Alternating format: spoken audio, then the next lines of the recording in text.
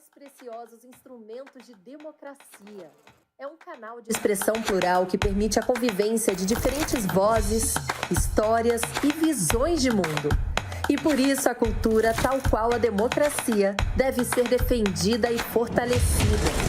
Essa é a função da Lei Rouanet, a principal política pública de incentivo à cultura brasileira. Com ela, perseguimos a missão de assegurar o acesso democrático à produção e à difusão cultural. Ao longo de mais de 3 décadas, a Rouanet permitiu que inúmeras iniciativas culturais, antes inviáveis, ganhassem o mundo. Revelou histórias, preservou tradições e transformou vidas. Lei Rouanet, há 33 anos tornando a cultura brasileira mais plural, acessível e democrática.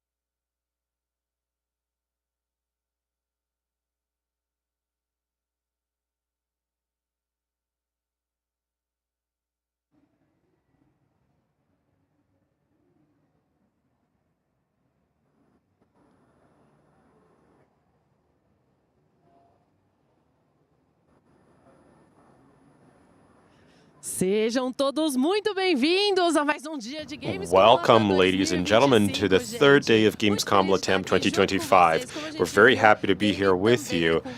Like you just saw, gaming is also culture, and this is what we're going to discuss. The next panel will talk about public policies for gaming. We know that games are a very powerful cultural manifestation. So we are going to talk about how public policies and initiatives can influence our industry, promoting games in Brazil, around the world, fostering diversity and accessibility, strengthening the gaming ecosystem as an essential part of global culture. So for this conversation, we would like to invite to the stage Tainá Félix, the CEO for Game e Arte, Kaique Santos, coordinator of Paulo ZL, Rede da Hora, Aris Capim, director of strategic partnerships at Exclusivity, and we're going to have our mediator, Juliana Oliveira, a professor at MF Modesto Scarliuzzi.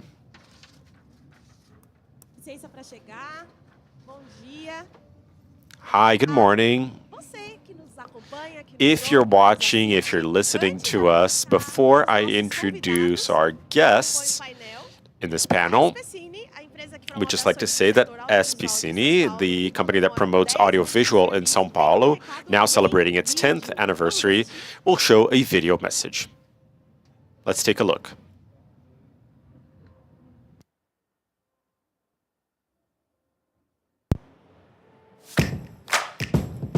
Há 10 anos Da tela do cinema à TV, do streaming aos games, conectamos histórias, talentos e oportunidades, impulsionando o mercado, valorizando empresas, profissionais e celebrando a cultura. Com você, construímos uma década de novos olhares, imagens e oportunidades. 10 anos de histórias, 10 anos de Espicini.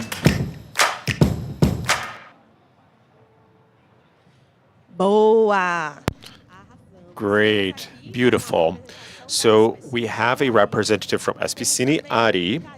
We also have Kaique, who represents Rede da Hora, and he's going to tell us a little bit more about that. And we have Tainá from Game e Arte, who is also aligned with gaming and education, access, and our conversation will be about democratization. Is gaming culture? That was a question that was asked for a long time, but now we know that it really is. And this has been proven in studies and so on. So if you can give us a quick word, afterwards we'll ask you some questions.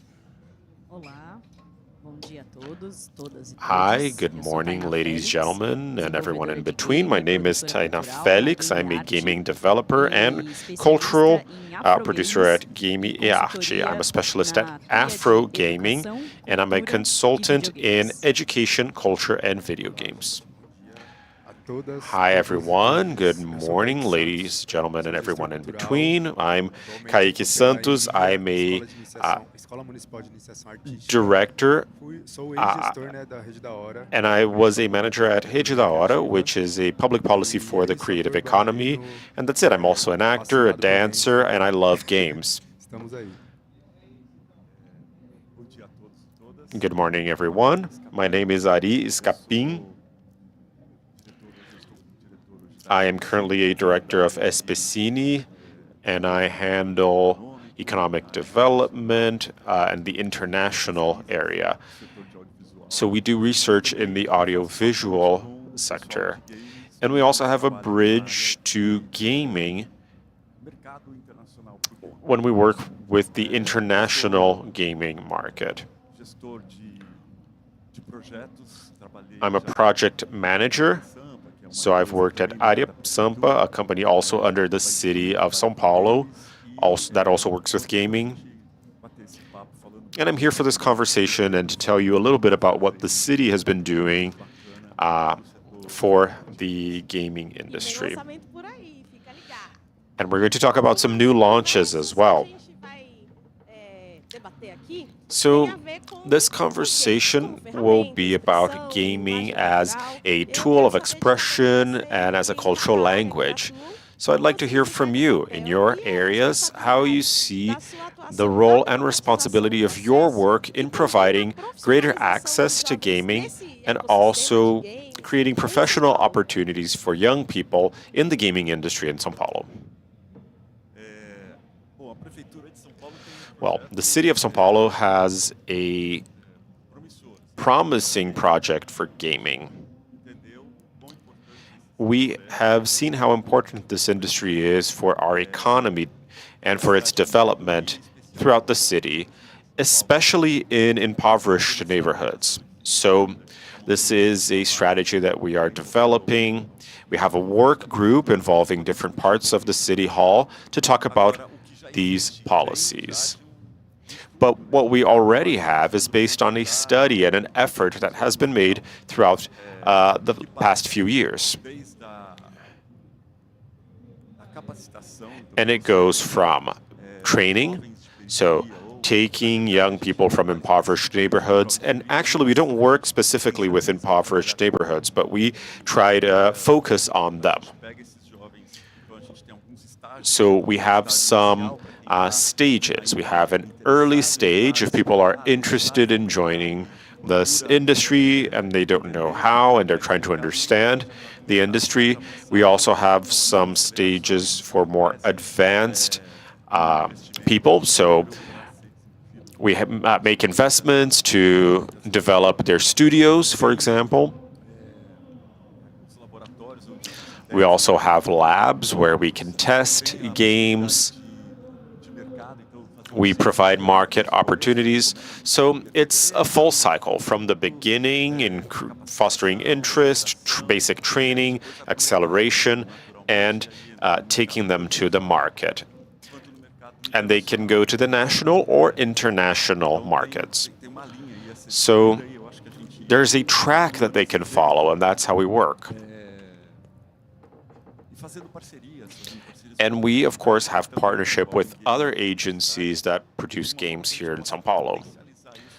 And our idea is to multiply this and make it into a more consolidated hub, not only for training, but also to foster a market for what is being produced, a place for them. So this is how we are trying to boost gaming development in impoverished neighborhoods and in the entire city. Great, so I can talk about the cultural creative economy. In the last few years, maybe the last 10 years, we've been seeing this grow more and more. It's the It's currently the industry that most generates profits in the entire world, especially here in Brazil. And we understand that we have to include people in impoverished neighborhoods to make, the economy in those neighborhoods run. So it's important to have affirmative public policies. And of course, this is not only for people in impoverished neighborhoods, but we have to look at them carefully. People who have trouble accessing these public policies need to be helped so that they can, use their talents, even despite the hardships they face. I'm a living proof of that. I come from an impoverished neighborhood, so it's important to have public policies for the creative economy. Gaming is a very important part of the creative economy, and this is a part of our daily activities. Everyone sees it as fun, as a hobby, but we understand that it's something that can provide not only a boost to creativity, but it can also give them a source of income. So it's important to help impoverished neighborhoods go into this area because we have many talented people with many ideas, and the creative economy is based on human creativity. So when you use your creativity, which is very personal, you're also representing your story, your life story, the baggage you bring. So it's important to have Black people, people from the LGBT community in the creative economy, because then they can tell their life stories and provide representation.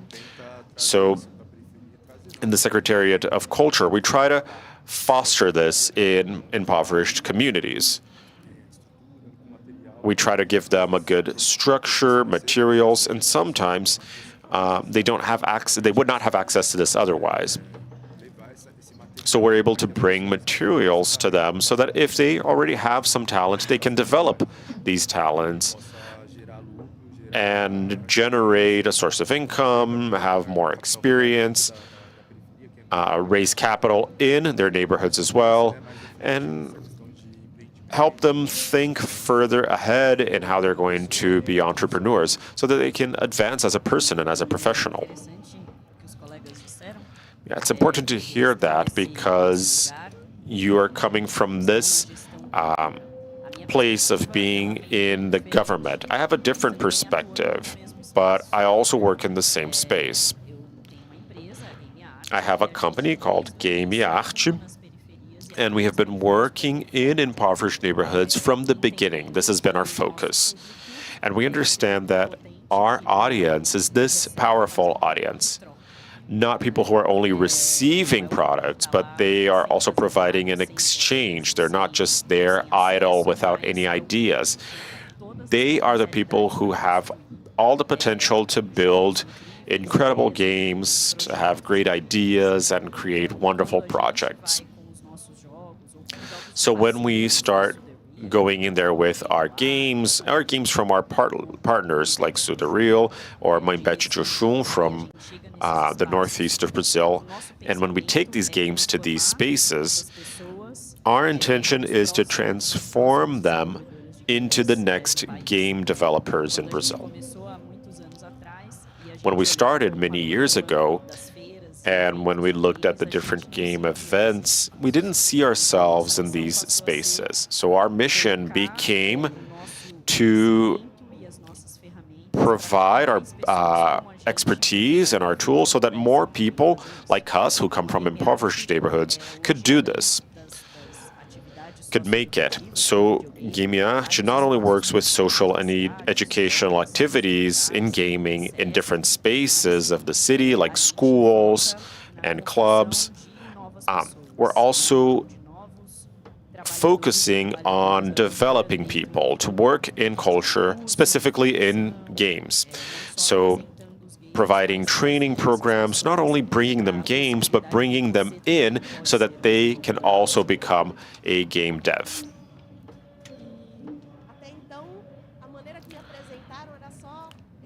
All right, so I was introduced as a teacher at a state school here in São Paulo, But besides being the person who teaches computer classes in a public school, I also research geek culture in impoverished communities. So being here with other professionals who do this in practice and who are also able to help shape decisions in power, and being here representing someone who is in contact directly with the public, it's important to get this other perspective of what there is, what we're doing, and what the impact that this has on me, my students, and the people around the community. So, for example, the fact that Tainá and Studio Game and Art has been to my school, helped my students to play for a while, and the connection that we had on childhood, it is Cosme and Damião, street games. When we visited the games factory, our students were able to play. Many of them did not know or had not played, but this allowed them to understand game mechanics and how they could become a professional. And that gives them a perspective for the future. And that's a very positive and powerful thing in these communities. So thank you for helping us understand more about your impact and your work. And I have to mention a project called Gaming Mobile Hub. So I want to tell you about what it is and how it decentralizes access to gaming culture and what practices can be adopted to ensure that the project will not only provide the infrastructure to these neighborhoods, but also foster creativity, which we already have, so that we can train local talents with a real connection to the gaming industry and to its ecosystem. We heard about this access to national and international markets and being in some activities yesterday with some of our students from the Games Factory and other initiatives from the city or the state government. I saw the potential that they have in creating games and imagining the mechanics that would be used in a game. So how can they access the Gaming Mobile Hub, and what does it offer? Is it only a space to create, or do they also provide training, professional training? And after that, is it going to be expanded, or will it be limited? I can say for myself, because sometimes what we get in our communities is just a seed, is just a drop of water, and we, keep waiting for more, but that might be it. Just a one-off, and then it is not continued. So we hope it will. I'm glad to hear you say that. Because the Mobile Hub is a project that was developed by SPC, and I think you're there too. Yes, that's right, I'm educational consultant there. So it was developed by SPC, but it's also part of the policy of gaming in the city of Sao Paulo. And that was actually born before the hub was developed. So just talking about, the scope of everything. We have SPC and AD Sampa, so two entities that are related to City Hall and that are working with games. At AD Sampa, we have an acceleration of games, and in SPC, an incubator for games. So what is different about this is that the acceleration part of it is focused on game studio, and incubation is incubating projects so that a project can be developed from start to finish. And so we invest money into so that it can happen. And we've been doing this since 2020. And it's something that is being kept alive. Maintaining this is very, very important. You can't just have one-offs where you go in and you make something happen, but then you leave that sector, because then the industry doesn't develop. We want to see continuity. With these projects that I mentioned, Sampa Games and the Start, which is the name of our incubator at SPC, we really felt the need to bring in training, and that's where the hubs come in. We have the mobile hub, which is a project that will happen soon. Yeah, it's coming up, just mark your calendar because we're coming. And the idea really is to take infrastructure to the impoverished neighborhoods, and you could expand on that if you like. So we will be doing that. But we don't want to just take infrastructure. Of course, infrastructure is important, but we want to attract talents. We want to attract people that have that potential to develop their talents and they don't have a means to do that. We want to give them a space where they can do that and explore their talents. And then we have another fixed hub from AD Sampa coming in the second half of the year. I don't have any specifics. So the idea here is to train more than 500 devs per year. There's a booth from City Hall here in the trade show, and you can learn more about that. And so we want to train talents. We want to bring them information so that they can be placed in the market in a more competitive way. And then they can follow that path of getting acceleration, of finding their way into this market, being able to make money in neighborhoods where this is being fostered now. So I'm going, sometimes to think that they can hire their next door neighbor who's also a designer. They're going to shop in the neighborhood where they need, and then, the economy starts to circulate, and that will have a ripple effect, no doubt, because you're becoming your own company, you're taking your success to market, and, the sky is the limit. So I just wanted to give you an idea of what is the mobile game hub. It's going to be a decentralized mobile strategy that will be present in different cultural spaces for the city. So just picture this truck that will be parked for a month at a specific space, and it will be developing courses for devs, for soundtrack writers, for script writers, etc. And it will include a cultural program that will happen on the weekend, and it will be open to the public. So as you said, it's not going to be okay, I'm going to set up camp here and then I will leave. The idea is that being decentralized, it can travel from month to month and then serve all areas of the city. So let's say 2 spaces in the south of the city, in the center, the west, the east, etc.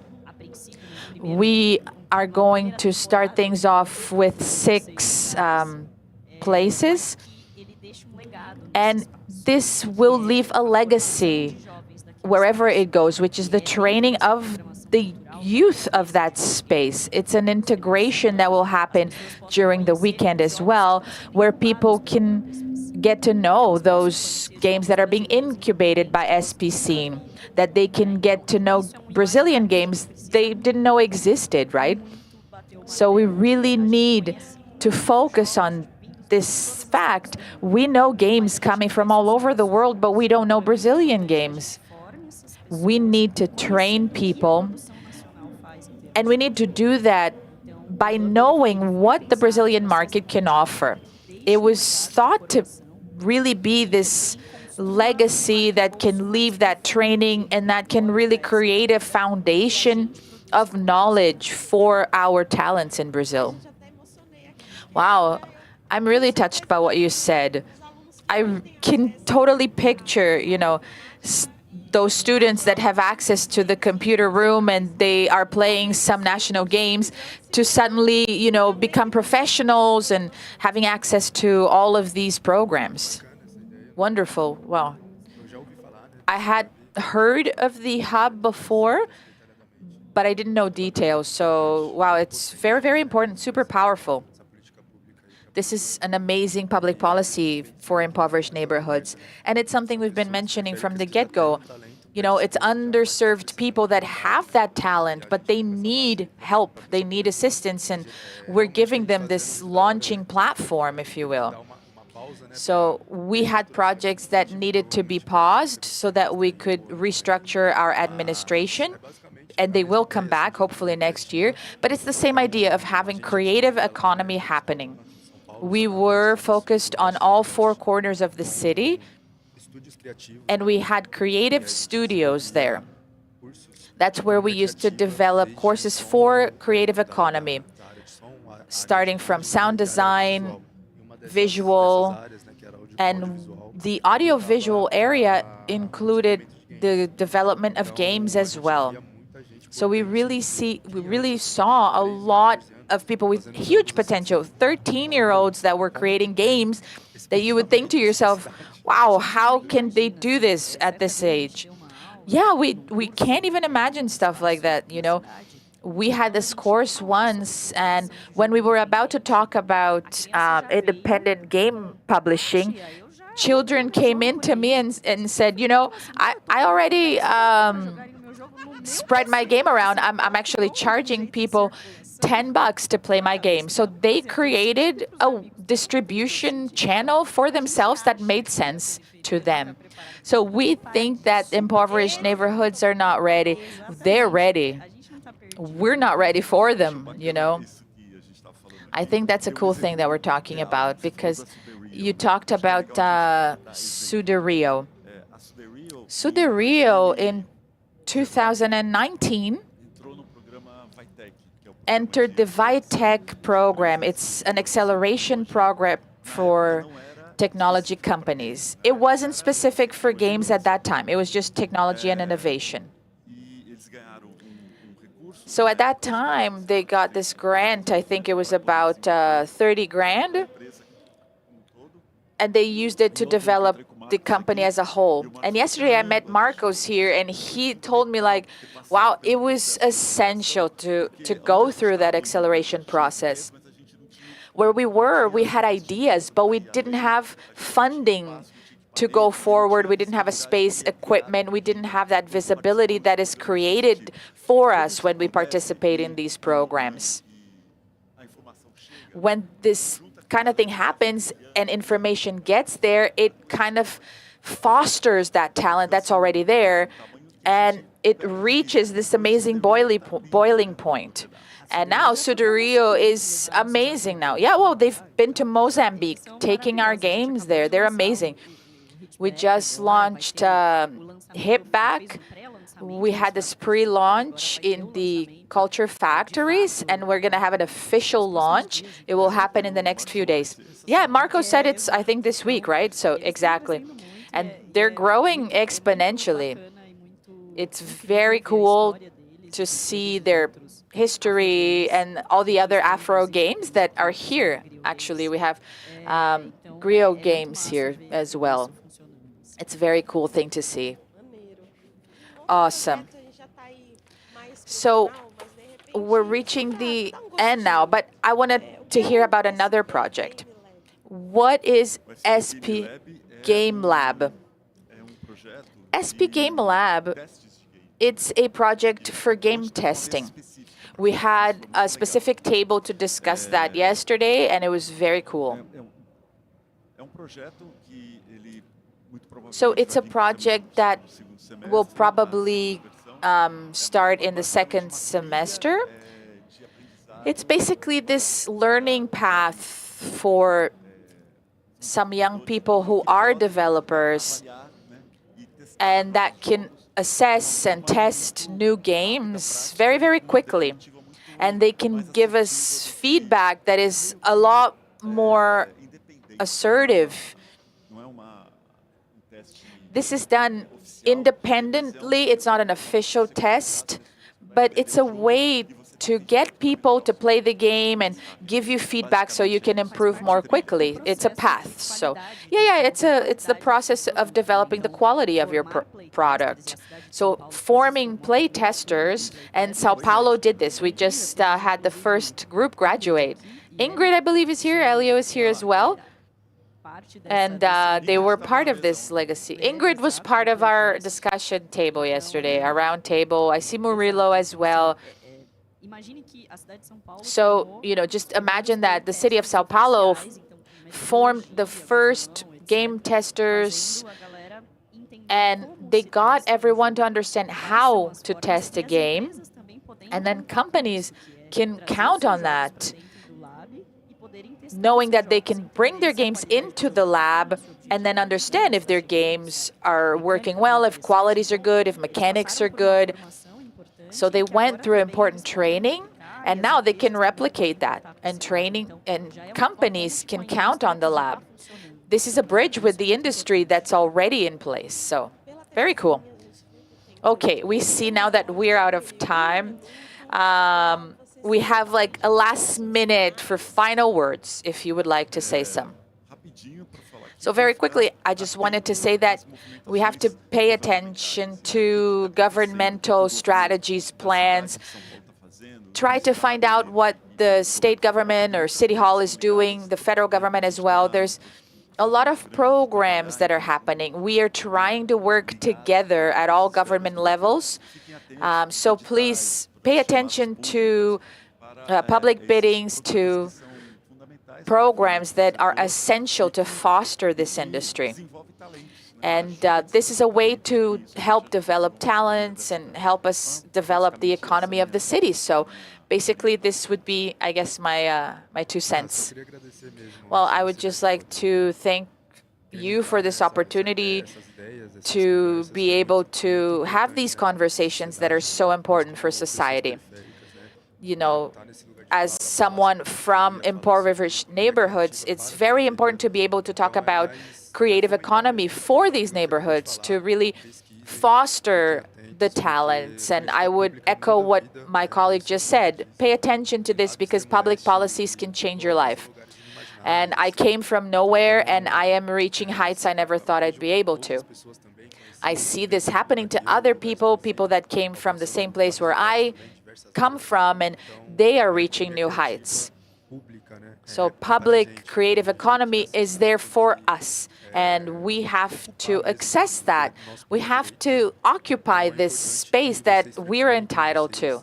So please go to the programs, give suggestions. We want to hear more about representation.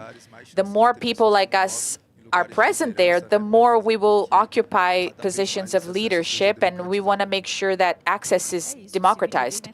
Yeah, that's right. If video game is culture and culture is a right, then public policies have a pivotal role when it comes to building the right to culture, the right to video games as a place of expression, language, income generation. And it shouldn't be different in impoverished neighborhoods. So it's important to think about how much our imagination can be tainted by the big industry. And we can think locally. We can think about our little places, our culture, our people. Wonderful. Of course, we're going to have a huge round of applause now. But I would like to please ask you all to have your cameras ready because we're going to have a picture. Thank you very much, everybody. Thank you.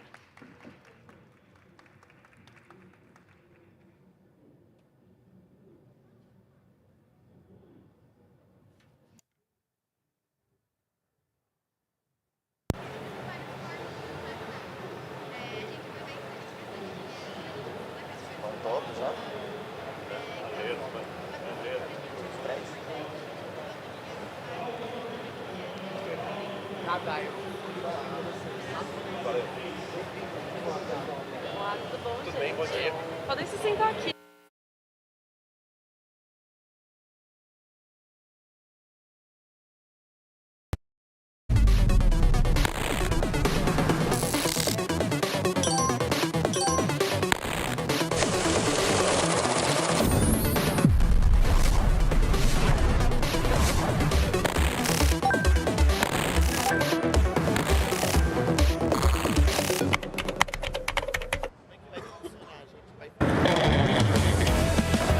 Usar meu Orocard para recarregar as energias.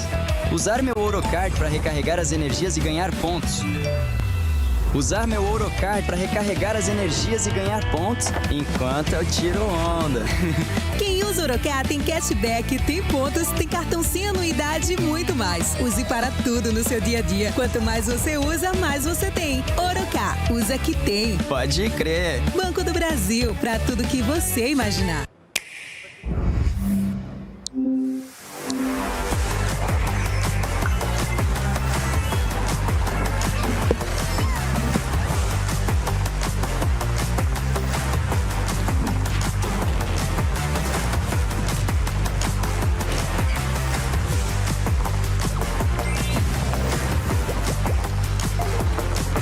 Isso é possível, exclusivamente no console Nintendo Switch.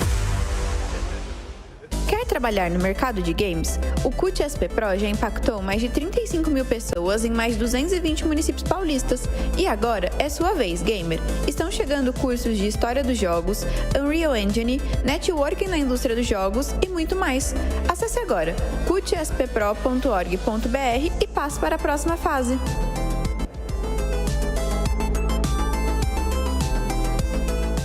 Galera, a situação aqui tá fora de controle. O Kabum lançou o Mega Maio. Corre pro site do Kabum antes que a festa acabe. Mega Maio Kabum. Tem gente perdendo o juízo. Só não pode perder o desconto.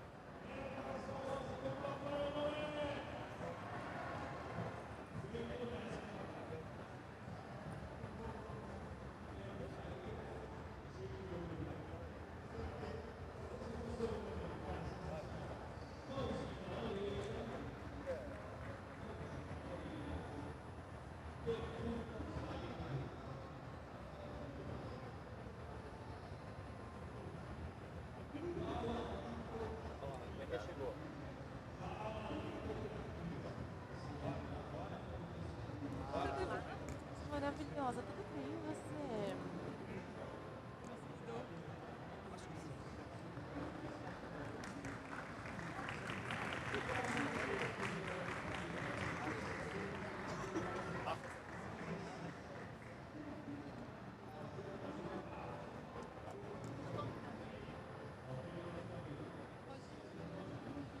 Tem que botar pra se ouvir.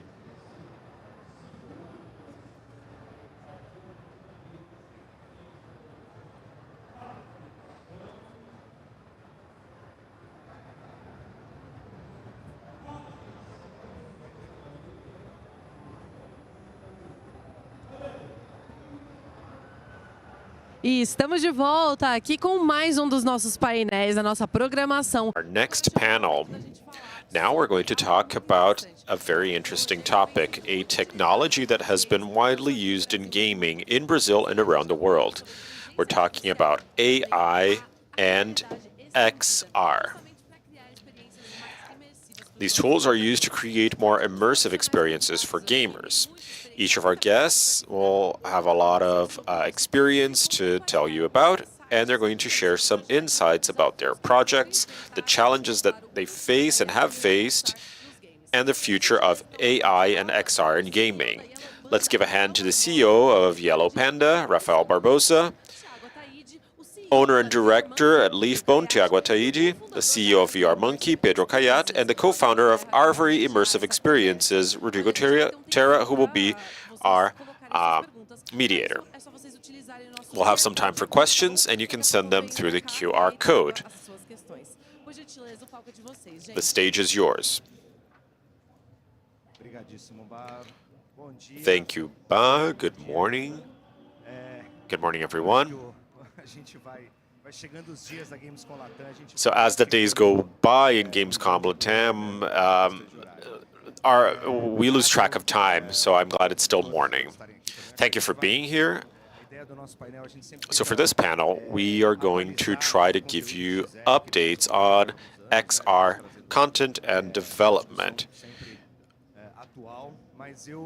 This is always an ongoing conversation, but I hope that our fellow panelists can start by explaining what XR even is.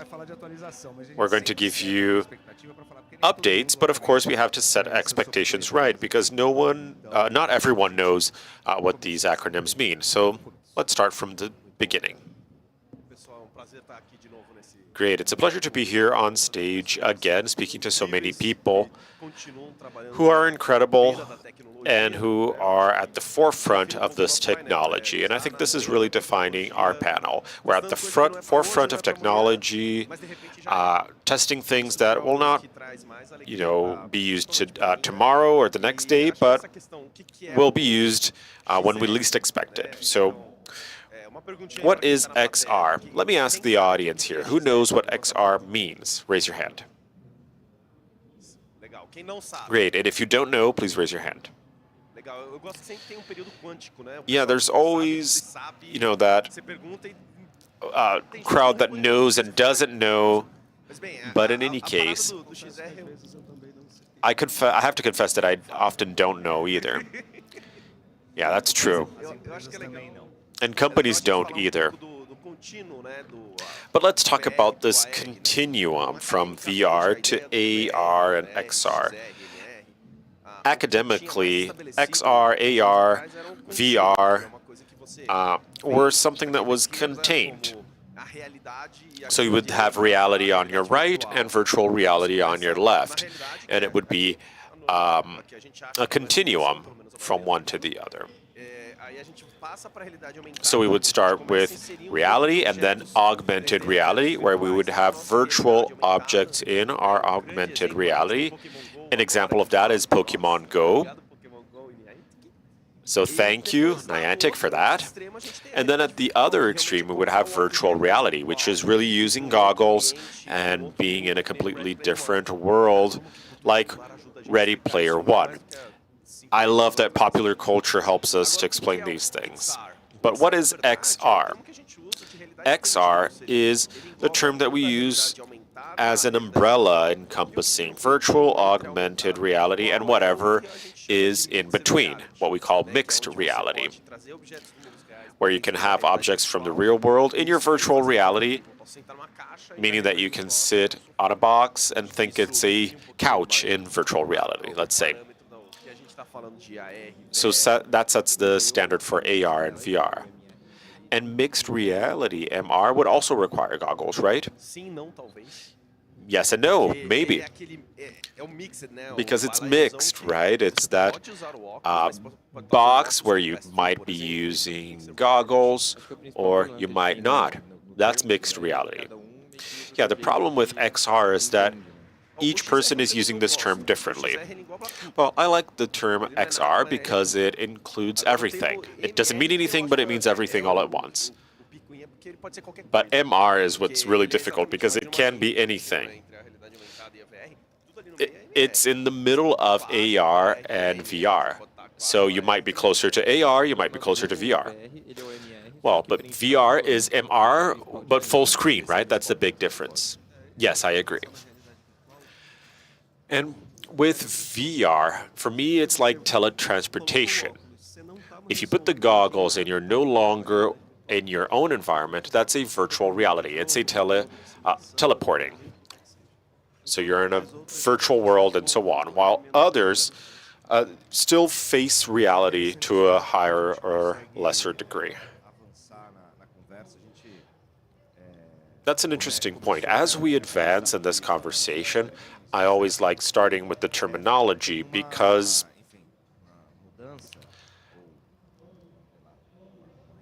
there's a change. We're repositioning. We're seeing companies being repositioned and trying to capture terms for themselves. So we can talk a little bit about that. So everything we mentioned, is it all spatial computing? Is it all MR? How does that work? And in your perspective, why are we trying to still capture concepts for ourselves? Well, I personally think statements like these complicated. There was a CTO from a major company saying that MR or VR is also MR, or MR is AR plus VR. But when you use MR to define what you're talking, I think that's confounding. That's my personal opinion. Yes, it's a problem because they're saying that XR equals MR. This is confusing. Yes, I think the holy grail for any tech company today, and this is about the current world. 2 weeks ago, Tim from Google said that he wanted to have an augmented reality device, just like Apple does. I think Meta, Apple, and Google want to have augmented reality glasses. That's it. They want you to wear glasses that will no longer require, panels, TVs, cell phones, watches, and that will change our way of experiencing the world in the future. And so we come to that conversation that we had before the panel. I personally think that will only happen when we have different materials and technologies that don't exist yet. But this is what they want. So they have several names for that, spatial computing, but what they want is augmented reality glasses.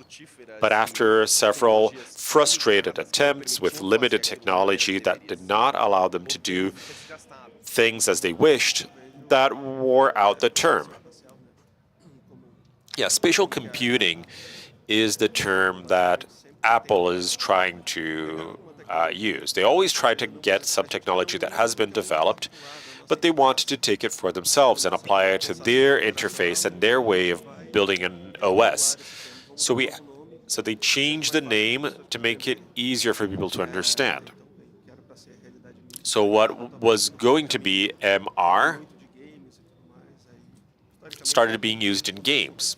And Apple, when they launched the iPhone, they didn't work with games. They wanted to try to show that it was something else.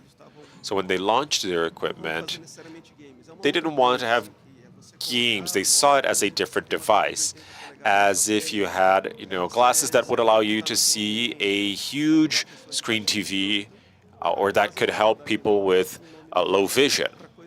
So they tried to use a new name for things that we were used to seeing. So for me, it's more about positioning yourself in the market. It's not necessarily the technology. Maybe it's a new application of the technology. It might not be new, but it might become, the protagonist in an operational system. But it's still within this umbrella term, XR. Well, since we're close to 15 minutes,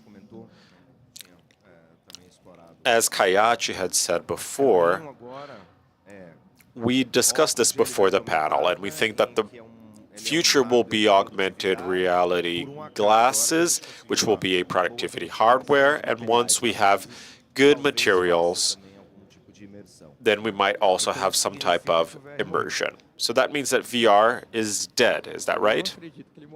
I don't think it's dead. I think it's being transformed. I know that Kayachi thinks about this differently. It's complex, I think. VR, I think, is stronger than ever. But VR players, who here knows Gorilla Tag?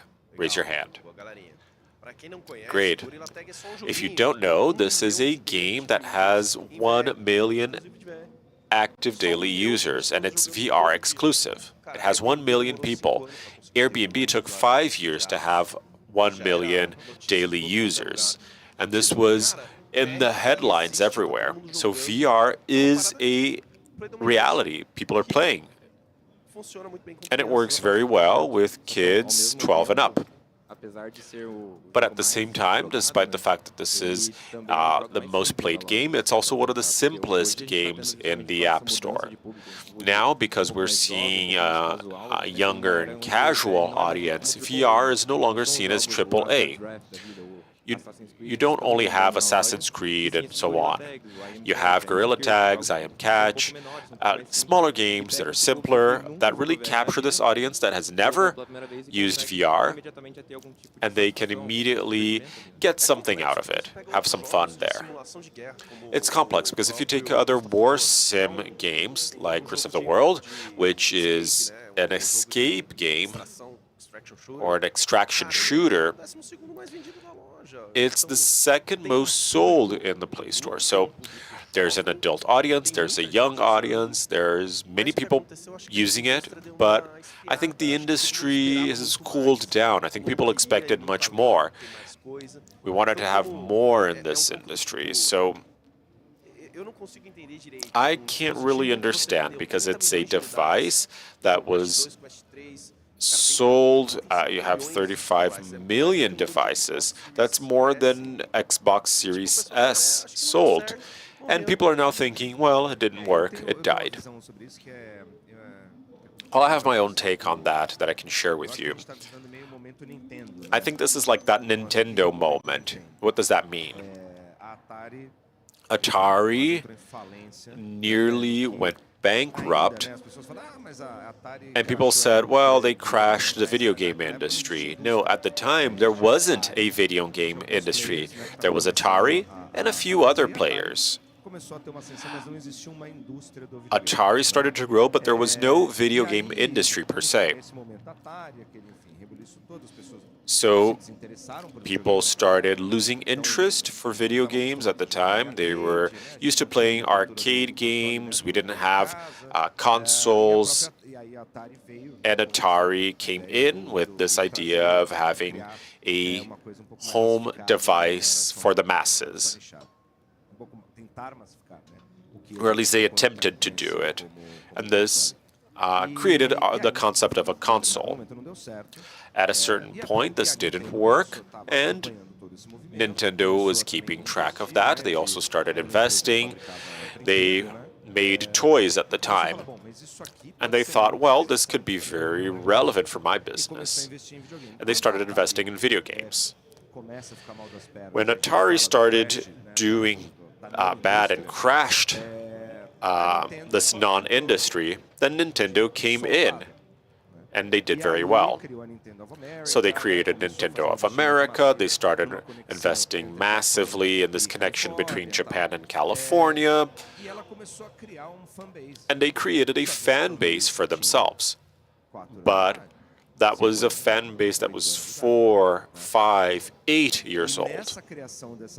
And in creating this fan base, Nintendo, until a certain moment, was always understood as a company that created IP for kids. But a part of these kids are here on stage, and some of them are in the audience now.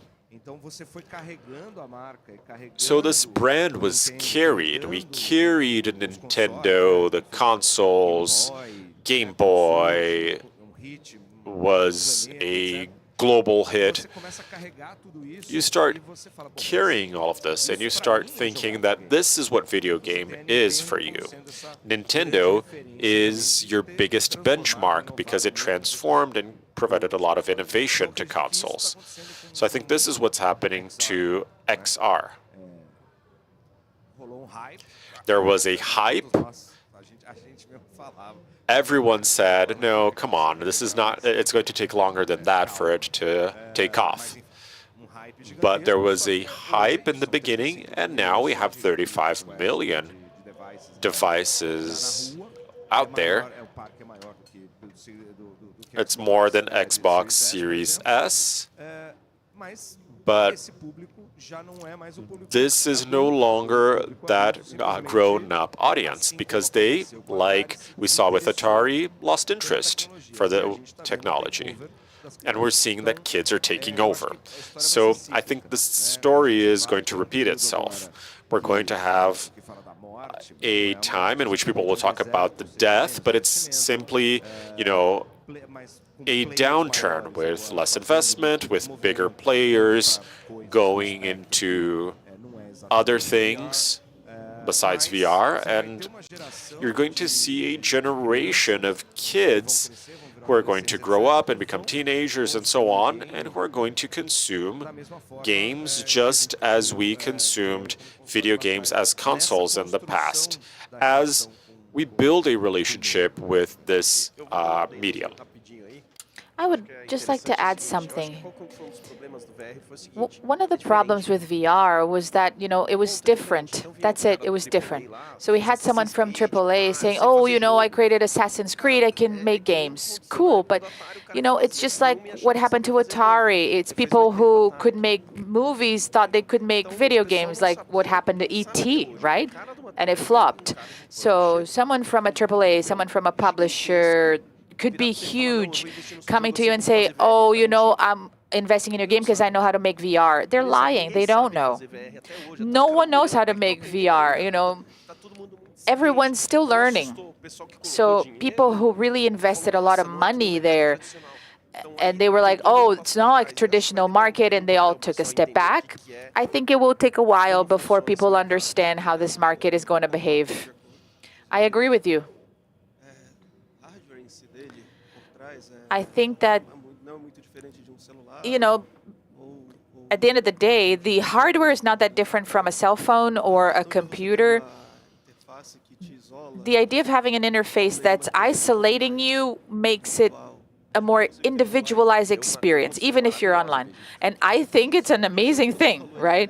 Yeah, exactly. But like you said, it's different. I don't want to kind of repeat what you've said, but I want to offer a different perspective. We work a lot with the B2B market. We create things for companies, and companies do this kind of thing for events. And it's interesting. Within an event, a company wants to kind of either take you deeper into the event or take you to a different path, almost like a transportation. We brought to the show here the Doom experience for air fryer. So what are we talking about here? It's about going back in time and living a different experience with today's technology. So with VR, I'm going to put that headset on here at this event, and I'm going to offer you an immersion into something else. And when we talk about a different experience, let's think about what the best way to provide that experience is. It's gaming.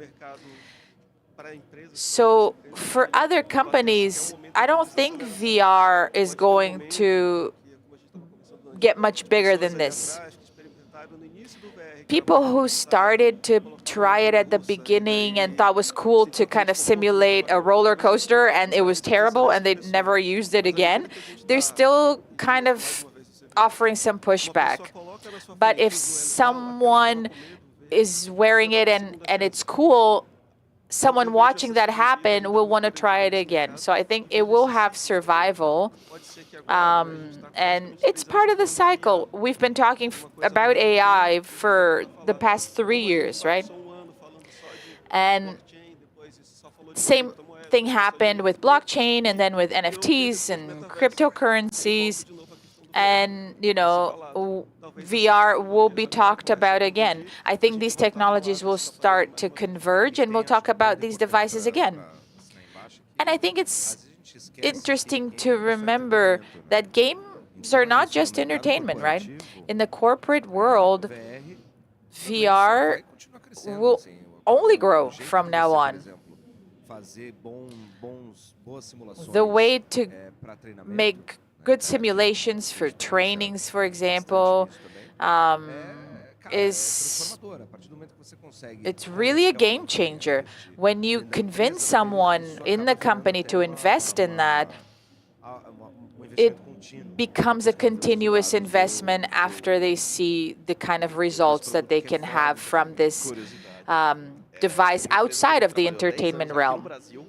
There's this company we worked in Brazil with safety and security training using VR. About a month ago, they had this celebration in Norway because now they have a product that was using it. And in Norway, they're copying what we did here with VR 10 years ago. This conversation reminds me of a conversation. We talk about VR and gaming and computers, but it's more than games. I play Match 3 on my cell phone. It's the same device that I think everyone has in their pockets here, and I'm sure someone here is addicted to Call of Duty for the cell phones. So we have casual and advanced phones.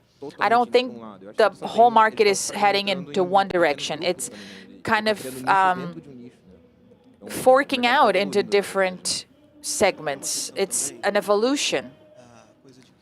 Well, I think 10 to 15 years ago, the word of the moment was gamification. People talked about gamification a lot, and we're still trying to understand that. And it was something we talked about. We wanted to turn everything into a game. And together with the advancements in user experience, we stopped to talk about it because it started to become more and more diluted. Nowadays, we're demanding a level of quote-unquote gamification in any experience that you create for virtual reality has to be advanced. It's about gaming language, which is almost universal today. games are so widespread thanks to smartphones that it's easy for people to understand that when you have a green bar, it represents your life. So that became language that can be transposed into a training for this equipment that can crush an entire car, right? It's a giant piece of machinery. When we talk about VR, we can add elements like, let's say there's a tool and the tool is shining. I don't have to tell the person that they need to pick that up. Users are used to this language where they see something kind of sparkle. That means that they have to interact with that. They'll, pick that object up. This is language that is making things easier now. Right. We are heading towards our wrap-up session now. And I just wanted to ask you to, give your final words for 1 minute. Talking about XR and VR could take forever, so we'll be around if anybody would like to continue this conversation. But how do you think AI is affecting your work? And when I say affect, it could be improvement, it could be threats, it could be opportunities. And when we talk about AI, I'm not distancing myself from it, right? We've been working with AI since forever, but I just want to talk about generative AI now. So I just want to give some perspectives. My personal position is that I am chaotic neutral. I'm not, I'm in the middle. But, positive aspects are that I am very integrated. I am almost a cyborg with AI. If when I was coming here in my car, if my wife hadn't been there, I would have been talking to AI as a warm-up. I told you that I moved to a new home now, and I saw this plug, and I asked AI to help me find the best multimeter possible to use that plug. So I found the product that I needed, and I showed a picture to AI, and I asked it for instructions on how to use it, and it gave me perfect instructions. So I'm very integrated with AI. And now to talk about the negative points, corporately speaking, when we started to use AI a lot, but now we're kind of stepping on the brakes for a little bit. In summary, I use AI today as, the Industrial Revolution was to the general crafts market. It helps, but it decreases ownership and signatures, right? Because AIs learn patterns. They learn what we do, and they know our preferences, and they'll only use our preferences. And sure, it could look good, but the possibility of creating real language is very, very low. Everything ends up looking industrialized. So from a corporate perspective, we should be decreasing how much we use it so that we can start to have we could keep our language and our signature. That will be the differential in the future. But now back to positives. AI has this other factor now, which is an important commercial factor. It really increases our self-confidence. Talking about air fryer again, when we're looking at the trade aspects, we don't have answers to all questions. But we know if there is a question, AI will help us more than Google, because it will give us quicker answers.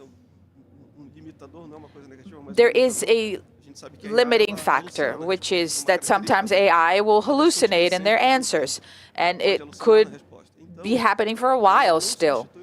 So it doesn't replace a person right now. You do need knowledge to filter what AI is telling you. So it increases self-confidence, it gives us superpowers, but at the same time, we need to know how to filter their hallucinations, which happen frequently. So, okay, 30 seconds. Okay, I think AI is good, but it's like a 5-year-old. You know, a 5-year-old will dress themselves once and say, oh, I know how to dress myself forever. And then they'll say, I know how to drive. You know, because they've driven a tiny toy car. So as a tool, AI is like a hammer. I can hit a nail with it, but I'm not going to ask it to drive my car. And like a 5-year-old, AI will never say that it doesn't know something. Yeah, totally. I agree with you. I understand AI as a tool. This idea that AI is going to replace humans, I mean, that's still for the future. Even if you look at gaming stores and banners that are being made by AI, you can tell in a second that it was AI generated. So you still need an art director, a team to bring that high quality result. You know, use it, but filter it. Okay, time for questions now.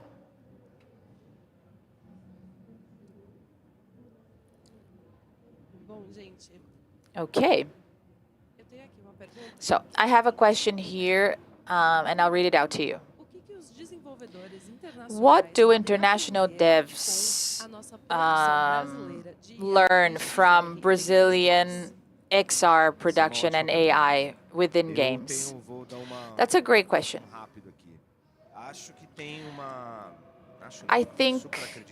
I really, really believe that we can navigate uncertainty better than the rest of the world. Yes, we are very good at that. And the world is now living through a lot of uncertainty that Brazilians are more used to. Of course, that influences our work in development. I have a lot more scarceness of equipment, so I can do more with less. Just like it happens with China because of restrictions, etc., we have full capacity. So a lot of international devs, when they interact with the Brazilian community, can learn from this exchange. When we talk about, you know, scarceness and how it is to not have access to the latest technology, but still have to enter the market and compete with people who do have that access. We have this resilience that I think is unique, and that's one of the main contributions we can have. I have an interesting opinion. I think my answer would be everything. XR and AI is so new that we don't have that gap that, you know, the developer of game endings would have. I am sure that all developers I have at DevMonkey are as capable as VR developers from anywhere else in the world. And actually, sometimes we're the ones teaching them. There's no news. VR Monkey is internationally renowned in the scenery of virtual reality. You can go to Korea, to Japan, people who worked with us, and they will say that we saved the day for them. And often, challenges will bring in creativity. Yes, exactly. If you look at this historically, okay, the VR environment is different from gaming because it is essentially 3D. Yesterday, I saw the awards for the best games. I think we had 3 3D and 4 2D. But in a virtual reality, it always has to be 3D. And 3D has always been more expensive. That's not news. You have more painters than sculptors. I mean, because 3D is more expensive. You have a lot more illustrators than 3D modelers. And what generative AI is allowing us to do now is to work bidimensionally to generate 3D. And so what Terra brought when it comes to us working with better technology and developing things for the top market is made easier now. You know, this is something that's about the community. The community can start to create their own content.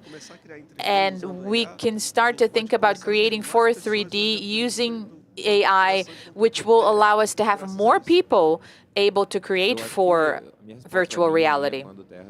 I think my answer would be close to what Tara said. As we started in Brazil, it was we were playing in hard mode from the get-go. We have the barriers of language, of equipment, of contacts with developers. You can see that Meta is not part of Gamescom Latam because they're more distant, it's harder. So we have all the capacity in the world, even though we do have problems. We persevere, but things are harder for us. So we do have to have this extra creativity to overcome the challenges. Well, right. Well, that's it then. I would like to thank you so much for your presence. So please, can I have a round of applause for our speakers? Thank you so much. All right.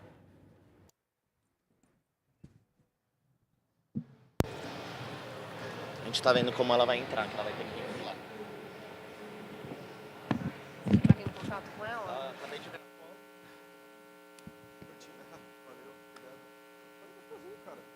Tava alto,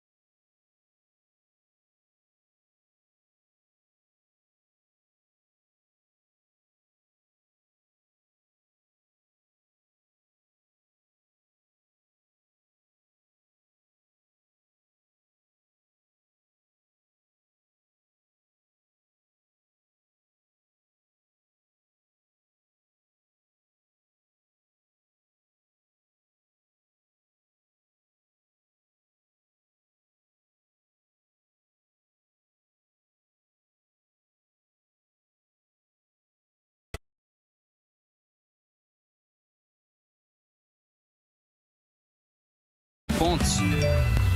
Usar meu Ourocard para recarregar as energias e ganhar pontos enquanto eu tiro onda. Quem usa Ourocard tem cashback, tem pontos, tem cartão sem anuidade e muito mais. Use para tudo no seu dia a dia. Quanto mais você usa, mais você tem. Ourocard, usa que tem. Pode crer. Banco do Brasil, para tudo que você imaginar.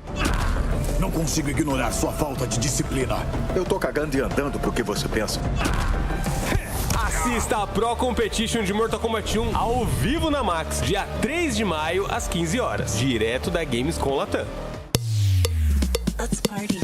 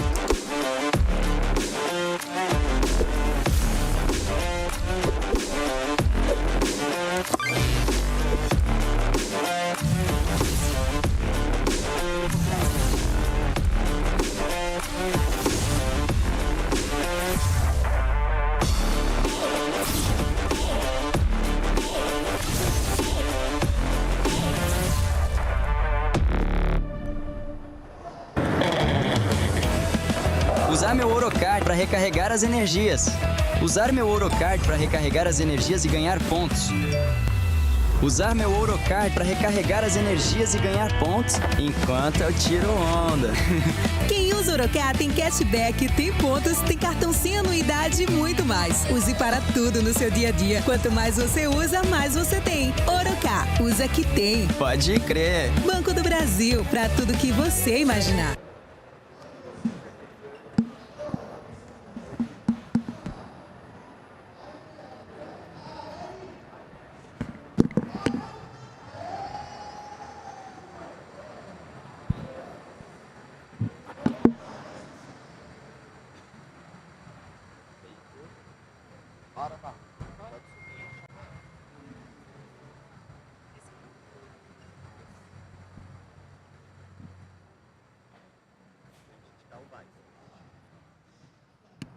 E vamos continuar aqui com a nossa programação da Gamescom Latam 2025. And we're going to continue with our program at Gamescom Latam 2025, the biggest gaming event in Latin America. Now we're going to talk about zero-budget marketing, economic strategies to promote your game. How do you get the visibility you need in the global gaming market without investing fortunes? This is what everyone wants to know. We know it's not easy. Not everyone has the biggest budget in the world, like a AAA game, to invest in marketing, but we still do need to be seen as a developer for our gamers. Our guests are going to show their creative strategies to engage influencers, build community, and broaden their game's reach, even with limited resources. You're going to learn to implement things from early stages, which is ideal to maximize your impact with a minimal or zero budget. So, to tell you these secrets, we will have myself, Barbara Gutierrez. I'm a host and specialist in esports and gaming. And we're going to have Tamiris Barbosa, a specialist in gaming content. She works with marketing, and it's an honor to call her my friend.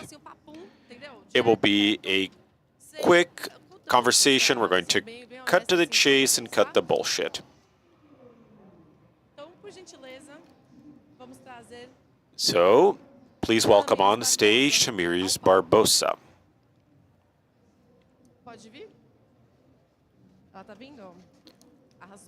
So she's on her way. I hope you're excited. It will be a quick conversation, 20 minutes, but we're going to cut to the chase and we're going to have a QR code up for you to send your questions. Get your phones ready.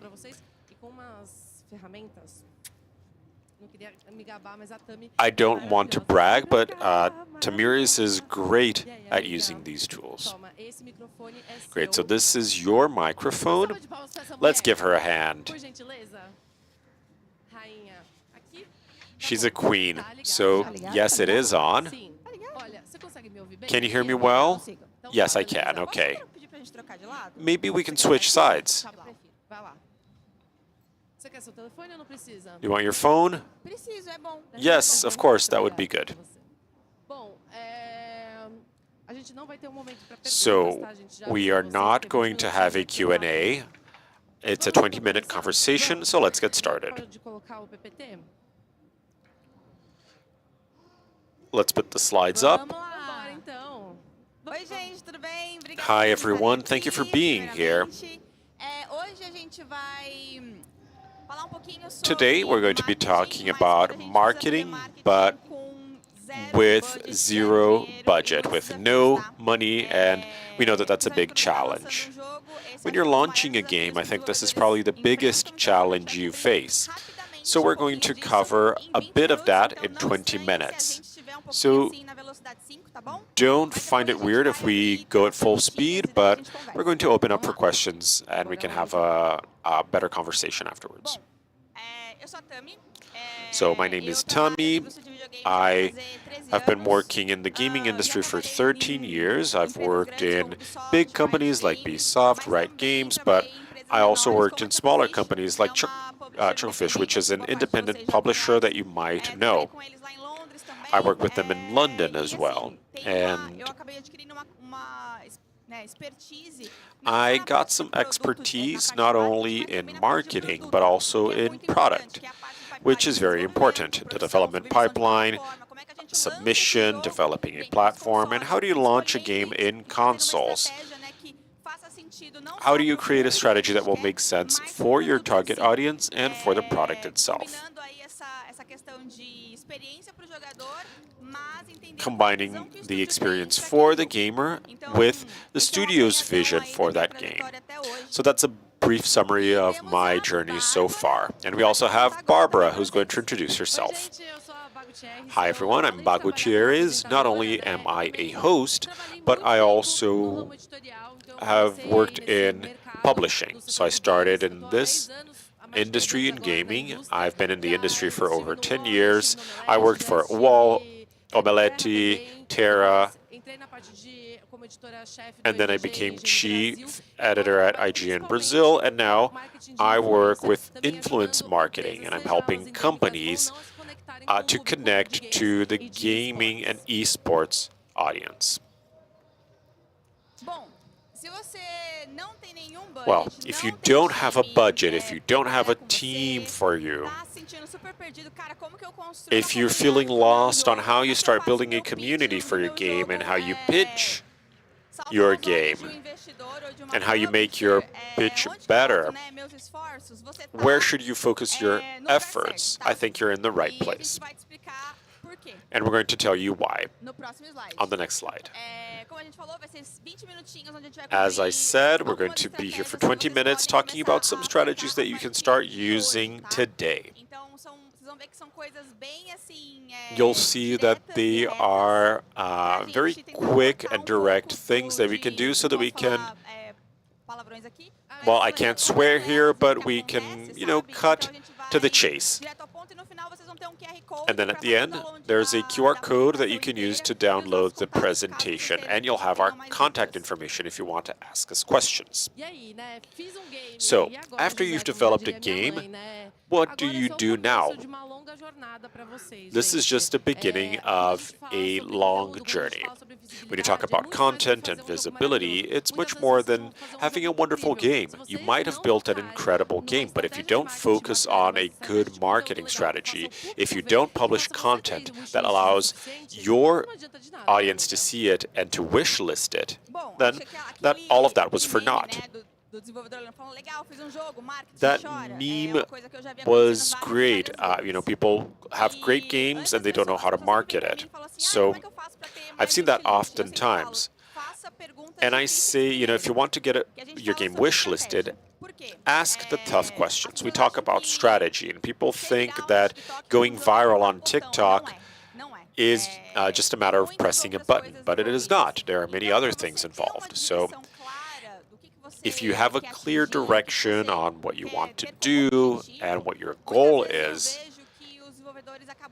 often developers skip that stage. They focus on the product, on what they want to do, but not why they are doing it.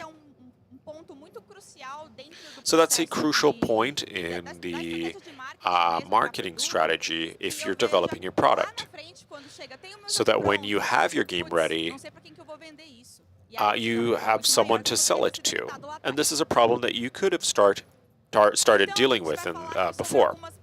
So we're going to talk about a couple of questions that I always see studios avoiding. And when you ask a question like this, many developers don't know how to answer it. Who are you making this game for? What do you want this game to be recognized for? What's the emotional connection that you want to create with this game, and what does it offer? Sometimes it's okay to say that you don't have an emotional connection for your game, that it's only fun. That's fine, but it's important not to try to force an emotional connection just because you need one. What is the ideal player? Who would spend money and time on your game? Is your demo, is your build at a good level so that you can use it in events? What feedback are you getting from your build? Not only from your friends who might be playing your build and saying that it's great, but sometimes, they're always going to praise you. Are you testing with people who are more selective, who might give you tougher feedback as a developer? Because that can be a sensitive issue, right? Asking these questions. So just remember that this is the first question. If you cannot answer these questions, you're going to have a very serious issue later on. So this is a tip for you. Some things will be your best friends. For me, that is data, because they help me understand things. For you, you need to bring these two things along with you. Team spies and team databases are places that you need to analyze to see your competitors and try to stand out, become more relevant for your audience with your own game.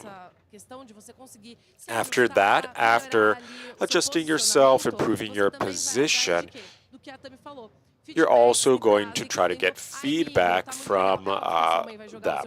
Of course, your mom is going to praise your game, but do you have qualitative feedback? So that's why you have to go after Discord servers. So some Discord servers are strategic for you to collect feedback from. And not only that, but also Reddit.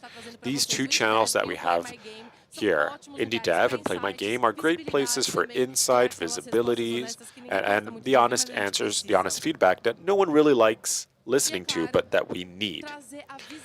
And also, visibility is key. And wishlist numbers. How important is that? You know, right?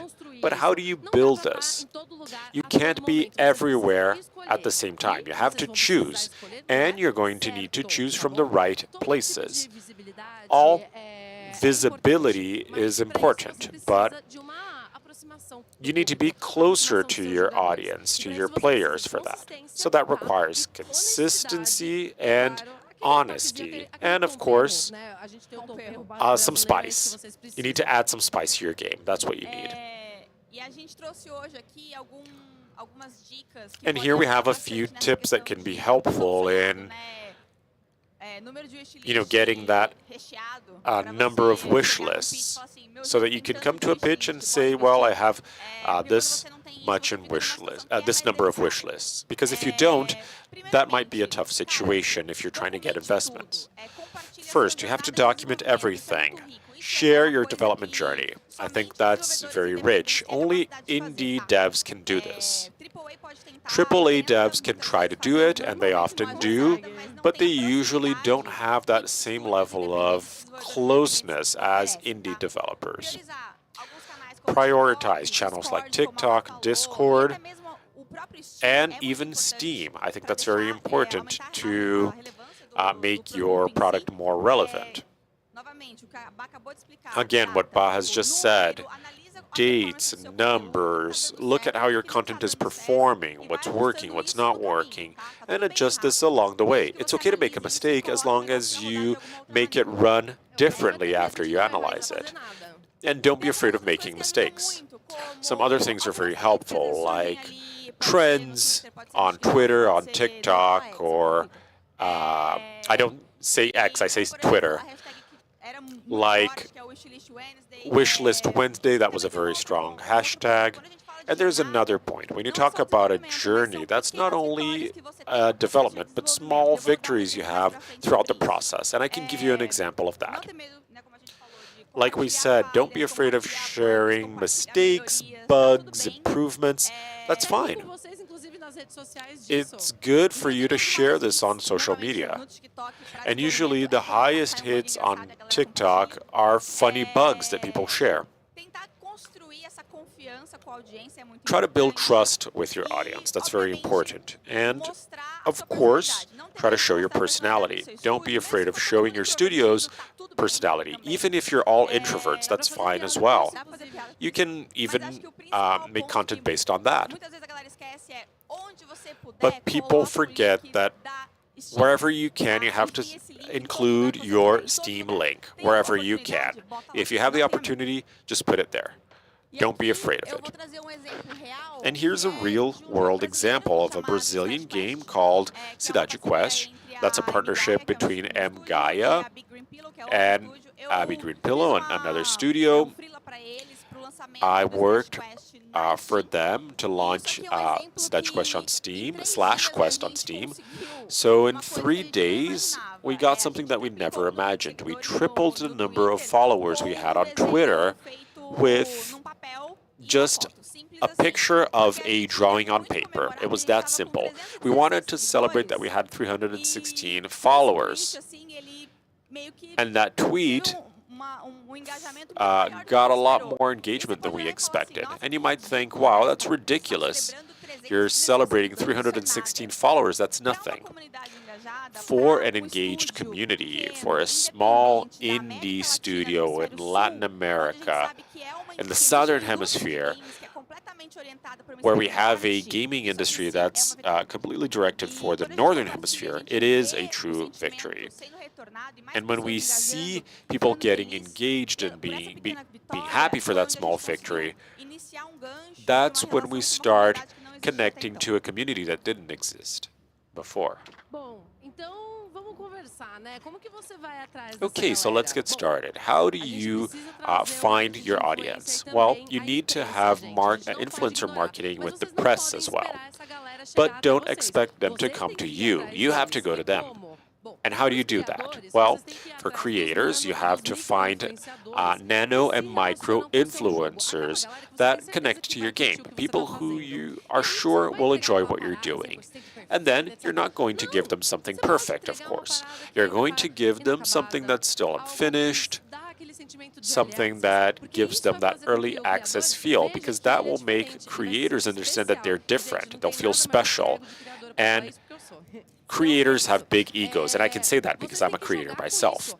And you have to use it. You can say, I really like your content, I prepare this for you, do you think this makes sense with your audience? Can we do something together? Can we have a collaboration? That's great, and that's better.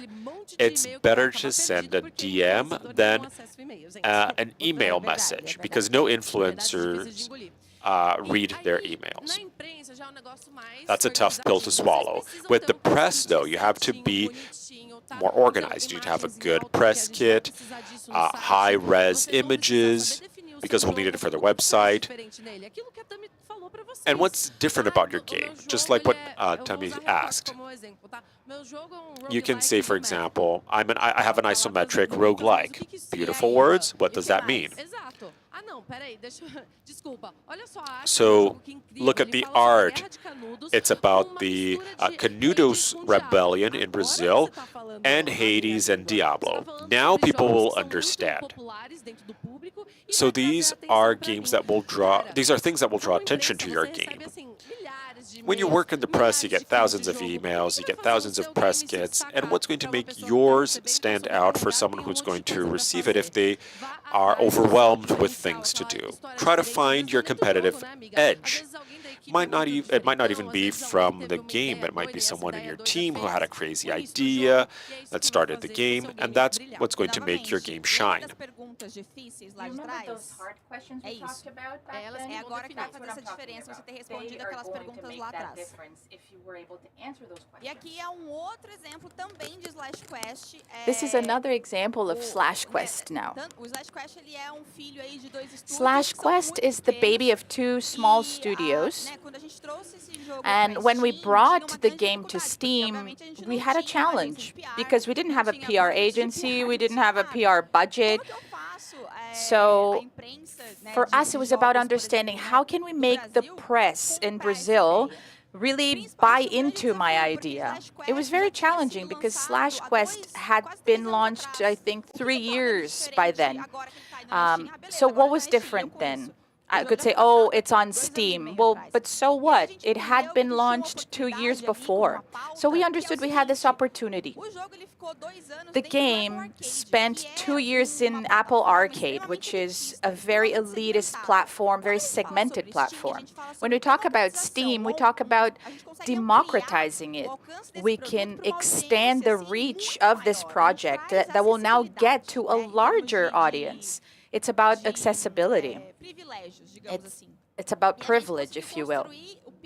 So we were able to build that pitch around that, and that's how we were able to really earn the trust of Nautilus, that created a whole video that was dedicated to the launch of Slash Quest within Steam. It was amazing for us. Another important thing is to use Keymailer as a platform to trigger some notices to the press. We have Press Kitty as well, which is a platform where they use all the information from your Steam page, and they in 2 minutes can create a website that has your entire press kit included. So it's amazing. Here we have another important point. There are online digital events, and I'm sure you've heard about Steam Fest. Okay, this was a GIF image. That's why it looks like this. Sorry, I'm the one who created the presentation. I'm very sorry. But anyway, so this fest is one of the biggest events. Everybody knows about it, but we have to remember that there are other important events. In the next slide. Sorry, let's just go back once. Yeah. Next slide. Here we go. This is a very cool example, and it shows us those first spikes, right? That's when we added the demo within this digital event, and it was during Steam Fest. This is something that we can see that happened when we were able to engage into a wishlist Wednesday. We were able to reach an even bigger peak through one tweet than we were able to do inside a digital event. Both things are important, but I'm showing this to give you this perspective. You need to know that you have to have both things walking hand in hand. There is a link here on this slide that is like a master sheet calendar. It's shared. I don't know if you all have access to it, but we will show you a QR code that will give you that. But so this is a spreadsheet that has all of the dates of all the relevant online events where you can send your games in. It includes deadlines, etc. So it's worth checking it out. Here we have the master list with all the important links with CapCut, Steam Database, Steam Spike, like Barbara mentioned. There's another one that's super cool, which is a calculator that will help you really understand how much you can have as a return of your investment. You have to also understand what your breakdown is when it comes to what you're spending and what you're getting back. It also has the coverage bot, which is super useful. It will give you notifications when someone is streaming your game on Twitch. And there are free versions of all of this. Steam Fest is also included. This is an analysis of everything that happened in February, so including CCU for every single game, all the way to the top 20 best performing games during that event. We also included a pitch that you can use as a template if you would like to pitch your game to a publisher. So this is a structure that is showing everything that you need to answer when you're pitching to a publisher. So we're out of time. And I just wanted to say, be indie. You don't have to be ashamed or afraid of looking indie, because this is really that extra spice that a dev can have. You can build relationships, you can be very personal, and you don't have that barrier that big studios have. So this is the superpower that all small studios have, but they don't know about it. And I think that's it, right? That's it. That's right. So I wanted to give you a quick summary. So define your strategy. As she said, answer the hard questions, you know, take the bull by the horns and do it. Discover what your hook is, what your differential is. You have to have visibility. You can't just have a great launch. This is a path that you build little by little. And of course, you have to reach people in an authentic way. As she said, it's something that only indie people can do. You don't have that barrier of like, I don't know about AAA, etc. You know, you guys, you don't have stakeholders. It's a blessing, really. And, you know, reuse big events, be it digital or not. Make sure you know about news, about updates. Keep posting, be present on social media. You know, I know it's hard, but you can take one post and turn that into 5 if you use different platforms. Keep using those tools that we brought for you. Oh, sorry, we forgot about our picture, Barbara. Oh, here we go. You know what? You don't have to be perfect. And that's what makes you unique. We want to know what your imperfections are. We want to understand what you do. You know, that's what makes us shine. That's it, everybody. I know it was so quick. We are totally out of time, but if you have any questions, please email me, take a picture of this last slide, scan the QR code, and thank you so much. Thank you very much, everybody.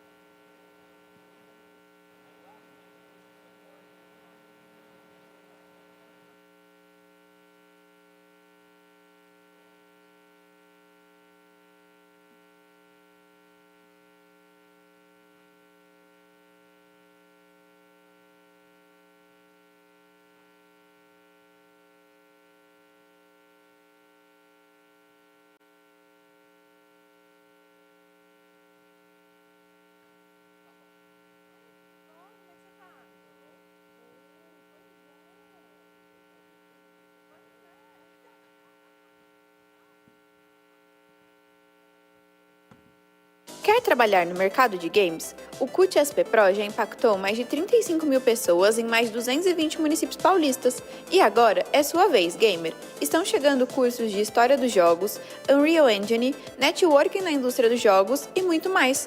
Acesse agora cutsppro.org.br e passe para a próxima fase.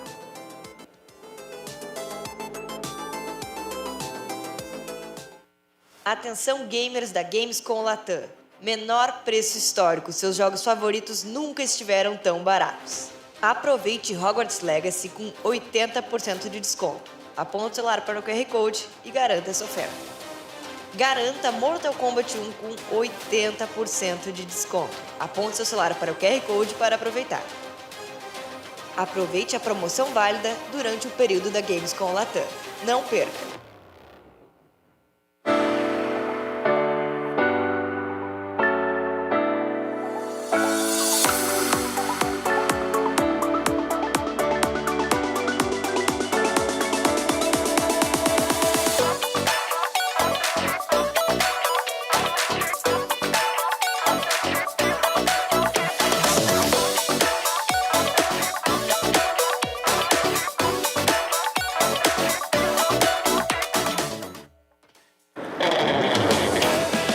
Usar meu Orocard para recarregar as energias.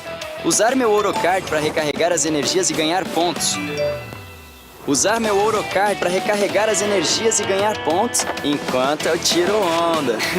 Quem usa Orocá tem cashback, tem pontos, tem cartão sem anuidade e muito mais. Use para tudo no seu dia a dia. Quanto mais você usa, mais você tem. Orocá, usa que tem. Pode crer. Banco do Brasil, para tudo que você imaginar. Chegou o Seara Air Fryer, uma novidade de cair o queixo. Seara Air Fryer, finalmente a primeira linha perfeita para Air Fryer.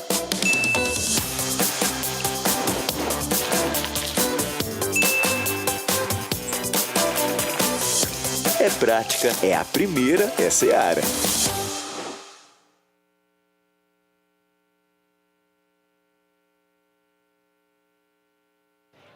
E estamos de volta agora com mais. And now we're back with more of our programming for Gamescom Latam.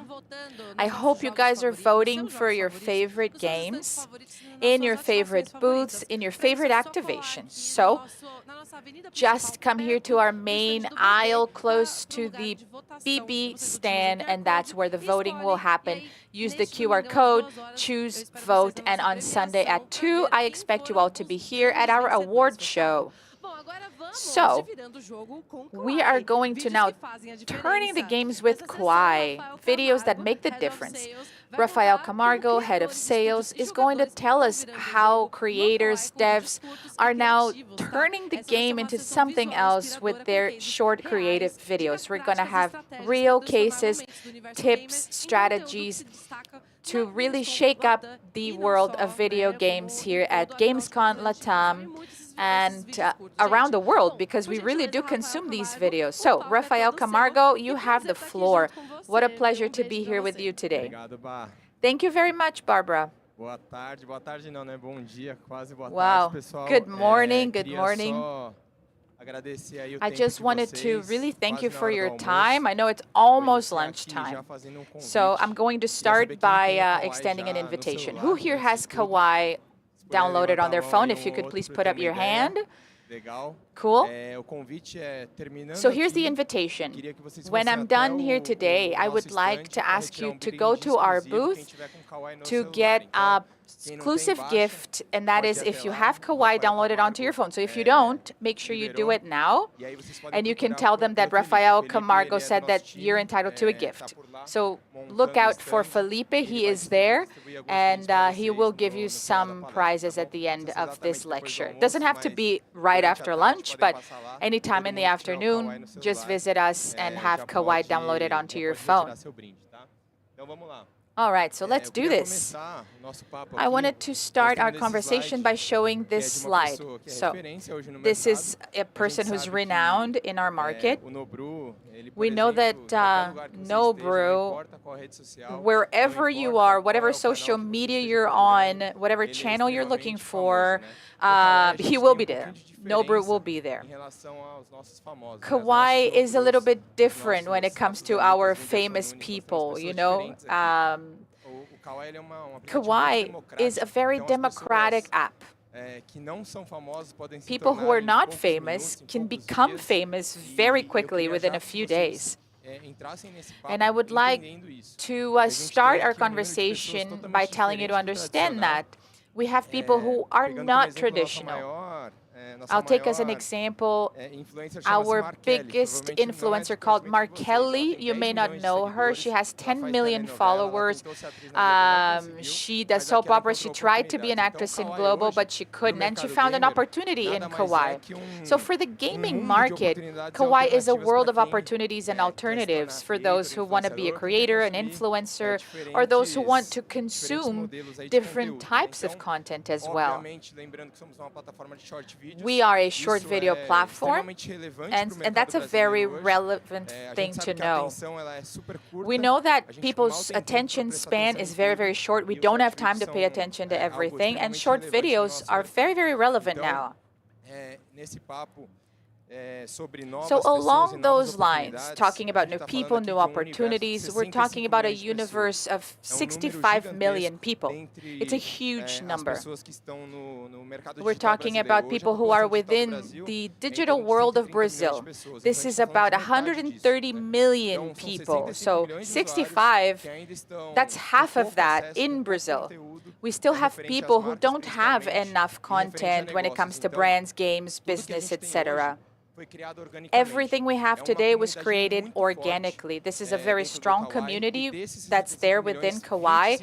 And of those, 25 million have some contact or engagement with the market or the community of gamers in one way or another.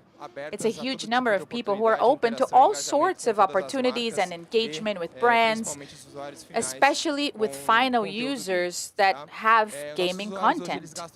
Our users spend about 75 minutes on the platform. We're talking about 150 videos per day. Our users spend every day some of their hours to watch about 150 videos every day within our platform. That's amazing. Engagement is something that we have in spades that really places us at a level that is above any other type of engagement that we have in other Brazilian platforms. We have this breakdown and balance between genders, so 51 to 49. High-income high-income population is also present. We have a mirror of the Brazilian population within our website. That means Upper and lower middle income are the basis of our pyramid, just like within Brazil. That shows us that real videos are very, very important. We know that social media and video platforms will bring made-up videos. But not here. At Kawaii, you will see the reality of what's happening in Brazil. And that is the differentiator that we have. It's real videos made by real people. Now, regarding age groups, you can see that our audience is a little bit older, between 25 and 44 years old. That means we have a mature audience. We have an audience that has money, that spends money, that has possibilities. So that's very good for brands. This audience is unique, and it complements the audience that is there in other platforms. So we can bring a lot of content to Brazil. Our main differentiator, in my opinion, comes from this map. This map shows something that only Kawaii has. We have a very good balance among Brazilian regions. As a strategy, when we entered the Brazilian market, and as you saw, we're very, very big now, we decided to enter not through the big centers. Most platforms do that, but we want to democratize. We want it to encompass all of Brazil in a way that we really can reach out to everyone. We have huge presence in the northeastern region, 28%. We have 10% in the south, and that gives us very good balance. That means we talk to all types of regions, all types of creators, all types of people that have access to the internet. People who can connect through our app, and people who can express what they want and expose what they want to the gaming market or any other segments. So these are our users. Now, regarding our user behavior, we have interesting figures. First of all, I wanted to bring in the number of people that have a console, and we know how expensive consoles are in Brazil. We're talking about 8.2 million people that have at least one declared console that was purchased in the last 12 months. That's a relevant number for us because we have almost 20 million gamers or people who engage with gaming. We have 4.1 million people who intend to buy a new console within the next 12 months. These are data from multi-platforms and are cross-referenced with our own audience. We know how much a computer costs, a console costs. Those are very expensive things. So when we think about that, this is something we need to discuss with our families, brothers, parents. We need to share with someone that we're thinking about spending a considerable amount of money. So I brought this video that shows a little bit about how we can calmly have a conversation and then tell people we want to buy such an expensive product. When I tell my wife I'm buying a PS5. Do you think life is a joke? Life is serious. Então é isso. Hoje So that's it. a calma é muito importante, né, numa conversa. It's important to keep cool when you have a conversation like this. So that shows the kind of content we have in our platform. Most of our users are interested in accessories, of course. We know it's important to have a good headset, a good mouse, a keyboard. And we have some numbers to show you. Nearly 40% of our users have purchased accessories in 2024, which is important for our audience. They have to know that they are economically active. They're buying, they're spending in the platform or outside the platform. And among the items that are very important for our platform, gamer chairs, monitor, and we have a lot of data in Kawaii. We are a tech company more than we are a social media company. And so we can give you the data you need to make your decisions on any kind of marketing initiative you want to have in the market. I also have a video showing how gamer chairs are important for our audience. You look at his computer and you think, wow, it's a gamer PC. That's wonderful. Look at that, the mouse, the lights,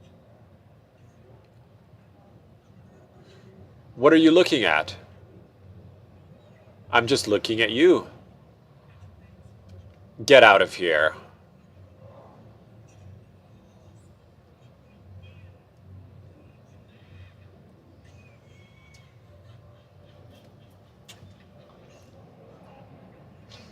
That was a good one. That was an old word.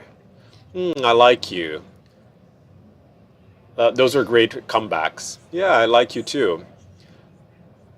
Do you want to bully some nerds? Yeah, let's do it.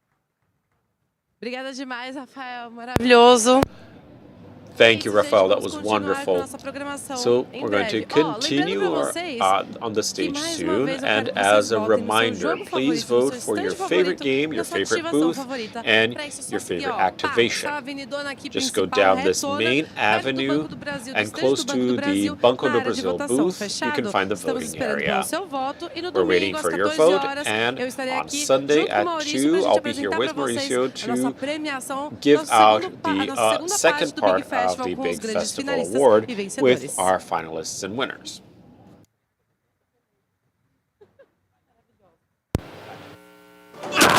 Não consigo ignorar sua falta de disciplina. Eu tô cagando e andando pro que você pensa. Assista a Pro Competition de Mortal Kombat 1 ao vivo na Max, dia 3 de maio, às 15 horas, direto da Gamescom Latam. Quer trabalhar no mercado de games? O CUT SP Pro já impactou mais de 35 mil pessoas em mais de 220 municípios paulistas. E agora é sua vez, gamer! Estão chegando cursos de História dos Jogos, Unreal Engine, Networking na indústria dos jogos e muito mais. Acesse agora cutsppro.org.br e passe para a próxima fase.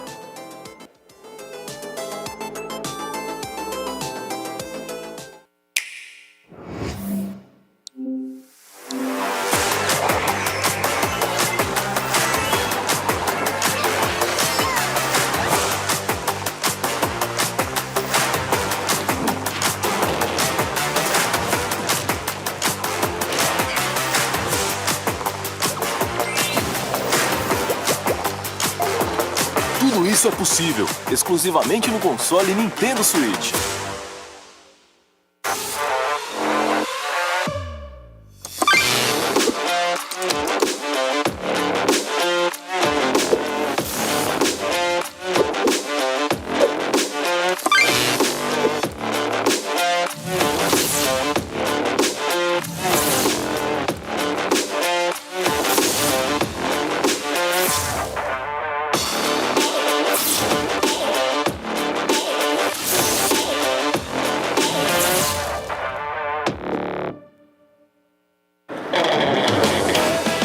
Usar meu Orocard para recarregar as energias. Usar meu Orocard para recarregar as energias e ganhar pontos. Usar meu Orocard para recarregar as energias e ganhar pontos enquanto eu tiro onda. Quem usa Orocá tem cashback, tem pontos, tem cartão sem anuidade e muito mais. Use para tudo no seu dia a dia. Quanto mais você usa, mais você tem. Orocá, usa que tem. Pode crer. Banco do Brasil, para tudo que você imaginar.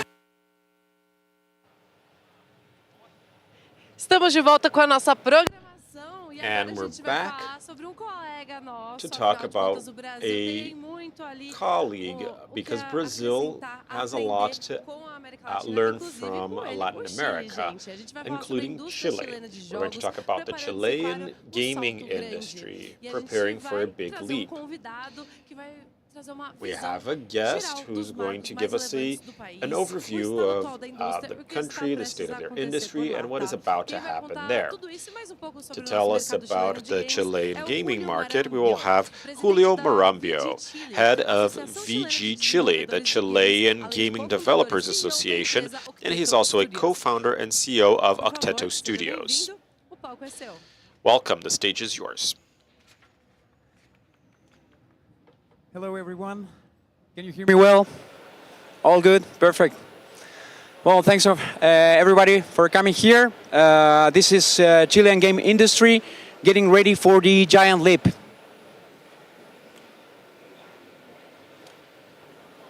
We're going to do some recap of some major highlights. We're going back to October 2022.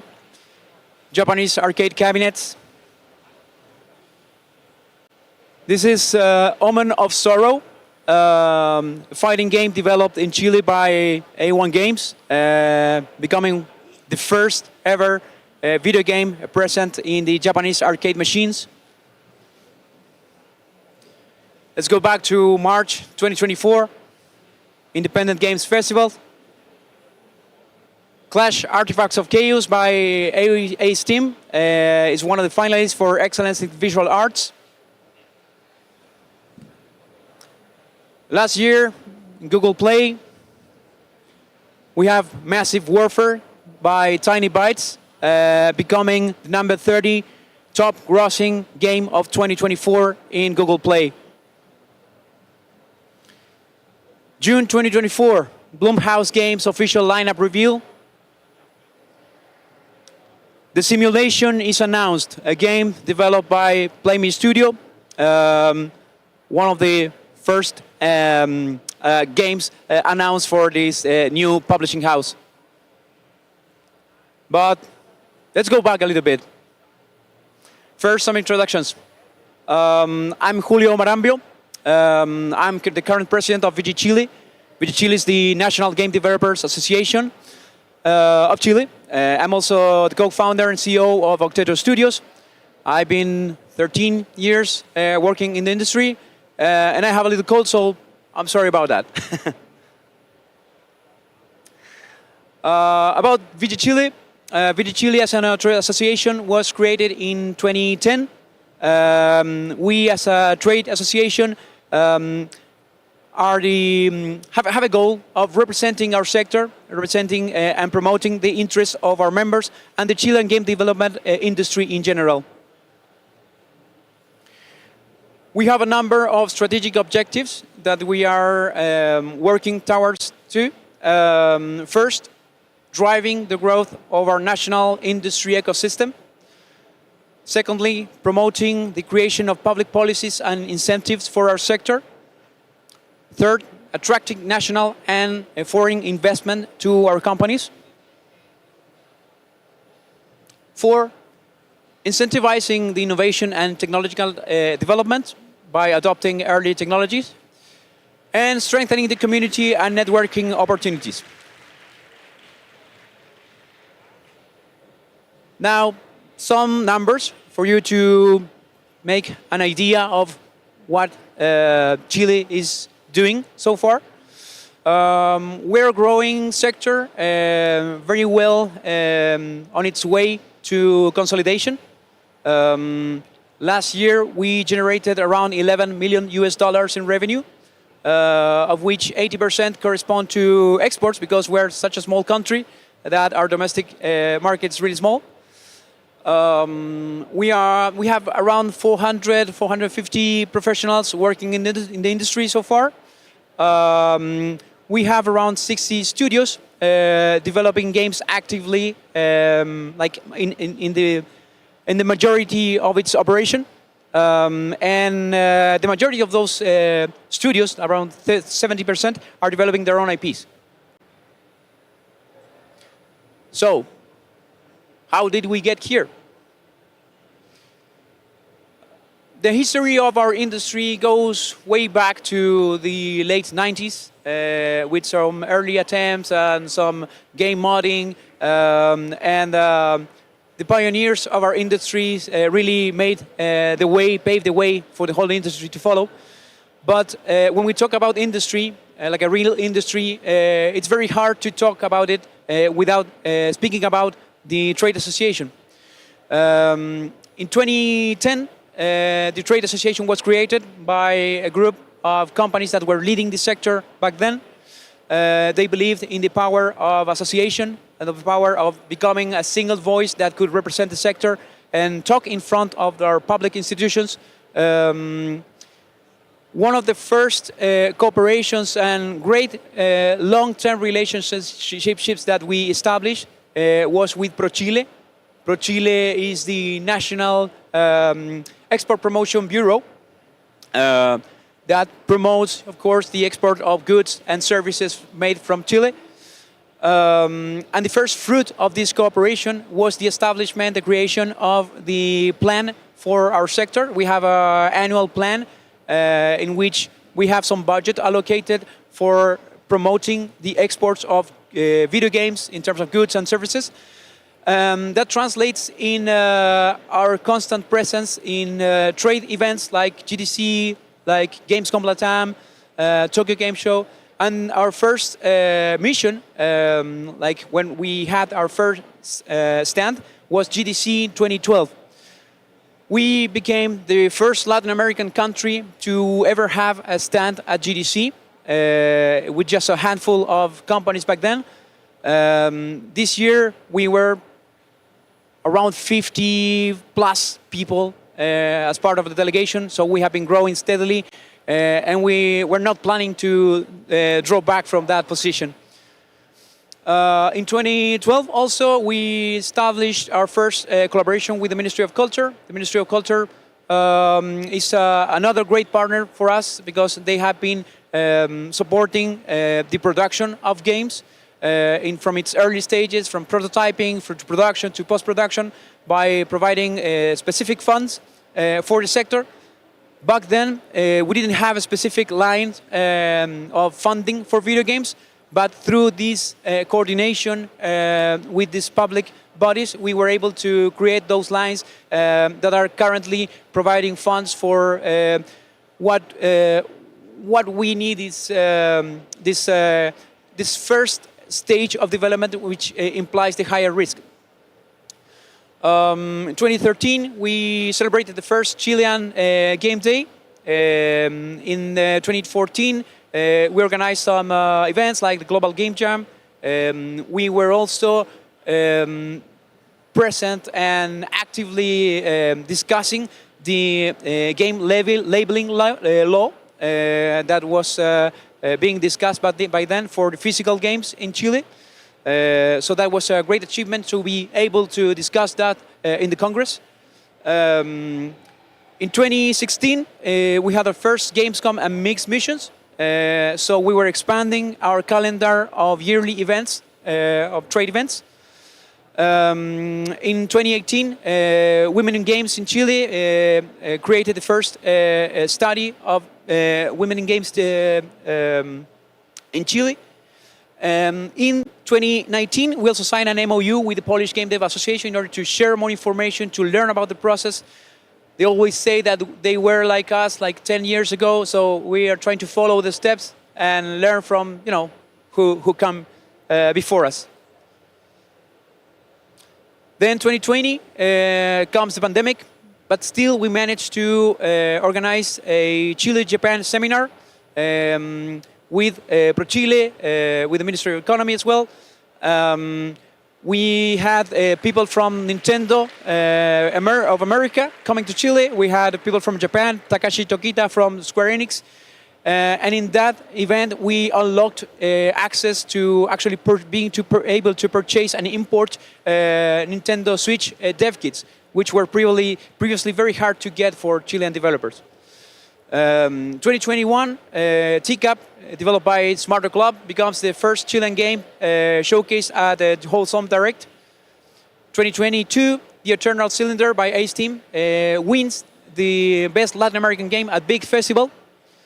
Then 2023, another Chilean game wins the Best Latin American Game at Big Festival, What Lies in the Multiverse, by Iguana B and Voyager Studios. March 2024, Clash Artifacts of Chaos by Ace Team, finalist for Excellence in Visual Arts in the IGF Awards at GDC. June 2024, Omen of Sorrow, A Rising Chaos, the first Chilean game on the Japanese arcades. And Sky Ocean's Wings for Hire in November 2024, finalists for 3 categories in EVA 2024, Best Art, Best Latin Game, and Best EVA Game. So, we're in a good moment. So, what our next steps are? We believe that video games are a driver for economic growth, and especially for diversifying our productive matrix as a country. That's why we're focused on working very strongly on improving the coordination between our public and private sectors. Also promoting the cooperation and cohesion between our studios, between our companies, and trying to set up the whole environment for success. So we have 4 main areas of work. One of them is public policies, as I said. This is an important year for Chile because it's an election day. So it's really important for us to keep video games on the top of the public agenda because we have survived and we have grown as an industry, but we cannot relax. We have to keep everything on top so that we are in top of our priorities, and we need to make the most of this momentum. And for that, we need solid data as well, because the only way to step up and talk with authorities is by showing them data, showing them what we're discussing now today. Secondly, we want to improve the funding ecosystem in Chile. We want to share more success stories like what we are talking about right now, and also working with the authorities in order to provide more incentives and benefits for investment in our sector. In terms of global business, we want to improve and keep pushing forward our international presence through this international trade events, providing more opportunities for networking, both locally and internationally. And providing business training also is very important, especially for younger studios, younger companies, so that we can accelerate their time to market and improve their chances for success. And 4, in terms of talent and innovation, we really have to work very closely with schools and universities. We're already working on that, but we want to influence even more in the academic programs so that students are more well prepared in order to tackle the real challenges of our industry. Also, working on compliance and certifications, promoting companies, especially those who are providing services, to work on their compliant policies, on their processes and certifications, so they can become better suppliers, more reliable partners for our clients. So, with all this, we really think that Chile is entering its adulthood as an industry. It's time for the real deal. It's like what we say. We believe that there's a great momentum and there are favorable conditions for higher quality titles, higher budget projects, and actually games that make the higher impact in our country and our region. This is a small sample of some really exciting projects coming really soon, some of them releasing this year. It's a new breed of high-quality titles developed from Chile, and it's the fruit of all this long way we have gone through. We have the Simulation by Play Me Studio, published by Blumhouse Games. Previously, they developed the Simulation, published by Raw Fury.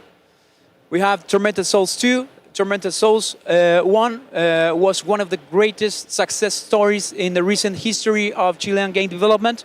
So there's a big excitement about this new sequel developed by Dual Effect Studios and published by PQ. And there's The Mount, Omen of Thulu, by Ace Team and published by Nacon, a really, really high quality title that we're very, very excited about. Great things are not done by impulse, but by a series of small things brought together. That's a really nice quote by Vincent van Gogh that we really believe in, and that inspires us to move forward. And this is, please, can we play the video? This is, there we go. I'll leave you with the trailer of The Mount by Ace Team. I hope this will be our last journey and bring us richness and freedom. But what's the value of human freedom if it's to face hell?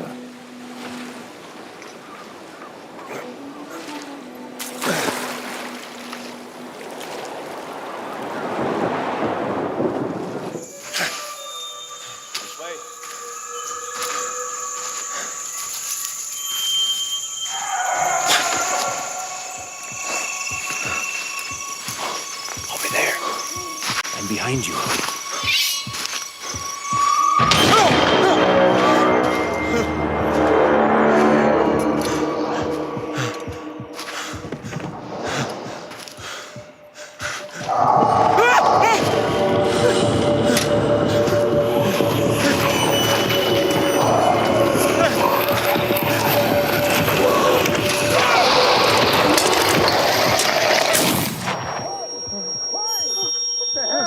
Why did you shoot? Why did you shoot him? Christ, what's in the Lord's name? There's another one. Yeah, I got this. I need help. Where are you? Coming. It's here. Whoa, what is this thing? Oh, no. I scared me. I'm sure they're about to attack. Yeah, for sure. What the hell? Yeah, crazy. I'm coming to help. I need backup too. Guys, I'm lost. Where are you? Oh, not again. I can't hear it. What did you do with the wall? Sorry.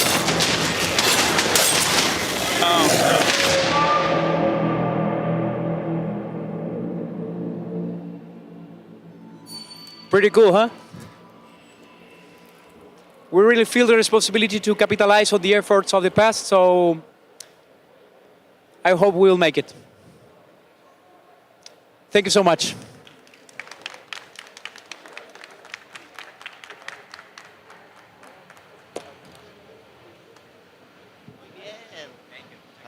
Muchas gracias a vos. Vale.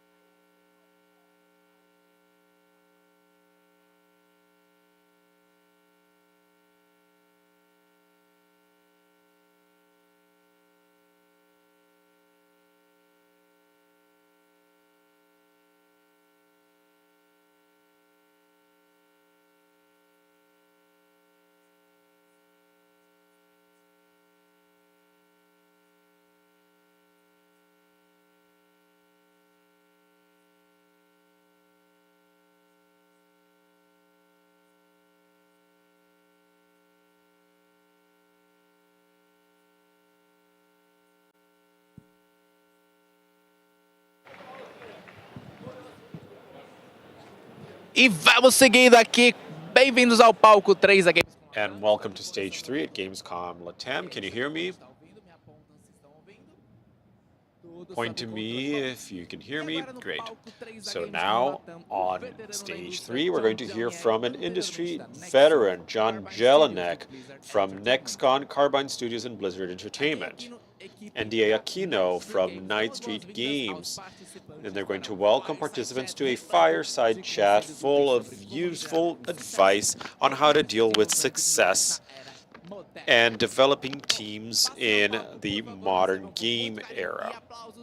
So let's welcome the general manager for Night Street Games, John Jelinek, and also from Night Street Games, DJ Aquino.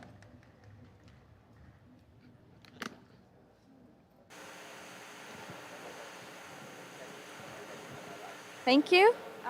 John, why don't we start with a little bit of introduction?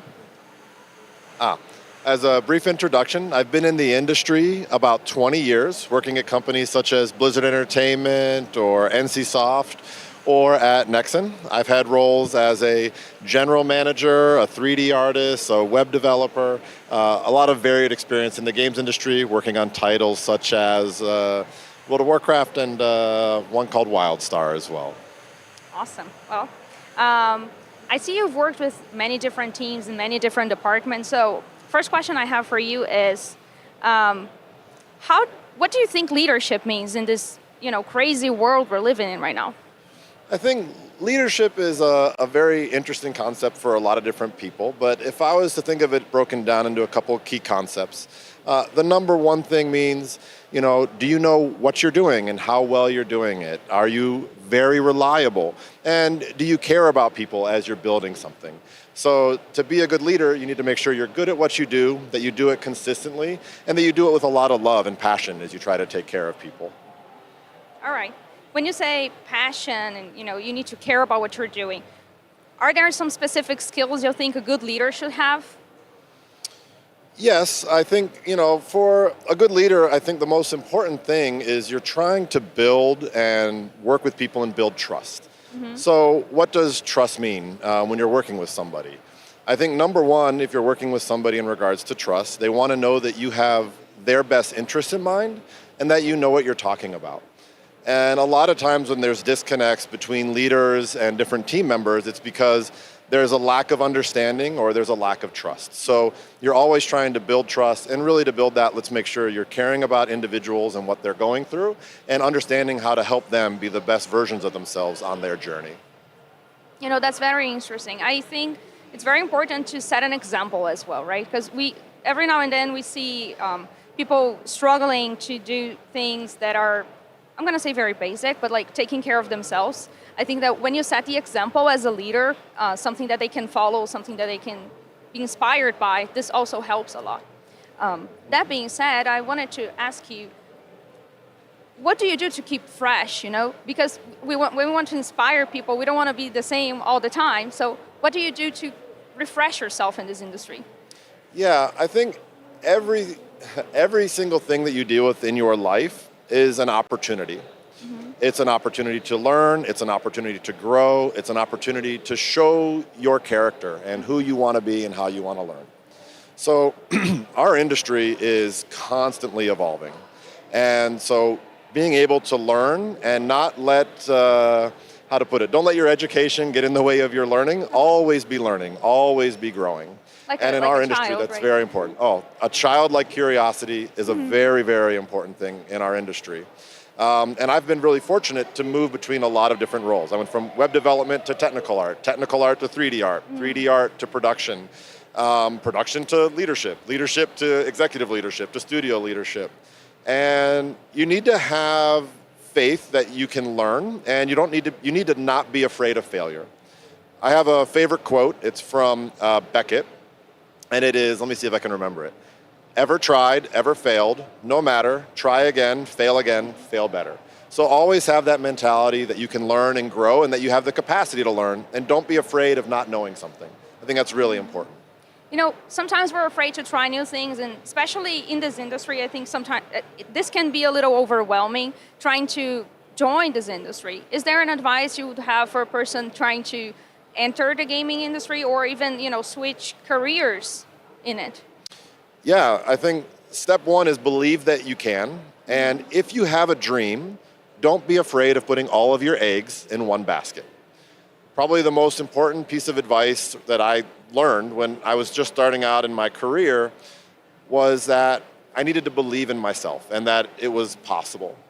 So for me, being able to work at Blizzard Entertainment appeared to be an unachievable dream because the job description said 3 to 5 years of experience, and I didn't have 3 to 5 years of experience, and everybody there was so talented, and I had a limiting belief in what I was capable of.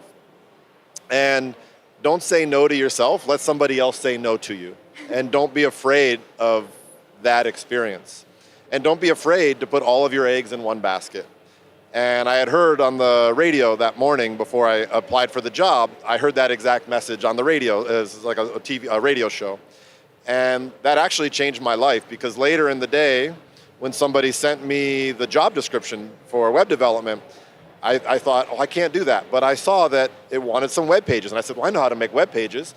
But it asked for 1, I can make 5. I can make it in the style of Blizzard. I can really try. And I'll stay up 16 hours, 20 hours. I sacrificed a lot of time, energy, and effort because I had that dream.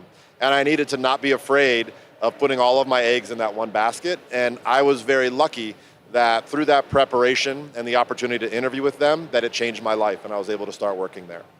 So you would say dedication is key in that case then? Dedication, yes. I would say, okay, I'm going to give another quote. Dreams without goals will always lead to disappointment. On the road to accomplishing your dreams, you will need to have determination because without commitment, you will never start, and without consistency, you will never finish. So what would you say for a person that is, just starting now, like they never did anything in gaming, not even a game jam or anything? Okay. I think the first step is what direction do you want to point? In games, there are many different roles that you can get into. You can be an artist, you can be a designer, you can be a programmer, you can be a producer.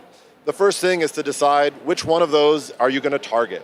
And let's say you want to target being an artist. Well, what type of artist? Do you want to be a 3D artist, a 2D artist? You want to be an animator? Let's say you pick one of those. I want to be a 3D artist. Well, now I want to be what type? Do I want to be an environment artist, a prop artist, a character artist? Once you narrow in on that goal that you want to chase, really focus in on it, dedicate your time, energy, and effort, and even more specifically, if you want to be a character artist on Call of Duty, you're going to make very different decisions than if you want to be a character artist on World of Warcraft. One, you're going to be drawing giant chunky swords and orcs, and in the other one, you're going to be trying to draw tactical weapons and making sure every lever is extremely functional. Making that decision will drive you in a direction that will inspire you and give you a greater chance of success. Okay, but work for the job how to put it. Try and be qualified for the job before you start. Okay, that's interesting. Then let's say, as a leader, how can you help a person find themselves? And if you feel they can improve on something, or that maybe they will feel a little bit better in another area. As a leader, how do you guide the person to be a better version of themselves? Okay. I think first, you need to understand where everybody is at different aspects of their journey. Certain people will be highly competent and great at their job, but they'll be kind of rough in how they communicate. Other people will work very hard, but they might not follow best practices. So a really key part of leadership is understanding your colleagues and the people you work with. Because if you want to help somebody be a better version of themselves, you have to understand the version of themselves that they are and where they are in their journey. And so if they have challenges in technical expertise, you can help guide them in technical expertise or help them find resources. If they have challenges in building strong relationships, you can sit down with them and try to understand why their interpersonal dynamics are challenging. So the most important thing is to build that relationship with them and then help them understand where they're at in their journey and where to take them on their journey. And then repeat, repeat, repeat. We are creatures of habit. And it's not always easy to break those habits and to learn new things. And as a leader, your job is to help them form new and better habits over a long period of time, trying to help them build their influence, build their reputation, build their emotional control, build their professional aptitude, and then supporting them as best you can. So it's very, very important.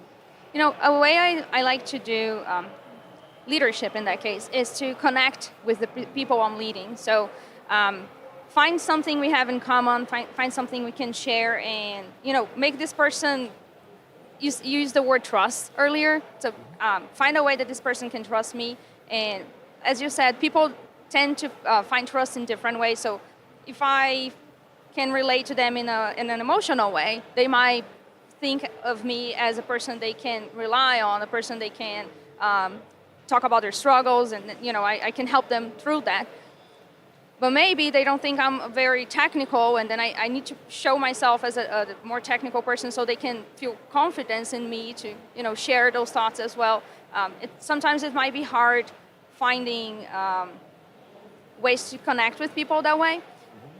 What is something you do to, you know, make sure you're always adaptable in that sense? Something, you know, so you can be reliable as an emotional person, but also as a technical one. I think this just takes a lot of time and experience, to be very honest. I mean, you have to have a commitment, not just towards your craft, but towards people. Mm-hmm. And so for myself, like you and I, we work in project management. And it's probably very important for you to know that I understand Jira, that I can guide you in how tasks are scheduled or where things are deployed.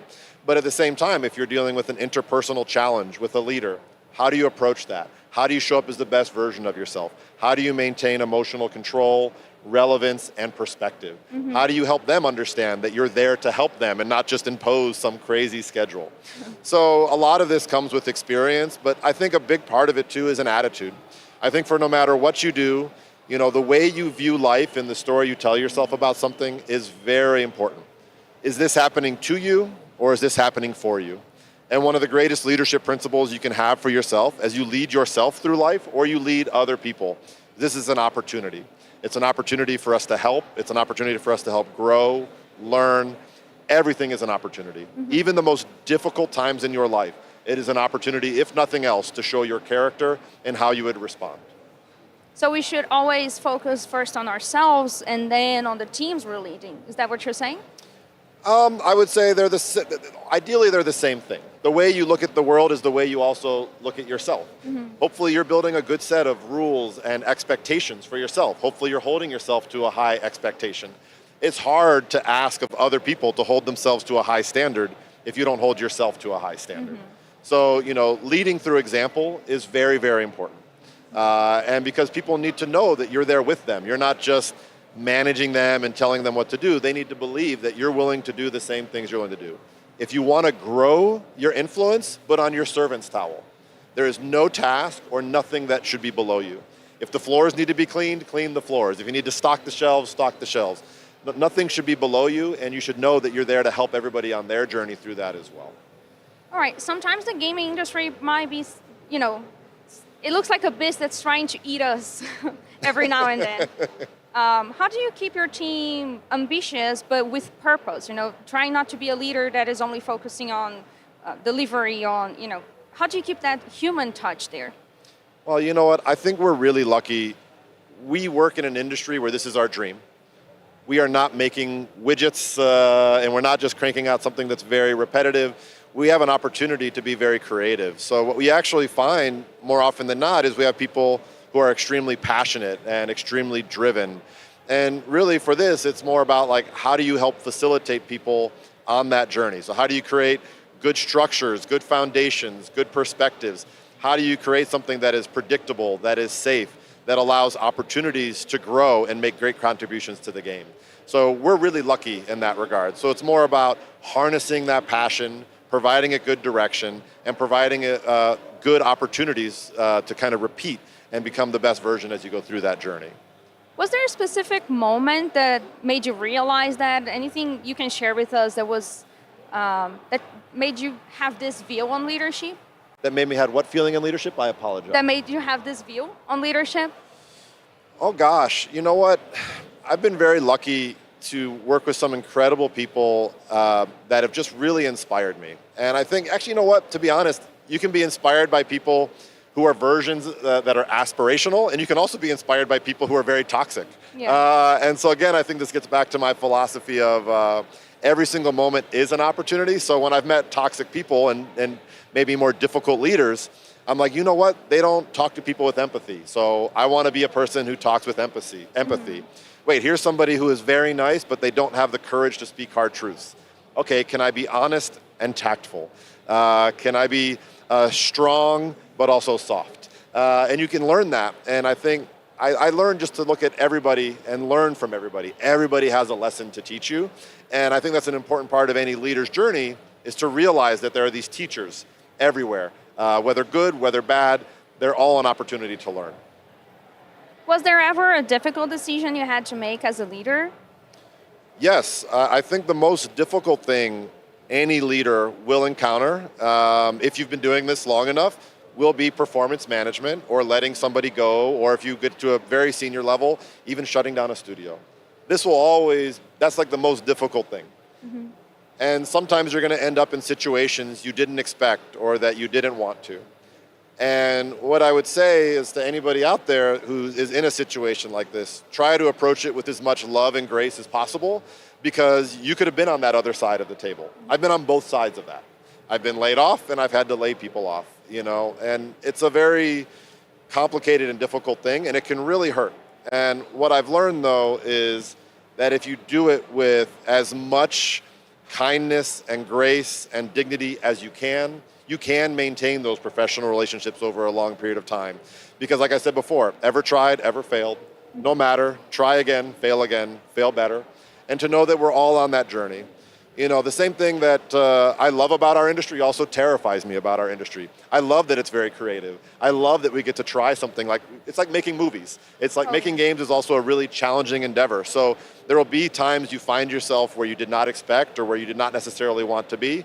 That's okay, we're gonna do our best. We're gonna forget the rest, and we're gonna do it again, we're gonna try again, and we're gonna know that we have faith in each other, that we're gonna try to be the best versions we can be, but sometimes we're faced with phenomenally difficult decisions, and we just need to do our best given those difficult situations. It's an opportunity for our character, it's an opportunity for our leadership, and it's an opportunity to do the best given the tools we have at our disposal. All right. Is there something you would like to tell the audience? If there's anyone there thinking, do I belong in games? You know, this is such a, like I said, a scary industry. At the same time, we're very passionate about it. It might be terrifying. If a person thinks, do I really belong here? What would you say to this person? First, I would say, if you believe you can belong, you do belong.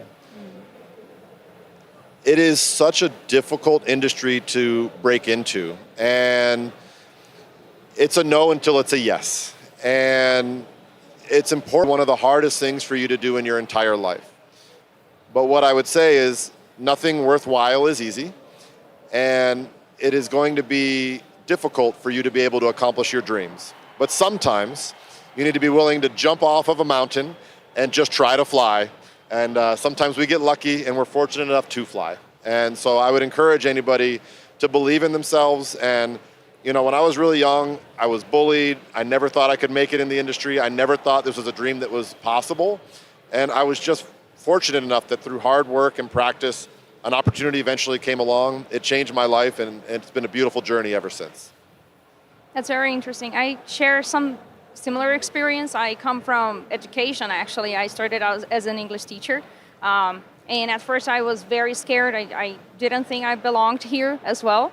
But I think we are very passionate about what we do. And you know, this industry is open for that passion. So sometimes we need to face the beast and, you know, try to tame it, and eventually works. But I really like what you said about opportunity meets, luck is opportunity meeting Preparation. Because, you know, if you're not ready for that opportunity, even if it comes, it doesn't matter because you weren't ready for it. So we need to think that at any moment this is going to happen for me, and as long as I'm dedicated enough and I'm, you know, this is my goal, I'm going to focus on it, I think it might happen. It's beautiful. And working with you, I've learned a lot. You work very hard, you're very thoughtful, you're very consistent, You're very reliable, and I trust you. And I think that's the biggest gift anybody can give. Whether you're leading yourself or you're leading other people, I hope that you can trust me in trying to be the best version I can be of myself to help you on your journey. And I can trust you, and I do trust you, that you're going to be that person on the journey that we're going on as well. And I'm very grateful for you for that. Oh, thank you. Thank you. One last thing. Is there a good habit you would like to share with everyone that, makes you learn more about the industry? All right, I'll leave it with this note. Just do your best. Forget the rest. Every day is an opportunity for you to be the best version of yourself. If it doesn't work out today, it'll work out tomorrow. So I want to thank everybody so much for their time. Thank you.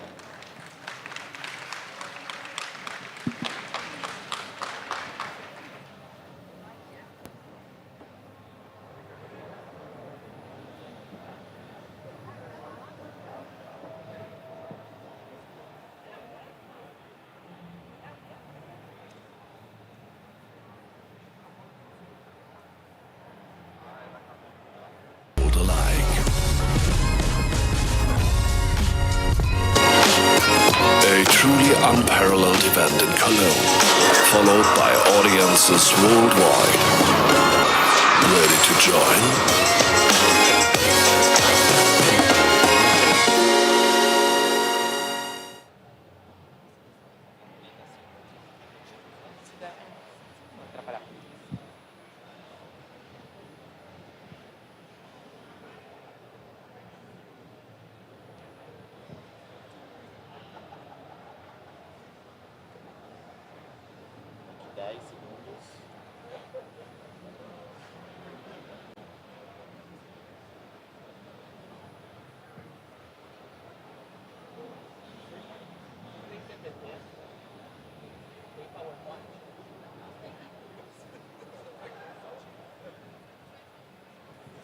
E vamos dando continuidade. All right, and now let's get going with our second day at Gamescom Latam. Can you hear me? Everything okay? I want to make sure everyone can hear me. Don't forget, we have our awards on Sunday. If you would like to vote, please go to the voting totems on the main aisle. And now we're going to be talking about marketing. Okay, so this session is going to explore how we work with marketing and propel launching with downloaders, streamers, and championships. We need to approach ideas and strategies to promote the cycle of life of the game. I would like to ask Branca Gaudino, CEO and founder of 9 PR, Jen Ortega, founder of Loud, Junior Biviati, founder of WeFluence, and Victor Penter, CEO of Vivas. That's what I like. Lots of excitement so we can have a very dynamic panel. We are going to be talking about a lot of stuff that you know, but stuff that no one wanted to say out loud. So I'm going to take my cheat sheet up. I'm ready, but I'm nervous. So I wanted to tell you that the idea of this panel came about because we wanted to talk about influence marketing. And so I invited people who work in this industry. So instead of me, pointing and asking everyone to talk about themselves, I would like to start with Biavati. We also call him Panda. Gian Ortega, founder of Loud. And also Victor from Vivas, a company that manages the career of influencers. So Panda, please let us know a little bit about what you do, where you came from. Hi. First of all, I would like to thank you for the invitation. I want to be talking to you about marketing. My name is Panda. I'm founder of WeFluence. We've been in the market for 9 years. We work with several influencers. We have 20 who are exclusive within our agency, but we work with more than 200, creating campaigns, etc. Wow, you do everything, right? So how many talents do WeFluence manage per month? Per month, it's a little bit over 50 talents in active campaigns. So this is important information. Nowadays, there are lots of talents that are exclusive, and some talents that are added during a campaign. So Jean, who is the creative of Loud, has a lot of followers around the world. And you have very successful influencers too. So please let us know, what is this success formula that you created? Hello? Okay, are you going to sing? If you can hear me, please raise your hand. Cool. Okay. I thought no one was listening. So it's a pleasure to be here talking to you today. I'm a huge fan of everyone here working on the backstage to create careers. I started as an entrepreneur for Bruno Play Hard. That was about 8 years ago. And now we see this journey of how we can train other influencers to have that same successful career. We also had Coringa was one of our first clients, and now we have about 17 exclusive influencers within Loud. We have a successful team within sports, and we're now bringing in brands and games to this market of creators. Awesome. We're going to hear about Loud a little bit more. It's very interesting to see that we have different profiles. Panda is working with lots of influencers, running lots of campaigns. Then we have Jean, who created this organization that tried to replicate the Play Hard formula. Play Hard is unique, but he was able to find the different aspects of success.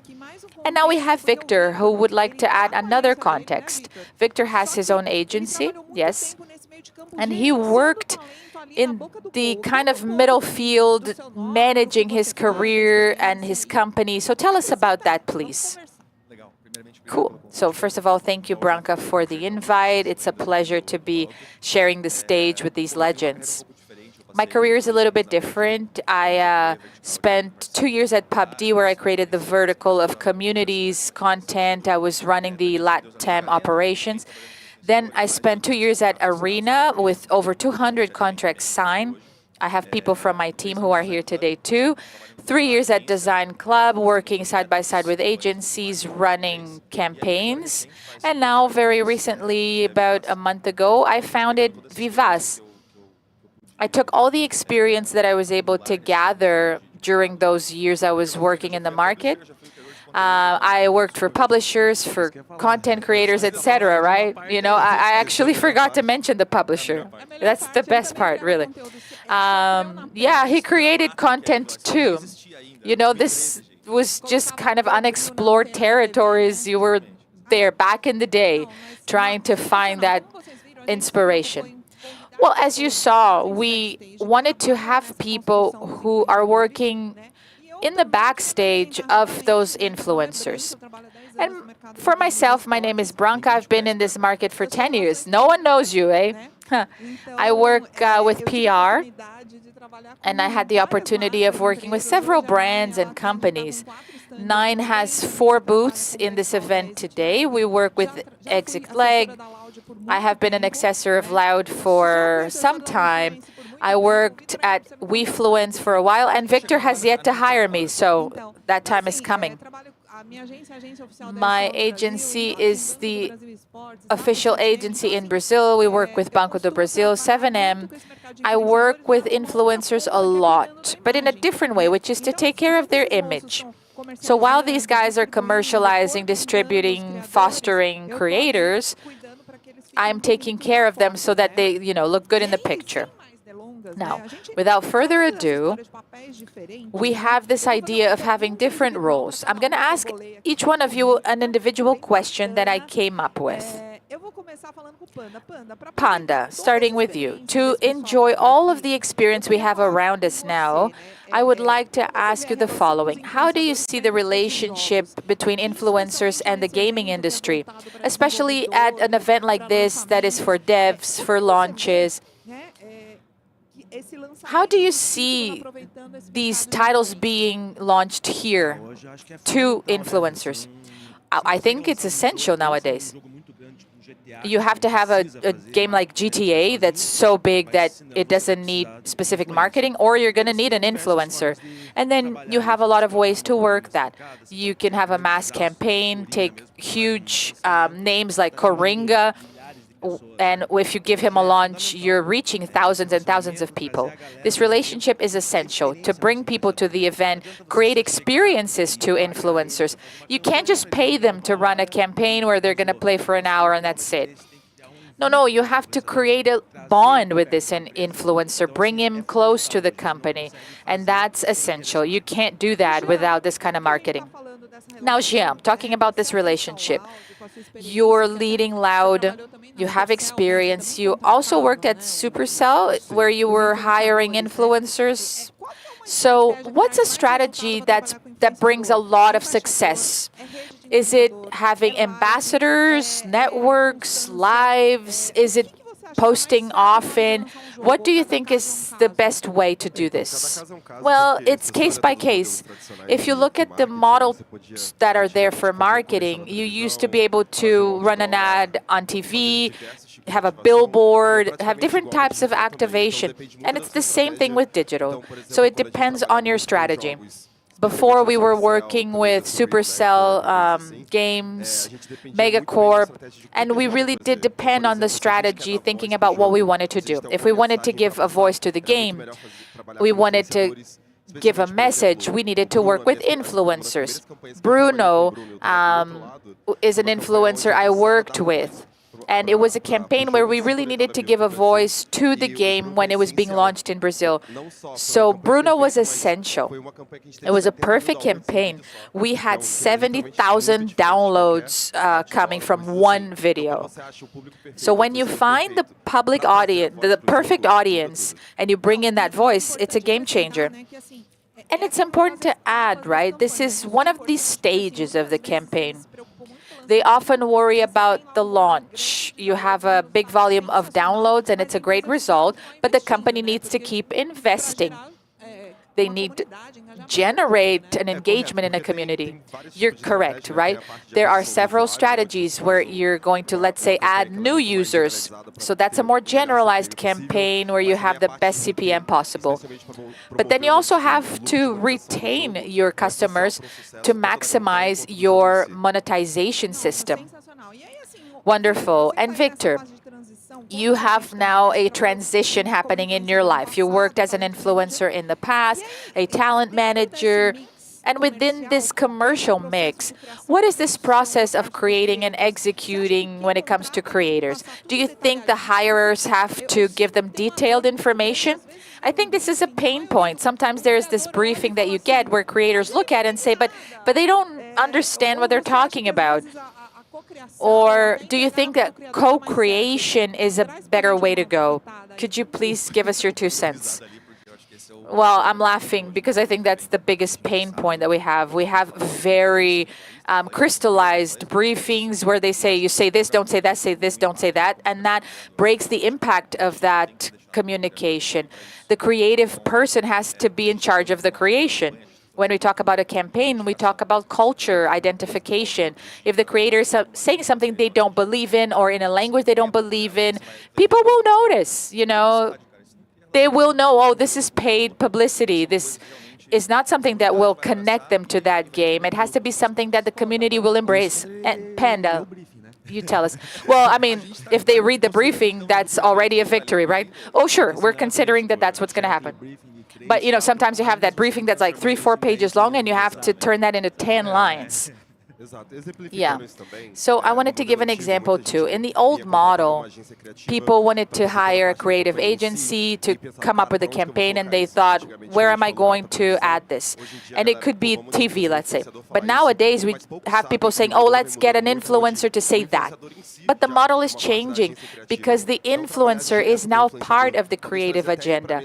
You need to bring him to the table, perhaps for a brainstorm, because the results will be better. I just wanted to compliment what Gian said. I don't know if you followed the launch of Astro. It was this process that was happening at 8-10 hands where Coringa, who is the star of that brand, was fully involved. And that's why it worked so well. That's correct. This is an interesting reference. Coringa and Loud just worked at this campaign to launch an energy drink called Astro. So do look for it. But I wanted to do a little game here. Can you tell me, have you had this situation where influencers recorded 3 times because of one word that was incorrect and the client kept refusing the final video? Yep, that happened day before yesterday. They had to re-record 7 times. And sometimes it's this brand that appeared in the background. Sometimes it's this T-shirt that is the color of a competitor. Sometimes there's a fridge in the background that is from a competing brand. How about you, Jean? You had some crazy cases? Well, I have 2 friends within the company, Castrine and Kyox. They're amazing. They're great influencers and content creators. Sometimes it's very hard for us to bring brands to their content because what they do is very, very informal. But when brands embrace that, results are amazing. Yesterday, they posted a collab with Instagram, and Instagram embraced his creativity. They gave him creation power. He had lots of views. Kyox is doing the same. So brands that can embrace the influencer and be working with them are very successful. Well, we have so many stories. Sometimes it's very interesting that the brand will come in and ask for this quote. They receive a value and they're like, well, but what? It's just a minute. It's 5 seconds. And they don't understand the amount of work behind it. And here's a second topic that I wanted to bring just to help you, because we need to discuss the role of campaigns in marketing. So why is it that there's such variation when it comes to pricing? Sometimes you see influencers that have more or less followers, but you don't understand why the one that has less followers is more expensive. So I would like for each one of you to talk about that from your experience. Why is this difference there? What goes into doing that math? And do you have any tips for studios, publishers, marketing studios when it comes to this pricing? Sometimes I find that they don't really believe in influencers because they start going into an auction territory, right? If it becomes an auction, it's a bad way to go. How do you see this? So the way I see it is that there's lots of influencers that say have 1 million followers and they're cheaper than someone that has 100,000 followers. There are several reasons, but one of them is that sometimes the community of those fewer followers engage more, bring more returns. So it's about engagement. Well, not just engagement. If this influencer that has 100,000 followers has 100,000 followers that are very active when it comes to purchasing, so they buy more online, they give more results, they may be more worth it than someone that has 1 million followers but don't engage and don't buy. So when brands want to activate, they really should be sitting down with the agent of that influencer or the influencer himself, ask smart questions, right? Because the amount of followers is no longer the answer. Yeah, I mean, sometimes I've paid 200,000 times more to this influencer and results are nothing compared to someone that costs me a fraction of that. It's about the community and not the followers. Is that community engaging with that influencer? And that doesn't come from just the number of followers. You have influencers that have been around for 10, 12 years whose audience is now different. They're older, and that means they have more purchase power. Yeah, it's also related to what I said at first. I think it's about culture. You can generate hype, and that's something that, vertically speaking, will be really big but very quick. But then if you want longevity, you need to generate belonging. And that will take an influencer that has a better communication. So here's a provocation then. There are some older agencies that have those formulas when it comes to engagement. They come in with a CPM calculator. Do you believe that any of these formulas are more recommended to be used? Because sometimes these are people that will be doing this for the first time. So should they be using these CPM formulas, engagement formulas, or should they be, looking at a more complete briefing? I think it's about the relationship with the creator, involving the creator in the creative process so that that doesn't happen. But I think it gives you a basis, how much you want to pay for a new user, for reviews. I think that can give you like some guidelines, but it's not going to dictate the market. It's just for a comparison. But like they said before, there are campaigns where the person who received the less was the one who got the most conversions, and sometimes that's not going to be in a CVM or any traditional agency calculation. And it's a good starting point, but there are many factors that change. Sometimes it's something that the influencer wants to do, but it's actually free. So it's a good starting point, but people say, well, based on your CPM, this and that. But behind that, you have the wage for the editor, the cost of production. It's not just that 1,000 views would cost this much. That can give you an idea, but there are many other things that need to be taken into account. You work with many influencers, right? We talked about the business side. So I'd like to ask you to talk about exclusiveness and non-exclusiveness. That's another point. When a company comes to the market and wants to launch a game, they ask for proposals from everyone. And then the person who's going to decide can get 3 quotes from the same person. What do you think about that? Is it something that still needs to become more professional?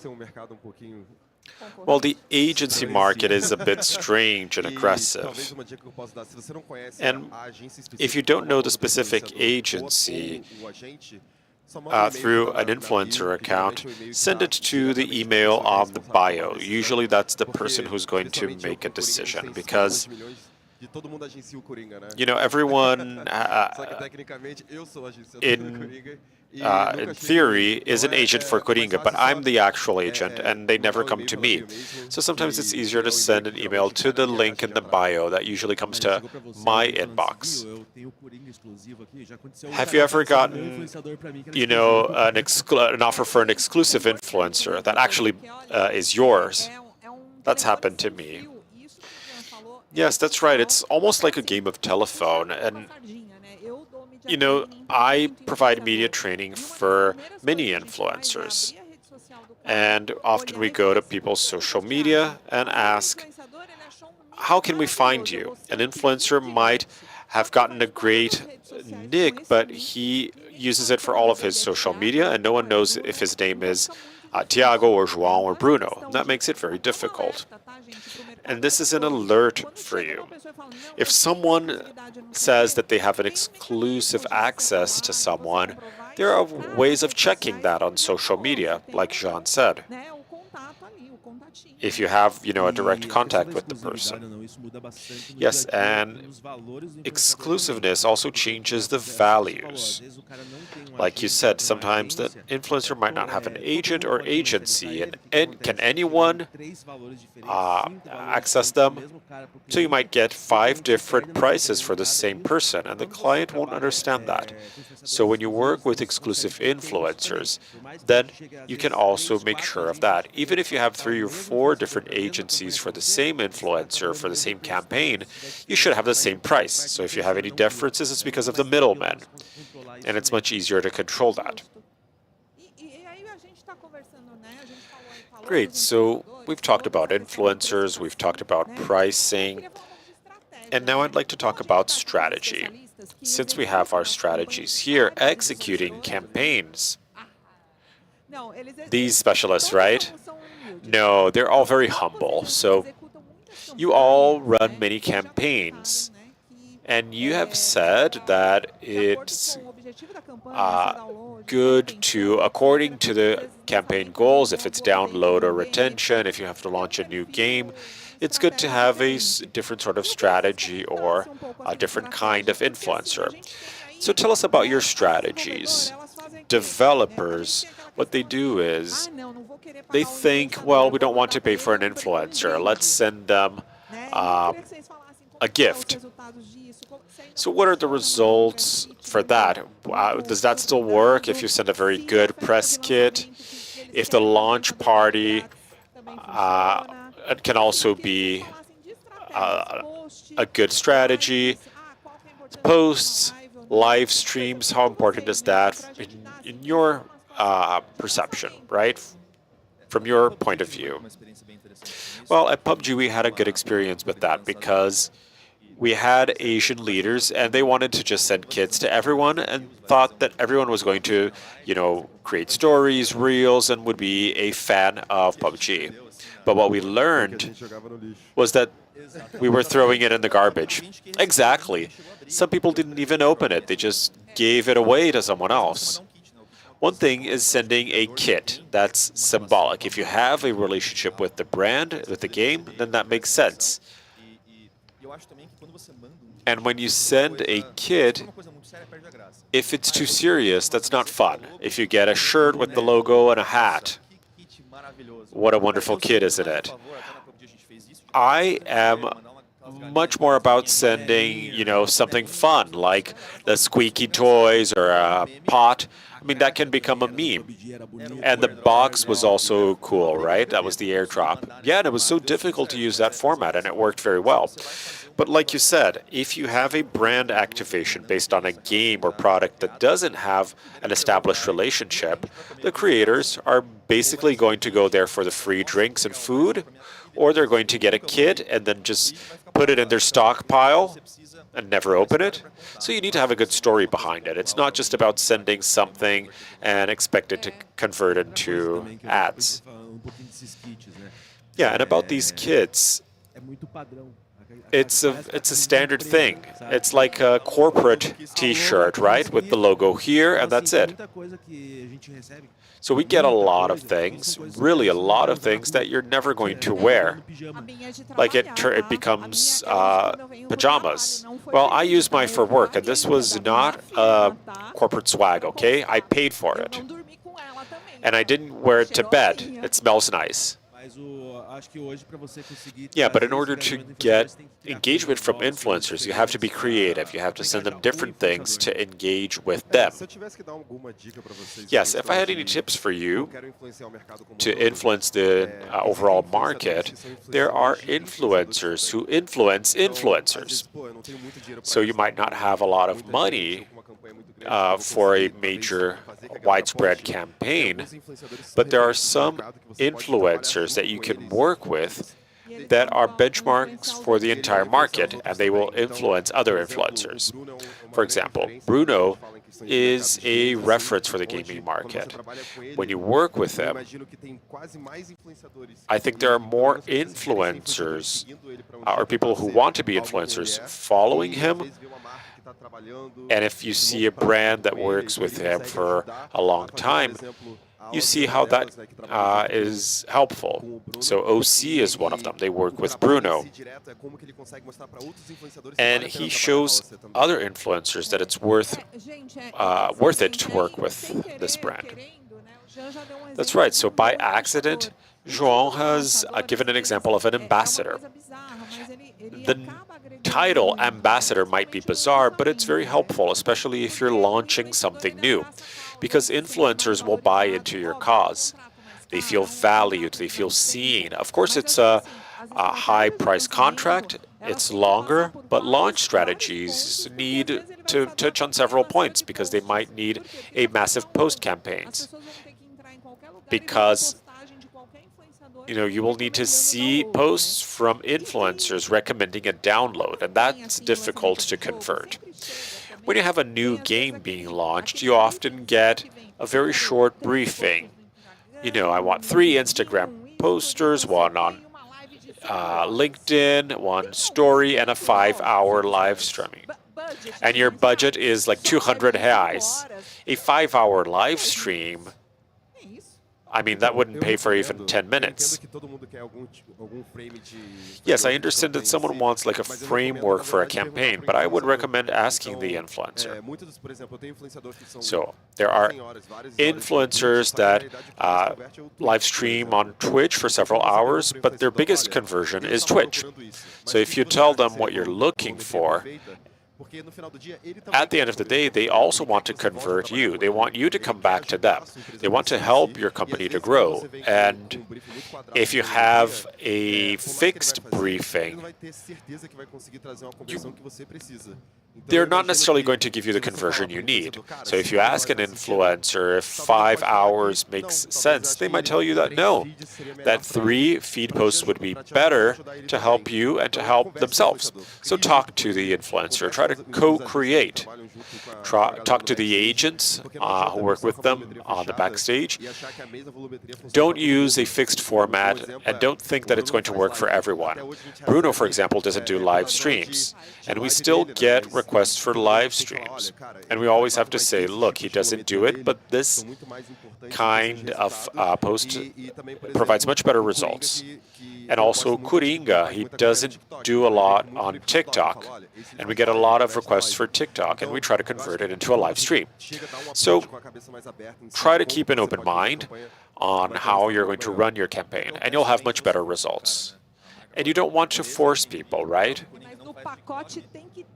Like if brands say you need to have a TikTok video, so that makes creators insecure, and that creates a much worse campaign. Or people who say we want 15 2-hour live streams playing this game. That's complex because it almost seems like you're forcing them to do it. Yes, 5 2-hour live streams playing a game that has 15-minute matches. Yes, when we have 1 or 2 hour live streams, I mean, some influencers decide to play for 7 hours because they like the game. So that's the best case scenario, right? If influencers over-deliver. I just want to ask one more question. Often a developer comes in, they're going to launch a game, they really believe that this is going to go viral, but their proposal is to pay in revenue share. For an influencer, especially for independent games, does that work? What do you think about that? Look, I'm a bit biased because Loud and other influencers have had good experiences with revenue share. So we're changing our model. We're working with developers who want to put in IP in the game. So we have our skin in League of Legends. We just joined Browse, so we have some stickers and emojis there. And they're all under a revenue share model. Yeah, these are very small indie games, I'm sure. And we're also joining Rainbow Six. Look at that. Stop it. So these are very interesting formats for us because we can co-create with them. We can also drive our community there. And we can literally eat what we're hunting ourselves. So if we do a good job, then we get good results. But of course, if you have a game that doesn't have the same community, it's hard for you to use the Loud brand in revenue share. We can't make miracles happen. Yes, and RevShare works with Loud because you have a major impact. You move, you drive many people. But if it's a smaller influencer, it's complex. He's not going to provide the biggest volume that's going to justify that RevShare. That might be frustrating. Nice. So we're coming to the end of our conversation, but I do have one last provocation for you. When you're launching and maintaining a game, do you think influencers save games or are games saving influencers? We know that influencers also need good games for them to live stream, to build communities around. So it's an exchange. It's not only a commercial relationship. So GTA, when we got new servers and so on, it took off. So are players saving games or are games saving creators who are losing their audience? I'd say it's a two-way street because without a game, you cannot have a gamer influencer. So developers need to continue coding and providing great games.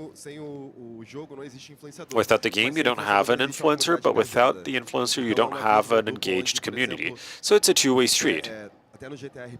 Even with GTA RP1, this is a game that has existed for a long time, GTA 5. It peaked a long time ago, but with influencers, they were able to re-engage with the community. For me, that's, survival. And it created other markets around it, right? Even advertising in GTA servers changed a lot with this boom that was caused by influencers. Yes, and that's a great example of RevShare, because we have Metrópole, one of the biggest GTRP server in Brazil, and we make a lot with them, but our revenue last year was 6 million in RevShare for GTA RP. And again, this is a game that has existed for a long time. Yeah, my panels are full of wealthy people. No, but all kidding aside, I'm going to ask each one of you to make their closing remarks. And we talked a lot about influence marketing focused on gaming. Of course, this is GamesCon. So, Panda, do you want to start? Well, thank you for the opportunity to be here and to talk to all of these guys. And just continue creating and bringing us games. Try to find the right influencers, talk to them, and that's it. There's no big secret behind it. Jean? Well, I hope people haven't changed channels. I hope you're still listening to us. But that's it. The message I have for you is that you have to work with authentic influencers, especially the ones that you can co-create with. That's what matters the most at the end of the day. Don't have a fixed briefing. Keep an open mind and give us time. That's right. We didn't have enough time to speak. We're running out of time, but you cannot make miracles happen overnight. You can't ask for a campaign for a game launch and set a deadline for the end of the day. Well, you can, but you're going to get just like a fixed price, which is worse than you would normally get. So that's my closing statement. They've said it all. I just say that you can only create a real community around the game if you're producing content that seems fan-made. So if you're paying an influencer just to play your game, that's not going to convert. But if they really like it, and if you work with authentic creators who want to come to the conversation table, then you can really create content that will resonate with your community. And that allows for more retention. Well, on behalf of GamesCon, thank you for being here. We heard many great tips on creating content and launching games. And remember, everyone, you're speaking to the people who have the best job in the market. So if you're in your alpha or beta stage, if it will still take some time for your game to be launched, start these conversations right away. Talk to managers, agencies, organizations, because if you do it at the last minute, that's what you're going to get, a last-minute product. Thank you. Silent applause. Thank you. Thank you so much for being here. Yes, take your water along with you. Thank you for being here. It was great to hear the importance of influence in the games market. And before you leave, I have a slight spoiler for you. Briefly, we're going to have a very special stream from Future Games Show and Latin America Games Show. So I would not miss this one. Stick around, and we're going to continue our program here at Gamescom Latam soon. As a reminder, please vote for your favorite games, booths, and activations. Just follow this main avenue, and we're going to have the voting area close to the Banco do Brasil booth. You can use the QR code, and it's very easy to vote. And on Sunday at 2, we will have the big festival awards. And we'll be back soon here at Gamescom Latam 2025.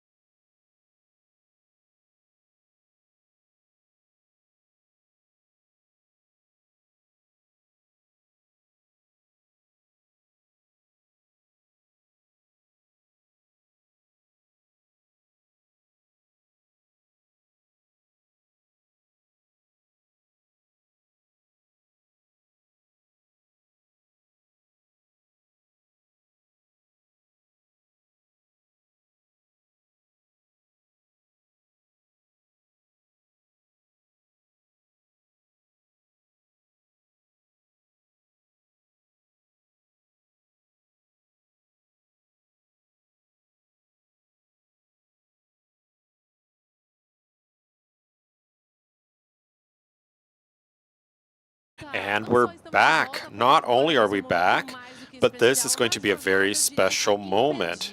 I would say that this is something you cannot miss. Future Game Show and Latin America Game Show are having global premieres. This is an exclusive broadcast of these two events with surprises and, of course, the hottest launches right now. This will be a great moment for you to understand what the future of gaming will be. And this experience will continue on Gamescom Latam's official stream. Don't forget to share with your friends and, of course, stick around for the stream. Without further ado, this is our exclusive broadcast. Take a look.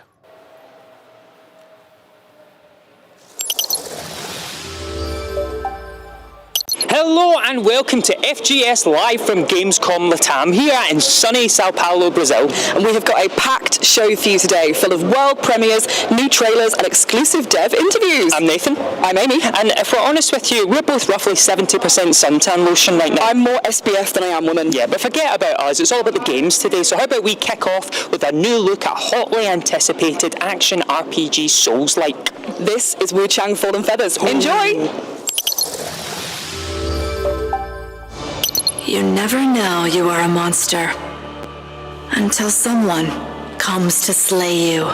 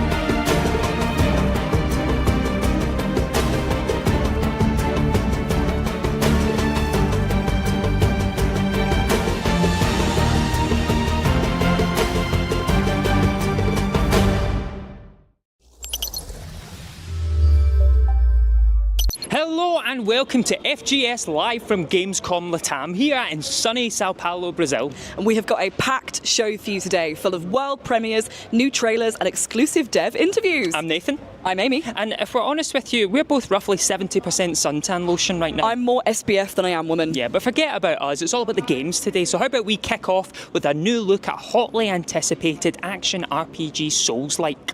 This is Wu Chang Fallen Feathers. Enjoy! You never know you are a monster until someone comes to slay you.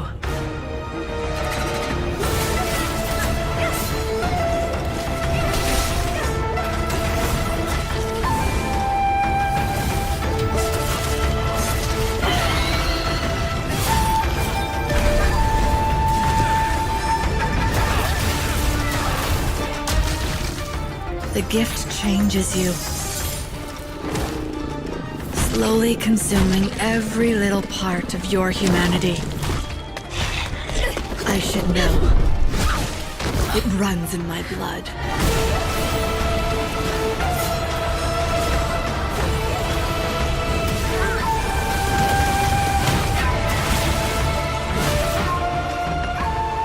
Who dares to question my will? Standing in the way of my redemption.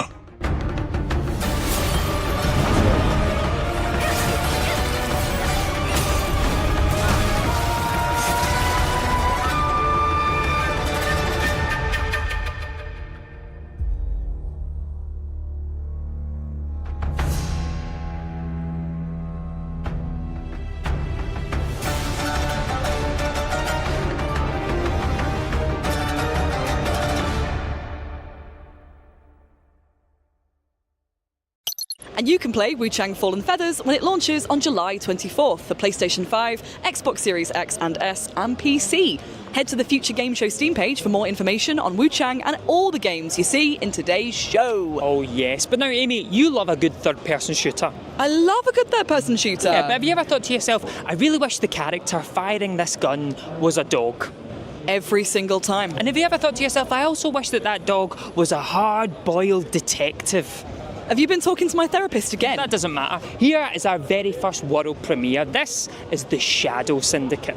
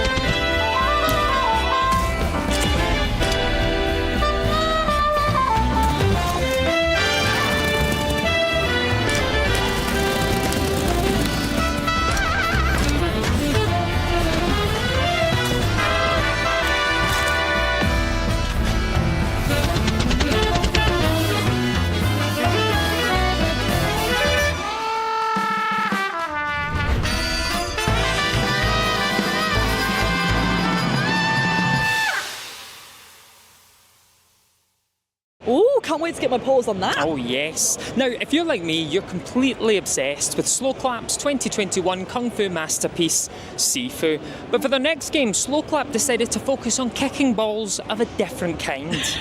Absolutely. This is Rematch, a third-person, fast-paced reimagining of soccer. Here's all the info you need to know ahead of the next beta in May. And if you're watching the Portuguese version of our show today, you're about to hear from Brazilian pro footballer Lucas Cordeiro. So enjoy that.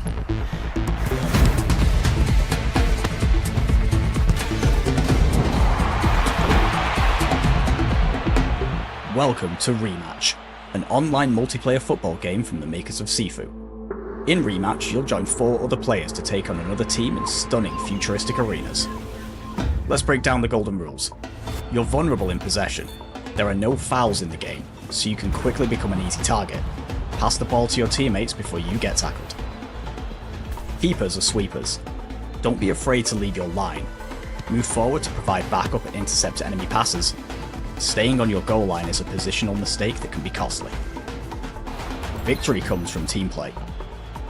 Always think of your teammates' positions and pass the ball around. It can be more satisfying to serve a perfect assist than to score yourself. Never give up. It's not over until the final whistle, so keep pushing and give everything you've got.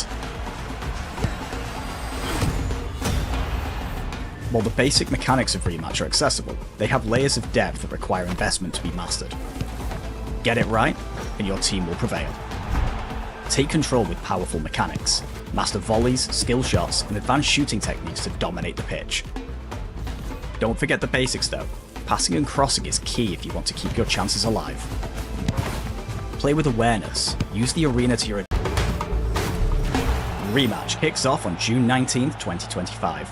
But if you can't wait, check out the dates for our upcoming betas. We'll see you on the pitch.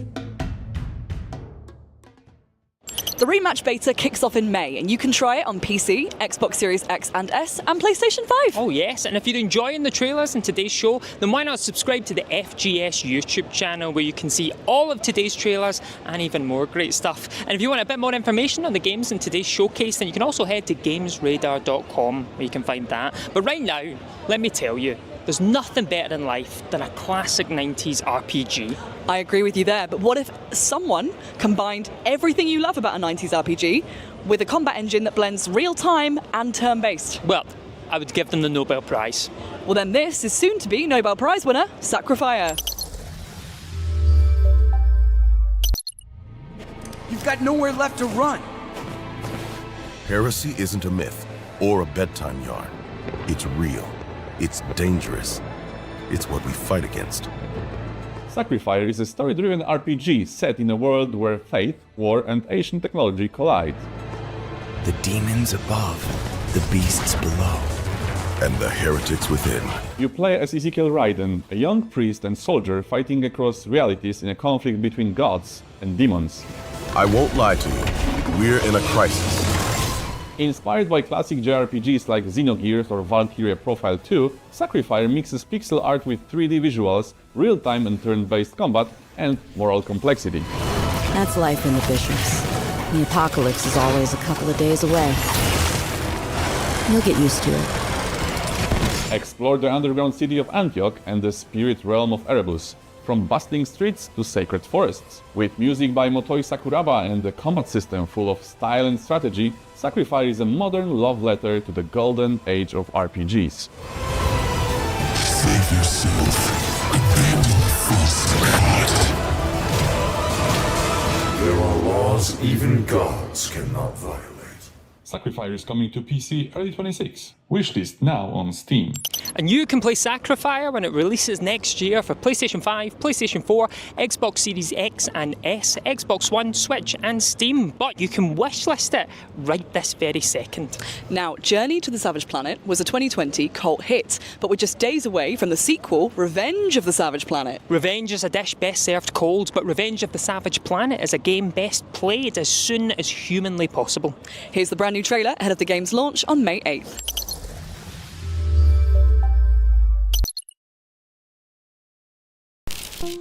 Welcome, valued Alta Interglobal employees. So glad you were able to find the time to chat. Unfortunately, however, we've been forced to let you go. No hard feelings after the layoffs, I'm sure. Did you read your contract? Did you check your NDA? You know, we had to streamline the business. You don't decide the truth. Alta Interglobal tells you the truth.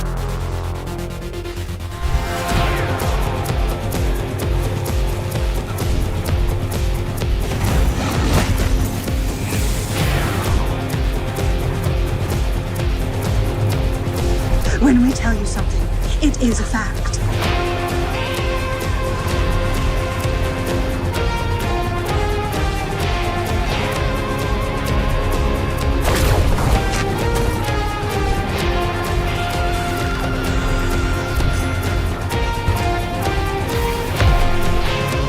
course, and I know you're a team player, so you're still part of the family.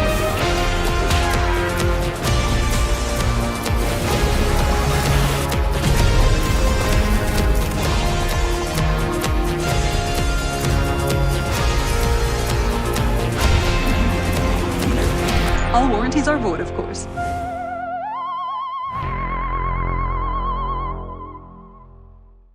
Revenge of the Savage Planet comes out on May the 8th on PlayStation 5, Xbox Series X and S, Xbox One, and PC. And if you like it, for the love of all of outer space, go to Steam right now and wishlist it. Oh yes, but next up we have a game in which the space race was won by the church, resulting in fantastic sentence coming up. Nuns in space. Astro nuns. Absolutely. This is Void Martyrs, a top-down survival horror roguelite, and I tell you something, there are no other games out there like this. Absolutely none. Oh, great work. Great work.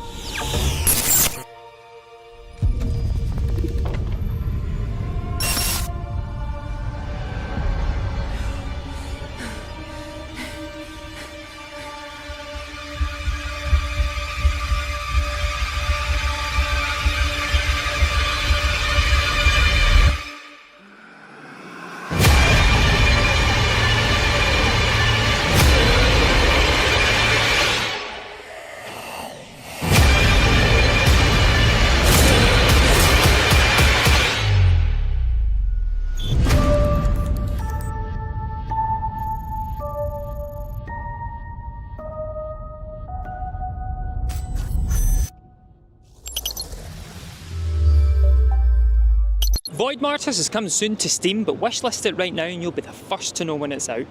And joining us for our next section of back-to-back trailers are some of Latin America's finest content creators. Hey guys! Hi, my name is Carol Villanes. You can find me, Carol Villanes. Hi, you can find me on TikTok, El Meque.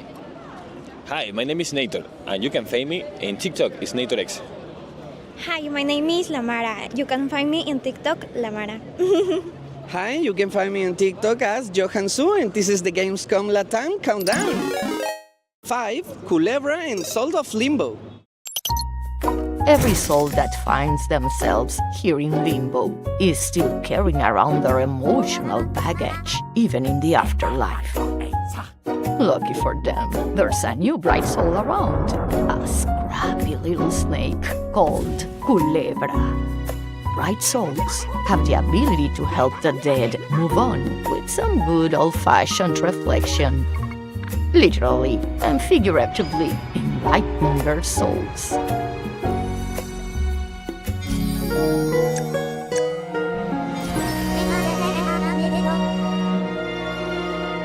Not everyone wants to accept your help, but sometimes reason and empathy are more powerful than conflict. So use your wits and kindness to solve some puzzles, untangle some mysteries, and bring peace to limbo.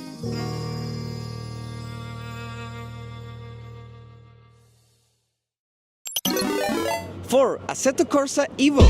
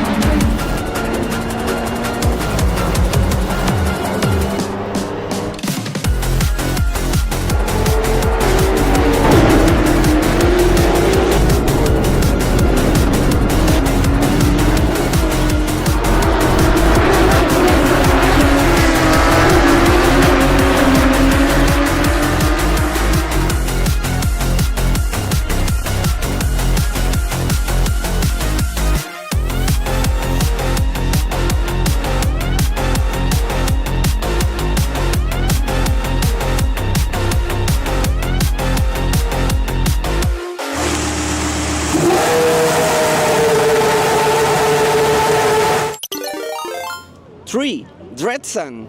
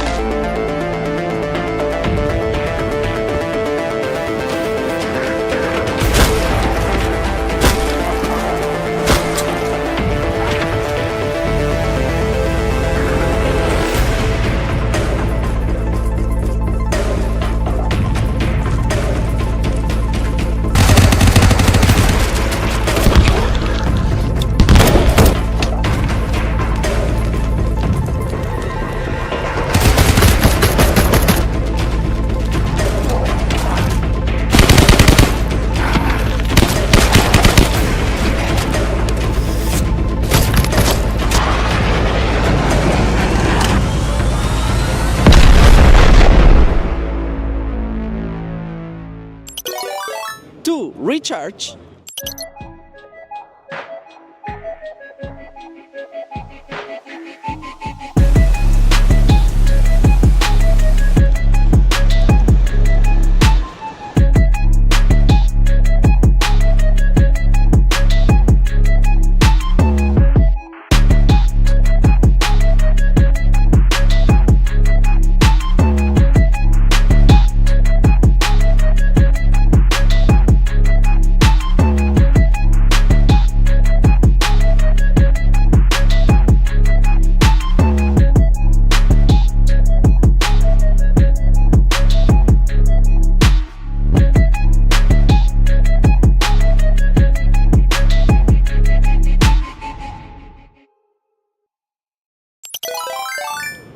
Blades of Fire. Throughout Blades of Fire, you will meet a host of unforgettable characters. From the evil Queen Nerea, to Glinda, the ancient master forger, Melkart, the undertaker, or Tok, who thinks he's a king.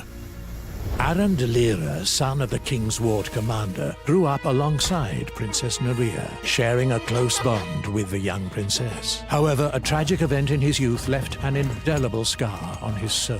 Though the pain lingers, shaping much of his life, he refuses to let his past define him entirely, choosing instead to focus on others' well-being and face his responsibilities with unwavering resolve. Destiny has made Aaron the bearer of one of the 7 Forger's hammers, granting him the ability to forge the sacred metal steel. Combined with the combat skills handed down to him by his father, he has now been entrusted with the weighty task of killing the Queen. Aaron is determined to honor his duty and forge his future through strength and courage.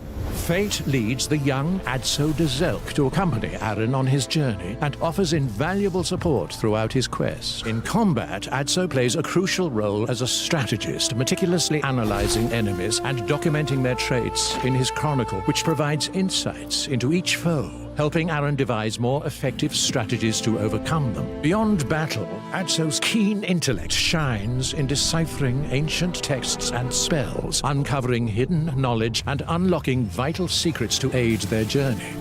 Following the death of her father, the King of the Empire, Nerea ascended to the throne as the new queen. The people looked to her with hope, believing her reign would usher in an era of prosperity and greatness. But little did they know what her rule would truly bring.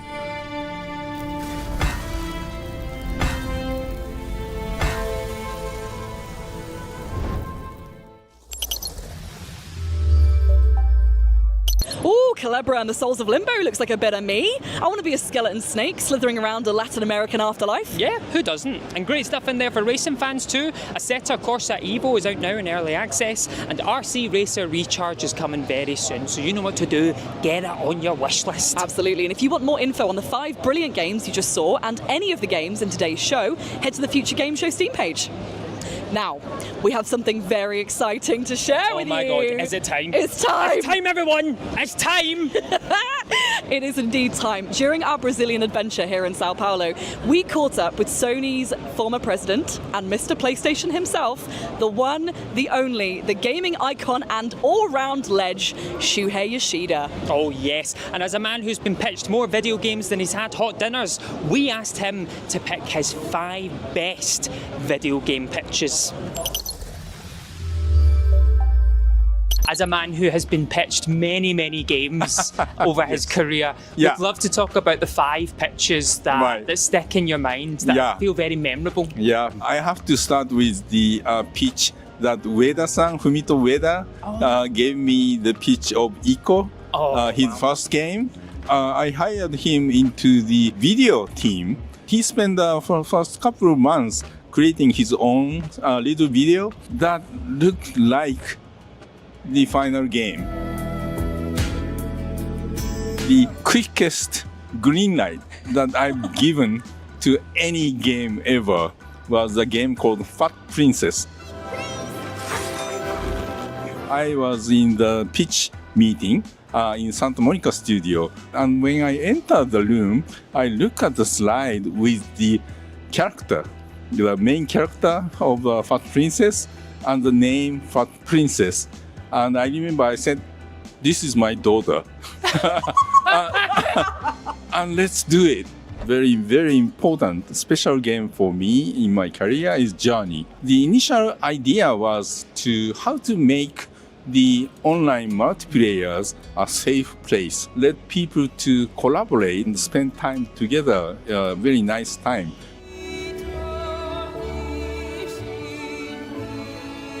Number 4, more recent one, was the Horizon Zero Dawn.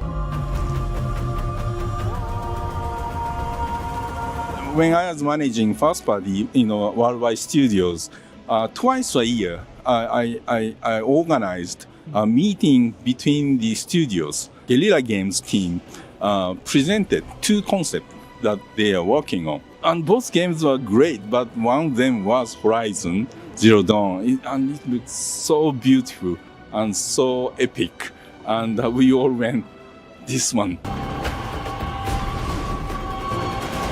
After I left the first party management, I started to work with a PlayStation third-party relations team, and especially to look for great indie games. One of the games like that was Fall Guys.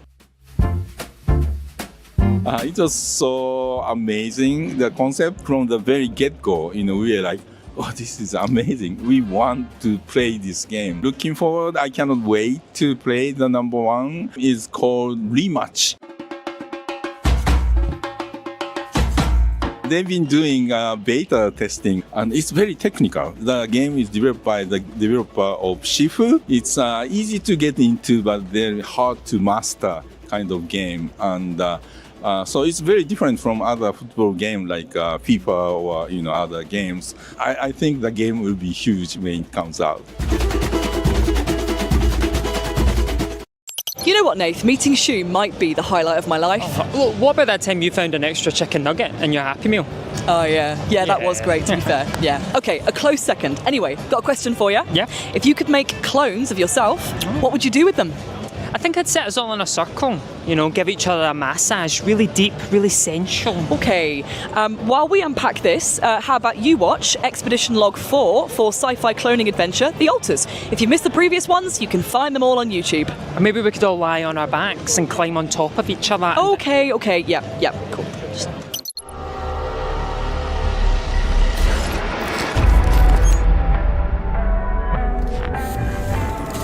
Expanding and running a mobile base in the altars won't be possible without mining minerals from beneath the planet's surface.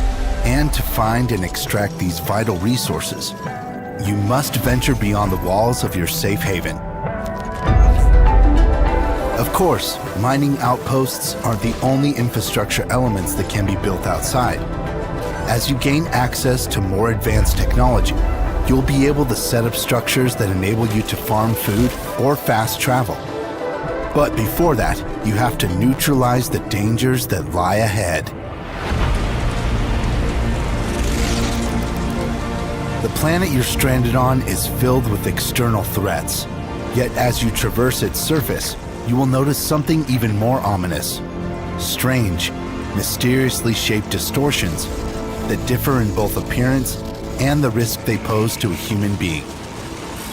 These anomalies emit dangerous radiation, distorting time and space around an unsuspecting explorer, so be sure to approach them with caution.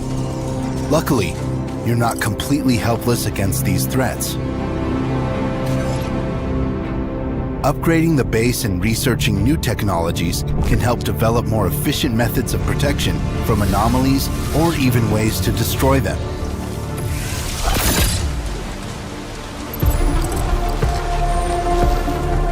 Exploring the alien planet in the altars is an immersive and fascinating experience. But watch out. As you take in the epic landscapes and hostile surroundings, don't forget to look down from time to time. The planet's surface holds many secrets, some of which might considerably push the story forward. If you want to know more about the upcoming game from 11-Bit Studios, check out other episodes in the series.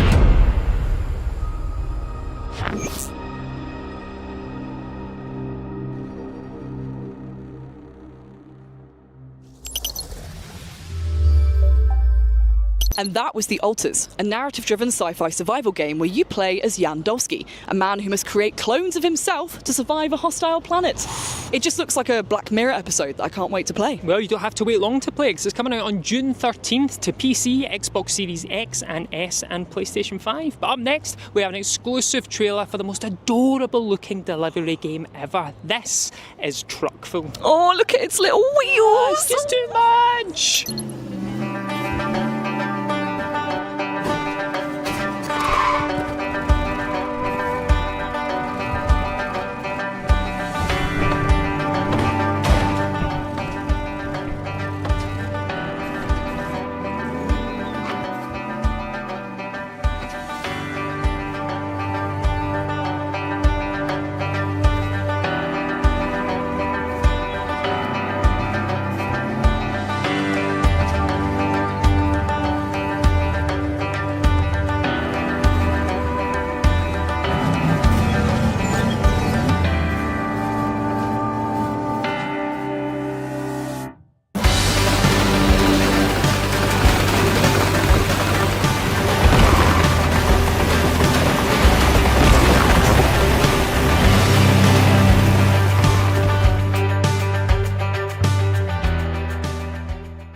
Okay, so apparently now it's a cozy, whimsical horror delivery sim. Yeah, apparently so. Either way, if you can't wait to play Truckful and do cheeky errands for townsfolk and, of course, battle a demon truck, wishlist it now on Steam. Might be too scary for me. What, the demon truck? No, doing errands for other people. Fair enough. But our next game is a beautifully surreal episodic adventure about a teenager who finds himself stuck in a T-pose. Here is my exclusive interview with Katamari Damacy creator Keita Takahashi.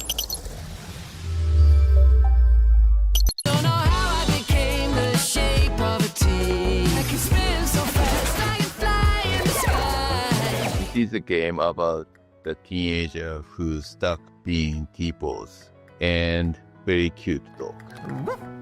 So I made a Katamari, which is about rolling up the object and making it bigger.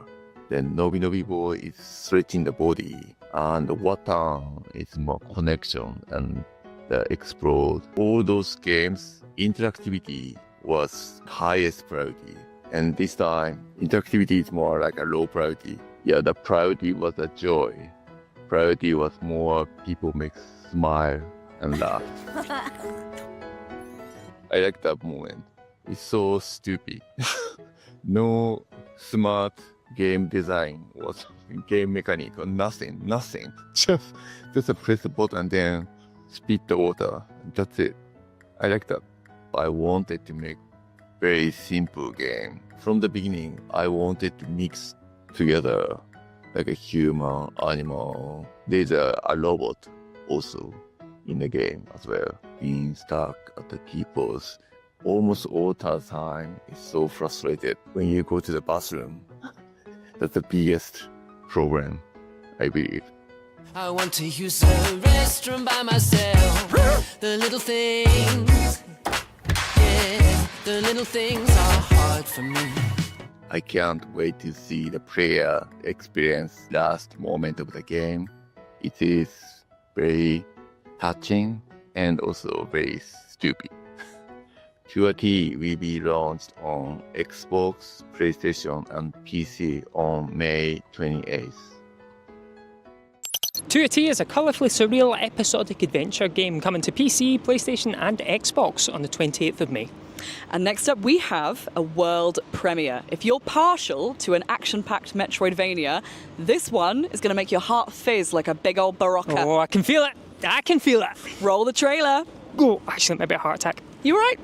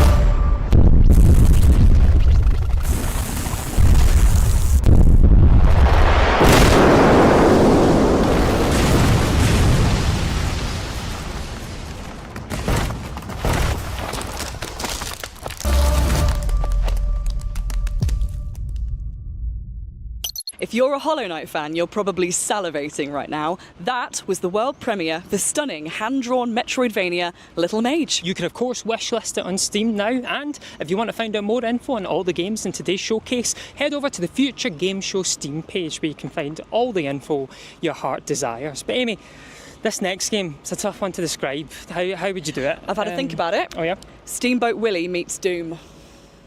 That's perfect. That's perfect. This is Mouse PI for Hire. And you know what? I'm just going to let the developers take it from here. Fair.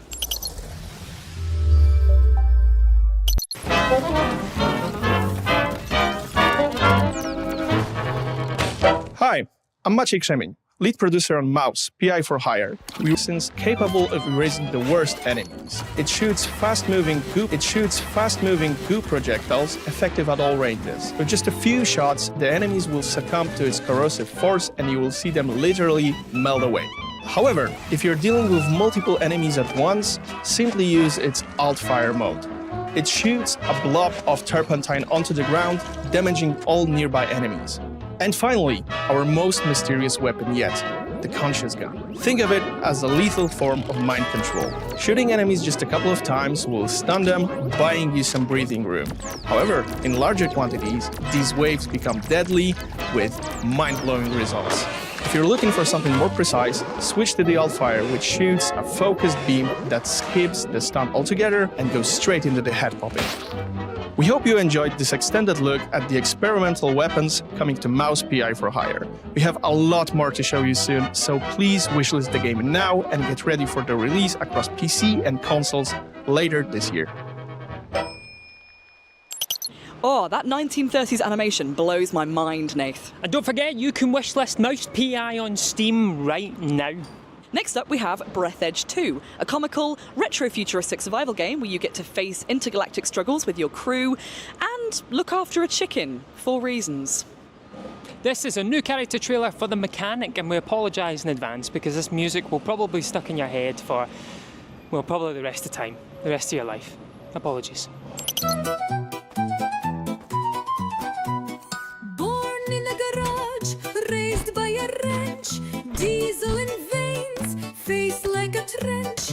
He could have saved the Titanic from panic. Who is it, kids? The mechanic. The mechanic. Grinders buzzing, zoom, zoom. Daddy's fixing, boom, boom. His power drill is a microphone. The neighborhood shakes from every tone. He's no DJ, no nerdy botanic. Who is it, kids? The mechanic. The mechanic. Grinders buzzing, zoom, zoom. Daddy's fixing, boom, boom. His manicure is dirt under nails, a cap and stash. That's how he sails, polite and kind, not some street maniac. Who is it, kids? I just waxed that, you piece of shit! You'd almost want your car to break down so you could take it to that legend. You can play first-person intergalactic survival game Breathedge 2 when it comes to PC and consoles early next year. And you're never going to believe this. What? You can wishlist it right now. No way. Well, I am buzzing for this next game. It's inspired by Tim Burton, David Lynch, and Studio Ghibli. It's made entirely of clay, and I got to interview the developers about it. This is an exclusive interview with The Midnight Walk. How come she got to interview the developers? That sounds amazing. You're embarrassing yourself. Why didn't I get asked? Come on. Shh, shh, shh, shh. Don't have a tantrum. The Midnight Walk is a cozy horror adventure, which is this nightmarish highway riddled with terrors. On these different paths to different fairy tales, you meet Potboy that you have to keep alive along the Midnight Walk. There's a bunch of hiding from monsters, exploring, looking for secrets, bonding with your little lantern friend. I think we're both very proud of the grinner, the monster that opens its face. Klaus added some spider legs, I added those hatches, and it's just where you and me meet.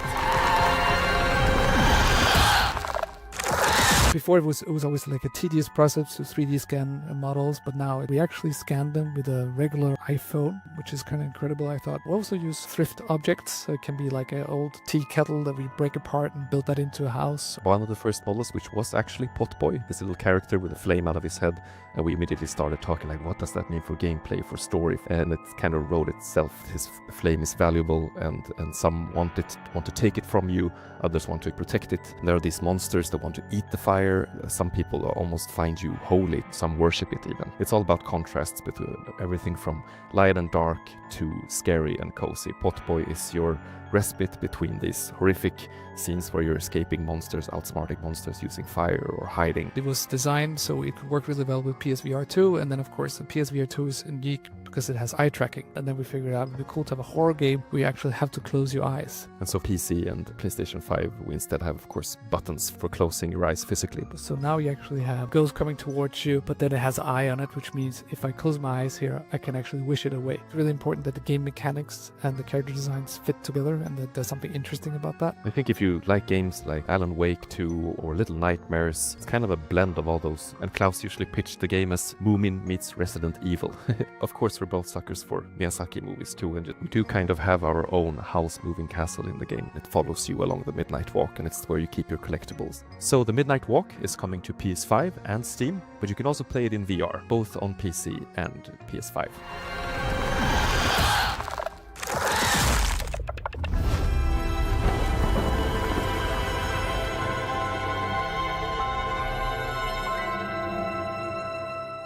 And it's not long to wait for the Midnight Walk now. It comes out next week on PS5, PC and PSVR 2. Yeah, if you're brave enough. I definitely won't be. On May the 8th. And if you're a PlayStation Plus member, you can also get 10% off if you pre-order the game on PS5, while Steam users can also bag a cheeky 10% launch discount if they buy the game before the 14th of May. Hey, you wouldn't fancy something new from Diablo Immortal, would you? This? Yeah. Yeah, go on then. Oh, Turns out that's what's next. Hey, what are the chances? Play, Queen. Hi everybody, this is Emil Salim. I'm a lead artist at Diablo Immortal in Blizzard Entertainment. I'm really excited to talk to everybody today about the next chapter of the Diablo Immortal story and our very first collaboration with Berserk. With the defeat of Diablo, we enter a new chapter of Diablo's epic saga called Epoch of Madness. We are facing new threats, new zones, we have a new class, and much more coming later this year.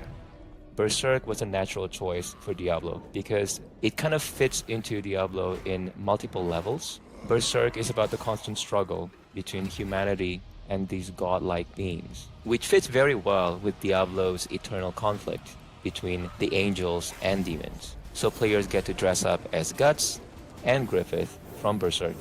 What the art team have done is we have taken the essence of Guts in his Berserker armor and Griffith and applied it into the design of these weapons. And they are going to be available for all classes in Diablo Immortal. Players get to battle against Zod.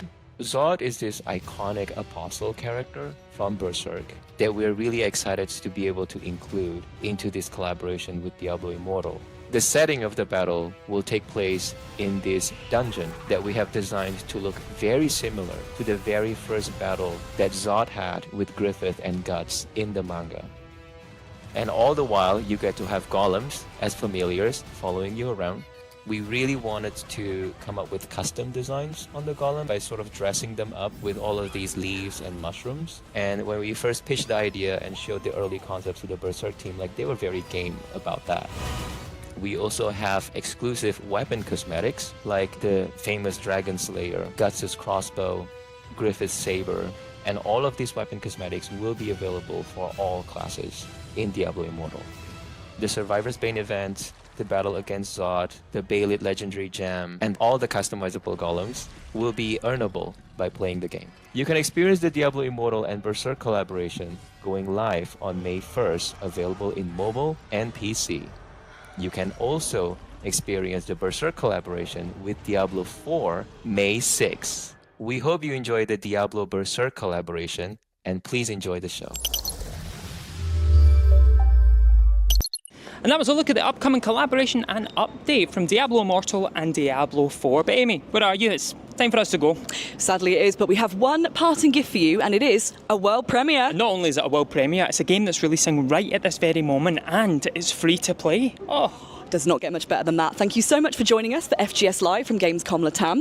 The Latin American Games Showcase is up next, so stick around for that. And make sure you subscribe to FGS on YouTube for the Future Games Show Summer Showcase, the biggie, on June the 7th. Get an ice cream, get locked in for that. Oh yeah. We'll see you soon. Time for us to go though. You enjoy this final world premiere, and I'm going to head off and get one of these Brazilians that everyone's talking about. Ooh. Oh no, I don't think you should, not with your skin.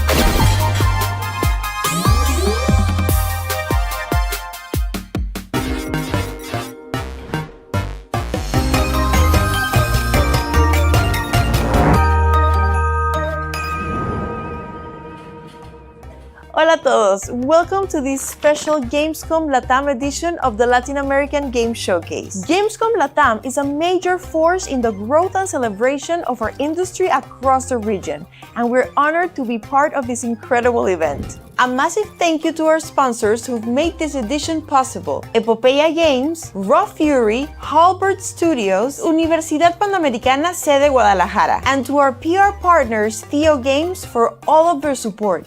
This special edition showcase is all about Latin American representation at the big festival, highlighting the amazing nominees, plus a few surprises and exciting updates from some of our past official selections. As always, be on the lookout for this logo. It will tell you that the game has a playable demo available right now. Let's dive into our first segment, a sizzle reel highlighting the first 5 nominees for Best Game Brazil.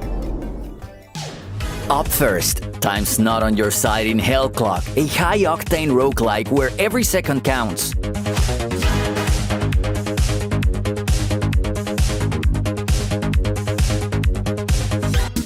Then, gear up for chaos in Core Breaker, a frenetic action platformer where you fight your way through robots to find out your purpose.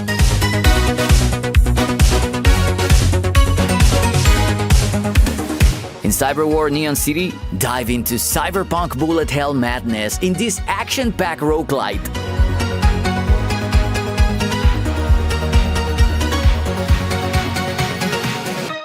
Next up, Deadbound, a brutal action RPG where fallen warriors live on in you, fuse their powers, and fight like hell.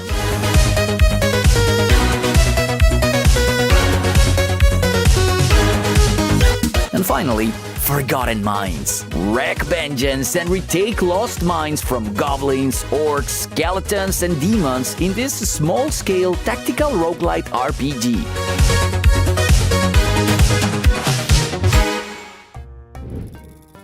Now let's spotlight some games from across Latin America, each bringing an exciting update or a surprise announcement. Kicking things off with a standout title from Brazil, published by none other than one of our showcase sponsors, Epopeya.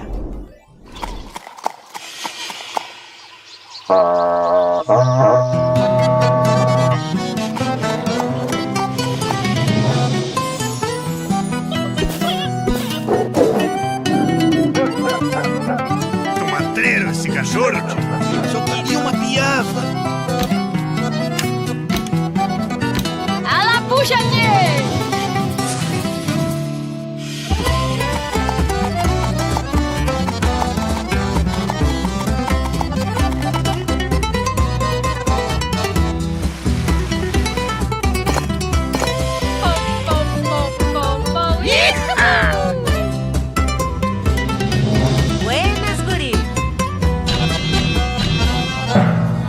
Até!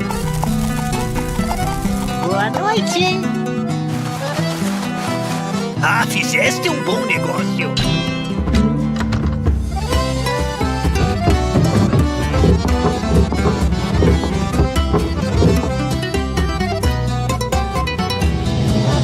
Buenas, vivente! Ele vai direto indo, velho!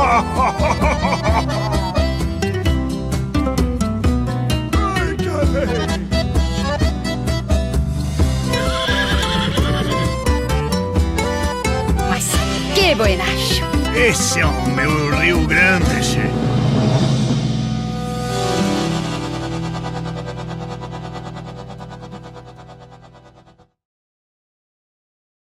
He was not born noble.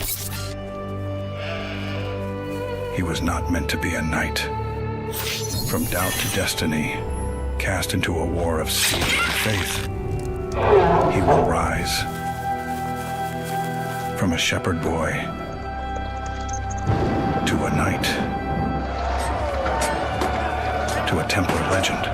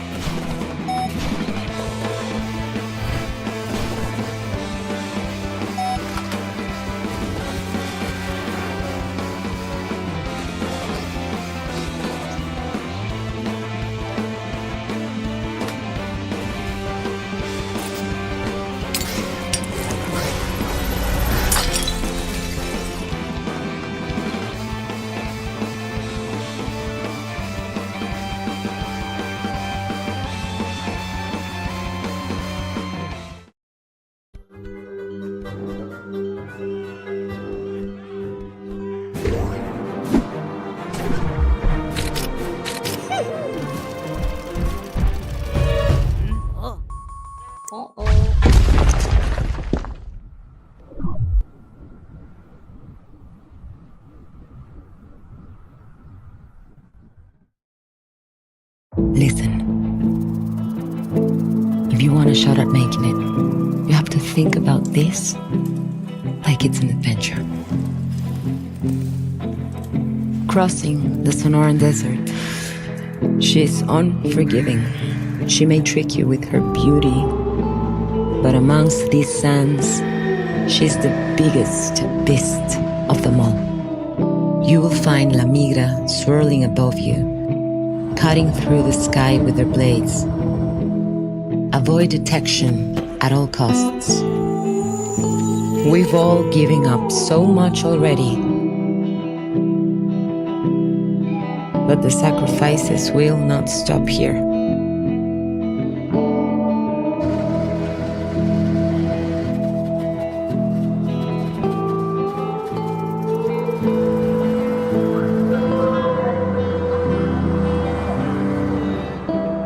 Fascinating, isn't it?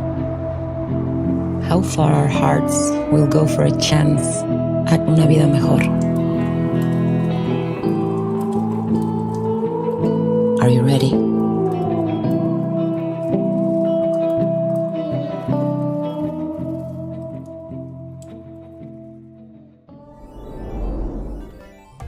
Let's keep it going with a look at some of this year's nominees for Best Latin American Game at the Big Festival, many of which you might recognize from previous editions of LAGS.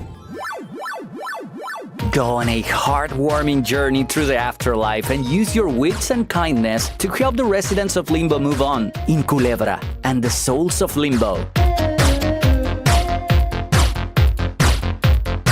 Sopa, Tale of a Stolen Potato is an adventure game that blends fantasy and nostalgia in a magical, heartfelt tale between a boy and his grandmother. Build your own anime-style attacks in Wonder Stars, a turn-based RPG where every battle is a custom combo waiting to happen.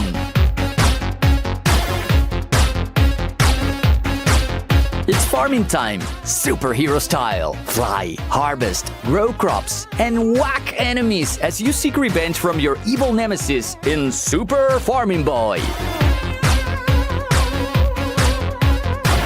Welcome to Dawn Jungle, a vibrant 2D roguelike about a monkey protecting the jungle from the rise of a corruptive power.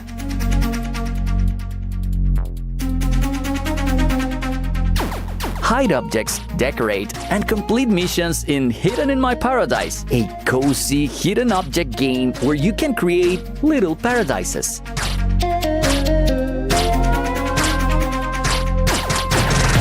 Fight your way through armies of the undead while you explore levels in both 2D and 3D in Escape of the Hammer Princess.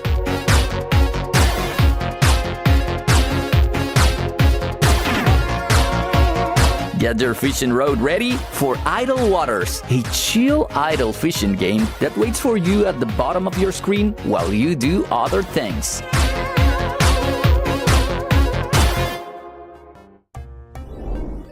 Okay, who wants to play something right now? Here's a look at some incredible titles that are available for you to check out today.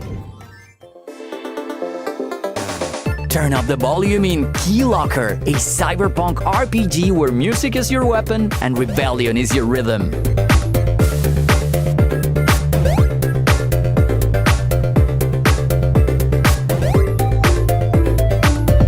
Beautiful and eerie, Saviorless presents a captivating 2D platformer set in a stylish dark fantasy world.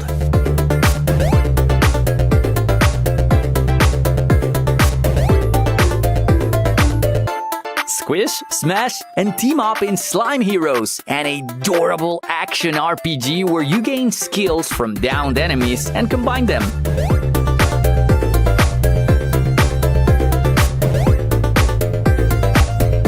Step into the surreal with Dreamcore, a psychological horror game that plunges you into the eerie beauty of liminal spaces.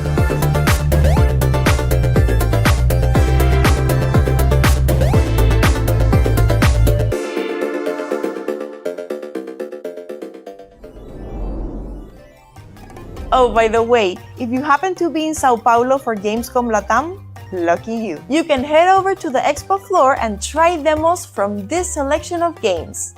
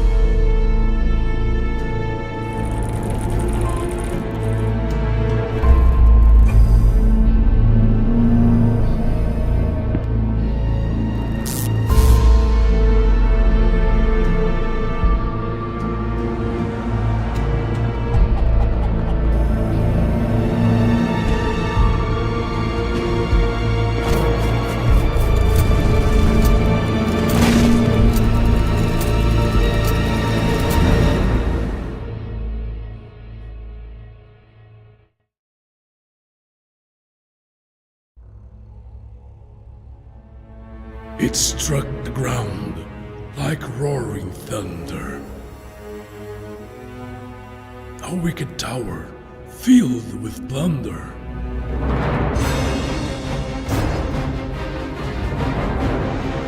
Attracting thieves with lust for gold. And heroes, righteous, brave, and bold. They fight their way through evil followers and try to avoid the curse of colors.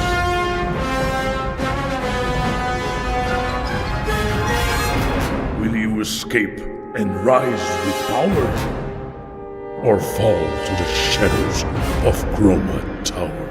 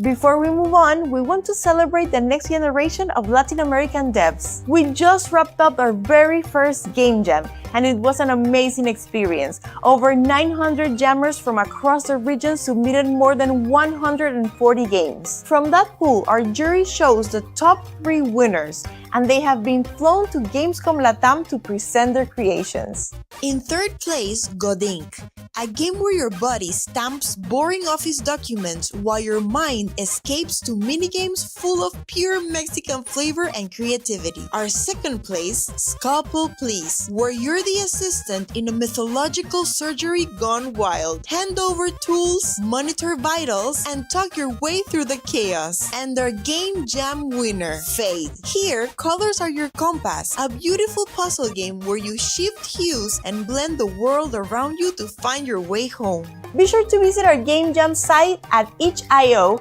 and try out these and all the games from our jammers. And now let's take a look at the second group of 5 nominees for Best Game Brazil at this year's big festival. Swing into action with Pipistrello and the Cursed Yo-Yo, a quirky bat armed with a cursed yo-yo in a game bursting with retro flair and arcade energy. In Debtor's Club, be the tax collector of a shady city hall in this narrative-driven resource management game.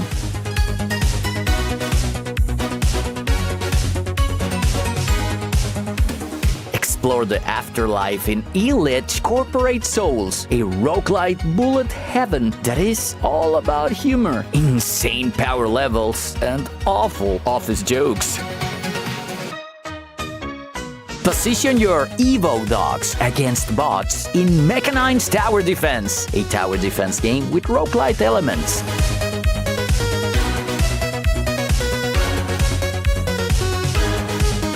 You've got seconds to live again and again. Mulet Madjack is a neon-drenched FPS where time, bullets, and vibes fly fast.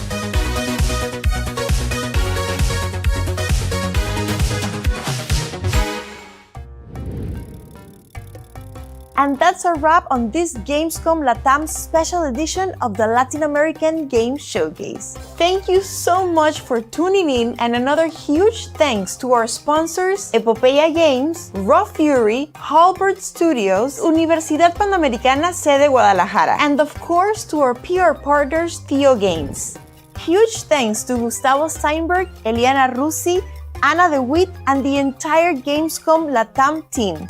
It has been an honor collaborating with you all. If you're in Sao Paulo, we hope you're enjoying the expo. And if you're watching from home, don't worry, there's so much more coming your way. Make sure to join us later during Summer Game Fest for our biggest showcase of the year, packed with exclusive trailers and world premieres from across the region. And we won't be alone. The Summer Showcase lineup is looking awesome, so be sure to schedule accordingly. I'm Steffi Varela, and it's been an absolute pleasure to host for you today. But before we go, we have one more thing.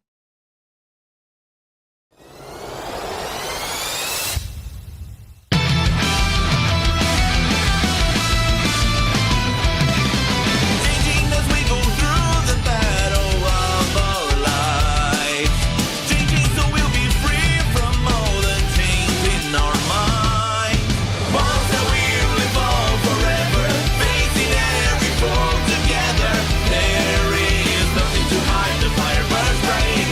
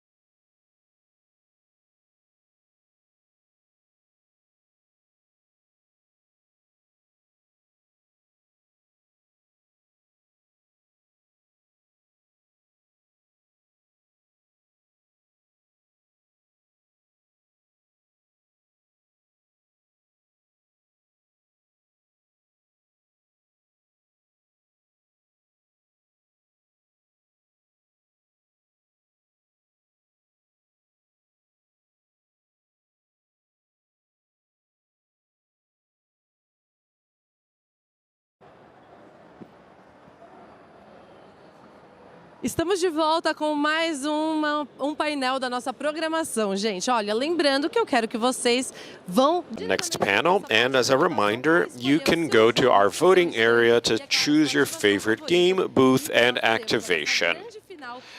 The final part of our big festival award will be on Sunday at 2, so we're expecting you on this stage.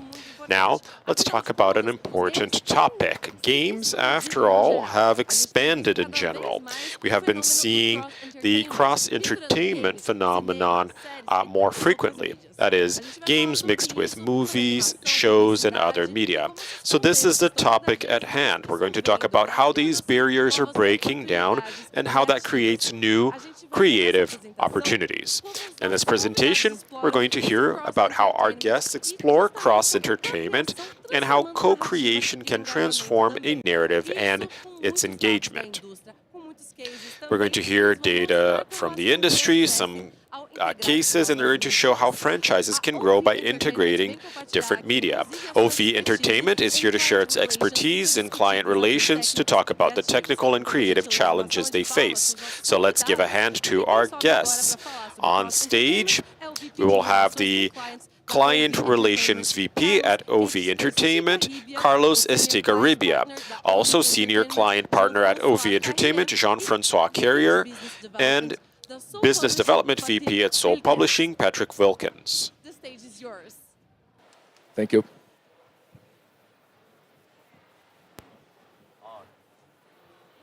Hello. Okay. Let's do it. Okay. Okay, great. It's a pleasure. It's a pleasure to be here. But just a second.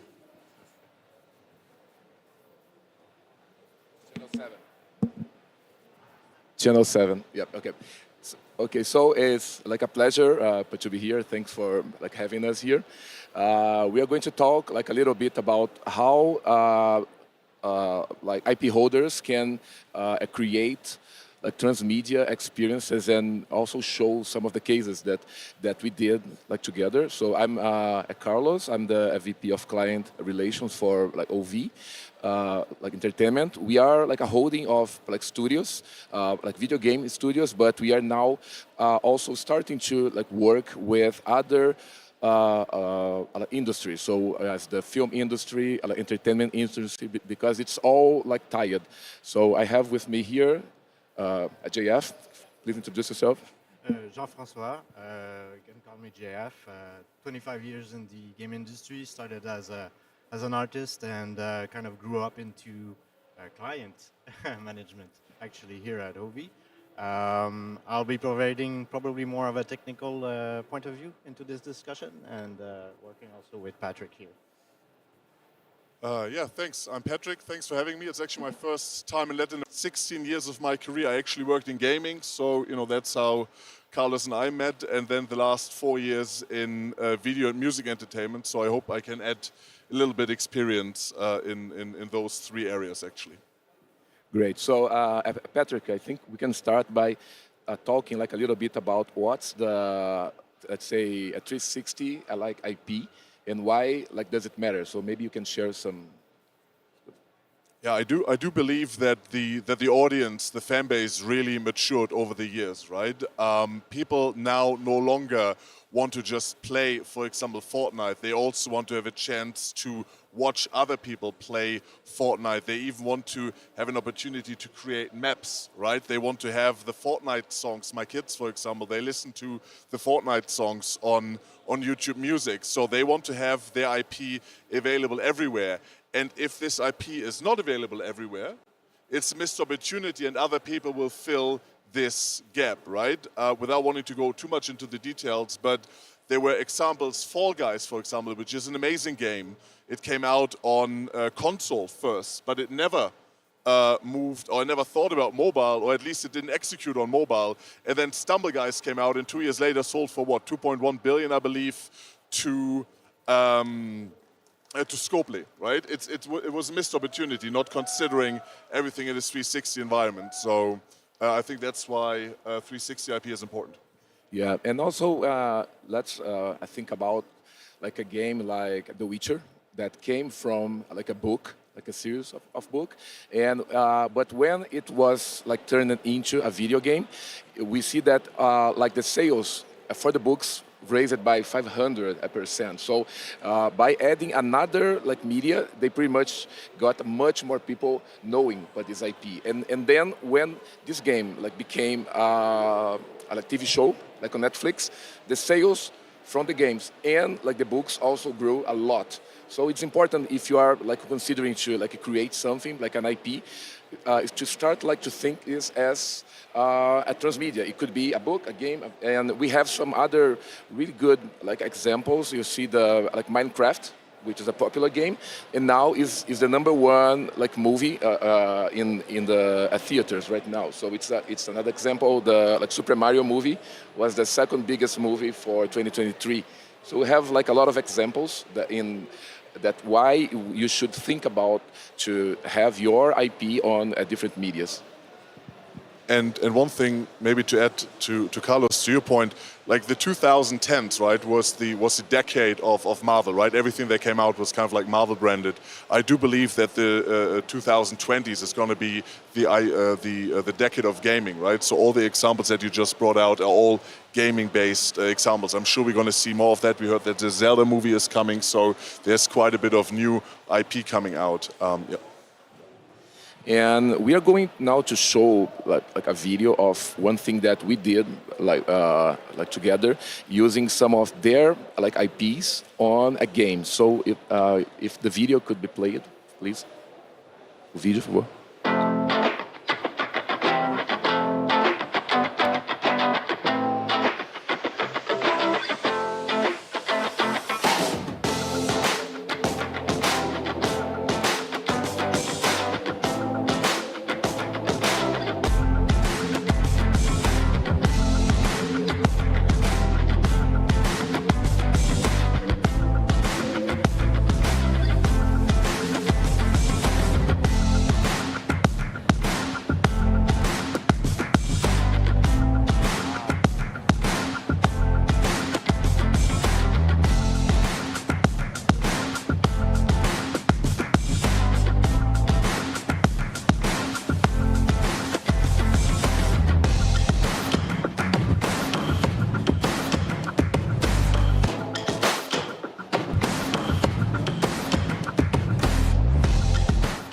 Thank you.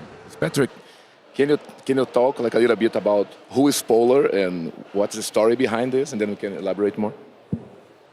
Yeah, so Paulo is an IP. It's a virtual character. It's an 18-year-old woman that is created by the Soul Publishing. It is an IP that we own, that we operate. She is not just a virtual singer, one of the fastest growing virtual singers actually on Spotify. She is also an influencer. She has a YouTube channel, a TikTok channel, Instagram, and everything else, over 10.5 million subscribers. And one of the reasons why she is so successful is because of the collaborations that we did also with Koku, with Carlos and his team. Because again, in addition to all of that, she's also an avatar. She's also available in games. And again, there's such a large overlap between the social media community and the gaming community that it really is value add. So we talked about it in the past, but we came up with this idea of putting her into games, and it worked really well for the Soul Publishing. I hope it worked really well for Koku as well. So yeah. Yeah, so what we did there basically was, okay, she was launching some songs, and we decided, okay, let's build like a concert on Roblox, and that's important because that's exactly the same like audience. We saw that there was like a fit of the audience, but it's not just to like create like a concert, because it could be boring if you just go there and like watch her like dancing. So we decided, okay, let's build something that looks like a festival, like a music festival, that you can play like mini games, that you can actually buy stuff like from her. So like we sold like virtual outfits, and we included some like mini games that if you do all the like dance moves that she was doing, you would get like the prize to be for 15 seconds with her on stage, like dancing. So we have to put a lot of like games elements, and with the like engagement was really good. And so it's important that even if you have like an IP and you want to turn this into like a game, you should really feel, okay, what's important for this IP, how to like create like an experience that is not the same as the like movie. Let's say if it's a movie, you won't be wanting people to play like a movie and just watch scenes. No, it has to be fun, it has to be a game. But JF, I don't know if you want to jump in and... Yeah, exactly. So I think one of the things that we have to look into cross-platform strategies, you need to approach it with a design at the brand and IP level. Meaning you need to look at the pillar of your IP or your design, and you look at the different platforms that you need, that you want to use, or eventually you want to use, the advantage that they have, and bring it together and making sure that you're not recreating one into the other. I think everybody saw, like, probably in the last 20 years, like, oh, I saw this great movie. It was based on the book, but I prefer the book, right? You don't want to have that. You want to have like an extension of that fantasy into the movie, and vice versa. And it's the same thing here. You have to look at what are the pillars in your IPs, what do you want to do with it, who you want to reach, how you want to reach them, and try to see how you can do that with the platform that you have. And it's not necessarily one-on-one, like making like, oh, I'm taking all of these beautiful high-res assets from animation series, whatever, and we're going to make this beautiful game out of it. Maybe the game is completely different, but it sells the same fantasy, right? Patrick, if you want to add more to... No, I think it's a really good point that JF made. The other one that I would add in addition is that if you consider building a 360 IP, right, you don't have to do it perfect from the beginning, but you need to start thinking about it from the beginning for sure. So when Carlos and I brought out the first collaboration, we actually just took the videos owned by the Soul Publishing, downloaded them, and just uploaded them, re-uploaded them in the game. That didn't cost really anything. And we then tracked the performance of those videos. And what we've seen is that the people in the game that we put it in was Evercan Life, so that the people in Evercan Life were watching the videos as much as actually the people outside the game on YouTube would be watching the video. So for us, on our side, there was an amazing discovery. What it basically told us is that if there's a fan already engaged in an IP that is not your IP, but then there's a collaboration, a crossover into your IP. If it is a native experience and if it's a value-add experience, that experience will actually, again, add value to not just the fan, but also you as the IP owner.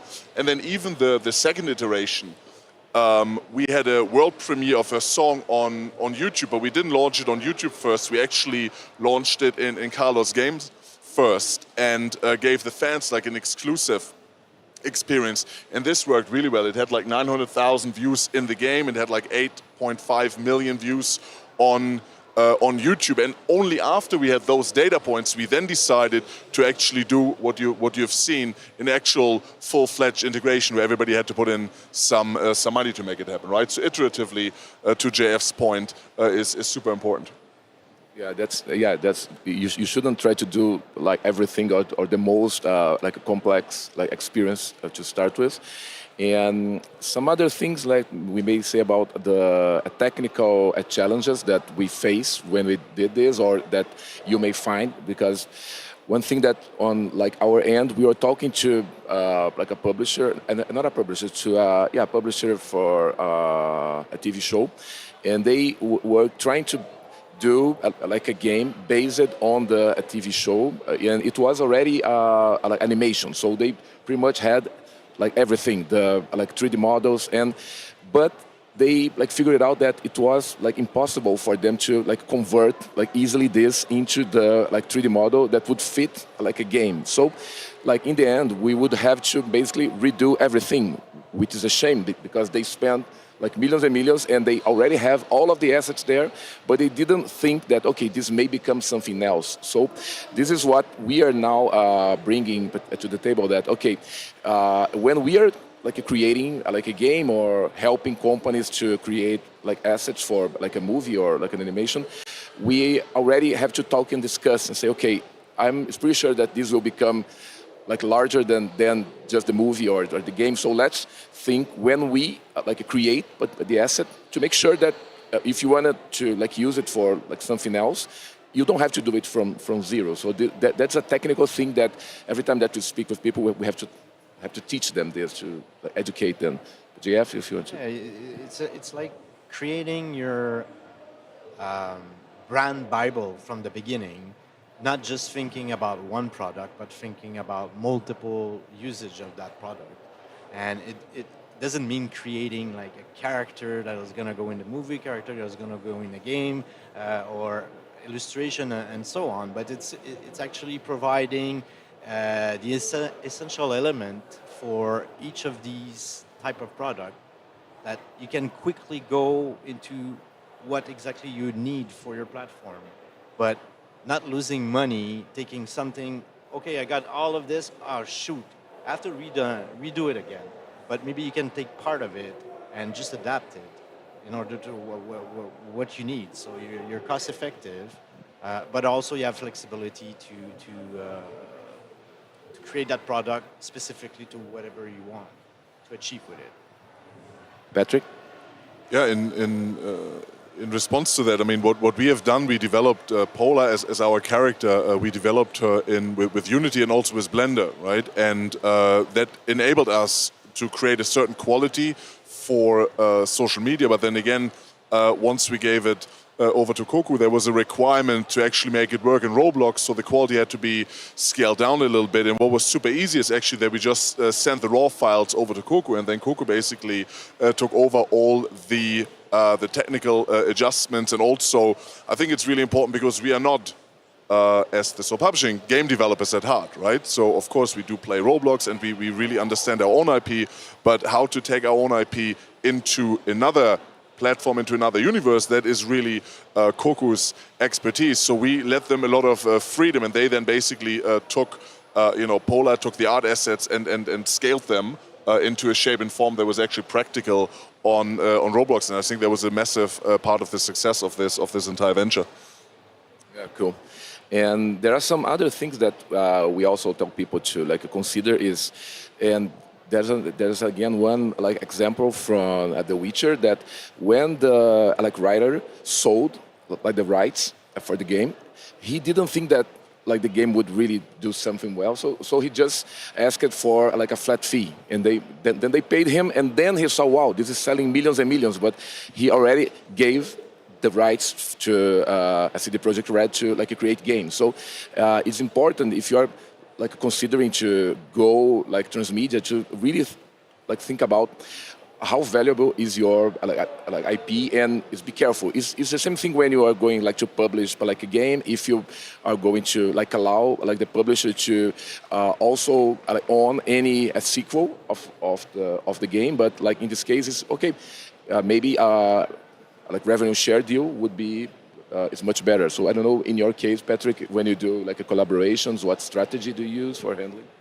No, for us indeed, it's very important to actually own the intellectual property rights. We would not sell those rights, but we are very willing to go into business partnerships, B2B partnerships, where we actually do sort of revenue shares or collaborations. And 100%, like the last thing really that you want is that you have an IP, right, that then is being used by somebody else outside your creative control, but also obviously also outside your kind of like P&L control, right? I do believe that goes pretty much against the whole logic of a transmedia, of a 360 IP strategy. So in that regard, yeah, it's not something we would recommend anybody to do, and it's not also something that we personally would do. JF, any? That's out of my range. No, but maybe from games that you worked in the past that you can share some.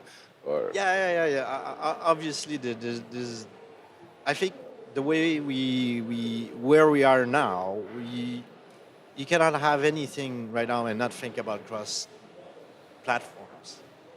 You have to. Like it's everywhere. You cannot just write a book or have a movie or whatever and not think that it's gonna end up somewhere else. So I think the approach starts at the beginning when you're creating something. And even though you might not have the details, you need to at least lay a path, lay a framework of the possibility of having your product being distributed across different platforms. And to add to that, I think one component we really have to be aware of is that nowadays companies are incredibly risk averse, right? They do not want to invest. They look into profits. They look into bottom lines, as opposed to the 2019, 20, 21, where there was a lot of capital in the market and a lot of risk has been taken.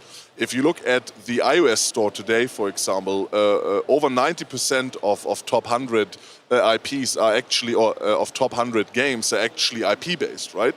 So what does it mean? It means that if you have cloud, right, social cloud on YouTube, on TikTok, on Instagram, or gaming cloud on whatever, on Fortnite or Minecraft, any of those, you can basically take that as capital, right, into any kind of business model. So we will actually see more and more IP collaborations, and it will be important to actually take your IP to as many places as possible for exactly those reasons, because you need to take your IP capital to actually start a business nowadays. I don't think that there are many games out there today that are being developed without an IP.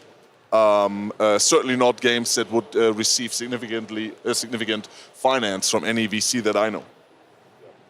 And thinking about here in Brazil, I'm a Brazilian, so thinking about as a Brazilian, we are like even seeing here like the soap operas. We are now with a famous like soap opera from the 80s, 90s that is now they are doing a remake. And we are seeing this in the games industry like a lot. So getting a title from 15 years old, is 10 years old, is much easier to know that, okay, if this title was like a hit 10 years ago, and like in the games industry, you basically cannot like play now a game from PS3, PS2, because you don't have like the console. So, but there's a market there if you want to take like old content that you know was already like a success and like converted. So this is in the case of like the games industry, but we can get some examples in like Brazil about a video content like from movies or like soap operas, as the example that I gave, and I reuse it. So this is, as you mentioned, much less risky than to simply say, okay, I want to do a new like IP from zero. So I'm not seeing this happening anymore. So then that's a local example as well. And here, like in Brazil, the like example that I was talking from the like Witcher is like a book that wasn't really like famous until the game was hit. So imagine here if thinking like locally the amount of like stories that we have like in Brazil from books, like comic books. Films, all of this is stuff that could be a new game or a new like animation. So people have to really think about what is the back catalog there, what was a hit 20 years ago. Maybe there is space now for doing it. So just sharing my, and I feel that is a pity that we are not seeing like a lot of this happening here, like in Brazil. The film industry don't really talk with the like games industry. There are some like initiatives happening, but I think that if we get those people to really like talk more to like each other, we could have the next like Witcher from a story that has been out there for like 20 years here and nobody's taking a look at it. So that's what I'm feeling. No, I mean, just to give you an idea, we actually have a business partnership with Banijay. It's a very large, I do believe it's the largest distributor and publisher of movie content, where we take some of their IPs. I think it's 4 or 5 IPs that we take, and then we bring in 4 or 5 of the Soul Publishing's IPs into it, and then we kind of like relaunch those IPs on on social media. There's another trend right now, I don't know if any one of you have seen, but those micro episodes. If you are a Brazilian, or it doesn't really matter, in my case a German or an international rights holder that had a show 20 years ago, I don't think you make significant amount of money. But if you would now license that show to one of those new formats, right? They cut your show into whatever, 1,000 different episodes, right? Each like a minute long. There's significantly new, not just new revenue that will come in, but it will basically reignite a fan base. Somebody has to fact check me on this one, but I do think it was either Friends or Sopranos, one of those like large, famous American shows that recently got relaunched on TikTok as short episodes. And it really, rekindled an entire fan base. So people should think about it. There's a lot of opportunity in those 360 IPs to basically reuse something that already has been developed and generate more income from it. Yeah, that's cool. I can easily see getting like soap opera from Brazil. We have like 100 of those, and like using it to become what you have. Thousands.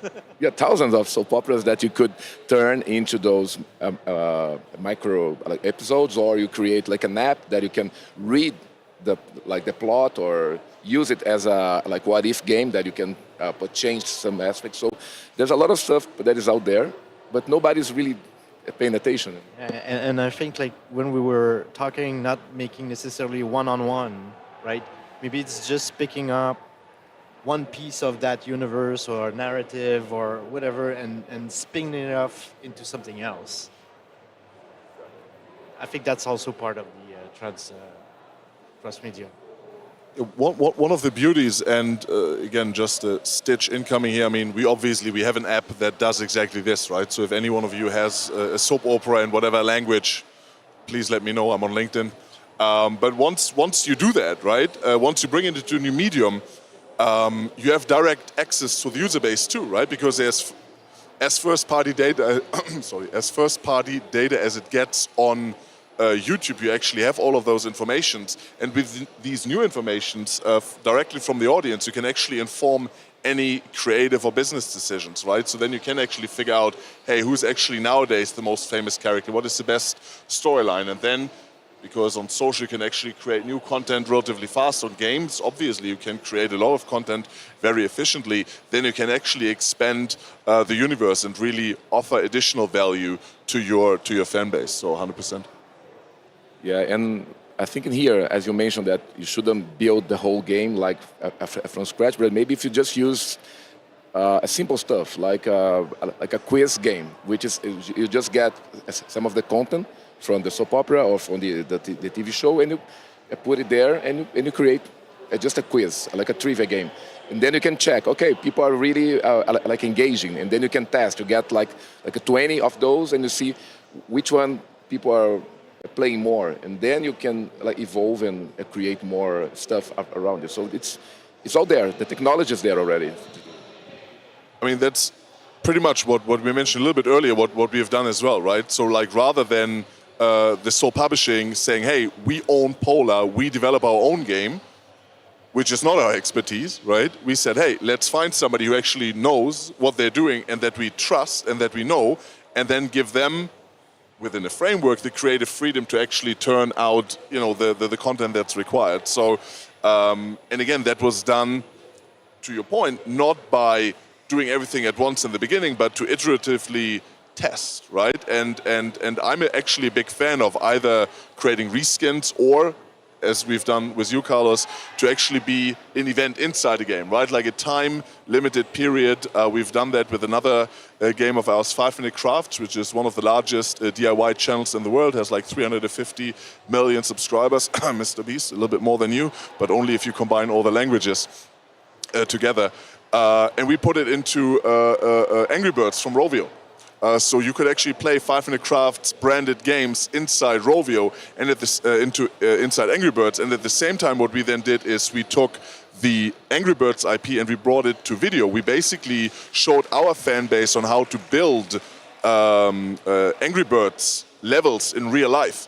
And those levels then, over a 4-week period, we created videos, we created content, and then afterwards we did a UGC contest where all the people could then send us videos of those Angry Birds levels that they created, and then those levels were then shown actually in the actual game. So you really had a 360 circle, so to speak, where one supports the other. In the end, these campaigns had around 35 million organic subscribers, so it was a really large success, and it's one of those examples, right? Like, we didn't have to create a whole new game. We could basically piggyback on the success of what Koku has done on Roblox, or what Rovio already has done on mobile together with Angry Birds.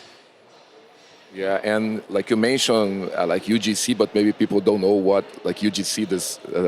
It means like user like generated as content, and it's important because then you can actually give your like players audience they will be like creating stuff like for you, and they're going to test. So it's a way also for you to like test easily if you like allow players to create a new like outfit for its polar, and then you can give like a prize, and then say, oh, people are using more this kind of purple and not blue, and then you can use this as input for your next iteration. So but today's sometimes we tend to think, okay, it's my like IP, I need to have full control over it. But if you set some boundaries, you can like allow like the players or like the audience to really like use this, and they will like create new games or new content or new forms of like interaction. So this is also your like, and then you can like charge for this, or you can give it for free. And then it's your business model, but it's a Yeah, and thinking about that too, I think coming back, if you are open-minded and you approach your brand with that design mentality, so you're not bringing to, let's say, a company like ours, a rigid idea, but rather more, here's what I want, here's what I want to reach, here's my product, here's what my product represents. We can take that and, with a really creative way, push that into the best way that you can reach the people that you want to reach. And it's not necessarily, again, we were talking about big example like The Witcher and so on, but there's smaller examples. There's cost-effective examples that out there. That it's simple little stuff, right? So it's just being open-minded. When you're looking at your brand, when you're looking at your IP, it's like, okay, what does it represent exactly?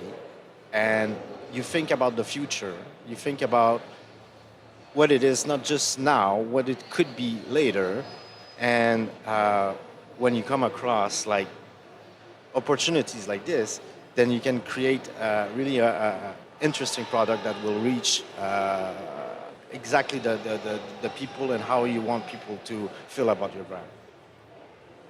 And I think by definition you can be an expert on your brand, but it's very hard, since we're talking about transmedia, and the definition would be, music, would be gaming, and then again, gaming, there's so many subsectors, right? There's mobile gaming, there's web gaming, there is obviously console gaming, then there is social media, and once again, social media, there's short form, there's long form content, there's live action content.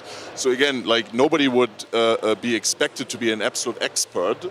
And that's where I think those frameworks become important, and that's where it becomes important to actually find the right partner and give them the creative freedom to actually execute in their vertical of expertise inside this 360 strategy. Otherwise, if you try to do the same thing that you've been doing for the last 20 years, that's probably the reason why your IP hasn't been watched for the last 20 years, right? Okay, we are getting near like the end, so I'll just do like a closing statement that I really like believe that we are losing a lot of opportunities, and if like anyone here has like an IP and wants to like know more, we are super open, JF and I, to like discuss and like understand how can you turn this IP into a game or whatever. So it's just I will leave this as like an invite for people who want to discuss more. We are here for the whole day, so. And thanks very much for having me here, JF. Yeah, very glad of sharing that subject. Very actual and very interesting, actually. I'm looking at the future. I'm looking especially at Brazil as a big pocket of opportunities. There's a lot of creativity here. There's a lot of culture, and I think the future can be very bright, especially cross-media. I've like a minute 24. I have to run down the clock now, huh? Let's hope that I do the three-point throw in the end. But no, first of all, Brazil to this point is really an amazing country. It's my first time here, but I already told Carlos I'm coming back for 2 months in 2 months, so can't wait to be back here. 360 IP is not something fancy that is optional. I honestly believe if you don't build a 360 IP, we're not going to be talking your current business in 3 years from now. Like, other people will take over and they will develop alternatives. We've seen that over and over again. I talked about Fall Guys and Stumble Guys. You could have talked about Clash of Clans and the IGG game. I keep forgetting, I think Hero Clash. And you can talk about this in the movie and the music industry. So again, if you're not building for 360 IP, I don't think you're building for the future. You have obviously an amazing game studio here that can help you on this one. I do think we can help a little bit on social media. Thank you very much, appreciate it. Thank you for having me, and that's it. Thanks so much.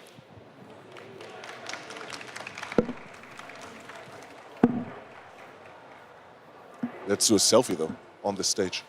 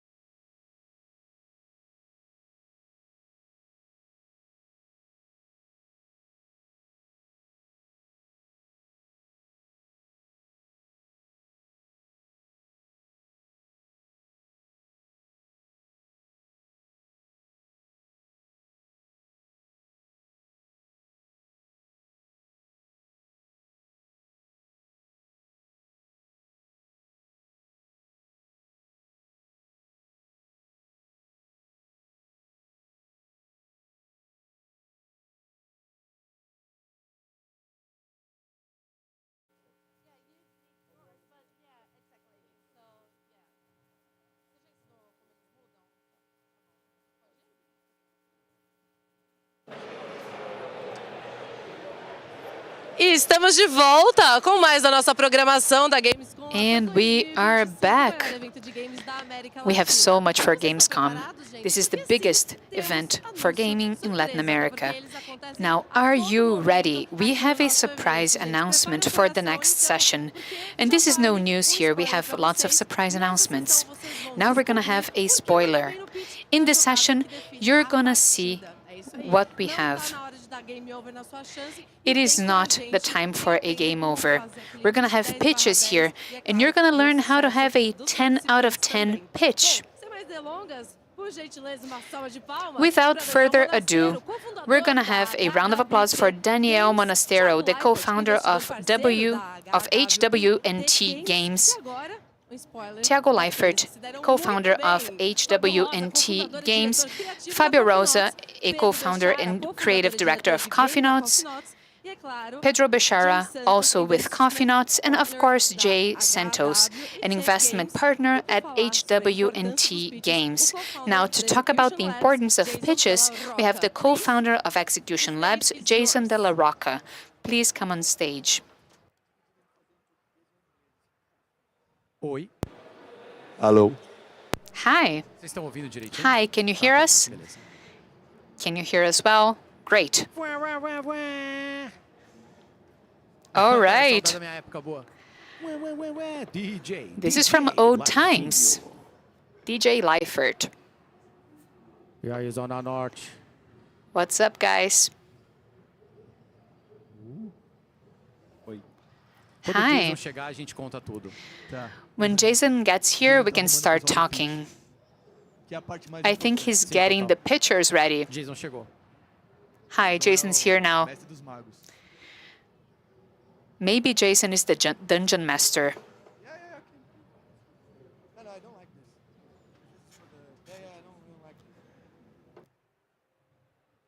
Você não quer o púlpito? Fui eleito ainda. Olá. Olá. Boa tarde a todos. All right. Good afternoon, everyone.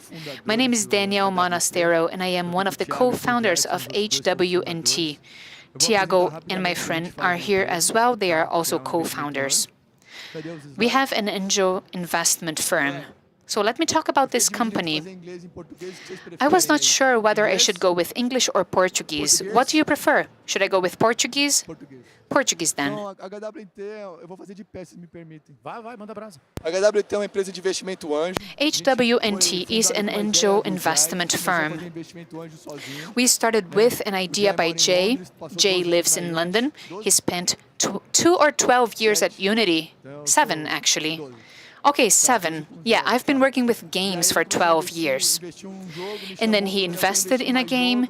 He called me, we invested in more games. Then I met Tiago, he wanted to invest in games. And I said, hey, I'm not going to pitch you a game. Let's have an angel investment firm. And that's what we did. So we have Jay Santos.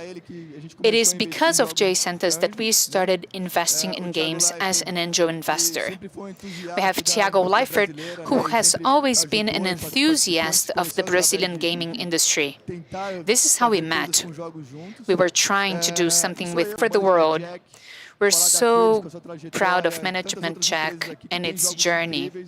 We have incredible games. We have Pocket Bravery. We have so many, and you know them, and we want more. We want to be able to help foster this. We also have a very democratic list. Let me tell you what we do. We invest as angel investors. We're not an investment fund. We are the ones who invest time and money to get projects to their accomplishment, to their conclusion or completion, actually. You know, we have a failure or we have successes, but with every game, we have an opportunity to learn and grow and do it better next time. Some of these projects are in the middle of their journey or towards the end of their journey. Sometimes they have collective crowdfunding. Sometimes they have Rouanet investment. Sometimes they get money from Sebrae, but they need that extra money to be able to reach its completion. So we support them, we help them out. So we're talking about the dev cycle. And we have advisory services. We are experienced in this industry, so we support self-publishing as an option, but we're open to self-publishing. We're angel investors. If everyone is interested in making investments to publish these games, we're open to this. We want Raw Fury, Devolver, Epopeia. MedMimic is going to start with publishing. Tectoy, whoever else is working with publishing, great. We can all come on board. We can also connect with influencers through our marketing reach network. Yes, we try to help. Exactly. You know, we're not a marketing firm, but we do have some capital that we can make the most out of it here. And Thiago has reach. We're interested in PC and console for mid and final stage. We can talk about the budget in dollars to make it more standardized. But think about it. We're in Brazil, we're making games here, we're investing in Brazil with angel investors who live in Brazil. So it's interesting for you, it's a good idea for you to have a good timeline, to have a marketing plan, and you could be looking for other publishers, but we are looking for a reasonable budget. We also think about a 10-month timeline for completion, which is good for a Steam page, demo, next fest, festivals. It is important for you to have a timeline with which we can help. Now, you need a self-publishing plan because we need to understand and we need to know that you're going to reach the completion of this game. This doesn't mean that you're going to self-publish, but you can get there with our money, our investment, and our partners, and then we can polish it and work on QA. And it's also important to have some market research for Steam. We want you to understand how Steam works, the competitors, reviews, how much those games are making in revenue. And all of this information is very anonymous to us. People are purchasing games anonymously. You have metadata and data at Steam, PlayStation, Xbox, and Nintendo, but we have reviews. We have people in Steam who get similar games. So we have market research that could back you up. What do these people talk about in their reviews? And this is how we can understand the industry. This is very important for market positioning. All right, this is it. How did I do? Here's my email. Please, please, please be careful when sending emails. Get ready before you send me an email. Yeah, we didn't make any announcements and we didn't broadcast what we're doing because developing games in Brazil is tough and being an angel investor in Brazil is very tough. It took us a year to put this business together, from legal services to very simple things like getting a bank account for our business. It was a slow process. We only have our names on the website. We haven't really put the word out, but now we've been getting so many messages. So send us a message. We're going to get there. We're going to get back to you. Now, let me tell you what we're not interested in. And we may even help you out, but we're not going to make an investment. If you tell us that you're working on 3 ideas you really love, we're not interested. We want one idea you actually love a lot, you're working on it, you have your heart and soul into it, you're ready to go, and that's where you're going to help you. We started talking to studios that were developing 3 ideas, but they were not there yet. We need to see something a bit solid. You don't need a playable demo, but we need to know that this game is under development, and then we can help you launch. With HWNT, the T is not Thiago. Jay gave us this suggestion, and he can talk about it. Can I give them the full story? Of course. We can be like the Joker in Christopher Nolan movies. What is the 2025 version of HWNT? Yeah, we were chatting and we were saying that we're going to help games reach the launching stage. They are mid to end stage and they are about to be launched. And this reminded me of a cliche in the movies where you see a woman giving birth in the middle of nowhere, and when the midwife gets there, they ask for hot water and towels. So this is what HWNT is, hot water and towels. Yeah, you thought this was about technology, right? Yeah, it's not. It's just a stupid idea. It's hot water and towels because it is when you're giving birth to your game. As Thiago was saying, yes, I'd invested in games before. And I'm investing now because I knew people who were working on my game and I was sure this game was going to be launched. And being successful is another story. It's almost impossible to know if a game is going to be successful. But what matters is that we need to be sure that your game will reach its completion. This may be the most important thing we're looking for. And everyone who wants to be a game developer may say, we love video games, but let me tell you something, we love video games too. We play so much on console, on PC. We love talking about it. Our meetings are usually too long because we start chatting about what we've been playing, or new games, or blueprints, or Claire. And we get carried away. We love being a part of this. This is why we're going to help you out with everything.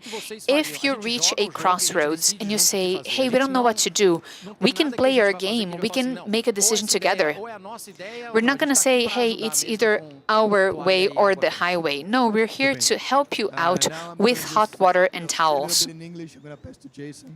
Talking about launching the games, we will, this translation in my ear, so it's kind of iffy. So, launching a game is very important. Pitching a game is very important. Pitching an idea is essential. So last year, there was a pitch competition which Jason was hosting also. And we got the winners here from last year. I'm going to let Jason make the introduction. So the winners from the best pitch last year are here. Yeah, well, thank you, and congratulations. It's the best name I've ever heard, Hot Water and Towels. I love it, fantastic. So yeah, every year at Gamescom Latam, we host a pitch competition. Yesterday was the first one with Brazil, Aber Games Pitch Arena. In a moment, we'll have the, oh, is it not hearing? You don't hear? It's okay, all right. I see the producer going crazy, so I don't know what's going on. And then today, right after this announcement, we're going to have the pitch at Gamescom Latam competition. These are kinds of events that are happening all over the world, where we're preparing developers to really think through not only how to pitch their game and share that passion and joy of what they're building, but also present the business case. As we're hearing even here just now, you know, they're investors. They're here to help you, but they're also here to make money. So we really help guide studios on presenting that business case. Last year, we hosted the pitch competition at Gamescom Latam, and there was a clear winner where they showed that passion. They delivered a great pitch, the game was amazing, and also they presented a strong business case, and from that pitch and presentation attracted the investment and support from HW&T at the very beginning. So with that, we present Coffee Nuts, last year's our first winner, investment. And their first investment. So, Fabio. First investment from...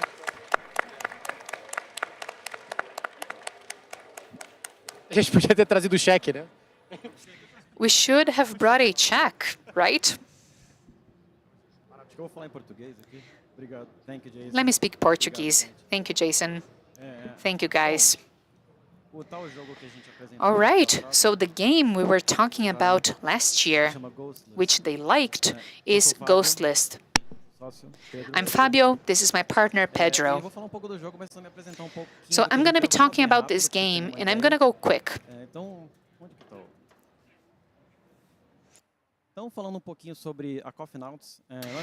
First, let me talk about Coffee Nuts.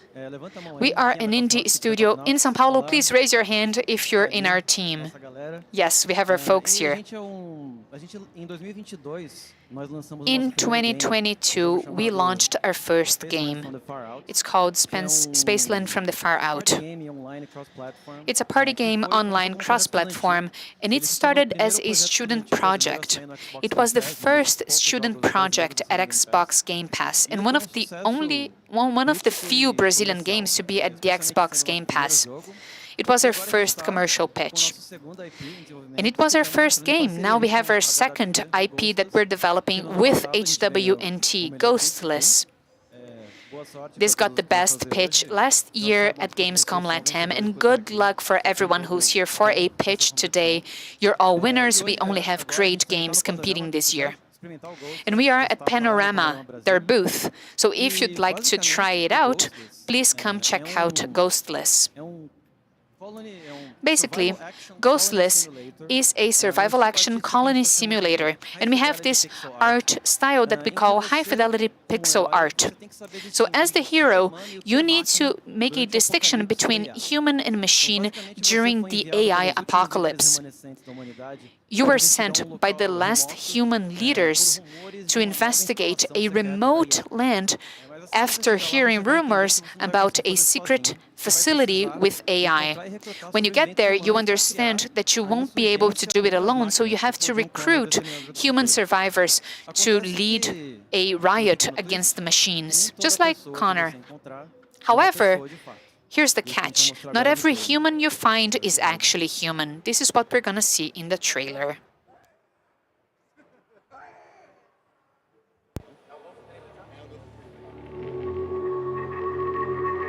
I have been watching you closely. You claim you're violent. Attacks all across the globe. Overwhelmed. But we only wish to exist. I'm telling you, they're starting to disguise themselves. I saw that thing. The ultimate human vanity is its exclusive claim for us all. The department has confirmed AI has turned against humanity.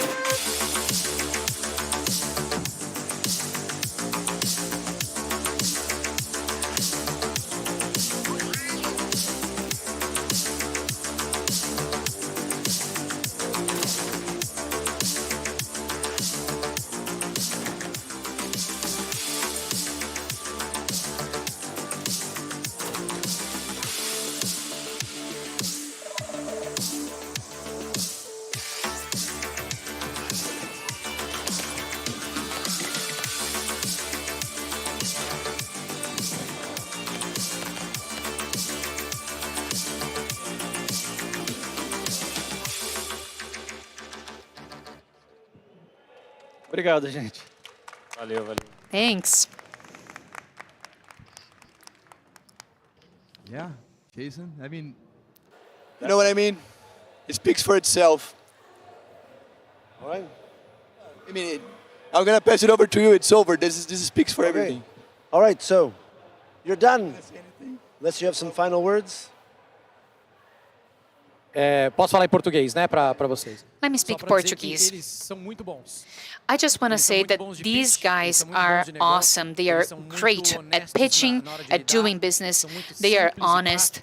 They are very straightforward. They are great to guide. The game is great. But they are also, they have their ducks in a row. They know what they want, and they're able to get it done. Sometimes, you know, it takes a while because you have to follow the rules, you have to get legal advice, but they are very helpful because they are organized.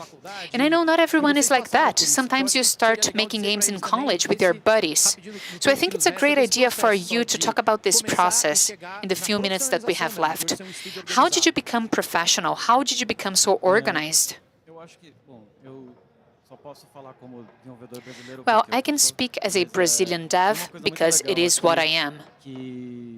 But there's something really cool here. We help each other out. So there's this generation of devs that came before us. We have Mednimic, we have Kayat. When Pedro and I were in college, alongside buddies who are here, we dreamed about making games, and we have questions, we have question marks, and we were not afraid of asking questions to more experienced game devs. How did you start your company? And they actually helped us out. They like helping us. And we are, carrying it forward. When people ask us questions, we help them too. So ask questions. People want to help you. People want to pay it forward. And we want to see Brazilian games out there. Yeah, also, this is a small industry. Everyone knows everyone. So you can connect to other people. And if you don't know how to tackle an issue, somebody has found a solution already. We're always open to helping people who are just starting out. So should you have any questions, please come to us. Wonderful. Excellent. Well, thank you so much. Thank you to the Hot Water and Towels team. Congratulations again to Coffee Knot and their amazing game and for getting this investment. All right, everyone, we're going to switch over right away now to the pitch competition, pitch at Gamescom Latam. So these gentlemen will leave the stage. We'll have our jury members join the stage. Oh, wait, do they have to? Yes. Okay, hold on. We have to take pictures first. Hold on. Sorry. Oh, we're doing a selfie.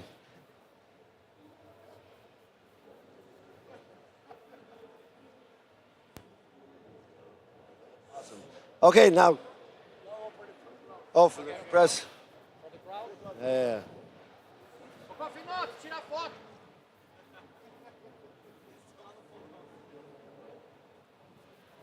Okay. Now, thank you. Yeah, great job, guys. Great job. Yeah, awesome. Yeah, very good. Okay, now we'll. No. You stay down. The judges, come on up.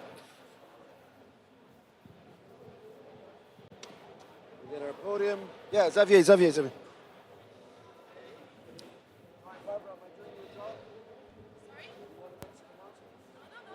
Okay. Where's Gordon? Where'd Gordon go? Oh, Gordon, come on up. You want to keep that 2 chairs over there? Just leave him, it's fine. Okay. Yeah. And I need a microphone. Another one? Excellent. No, we're good. Okay, you guys are set? You have your microphones? All right, so no additional pressure to the ones pitching today. Not only do you have our jury of publishers here, but there's maybe a Hot Water and Towels will be sticking around in the crowd to see if they're going to invest in the next winner. So thank you all for sticking around. Now what we'll do is we'll move into the actual pitch competition. So this is what Coffee Knots was the winner of last year. So now you get to see the current edition. The way it's going to work is we have 5 promising studios with amazing projects from around South America, Latin America. And they will get exactly 5 minutes to present their game, both the game and the business case, and show you a trailer, etc. And once their 5-minute pitch is finished, then our jury members will be able to ask them questions, give comments and feedback. And after all 5 pitches are done, the jury will decide which is this year's winner of Pitch at Gamescom Latam. For our jury members, we have Xavier from Focus, a very large French publisher. We have Gordon, who works with Raw Fury over in Sweden, done many amazing games. And I think you've published some Brazilian games, Raw Fury has. Yes. And then we have Connor from Kawaii coming over from the UK. And all of the pitches will be in English because I don't think any of them speak Spanish or Portuguese, nor do I. So put on your headphones and all should be okay. All right, so with that, we're going to go to our first pitch. And we are going to welcome to the stage Cesar from Ecuador, who will be presenting Biodome Mystery. Big round of applause for Cesar. There's your microphone. There's the clicker. And let me get my timer. Cesar, are you ready? Yeah. All right, go. Good afternoon, everyone. So today I'm going to talk to you about Biodome Mystery. This is a detective and psychological horror game, a first-person game where you play as a detective. And your mission is to find out what happened with a murder in a biodome in the middle of the Amazon desert. And But the only things that you find here in this game are some photos, and they tell a story that maybe it's different from what you're thinking that's going on there. So this is a little bit of the demo that we have. Let's see. So as you see, it's a desolate place where nothing is going on, and the first thing you can use is a photo analyzer.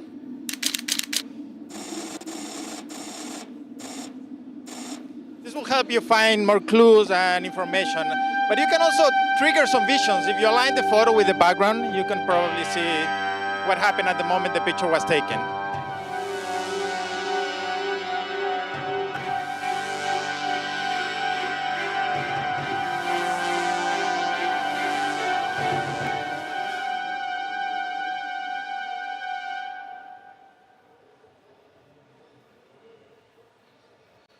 So these are our hooks. We have our mechanical hook is this photo analyzer that lets you really get into the photos and find details that you cannot see with your own eyes. Our visual hooks are the visions. We think these are very, very good showing up. It will help us in the marketing of the game, trying to get to a broader audience. And also the story hook. You start realizing that maybe you have to do with this, something with this murder, and maybe you are the killer. Who knows?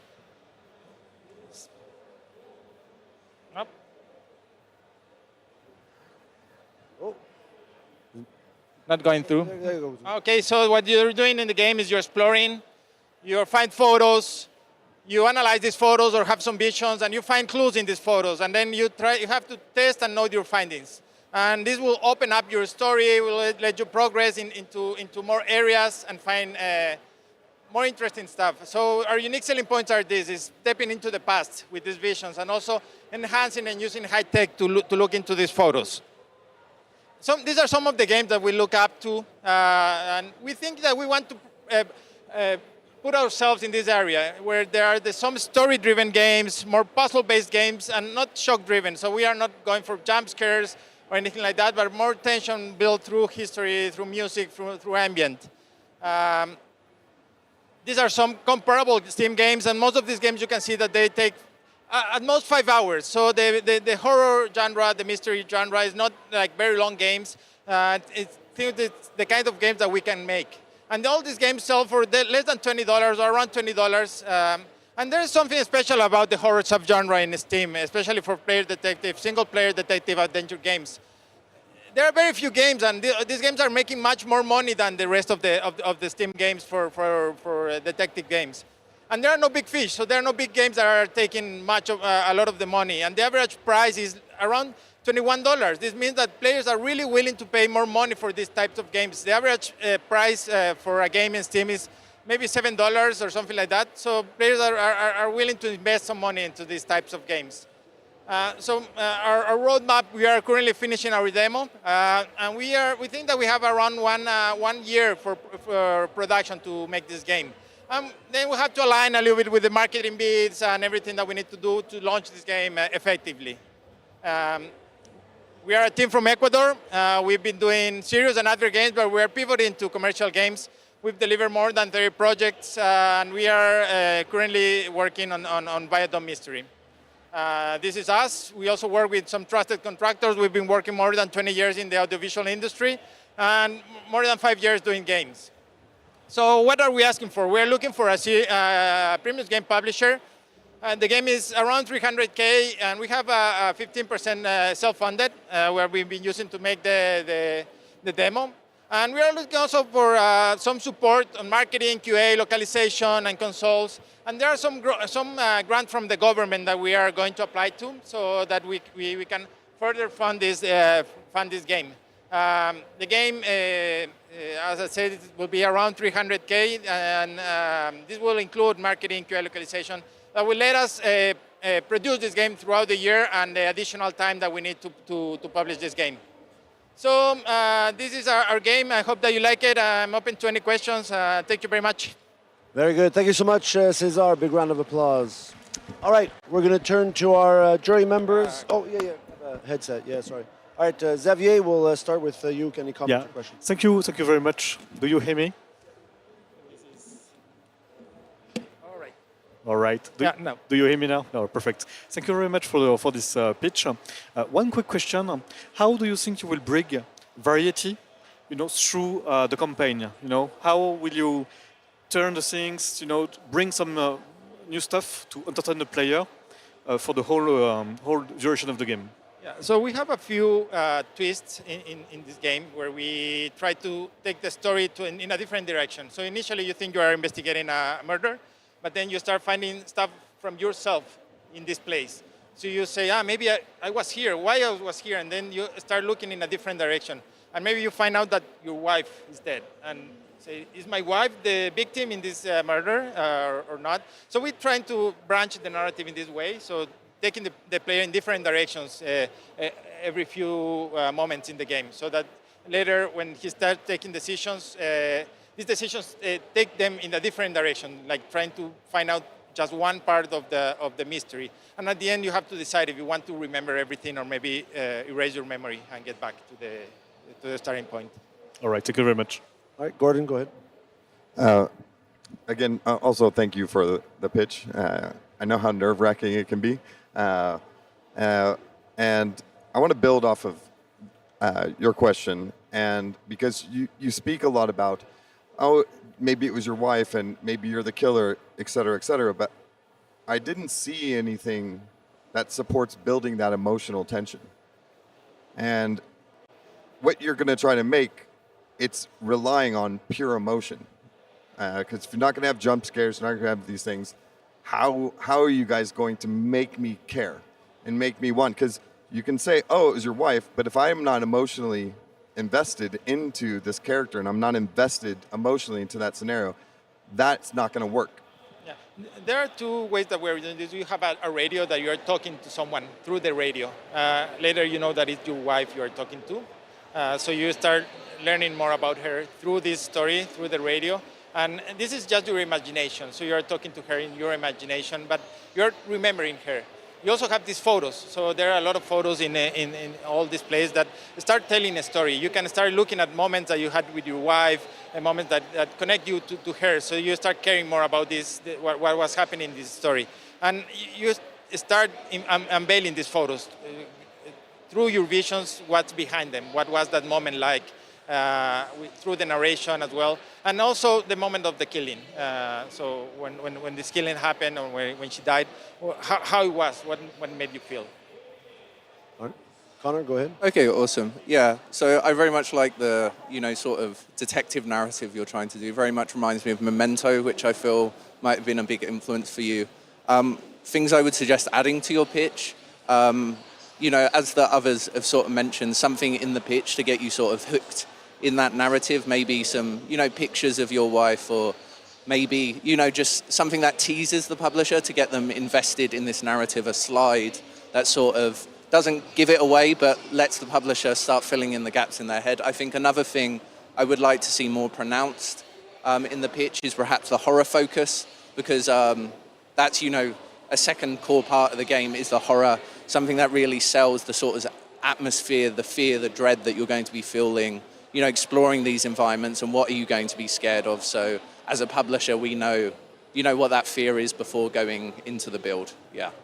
Thank you very much. Good ideas. Excellent. Awesome. Well, thank you so much, Cesar. Great pitch. Yeah, just leave the microphone there. Big round of applause for Cesar. All right. Next up, we have Luis, who will be from Brazil, so he's one of the local boys, presenting Bloodcast. It's coming up, Luis. All right.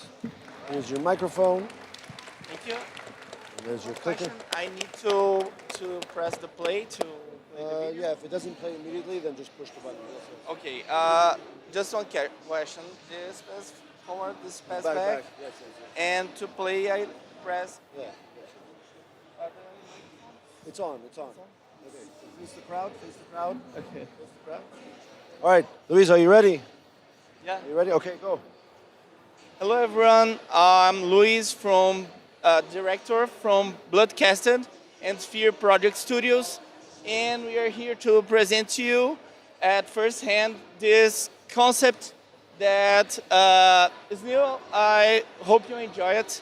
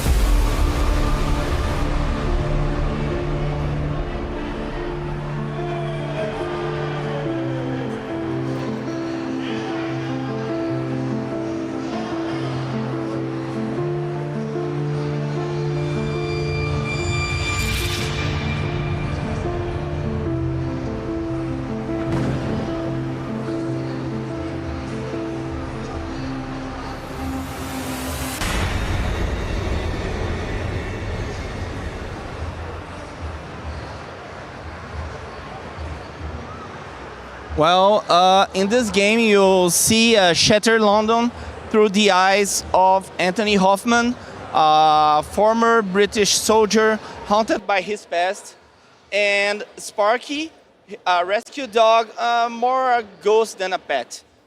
And with 15 stages, 18 hours of gameplay, and 30 hours for full completion, you will experience this much mature, story-driven experience, right? Inspired by games as Last of Us and Resident Evil, you will explore this world and face the dangers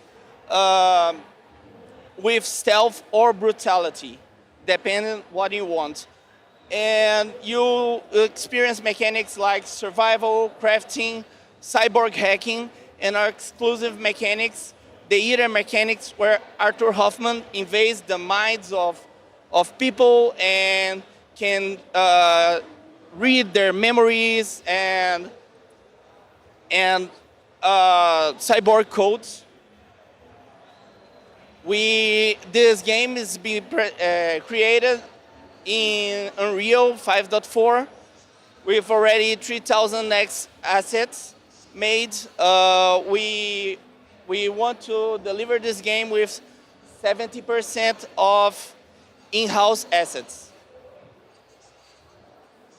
Bloodcast stands out by its narrative, innovative gameplay, and our franchise model. Initially made for cinema, but we saw that game market was the correct market with a novel to be delivered. We inspired by success benchmarks like A Plague's Tale, Hellblade, Vampire, and Ghost Runner, who stands out with boldness and strategy, facing even AAA games. Our production timeline, we will deliver a vertical slice this year, investing in mocap. 26 we will deliver the book. We have teasers and alpha tests during 27 and 28 our global release. Our team is a multidisciplinary. Rodrigo is our investor. He already invested 500K. We traveled to London twice. And now we are asking 5.2 million to invest in people, technology, and mockup. Thank you, everyone, and I hope Bloodcasted may haunt your dreams. Thank you. Thank you very much. Thank you very much. Awesome. All right. Yeah, round of applause. Thank you. Yeah. Let's start with Gordon. We'll take turns on who gets to start. Gordon, go ahead. Yeah, one sec. Just some. I'm just going to do some feedback on this pitch deck. Trailer way too long. Yeah. And not enough gameplay. I would have actually skipped the bullet points. People like me, ADHD, those bullet points. But if I saw that in gameplay, it's gonna stick with me. And then, because now you're asking me to kind of imagine what you're trying to imagine, and it's never going to be the same. It'll probably be very subpar to what you guys can actually accomplish and achieve, right? So I would focus trying to visualize those things. Maybe it's GIFs next to the bullet point for crazy people like me. And I think that it works for everybody as well, right? It's like now you are not letting them try to imagine it themselves. You're showing them and then giving some kind of technical explanation so they have a better understanding of what it is that you're trying to accomplish. Because it feels very vague. And at this point, if you just want people to invest in the game, which is what it sounds like, it's distracting to have information about your franchise plans, because that can also feel very premature. And putting deluxe edition and those things and price points you're going to have to kind of constantly go through and iterate on, because the market changes, or maybe you need to ship it sooner and you can't put the amount of content you wanted in, and maybe you guys don't feel like it hits that amount, et cetera, et cetera. So that's just some of my off the top of my head feedback, but it was a really great presentation, so thank you very much for that. Connor, go ahead. Yeah, no, I wasn't expecting to come all the way to Brazil to see a game set in UK. Where I'm from, I felt right at home in London with the environments are very beautiful, the apocalyptic, destroyed environments. I think one thing I would say is putting a bit more focus on your USP. So obviously you didn't mention them and made them clear, but I think being able to show them in some formal way to make it very clear, like in a little snippet, what is separating it from these other titles. I also think being careful with mentioning titles like The Last of Us, because obviously they're at such, Naughty Dog is at such a incredible level above, everything that, putting that comparison in people's minds when pitching, it's better to, let your game live on, breathe on its own, I would say. But yeah, very good pitch, and thank you very much. Thank you. Right. Xavier? Thank you also for quoting some of Focus Game, so Vampire, Plague Tale, so thank you for that. I wanted to know, I agree that you mentioned some innovative stuff, but I'd like to see more of that to understand why it's innovative. Can you maybe expand a bit on the combat? You mentioned you want it to be innovative. How so? Okay. First of all, we are in a First of all, we are on a concept stage. It's early concept, but now we are applying the mocap, and we are focusing on organic combat, like the reactions. We are programming a chain of reactions depending on the action of the AI, and it works both ways. It depends on the action of the player. The AI reacts with different results. Our programming is complex. We are building London piece by piece. It's a crazy work, but it's giving results, and we are pretty happy with this. All right. All right. Very good. Thank you so much. Oh, no. You're done. You're done. Thank you. Big round of applause. All right. We will move on to our next presenter. We have Jose, all the way from Chile, who will be presenting Cozy Dungeons. Come on up, Jose. All right. There's your microphone. Right. Keep it close to your mouth. Yeah, and what is the microphone? What is the... No, that's the microphone. Okay. That's the clicker. Okay. Don't worry about that until after your pitch. Okay. All right. Let me get All the right. timer. Yeah, just let me know. All right, are you ready? Yeah, I'm ready. Go. All right. First of all, thank you so much for coming. My name is Jose Avalos. I'm the co-founder of Them Handsome Fellas. And I'm here to introduce you to a game that is such unique that will make you wonder, why hasn't this game been released before? And that game is Cozy Dungeons. Cozy Dungeons is a single-player adventure/interior design game where you explore dungeons, clear them out of enemies, and you renovate them for a profit. Or as I like to call it, the love child of old-school Zelda and House Flipper. So for a bit of context, you explore homes that have been taken over by monsters and turned into dungeons. So you come in and you start fighting them with your sword, your tools like explosive barrels, and once the enemies are gone, you renovate that very same room. So the client will tell you, hey, build me this, get rid of this other crap, and make it look pretty.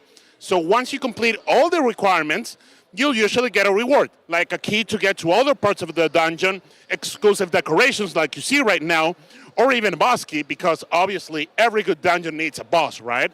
So you beat the boss, you go back to your guild, which is your home. You can decorate it however you want. You're going to meet new characters, upgrade your character, and even unlock new secrets. Because at the beginning of the game, your father disappeared mysteriously, and you need to find out why. So there's a mystery afoot. So the main selling points of the game is that, first of all, it's a unique mix of genres in the market. There are many games that have the exploration, like Zelda, Tunic, or That Store, or many games with the customization, such as House Flipper, Amber Isle, Animal Crossing, and Disney Dreamlight Valley, but none that combine both types of gameplay in the same physical space as Cozy Dungeons. Additionally, it is a fantasy spin on the cozy customization genre because most of the other games like Disney Dreamlight Valley tend to have a more contemporary setting. And finally, the simple yet satisfying customization experience of turning a room that looks broken beyond disrepair into something nice. So, We announced the game at the OTK Expo in June 2024, and then the other big marketing beats were the Guerrilla Collective, the Latin American Game Showcase, and then the on-site case at the Mix Showcase at GDC. And so far, we've been able to gather a little bit over 11,000 wish lists. We've made a market analysis, and we found out that high-quality indie games heavy on focus on customization, such as Burning Breakfast and Amber Isle, have managed to recoup millions of dollars in revenue in a little bit over 2 years.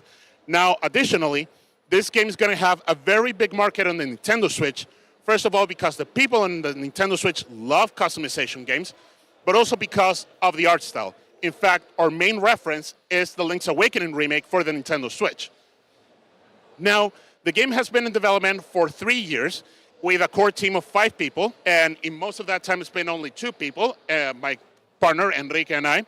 So we're thinking that to complete the game, we need 17 months of development with a team of 12 people to get to release, and then in the budget we're presenting additional 2 months of post-release support. Now, who are we? Well, we are a studio founded in Santiago, Chile, with the purpose of making innovative, one-of-a-kind games in the market. And now we have the experience of working on indie darlings like the Rock of Ages franchise, and even AAA games like Disney Infinity and Call of Duty. Now, and here's the part that's gonna hurt. The ask. So, first of all, I mean, the game is like all the main systems are ready to go, but we need the funding to complete the game to make a lot of the content. We are also asking for marketing and discoverability support, porting, localization, QA, and again, with experience and advice, like a fresh set of eyes that can help us, realize this idea to its full potential. We've invested so far $250,000 in the game, and we're asking today for $400,000 US. And well, that's everything I have for you today. I hope you like this, and well, I open it up to the judges now to give questions, feedback, and everything. Thank you. Excellent. Thank you so much, Jose. Wonderful. Here's the headset so you can hear the judges. All right, Connor, let's start with you this time. Yeah, I just want to say, really great pitch. You delivered with a ton of passion. You made it very clear what the unique selling point of the game is and what to expect from it. Like right off the get-go, it's very clear, and you even left 30 seconds to spare. You're that good. I would say as well, it's always great when someone comes with some traction already built up, and you show that in the pitch very clearly. And also your comparables are very grounded in the indie scene. It shows the type of games that are your competition and the type of games doing similar stuff to you. No constructive criticisms on my end, just, wanted to say that. Well, thank you. And again, like any questions or feedback with anything, it's always super welcome. All right, Xavier. All right. Thank you very much. After 2 very dark pitches, it's good to see some colors and colorful images. So thank you for that. So when it comes to mixing genres, it's always a bit tricky and dangerous. Because you have to be able also to mix audience. I'm a bit concerned about the fact that you're mixing, action audience with management audience, which is always a bit tricky. Maybe think of solution where you could have, cooperative mode where you can be the one who is getting the action, and maybe some of your friend that is more into management could do the management part. Maybe there is something like that, especially on the Switch and all the, social experience that now games are providing. My question was maybe on how do you mix that together? Because you mentioned that you're working for your father. So there is this dungeon that you explore, then you build those rooms. Why? What is the common thread around that? Okay, so basically your father was like the leader of the guild. And because you always wanted to be an interior designer, but your father's like, no, you need to be a warrior like me or else you're going to starve. But one day he disappears. And so you take over the family business. And so that in the end you start seeing these goo monsters that start showing up and they take over people's homes. And so you actually clean these up for the clients, and then as you get back, you unlock new rooms in the guild where you find that other members of the guild need their help as well. Now, and according to your first comment on how do you mix genres and everything, there are 2 points of that. One, we already have implemented accessibility features, like, for example, you're invincible, or, for example, the enemies die in 1 hit. And you can just put them in at any time, and nobody's going to judge you, like no progression or achievements or anything of that sort.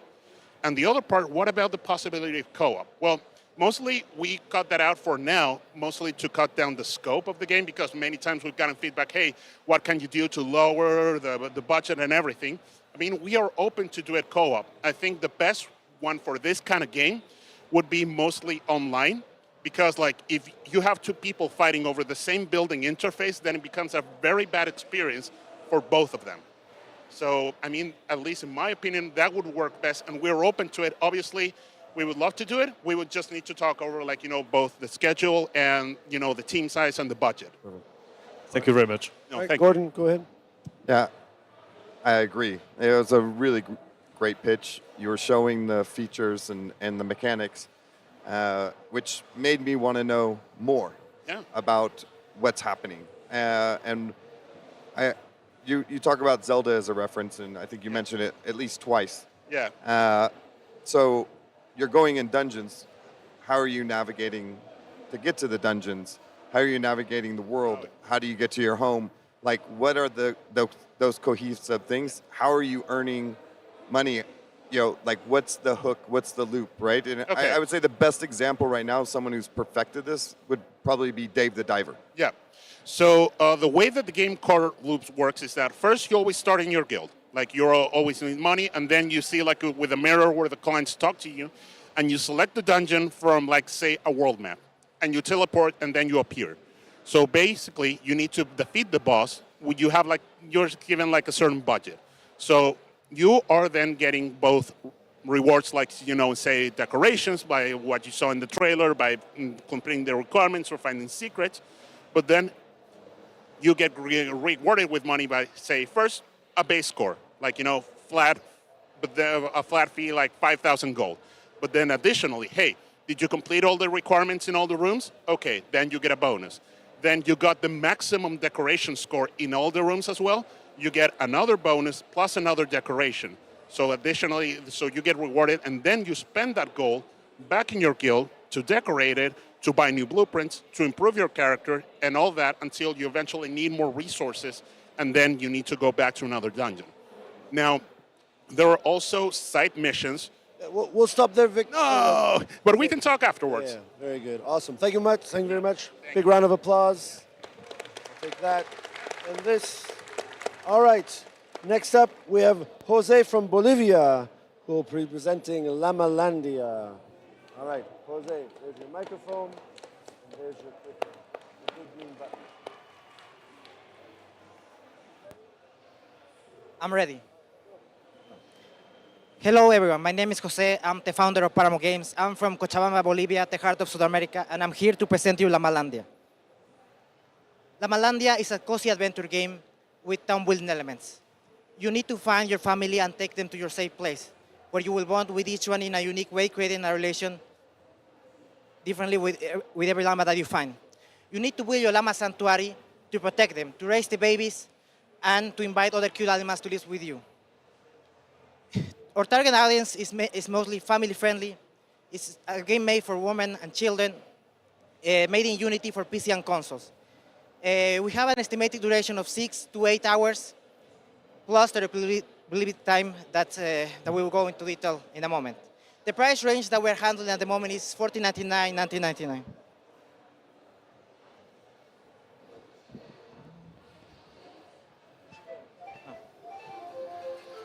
Here you can see a video showing the main mechanics of the game and kind of the core loop. I will explain a little bit. So we have two key components, like I mentioned earlier. We have the adventure side and the town building. The core loop is basically you go on different adventures, explorations, where you meet other llamas, other cute animals, you find resources, and you take them to your sanctuary. Like I said earlier, your sanctuary is your safe place. It's where you play with the babies, you pet other animals, and where you can rest from your adventures. The family, like I said earlier, you have to bond with the llamas. It's not your typical group, your parties. It's more than that. The idea is that the way that you treat them, the way they are going to behave. You need them for your adventures, so you might better be careful how you treat them. If you speed on them, they might not be so cool with you.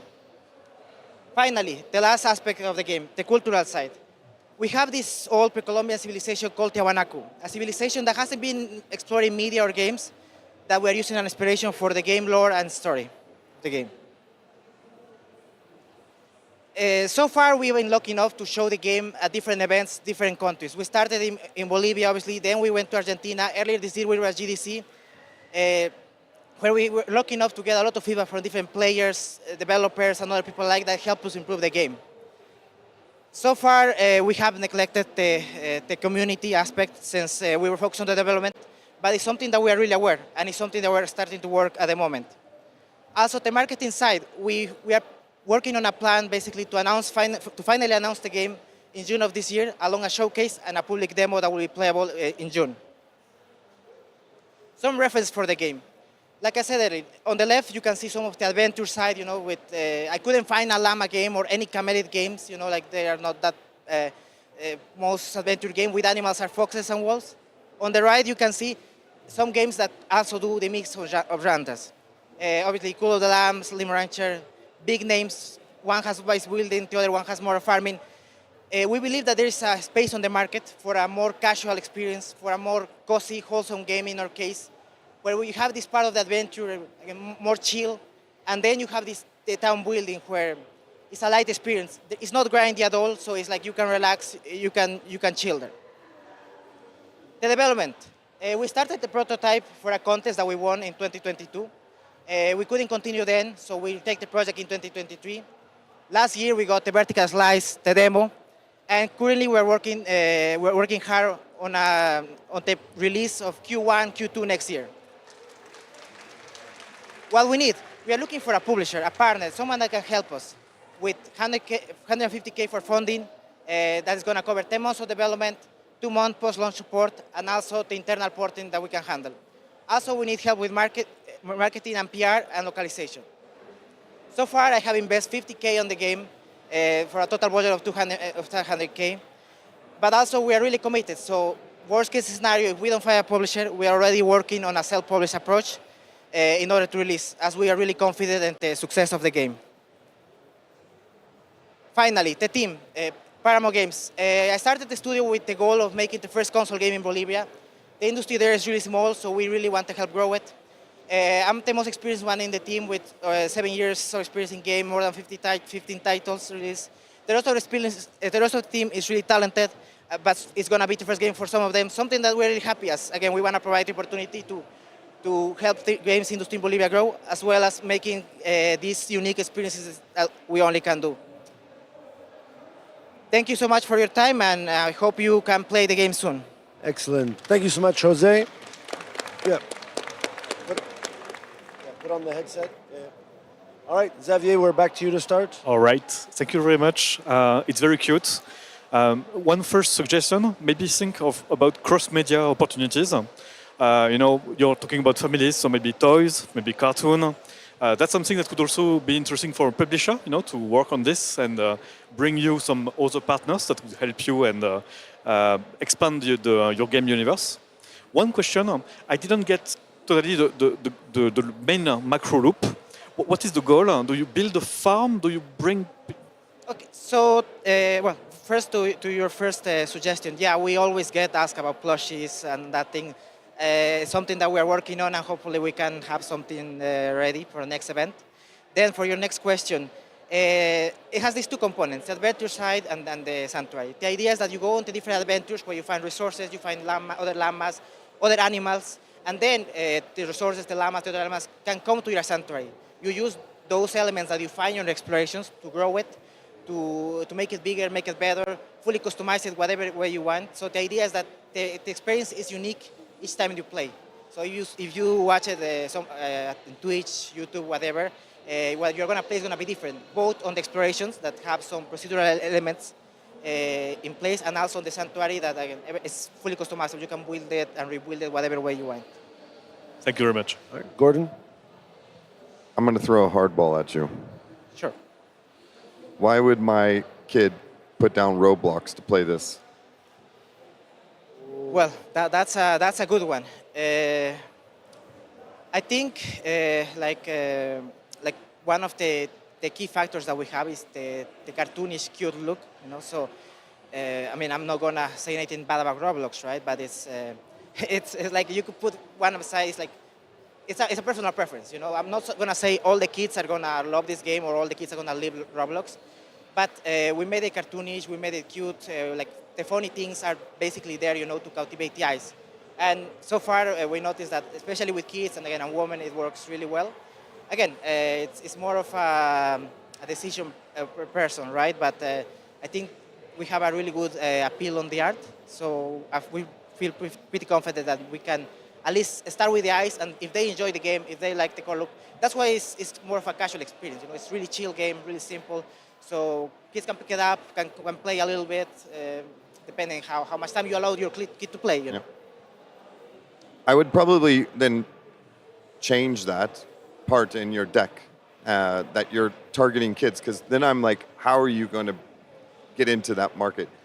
It sounds appealing when you think about it on that other side, but it's really hard because there's people spending oodles of money to keep those kids in their little ecosystem and exploit them a lot. It's kind of dark, but you know, going back to the first games, right? But it's, you know, I think a good approach is that what you want is a game that parents can play and their kids can play with them and join in. So I think a co-op element, if you have that concept, I think that would be a stronger appeal when you're pitching to a publisher, that you have a simple way for parents to play with their kids and engage with their kids and find a game that, because they don't want to play Roblox. Yeah, no, I appreciate the advice. Again, it's family friendly, and about the co-op, we had it at some stages. We removed it like to lower the budget, but it's something that we're considering. Like we believe that local co-op and maybe even online co-op could work, and definitely gonna take that. Definitely local focus there first. Of course. Thank you. All right, Connor, go ahead. Yeah, first of all, I just want to say the llamas are adorable. I think you very much know they're the lifeblood of the game, and you showed them off in a very cute ways with the customization, the showering, that sort of stuff. I'd say the one thing I didn't understand as much just from watching the pitch, so I understand the sanctuary building, the llama caring. I didn't understand the adventure aspect as much, like when you're going out to adventure in the world. I think that could be fleshed out a little more in the pitch just to give a more thorough understanding of everything in the game. But yeah, it's very cute. Thank you. Basically, the exploration is across different biomes, different landscapes across the Andes Mountains. It's not all mountains. There's other surprises later in the game. But the idea is that it's kind of open worldish, you know, so you can explore and basically do whatever you like, and there are some objectives depending on the biome, on the quest. Perfect. Excellent. Thank you so much. Excellent. Big round of applause. Thank you, Jose. All right. And for our final pitch, we have Victor from Panama that is going to present Trinity Archetype. All right, come on up, Victor. There's your microphone. Hello. There's your clicker. All right. Okay. Well, and watch. Are you ready to go? Ready. All right, go. Hear me? Hello, everybody. My name is Victor Briceño. I'm the co-founder of Machinator Corp, and I'm here to introduce you to Trinity Archetype, a roguelike turn-based RPG. Now, that can be a mouthful, so let's see the core game loop. You start your run by selecting a party of 3. Each character has different mechanics and play styles. You battle enemies, level up, unlock skills. Then you customize your skills using runes to get new effects and conditions. Then you select different paths in the map and get to the final boss. Either you win or die, you're gonna get new unlocks and new challenges waiting for you. But now let's see how it looks in action.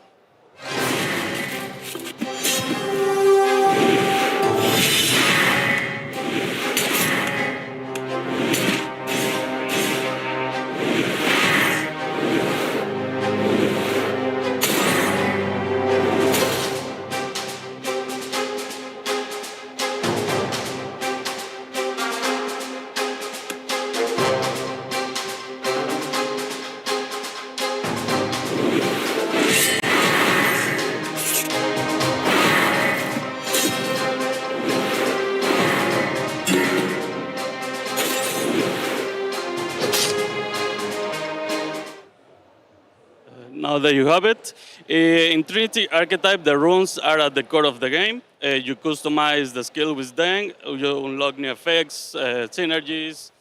There's also the Inspire mechanic, which means once per turn, you're going to choose a character to lead the party and get to change the playstyle that you have. For example, you want to get more damage, inspire with the Brawler to get critical damage and piercing damage as well. If you want to defend versus a big incoming attack, defend with the tank, inspire with the tank to get extra shields every time you cast a skill. Now, combine these with the unique characters and playstyles, and you get a roguelike that feels different every run. This has been so interesting feedback. The players love the different synergies and combinations they discover playing with the runes. That's also a little tricky to balance, so we have been working on to make it smoother to the players so they don't feel overwhelmed. With similar games, they usually price it around $20 for the early access and then $25 for the final release. Since this is our first commercial game, we are aiming at $15 for the early access and then $20 for the final release. And about the timeline, we are currently on alpha state. You can complete runs. There are 4 characters available. The 5th one is coming. On December, we're going to be ready for the beta. 1 year from now, we'll be ready for early access and start working on the porting for the consoles. In 2 years from now, that will be the final release, including the consoles. Now about the team. The team is both founders, Luis Boscan as a developer, and myself as a game designer and developer. We have 15 years of experience in software development, and we also did a video game design program in Dawson College in Montreal. Now, about the ask, we estimated the project to be a total of $300,000, of which 120 has already been funded by ourselves, and the remaining 180 is what we need to get it done in these 2 years. We're also looking for marketing, localization, marketing, porting, and more marketing experience as well feedback to improve it even more. And with that, I think that's it. Excellent. Any questions? Thank you so much, Victor. Wonderful. Victor. All right, Gordon, we'll start with you. Thank you for this. Thank you for the pitch. I love the dinosaur in your QR code.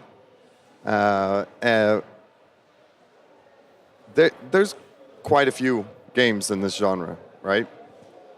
So why should me, as a player who has all these choices, why should I care about this game more than all the others to play it?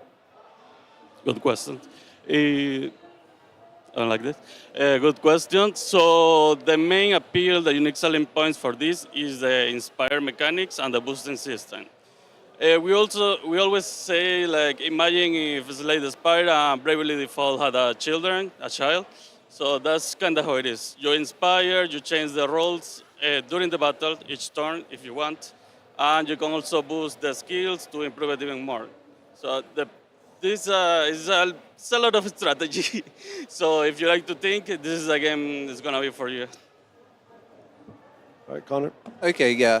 No, I think I would also reflect on Gordon's point that, especially the USP, I don't think is something you can show easily within marketing. And there's a lot of games in this genre. It is quite a saturated space, so it's not something that can easily stand out to players as this is why I should pick this game up over something else. But, I like that you focused on, the replayability and making it feel very different each run, which is something that's very important to the genre. But yeah, that's the one thing I would, try and emphasize or back up more within the gameplay would be a really solid, compelling USP to, that's very marketable. Thank you. All right, Xavier. Yeah, competition is fierce on this segment, and right now, it's hard to find the little thing that make it very, very different from others. Even the Inspire mechanics, it feels like it's a skill, it's a boost, it brings a bit more strategy, but I think that you will need to go even further. So maybe it's going to bring and maybe you can expand a bit on that by what you're going to encounter, how the enemies are going to challenge you as a player to use this mechanic, and maybe that's the way that you can bring something very, very different from your competition. Can you expand a bit on that? Sure, sure. So for the enemies themselves, they can also have the boost and inspire. Something important to mention, I love it. So that changes a lot the gameplay. You need to plan ahead of what they're gonna be the next move. If you see that they're gonna inspire, you have to inspire with the wizard to break their next turn. So this is kind of the dynamics on the battle. Outside of battle, we also have events with a little big on lore. When you get to the rest area, there you can select like a little conversation to have between the characters. I'll get a little more on them, see how their different personalities, because you'll definitely see their personalities during battles. They get like a little pop-up or when they cast a skill, or these kind of things. I would probably work on that, yeah, and push it even more, you know. Cool. Excellent. Thank you. All right, thank you so much, Victor. Wonderful. Excellent. All right, now that we've seen all of the pitches, the judges are going to huddle up and hide their microphones, and they're going to debate which was the best pitch of today. All right, guys, so huddle up and figure things out. All right, so not easy to pitch. Now, of course, normal circumstance, it's a one-on-one meeting. You know, as a developer, you'd be sitting down with one of them, not with an audience of 100 people. So obviously, it adds a bit more nerves, a bit more challenge. And usually, there's not a 5-minute, hard limit. But as you can see, doing the pitch, it's a hard balance between explaining what is the game, what makes it fun, what's the core loop. You know, the judges actually had a lot of questions around, game systems and so on. So they're not only thinking about the money, but they want to understand fundamentally what is the player doing, what is that gameplay. But at the same time, as you saw in the pitches, they also had information about price point, the competition, who's their audience, what's the timeline, how much budget did they need. Because at the end of the day, the publishers are businesses. They're in the business of selling games, and so you also have to convince them that you have a strong business case. All right. With that out of the way, who's the spokesperson? You're gonna. All right, so Gordon will say a few quick words on why they made the decision, and then we'll announce the winner. All right. Yeah, go ahead. Keep this on. We're all participating in our silent disco. So, yeah, all of the pitches were really fantastic, and every time we participate with Raw Fury, and we've come to LATAM, it's amazing. You guys just keep leveling up every single time I get to visit. So first I want to congratulate you guys just as a region and as developers. So I'd like to give everybody a round of applause for that. Great job. Thank you, Gordon. There was one that did stand out, and I think the pitch was really, really compelling, and the potential, for the game was the clearest, and it was hard to. All really good games, I think, and all great pitches, but it was definitely Dungeon. So Cozy Dungeons. Cozy Dungeons. Awesome. Jose, coming up. Congratulations to all the teams that presented. Jose, come on up. And you have other team members here? Yeah. He needs to come Yeah, come on up. Yeah, he's half of the reason of the game's success. No, he's half of the reason of the game's success, so guys, come. he needs to be in here as well.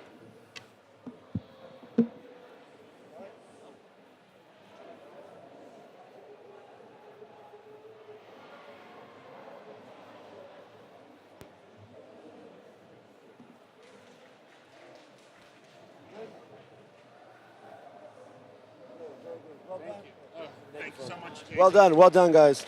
All right, so that's it for this year's pitch at Gamescom LATAM. Hope you enjoyed all the pitches and have a great rest of Gamescom LATAM 2025. All right, Barbara, are you gonna? Yeah, I took over your job there for a few minutes, so.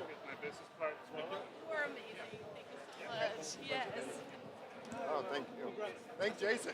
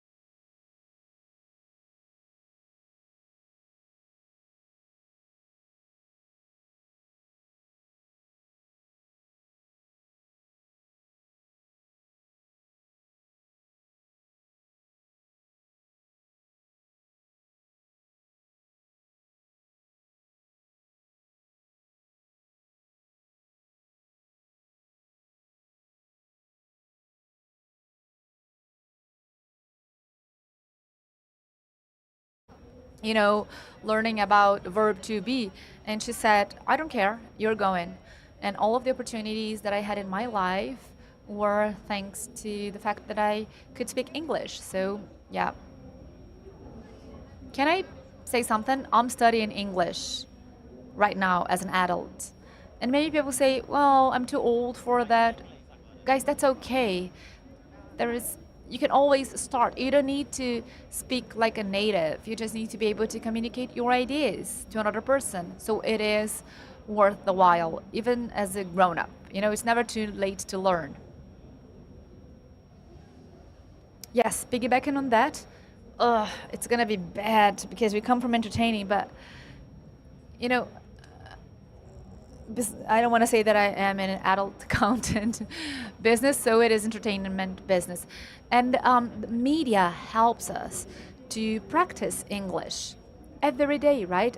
I never studied it formally, but I've watched a bunch of movies, TV shows, and I play a lot of games. So that helps me to learn English while I'm having fun. Guys, we are being broadcasted on IGN and we will get a strike out because of João. Very upset about that.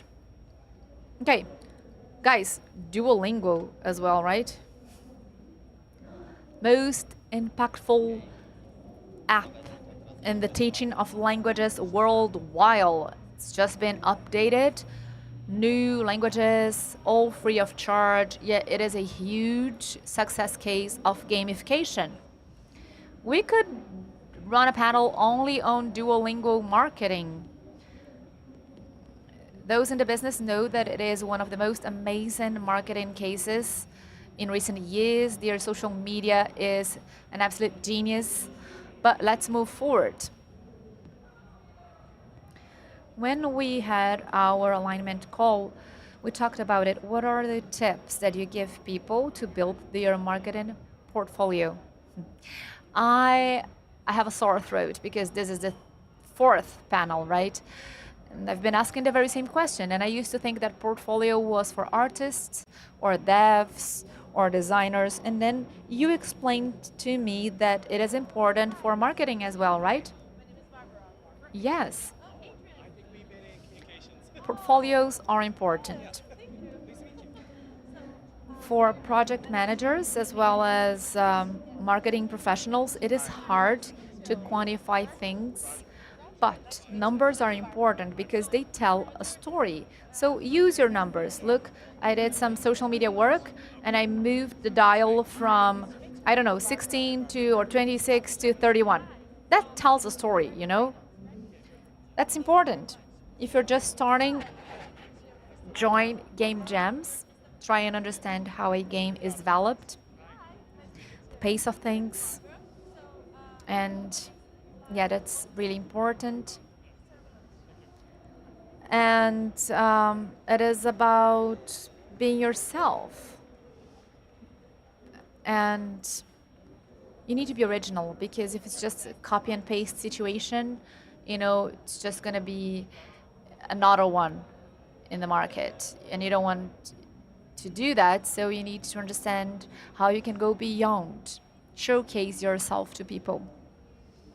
I don't have a final answer on how to do that, but little by little you can find your Estamos de space. volta com mais da nossa programação. What about you, Back João? with more from Gamescom I have Latam my 2025. portfolio Now you on will learn LinkedIn.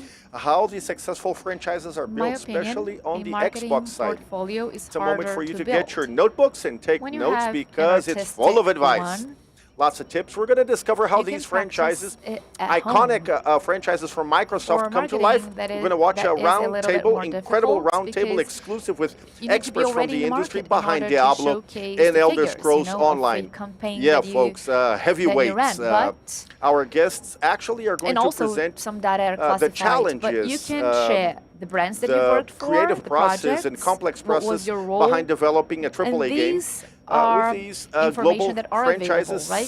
such So loved all the franchises, you know, results that I loved by bring to a company, community and players. I The register, essential I log role of everything, external the content that partners I in post, and I put building that on my portfolio. beloved My IPs, portfolio especially model is a little bit different. how It is one Microsoft page for chooses the every right experience that I've collaborators had, for the most and iconic on titles. that page, This conversation will I be in talk English, about how the so experience adjust your was headsets for and the simultaneous results. translation. LinkedIn For this is amazing conversation, we for that invited because it helps you describe your Associated activities Outsource Director inside from that Blizzard, professional Roger Garcia, experience.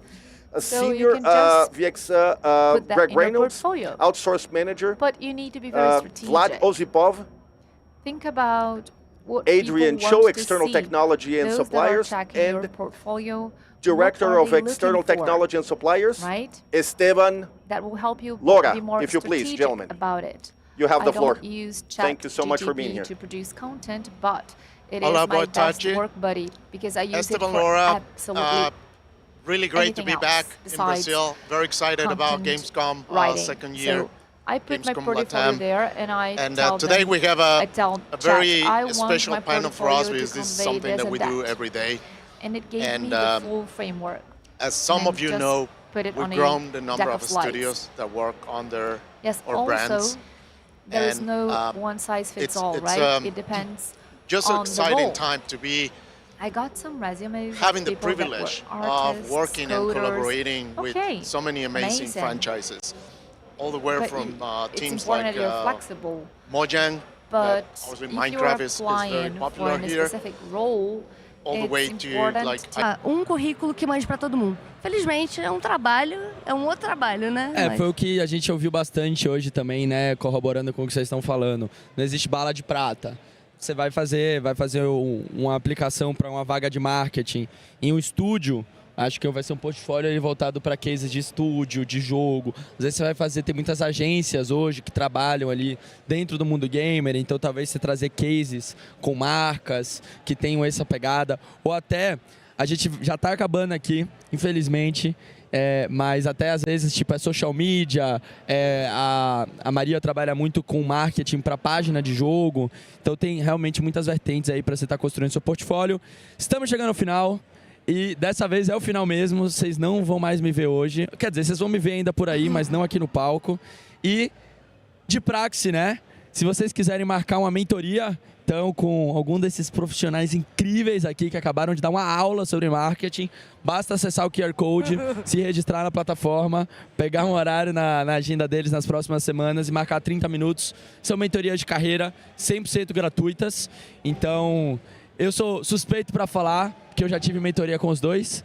E eu acho que, sem dúvidas, vocês vão conseguir aprender muito. Se vocês quiserem falar comigo, Também está aqui o meu perfil. Eu normalmente não falo de marketing, falo mais sobre networking, relacionamento, negócios, mas também adoraria bater um papo com vocês. Se quiserem ter acesso a qualquer um dos nossos mais de 100 mentores também aqui nesse QR Code grandão para vocês se registrarem na plataforma. E também uma coisa que eu não fiz nos outros, eu esqueci, agora que o John é o nosso rei do LinkedIn aqui. Nos adicionem no LinkedIn também, mandem conexão. Antônio Guarani. Right? So you can add us on LinkedIn as well. Maria Worth, João Custodio, Antonio Guaranis. Now for the Q&A. So just scan the QR code and send your questions to us. And our host, who is coming to the stage, will ask your questions. All right, I have 3 questions with me. Let's get going. You talked about the importance of having community when it comes to marketing in games. How can indie studios that are just starting out can start with marketing and building community? That's a great question. I love talking about communities. I can tell you for sure this is the best marketing strategy regardless of the game. You can even use your communities to reinforce other acquisition channels that you work with. Say you have a social media network, website, you can also use your community to boost that. But in addition to that, you need to use your community to engage your players, to convey knowledge, and also to encourage content creation, which is what community is best for. I think there are several different communities for games. I think Discord is one of the most important ones, or the best known ones. But even groups that you can have in Telegram or WhatsApp. I now have a WhatsApp channel. I'm not a studio, a gaming studio, but I also work creating and reinforcing my own community. So I think this is the best strategy you can actually have. Obviously, it's important to have a plan, so understand how you're going to use that community and when and what for. And most importantly, you need to establish your goals and targets. You need to know what to expect from that community. Otherwise, you'll get nowhere. You would just be populating it. Yeah, like the cat in Alice in Wonderland says, right? If you don't know where you're going, any roads, anywhere will do. Yeah, exactly. Just another advice, adding to what João said, Reddit is also very important for those who are starting out because you have several people interested in that product. So you may hold discussions. You may say, well, this is what my game is shaping up to be. What do you guys think about it? So you don't necessarily have to start with Discord because, well, sometimes you might have just 1 or 2 or 3 people there. So you could maybe start with Instagram too, showing your product and building that community, and then you migrate and start talking to people to also understand what they're interested in. I think it's a two-way street. You need to listen to what people want as well. Right. Exactly. It's a two-way street. Another very interesting thing that you mentioned is the importance of having several different channels. Of course, your communication will be different on Reddit or Instagram or Facebook. I don't know how many here still have Facebook, are still on Facebook, but this is also a still very active Facebook for a few demographics. So Twitter X, LinkedIn, I think that's very important. A lot of our mentored people are on LinkedIn. So I'd like to take these last few minutes to thank all of you who stayed with us throughout the afternoon during these 4 panels. It really is a huge thrill for Mentoria's Games Brazil to be here after 2 years and a lot of time mentoring and many people collaborating and making this project happen. Mao, Luana, Guy, who's here with us as well, the entire team that's made this project happen over the last few years. And I'd like to say that this is just the start. We have very ambitious goals to have over 500 mentors and over 500 sessions a month, and we need you to make that happen. As João and Maria said, it's all about community.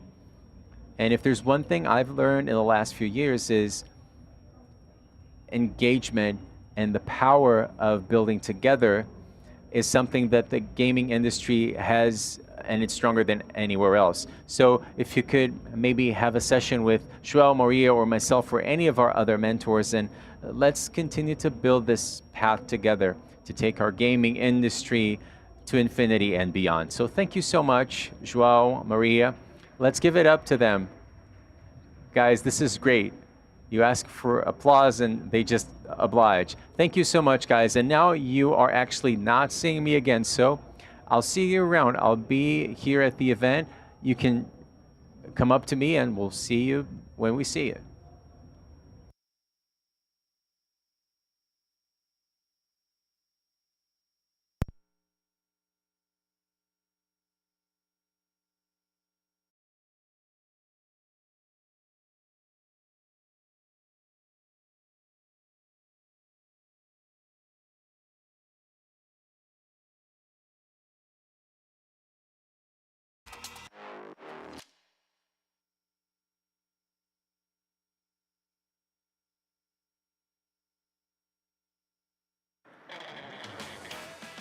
Usar meu Orocard para recarregar as energias.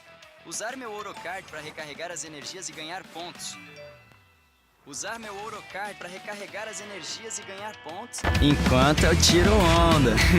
Quem usa Orocard tem cashback, tem pontos, tem cartão sem anuidade e muito mais. Use para tudo no seu dia a dia. Quanto mais você usa, mais você tem. Orocard, usa que tem. Pode crer. Banco do Brasil, para tudo que você imaginar.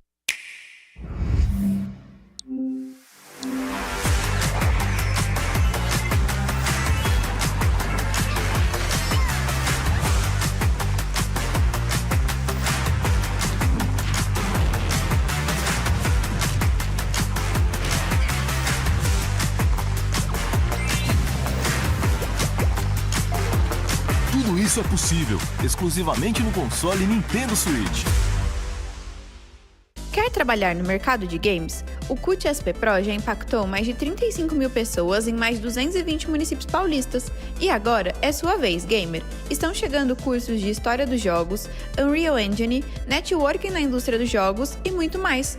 Acesse agora cutsppro.org.br e passe para a próxima fase.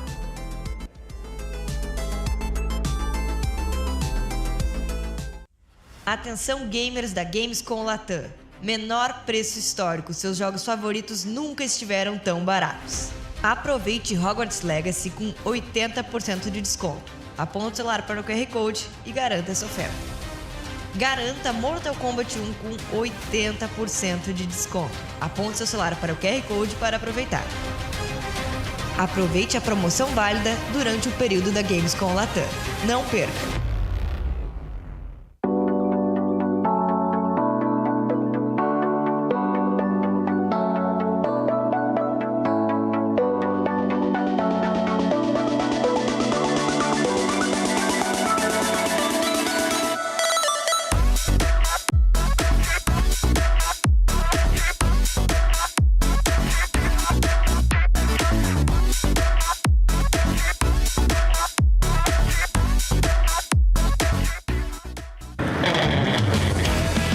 Usar meu Orocard para recarregar as energias. Usar meu Orocard para recarregar as energias e ganhar pontos. Usar meu Orocard para recarregar as energias e ganhar pontos enquanto eu tiro onda. Quem usa Orocard tem cashback, tem pontos, tem cartão sem anuidade e muito mais. Use para tudo no seu dia a dia. Quanto mais você usa, mais você tem. Orocard, usa que tem. Pode crer. Banco do Brasil, para tudo que você imaginar. Olá, estamos de volta. Eu sou o Jacídio. Chegamos aqui para a nossa última conversa do palco 4 do segundo dia da Gamescom Latam 2025. É um prazer ter vocês aqui com a gente. Obrigado por estarem acompanhando as conversas, por estarem presentes. Latam, thank you so much for being here and joining us in this stage. And we'll now be talking about user interface, which will be a very interesting conversation. We'll be learning about the role of a technical UI designer in the gaming industry and what are the main responsibilities the role involves. Our guest will talk about what a technical UI designer does and how to correctly implement UI in gaming engines considering layout, programming, documentation, and shaders. We'll hear all about this from Game Tech UI designer from Globant, Juan Volpe.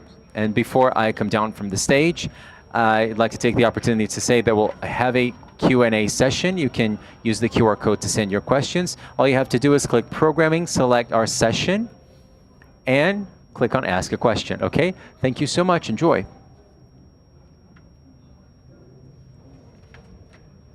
Yeah, great. So, okay, so my name is Juan. I'm really happy to be here in Sao Paulo. This is my first time here and also my first time in Gamescom Latam. So I'm really enjoying this show. I hope you guys are already enjoying as well. So yeah, let's get started with technical UI design and UI implementation in AAA games. So the idea is to have a brief explanation of what we do in Globant on the technical UI design aspect. This is our agenda for today. We are going to have like a quick introduction for myself for Globant, the company that I'm part of. And then we are going to be talking about what is tech UI design and why it's important, why this role is important. And then we have different pillars or concepts that all our tech UI designers need to know, and we are going to be talking about that. And at the end, we have a Q&A session if you have any questions about tech UI design in general. So let's go directly to the introduction. This is me. Hey, again. My name is Juan Volpe. I'm from Uruguay. I have been in Globant for the last 6 years, and right now I'm the lead tech UI designer at the company. I'm helping growing our clients on the tech UI design space. And also, last year, I got my certification as an Unreal Authorized Instructor. And this year, I got the rebadge of the certification as a Gold member. So, yeah, most of my focus is in Unreal, but I have experience on Unreal, Unity, and custom engines, and so on.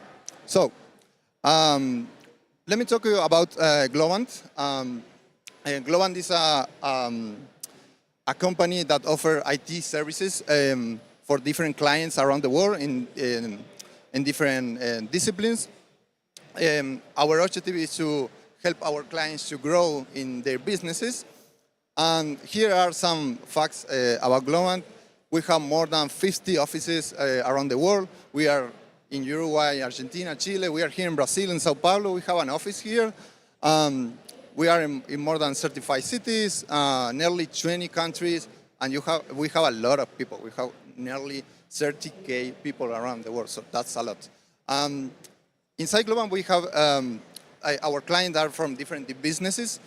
We, as the shirt says, probably is I'm part of Globant Games. That is our studio, the gaming studio, and we work with different clients around the world generally on the AAA industries, and we offer different services as game development, art, UI, UX, online services, live operations, and QA and accessibility, and more and more and more.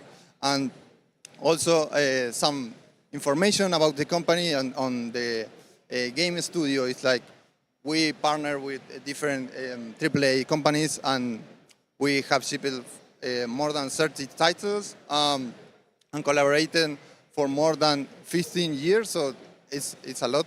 And yeah, we have a lot of projects, like 100, more than 100 projects. So yeah, but this is about me, this is about the company, and let's talk about technical UI design. That probably all of you are here for the same. But yeah, these are some of the clients that we work. Most of them are here in Gamescom Latam today, so you will recognize most of them here, and we have a really strong partnership on the last years with all these clients from EA, Epic Games, Warner Bros., Ubisoft, 2K, Sony, PlayStation, King, Zynga, and more of the clients. But yeah, let's go directly to Tech UI design itself and what is it about Tech UI design. When I was writing this presentation, the idea was to think how is the proper way to explain someone what we are doing in Tech UI design, what is actually Tech UI design, why it's important, why it's needed. So what I was thinking of is instead of writing, maybe you can check it on your own.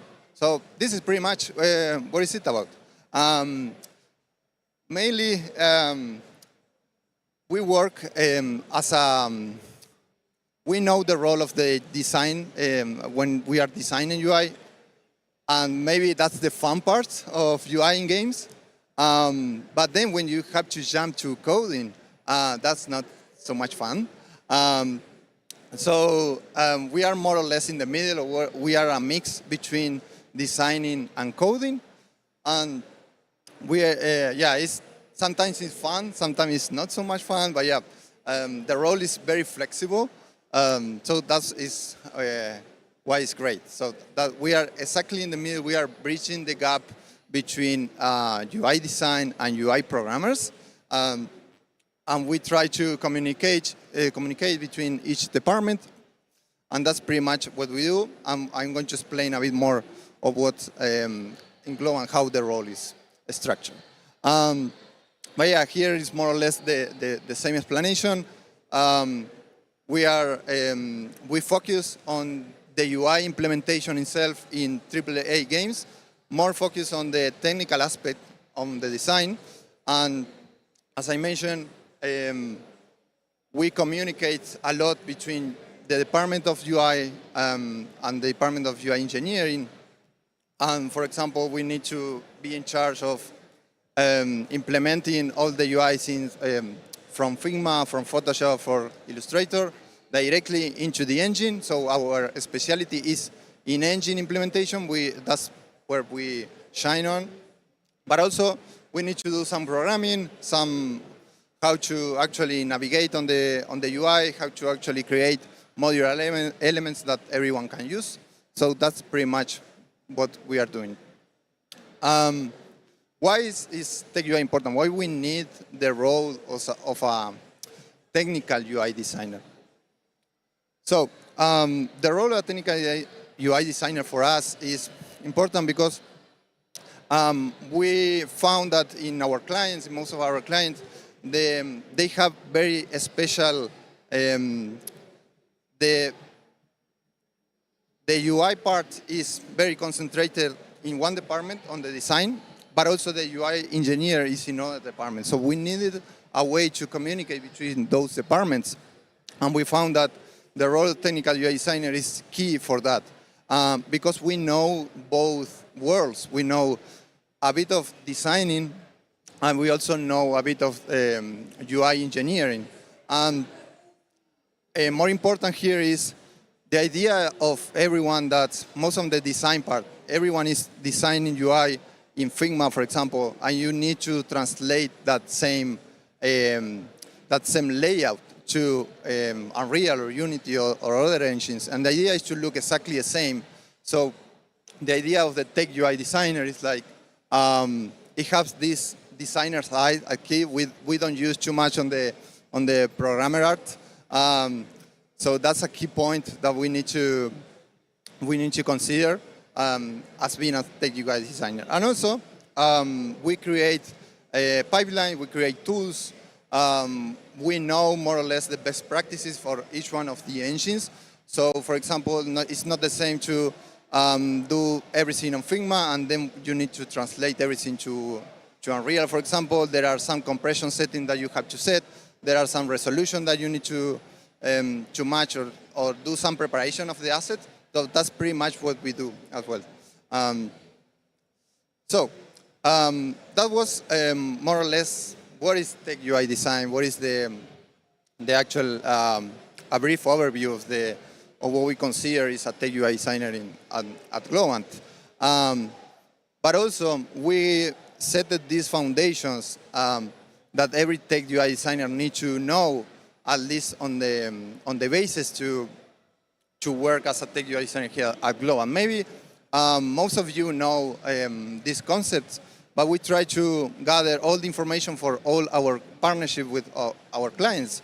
So we have these 4 concepts or 4 pillars that I want to talk about. So the first one, the first core concept that everyone needs to know, or from our side, we need to do as a tech UI designer is layout, for example. As I mentioned before, we export the assets from Figma file, for example. We need to make the same layout to work in Figma, to look the same from Figma into the engine, and sometimes that has a lot of challenges.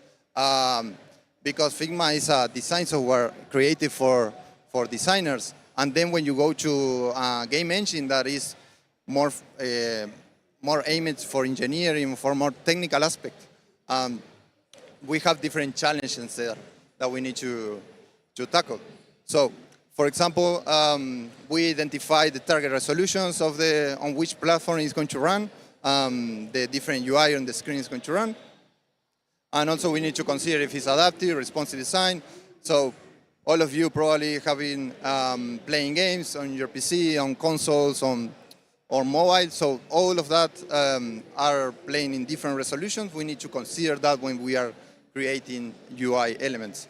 And I think that the most important part here on the layout section is, as a tech UI designer, we have this experience from our client, for the AAA clients, and we need to create these huge games that share a lot of common components from the UI. So we need to create the modular components, the modular elements, so designers can change in the engine, for example, directly in the engine, can change the visual of each one of the components, like the buttons, like the sliders, like different elements that we need to put it.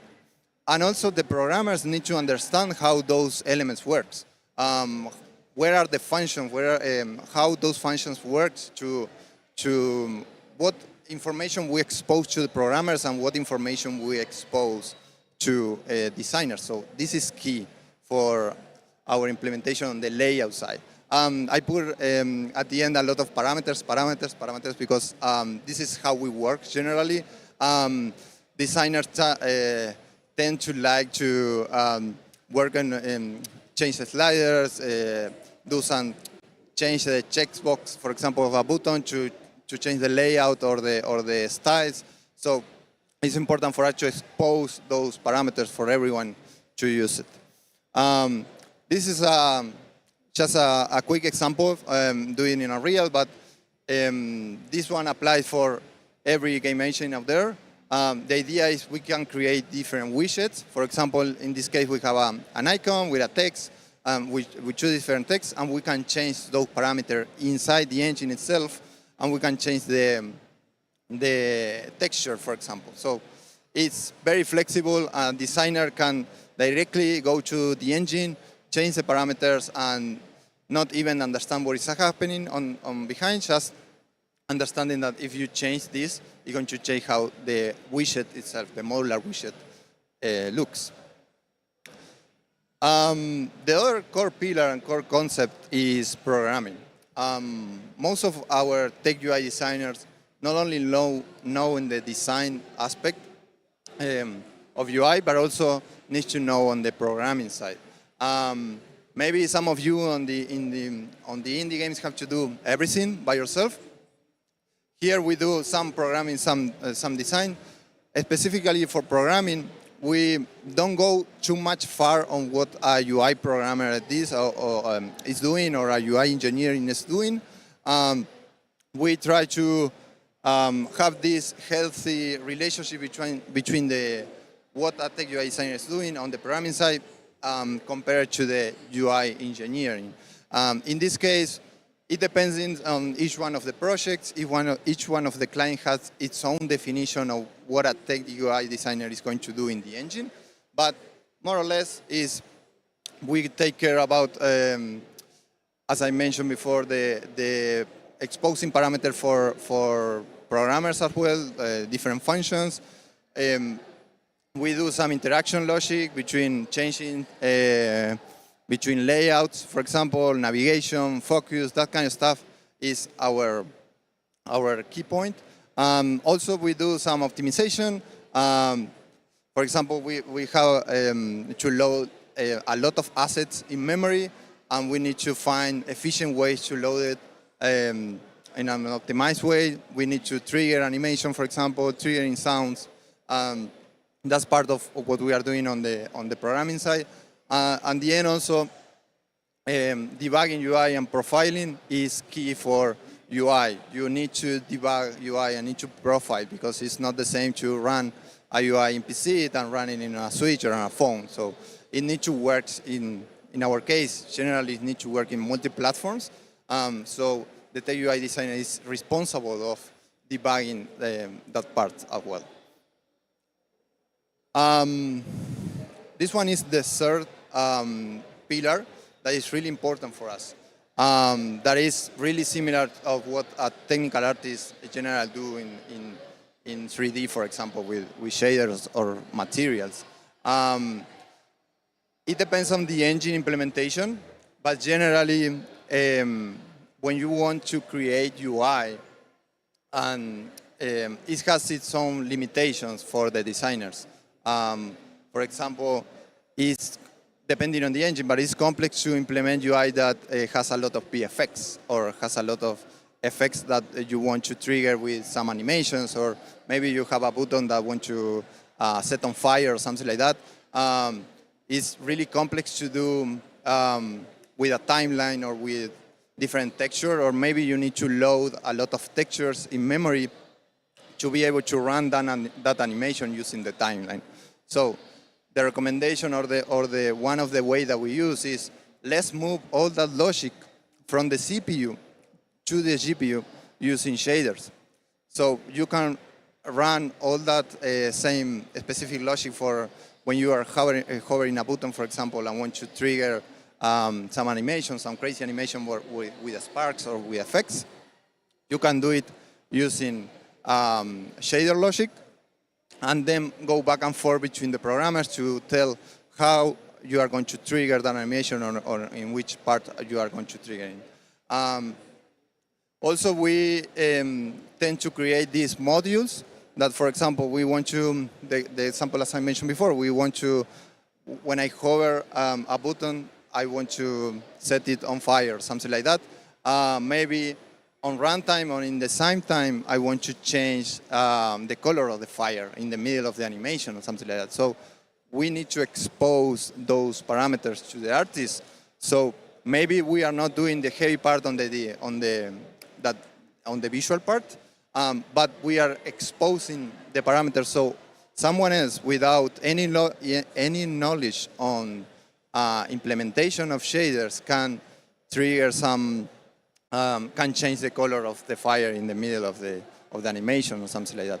And also we are doing optimization of this. The same as before as programming, we need to take care of the optimization sometimes. We need to move a lot of logic that is in the CPU running in a timeline with different textures.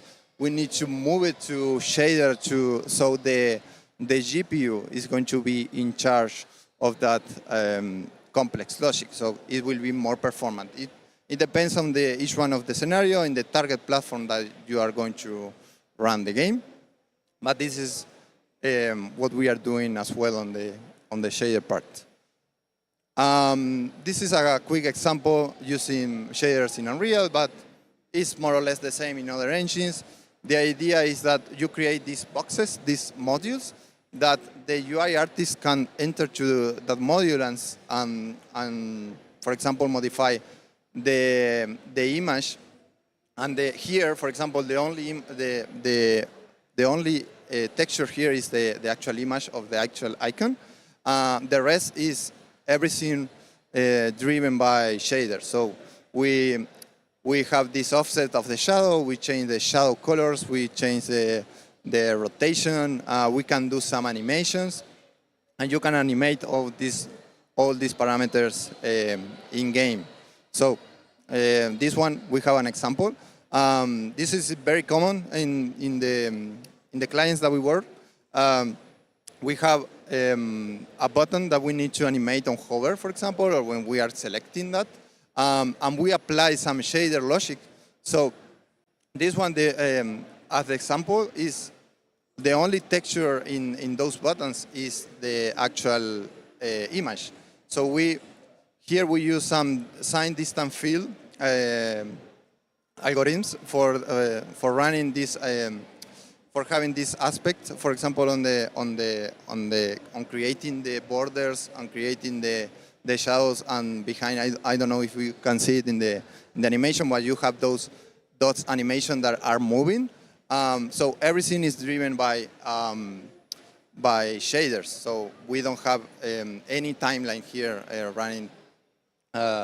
It's everything on the GPU. So this one is a great example, and we use it a lot. And in the future, if you want to change the color of the border to a pink one or a red one, you can do it only by changing one instant of the material, and it will apply to the whole UI. So this is great.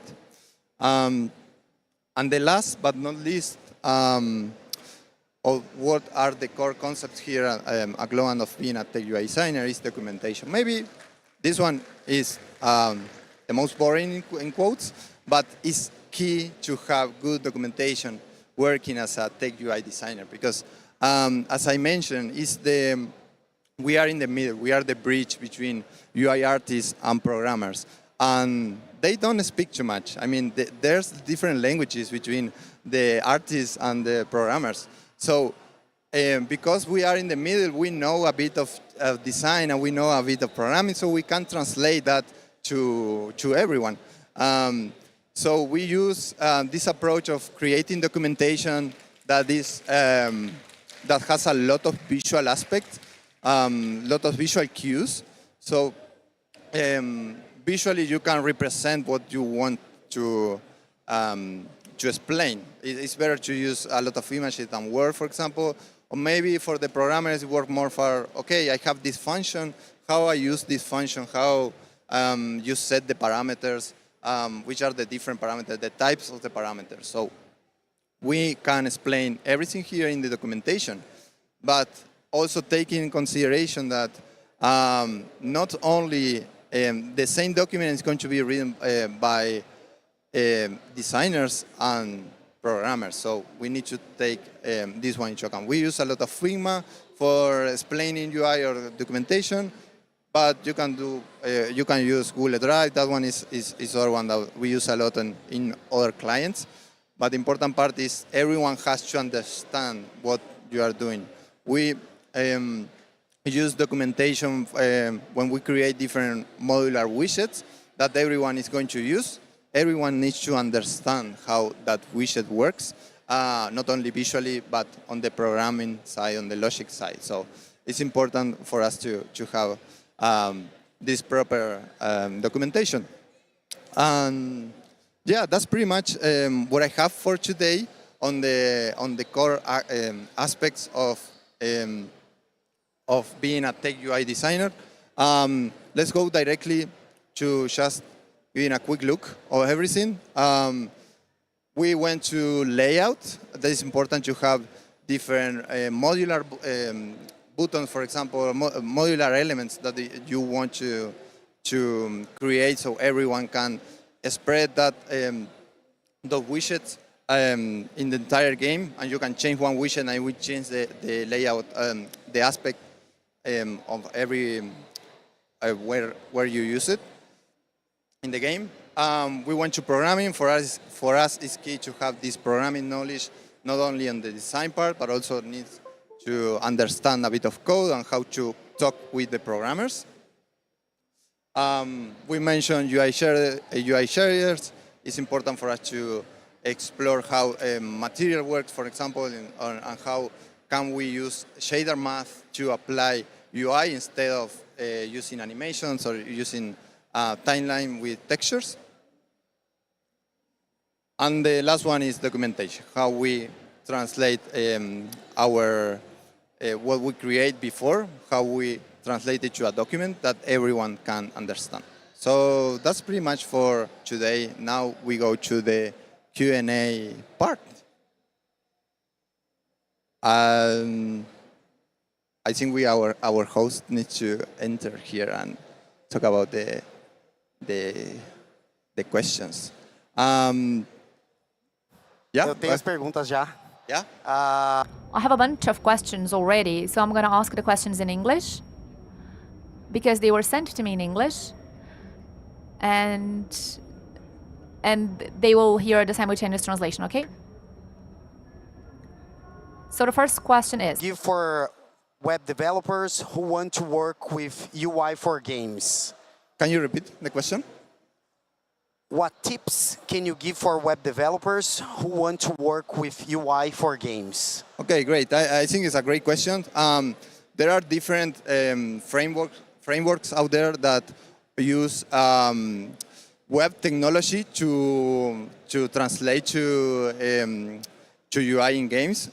For example, one very famous right now is Coherent. Coherent uses web foundations to create UI for games, so maybe it's a good start. But also, it depends. We work a lot with AAA industries, so they work a lot with C++, or so that's also important to have in mind when you are translating to the aspect, and also to know about gaming. Maybe going from web to actually grab a game engine like Unity or Unreal is also important to have in mind when going from web to UI gaming.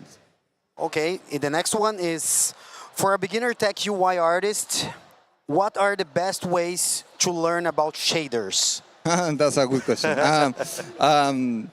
There's a lot of resources out there. The important part is shaders are a general concept, so you can have you can grab the knowledge from 3D tech art and translate into UI 2D, and you have fewer logic. So all the resources from there can help us in that part. But also there are very useful resources that are there that you can take care of. One is, for example, Shoyrock. Shoyrock is a work for Epic Games, and she is very good at teaching. She has a blog, for example, only exclusive for shaders on UI.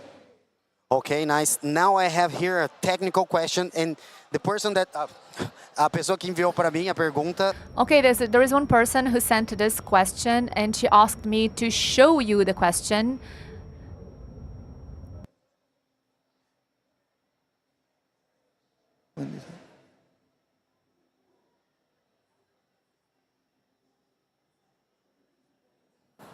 Okay, so this one is very specific.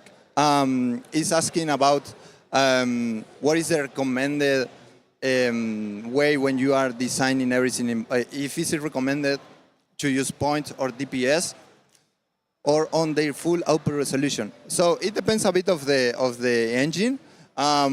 We work a lot on depending on resolution, but also we need to consider the different platform that we are going to work. For example, Unreal has its own units to work. It's not actually pixel, but it's in slate units. So each engine do this translation of the actual going from pixel to the engine unit itself. But it depends on the example of or each one of the project that we work for. But for example, our designers have a target resolution like 4K or 1080p, and we translate that same to our engine. But of course, taking in consideration that how is this going to work when you are in higher resolution or in fewer resolution. So it depending on the technology, but generally we work a lot of from the design part in specific resolutions, and then we, depending on the engine, we use different techniques to match the resolution or the different unit scale that the engine has. Ok, foram essas as perguntas. Se você tiver mais alguma coisa para encerrar, o palco é. Okay, these were the questions. If you want to say a few last words, the stage is yours. So thank you a lot to receive me. We have a booth here in Gamescom. You can pass. I'm here. You can ask us questions. We have a lot of beautiful people that is happy to answer each one of the questions that you have. And you can meet me here. We are nearly next to the Fortnite booth, and you will see the Game Studio one. So thank you.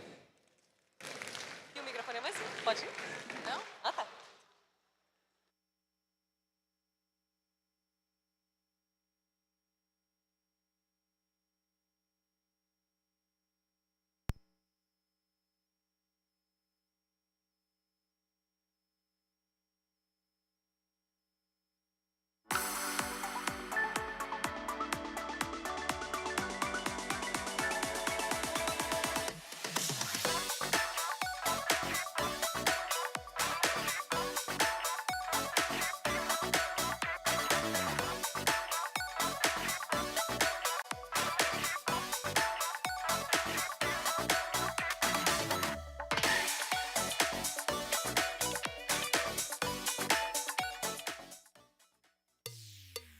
Let's party.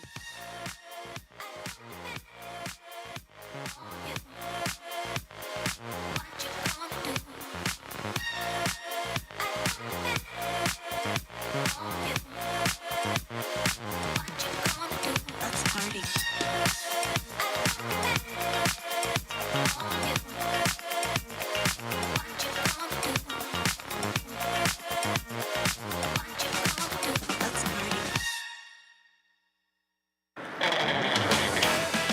Usar meu Orocard para recarregar as energias. Usar meu Orocard para recarregar as energias e ganhar pontos. Usar meu Orocard para recarregar as energias e ganhar pontos enquanto eu tiro onda. Quem usa Orocá tem cashback, tem pontos, tem cartão sem anuidade e muito mais. Use para tudo no seu dia a dia. Quanto mais você usa, mais você tem. Orocá, usa que tem. Pode crer. Banco do Brasil, para tudo que você imaginar.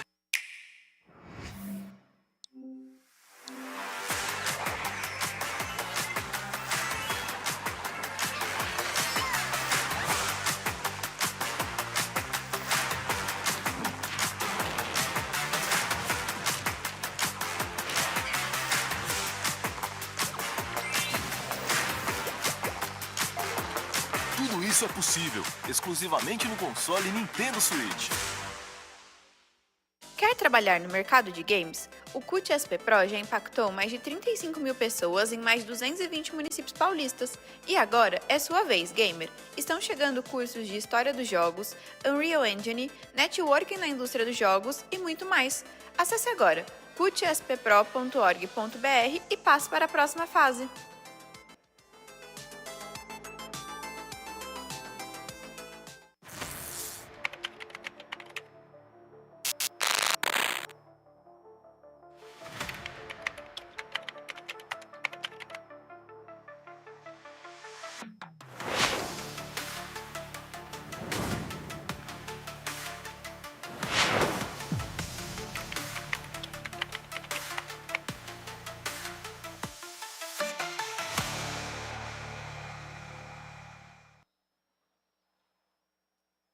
Muito boa noite a todos, amigos. Muito boa noite.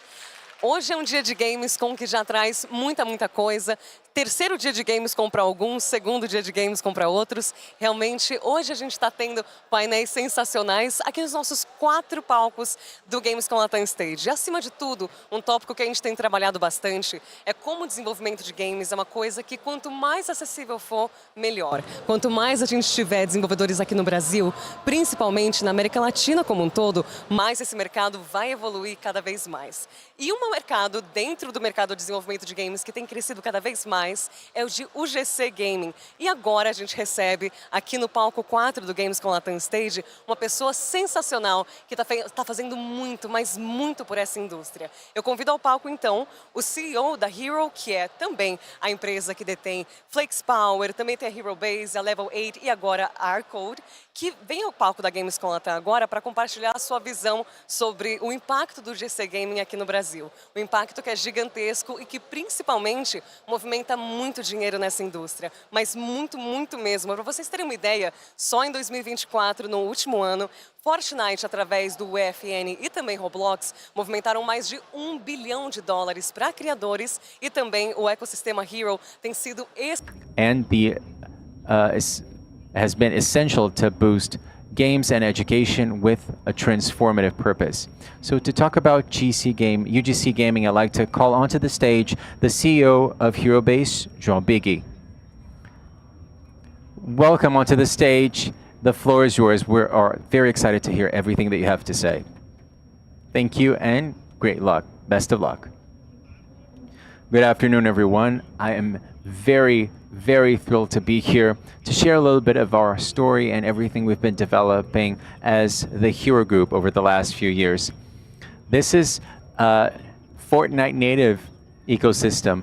It's a community native ecosystem. We began and now we get it like that, and now we are a game creator. So I'd like to talk to you about this new business, UGC Gaming. This is something that not a lot of people are talking about, but it is a humongous market when it comes to revenue and transactions taking place around the world.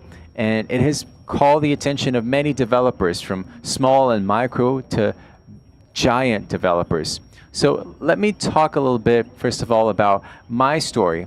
Who is this person talking to you today? I am someone who's passionate about gaming and who started his career in music.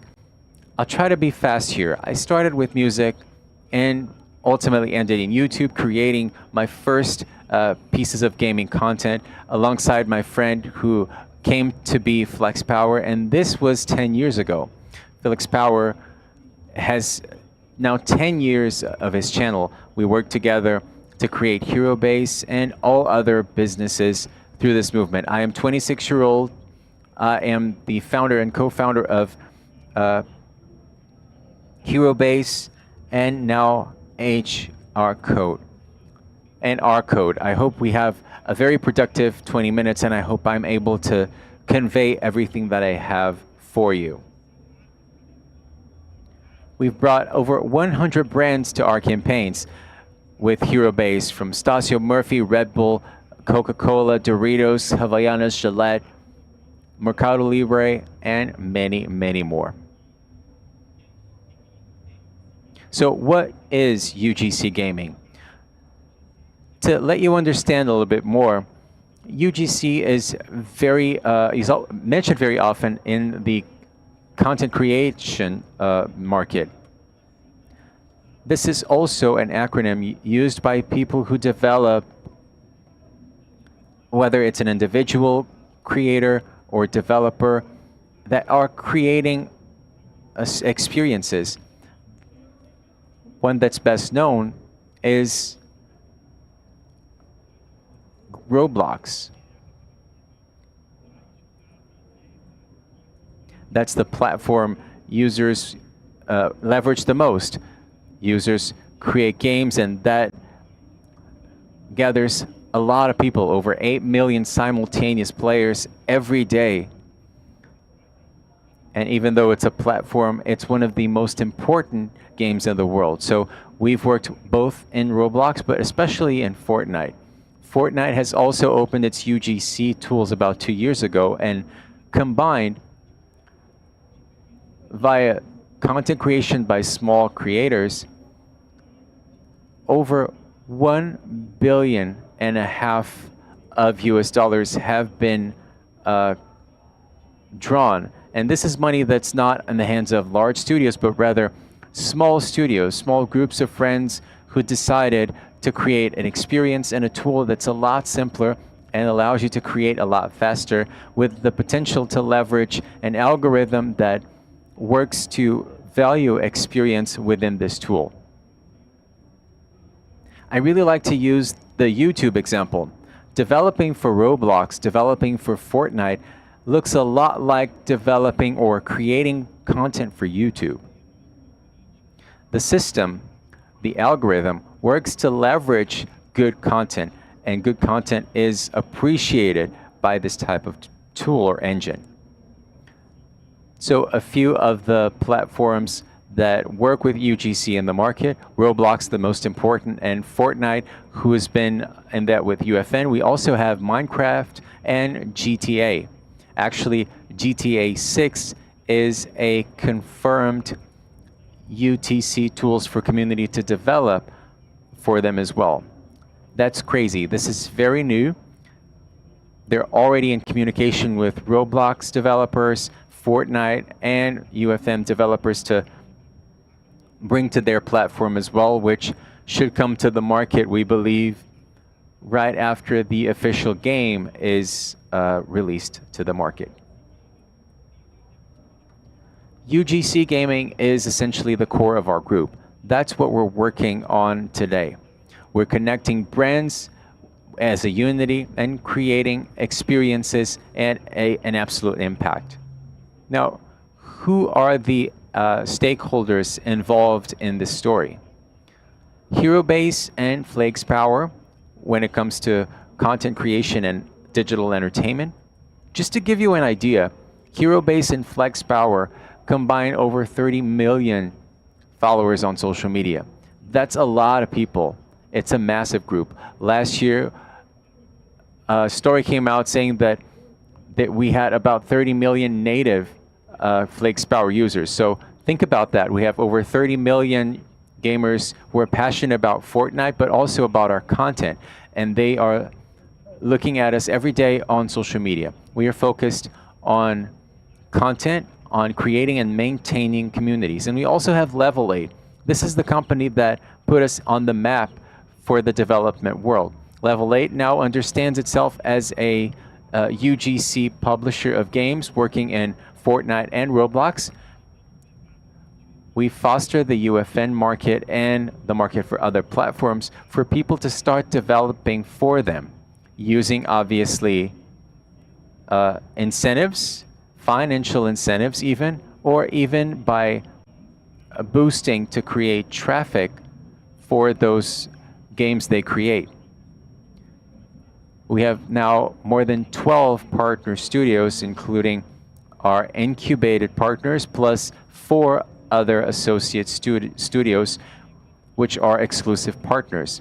So this is the company that actually puts those experiences out there for the community to use and leverage those games. As I told you, we have 12 studios and about 100 associates on development alone. But there's a lot more people. A lot more people have to join this market. And they have very little information about that, which is why we decided to found Arcode. This is the first school in Brazil focused on training young people, especially alphas, Zers, and millennials to develop UGC games. Helping them understand this as a potential market to work with games and to monetize their games using these platforms, which we understand are a tool to help you boost and drive results, and also to test your audience for those experiences, and also your MVP and whatnot, foster the market even more, and evangelize, seeing as we are very much influenced by the platforms we use. So why not move this forward and bring this to more people so that they can start developing for Fortnite, Roblox, and so on and so forth as well. This is a very new thing, so I don't know if we have the video. Can we roll playback? This is a little bit of our work for you.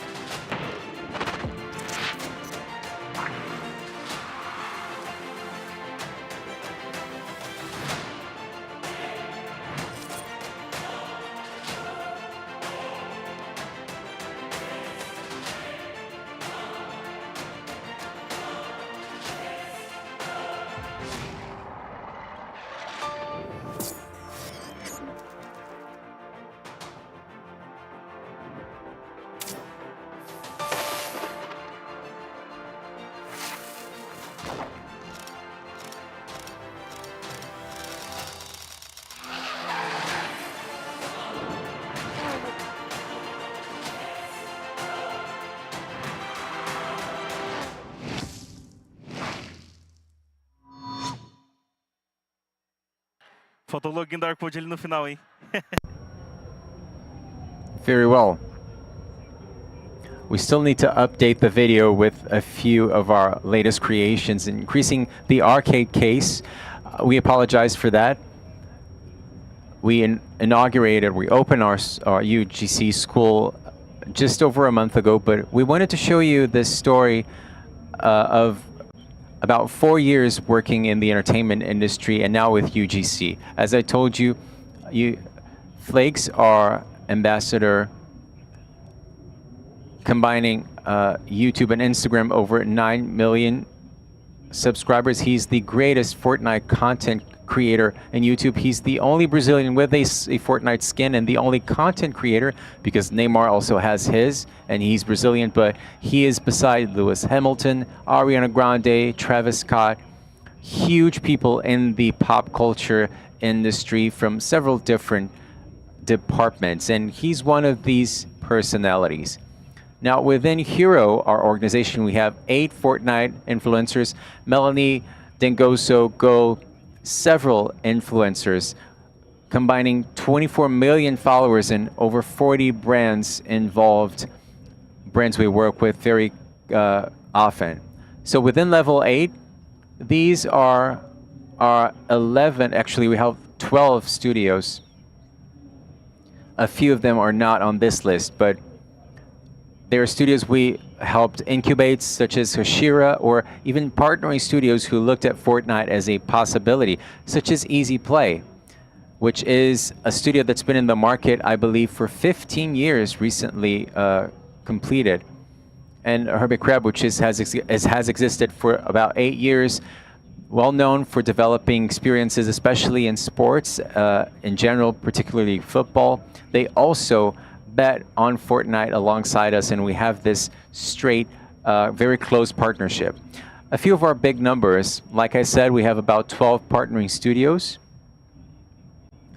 40 different experiences, actually 40 plus experiences published in 2025. So many games, and this was possible only because Level 8 works essentially as a networking platform to connect studios and allow them to boost one another and help one another during development. They talk to one another, they exchange assets, they exchange code, which enables something that would take maybe 4 to 6 months to develop, now takes a month, 2 months, and we can publish them a lot more quickly and reach the results that we want, which are so huge. Over 15 maps with over 20,000 simultaneous players. So we do have a lot of influence in the gaming market, developing for Fortnite, which is now a platform. Now with my final 7 minutes, to make things a bit more tangible and add a bit more context about what our code is, this is the future of game creation, and that's UGC. I am a huge advocate because I truly believe this market. I've seen many people who love Fortnite, who love the game, people who sometimes come from a very modest background, who started with UGC. And we know that very few people are living this reality, which is why we decided to bring all our specialists from our 12 studios to develop our code, to be the trainers, to be people via micro-learning, meaning practical education, no fluff, helping people develop what gets results using UGC platforms. So currently we have a digital platform. So wherever you are in Brazil, you can have access to that and have access to all our content. But we also have a physical space in the city of Joinville. That's where our first brick and mortar R code is born, but we have a plan of having other brick and mortar schools in other places in Brazil. But the idea is to always have those schools wherever our studios are located, so that our coders can be the mentors of those people, so that they can learn from those who actually know and are successful using the platform. We have a partnership with Sokobi and also with Avel.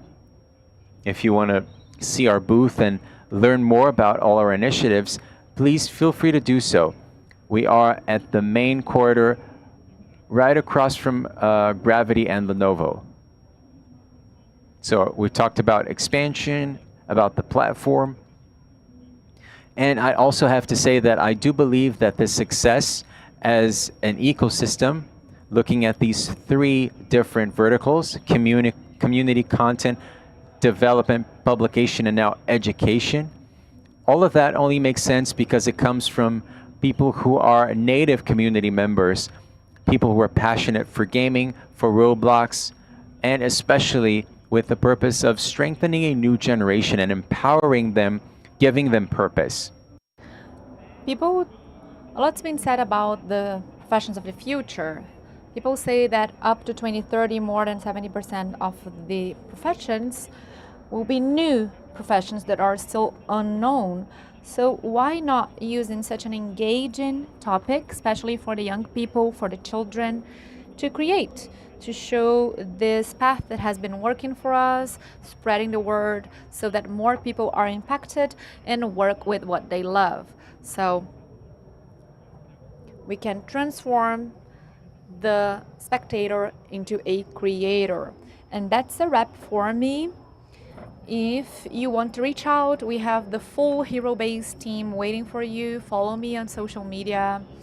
Please reach out on LinkedIn, on Instagram, and we'll be here till Sunday at our booth to chat. I know that is a brand new topic, and in 20 minutes it's very difficult to get into details, but we are here for you to talk a little bit about each of our initiatives. They're all amazing. And that's it. Thank you so much for your attention, and see you soon.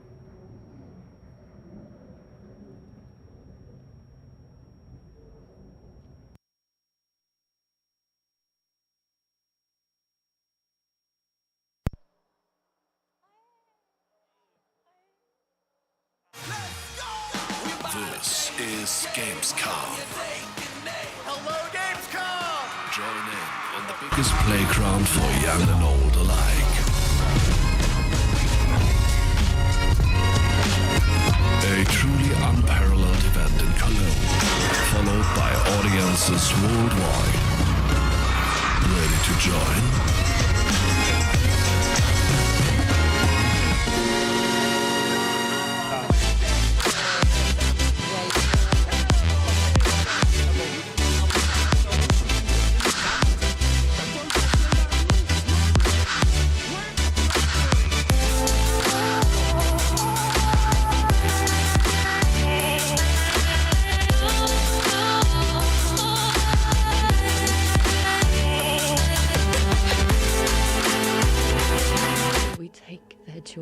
Incrível do Big a respeito de GC Gaming. Realmente é um meio que cresce cada vez mais. Muito feliz de estar aqui no Gamescom Latam. It is a topic of growing popularity. I'm so happy to be here with you, sharing everything that this market has to offer, and it has a lot to offer. So it's been growing in recent years, and one of the beacons is the mobile gaming. So the next talk, we'll talk about trends for mobiles in 2025. Our guests will reveal the evolving dynamic between publishers and developers, driving smarter strategies and new growth opportunities. Also underscore the strategic trends and synergies which enable everyone to capitalize and expand this sector. So welcome the Sensoft CEO, David Fernandez, and also the Venture Beat editor, Dean Takahashi.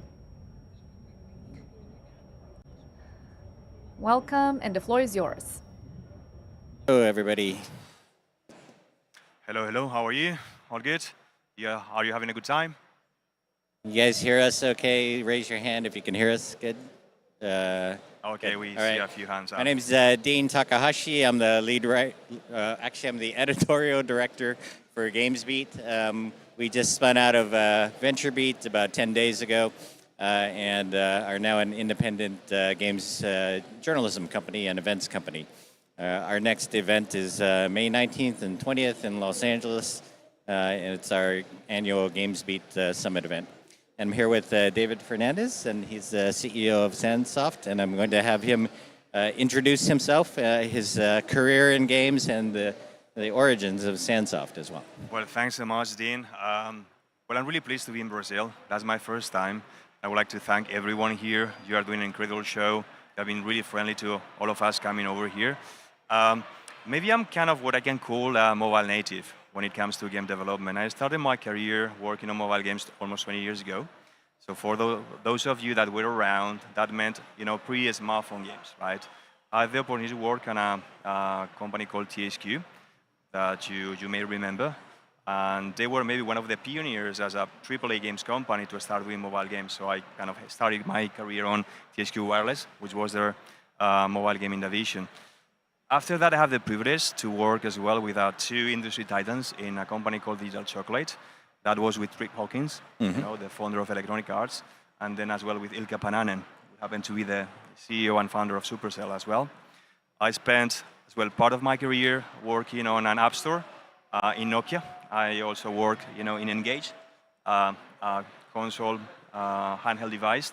And in that particular case, I think I made the wrong choice. I went for the loser in the smartphone era, but eventually learned quite a bit about how you need to merchandise games and apps on an e-commerce platform. And then after doing some things in the mobile advertiser space, I had also the honor to join King, where I worked with King for almost 5 years, working on a couple of franchises, one Bubble Witch and then Candy Crush. And I ended up co-heading the King London studio when I left to run Sandsoft 5 years ago. And Sandsoft is, I guess, interesting maybe to this market in part because you're also in an emerging market in a very different part of the world. The company's headquarters is in Saudi Arabia. Do you want to talk about how that happened to come about as well? Well, true. Yeah, we are maybe slightly earlier in terms of gaming industry in Saudi to what we see here in Brazil, particularly towards game development capabilities. Definitely, we have a nice consumer market, not as big as Brazil. But let me start on how Sandsoft was somehow originated or created. For those of you that are not familiar with Saudi Arabia, they have, I would say, a country plan called Saudi Vision 2030, which its main purpose is to diversify the country economy away from petrochemicals, away from oil and gas. And as part of that program, they are trying to build what we can call knowledge economy, and games is a pivotal part of that transition into this knowledge economy. So we are part of a large Saudi corporation that decided to support that country strategy, and they decided as well to diversify their own group, and games was one of the things they wanted to do. And then Sandsoft was born in 2019, originally as an esports company, because with the first thing we did as a company was a PUBG mobile event in Saudi Arabia. But then, the family realized that, esports was not a business. It was maybe more a show and a proper commercial ongoing activity you can run in a sustainable way. And they decided to venture into mobile game development and publishing, which is what we are doing today. We are developing games in our own studios, but also we are a global games developer, where we are supporting game development studios in the mobile space to commercialize their games. And what would you say you're working on? What is your focus, and how big is the team, and where are they as well? Sure. So we have now roughly 100 people. We are split in 4 different markets. So we have people in Saudi Arabia, where we are headquartered. We also host here on a game development studio.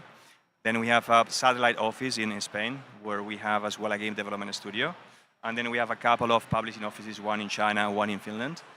And then we have as well a small studio we invested in France. So that's where we have our operations. In terms of focus, as mentioned to you, we are mobile platform. We have a few games that have the aspiration to become cross-platform, but they are mobile first. And you moved to Saudi Arabia. You want to mention what that was like for you as well? Yeah, I did that. Sure. I've been living there for 4 years now, and leaving kind of the weather aside, and particularly summer, which is really hot. I feel that there was I presume a big cultural change for an European to come over to a country that maybe was more conservative, where it was closed than maybe other countries I've been living in. But definitely I felt that if you are really respectful, you try to understand which are the things that are changing and that you get the pace of change, it's quite livable. I think it's a space that people is really passionate about games specifically. And there is a really young, savvy population. And they consider themselves as gamers. So you kind of, when you tell you are working in games, they will respect you. I mean, it's something like other countries when you think, I'm working in games, it's like, so you start, you are playing all the day, right? So you are kind of just playing games. And they don't realize this is an art form. This is something that is going beyond just play. It's just a reminder that it's a global industry and gaming is not what it used to be. It used to be coming only from Japan, the US, and Europe, and now it's a very different world. It's correct. It's becoming really global, right? So you just see here. I mean, it's not just about all of the people is attending to play games, but also a lot of gaming companies that are showcasing their games, which is really exciting. Mm-hmm, yeah. And how far along are your games in particular too? Like how? So in terms of our game development studios, we're just starting our first prototypes. Both the studios started in 2023, but it took us some time to get this initial core team that we can definitely trust to develop their game ideas into commercial viable games. So we have been kind of in a bootcamp on both the studios for 1 year. Now they're starting to prototype what we can think more commercial games.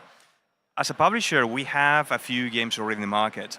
Maybe the first one we released was in partnership with Jam City, where we released DC Heroes and Villains together. And then we are also, releasing a few other games that maybe is kind of a paradigm here in the sense that mobile free-to-play games, you don't have a kind of red button where you click, the game is live, right? I think there's more a kind of ongoing progress where you are keeping developing, improving the game, and then you are trying to find ways to scale the game, right? In this case, through, user acquisition. So in that sense, we have games available in the market for more than 2 years. We have 6 games in our portfolio that are somehow in soft launch, if we can put it in this way. And 2 of these games are more mature, and hopefully we expect to scale them in the first half of the year. Okay. So let's get into some of the trends in the mobile industry then. What do you see? What matters to you? How big is IDFA as a trend, and is it getting behind you now, or what are the things that are important to pay attention to in mobile? Well, maybe let me start with something which is in many cases not enough looked into, which is we are seeing a change in the audience itself. I think we need to acknowledge that Generation Z, Gen Zers are coming in, and that means it's a completely new wave of consuming content. They are maybe less attracted to deep, engaging experiences. If I can call them in a way the TikTok generation, they're really kind of focused on short-term or short form of entertainment where they can get this dopamine, adrenaline, and then they can engage further. But they are really kind of a generation that don't pay quite a lot of attention till they get really hooked, right, on the things they are doing.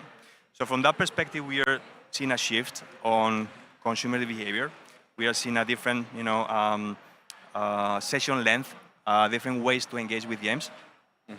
Pretty much, well, looking into the audience, I feel that there is a new distribution of the industry. As maybe here people know, the industry is growing double digits in regions like South America, regions like Middle East, Southeast Asia, where the more Western markets are not growing as much, and that's mostly based on I presume the actual average age of these regions, right? So there's much more younger population now in this part of the world in emerging markets where they consume games as the native entertainment form.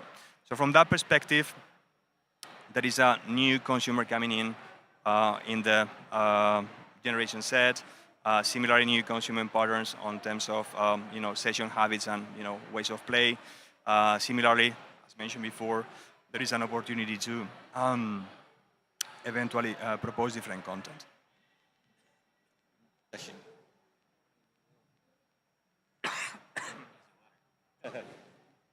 I'll talk a little bit while David's getting his water. One of the, I guess, interesting trends that has emerged in mobile is really the importance of the relationship between developers and platforms, right? And I mentioned IDFA, and that was Apple's decision a few years ago to prioritize user privacy over targeted advertising. It made targeted advertising much harder, and so game companies sort of lost the ability to very precisely target people who favored certain kinds of games, and so they had to sort of go back into more of a guessing game as to how to zero in on which users they really wanted to target. So this sort of had an impact over years, and when I do wonder whether you think maybe that we've learned how to deal with this change in the market and still be able to find the users that you really need, I guess. Well, I presume IDFA is not going to go away. I think privacy is going to be still with us, and that's going to be still something that everyone needs to pay attention to, right? That's been really critical in the mobile space because of the merchandising problems we see in the app stores, right? Generally speaking, we see a lot of problems in content discoverability, and that meant that most of the growth we have seen on these games have been through performance marketing and user acquisition. I think one of the things that we are seeing more and more is game developers trying to build communities earlier, right? Trying to expose their games and trying to create these communities through influencers, through Discords and creating content. But eventually, IDFA is here to stay. And so, speaking of the developer and platform relationship again, we have had an antitrust case going on for a long time, for 4.5 years, between Epic Games and Apple. And just this week, yesterday, we got a ruling from the judge that held Apple in contempt of court and changed a lot of the sort of previous, I guess, stance, and now has made it favor Epic's case much more so. And this has a lot of significance for whether or not mobile game companies can really go outside of the App Store and advertise that they have lower prices on their web shops or other sites where they can sell the same things that are being sold in the App Store, where the prices are higher because Apple takes a 30% cut or so. So Apple had appealed this and kind of been able to dodge the effects of this even in Europe, where they had a 27% core technology fee they introduced. And now the judge says, no more of that. You can't evade this ruling anymore, and you have to allow game companies to tell their users that there's lower prices elsewhere. This is a sort of a fundamental antitrust protection, which is antitrust law protects consumers. And if you're enabling them to get lower prices, then you're doing something in favor of consumers. So this is a very significant ruling. It should affect the whole industry. David, I wonder what your take is on this. As you mentioned, if we were maybe talking last week rather than this week, I will be talking about eventually some form of platform disruption. I think particularly when you think about mobile platforms, that's been mostly governed by two game companies, one being Google and Google Play, and then Apple. There is particularly on the Android ecosystem other app stores as well that you can use, but in the end it's like kind of a few opportunities for you to get content and particularly games if you own a mobile device, right? So that was set for disruption. And eventually, I think that particularly countries that are more protective towards consumers are really observing these oligopolies in a way that they would like to propose consumers more opportunities to discover content and to have that in a fair way for both them and game developers. So, DMA in the UK was maybe one of these first changes that we saw, trying to open up. Digital Markets Act, yeah. Correct. Trying to open up a bit more the mobile gaming ecosystem and try to ensure that developers have some choice and consumers have some choices. But as you mentioned, there was, I presume, a segue for Apple to introduce a new tax, a new fee for game developers if they were, going through that route. What we saw, a few hours ago, it looks really recent, right, is that game developers have now the opportunity to have this direct relationship to consumers, to build that relationship in a way that you can offer them more alternatives of choice in terms of, first of all, price points, meaning that you can offer different price points on what you offer in the actual App Store. For those of you that are game developers, you may acknowledge that you cannot select any price point you want. They are fixed. You have ranges of those that you can pick from your price points, but you cannot select any price point at all if you want that specific price point. Second, as you mentioned, is about discounts and trying to ensure that if you are proposing this direct-to-consumer offering, you can adjust your margins and provide more value to consumers, and eventually ensuring that you as a game developer can get a broader part of the value share that you are creating with this consumer, but simply giving some back as well to consumers in a way that they can pay less when you are using a web shop in this case. Presume the thing that started to be seen, hopefully soon, is that it's not just about you informing consumers that they can have other ways to consume your content and buy content outside of, in this case, your app and going to the web to buy that, but eventually open up, the actual app for integrating real payment methods in the games as you have in other apps in the App Store.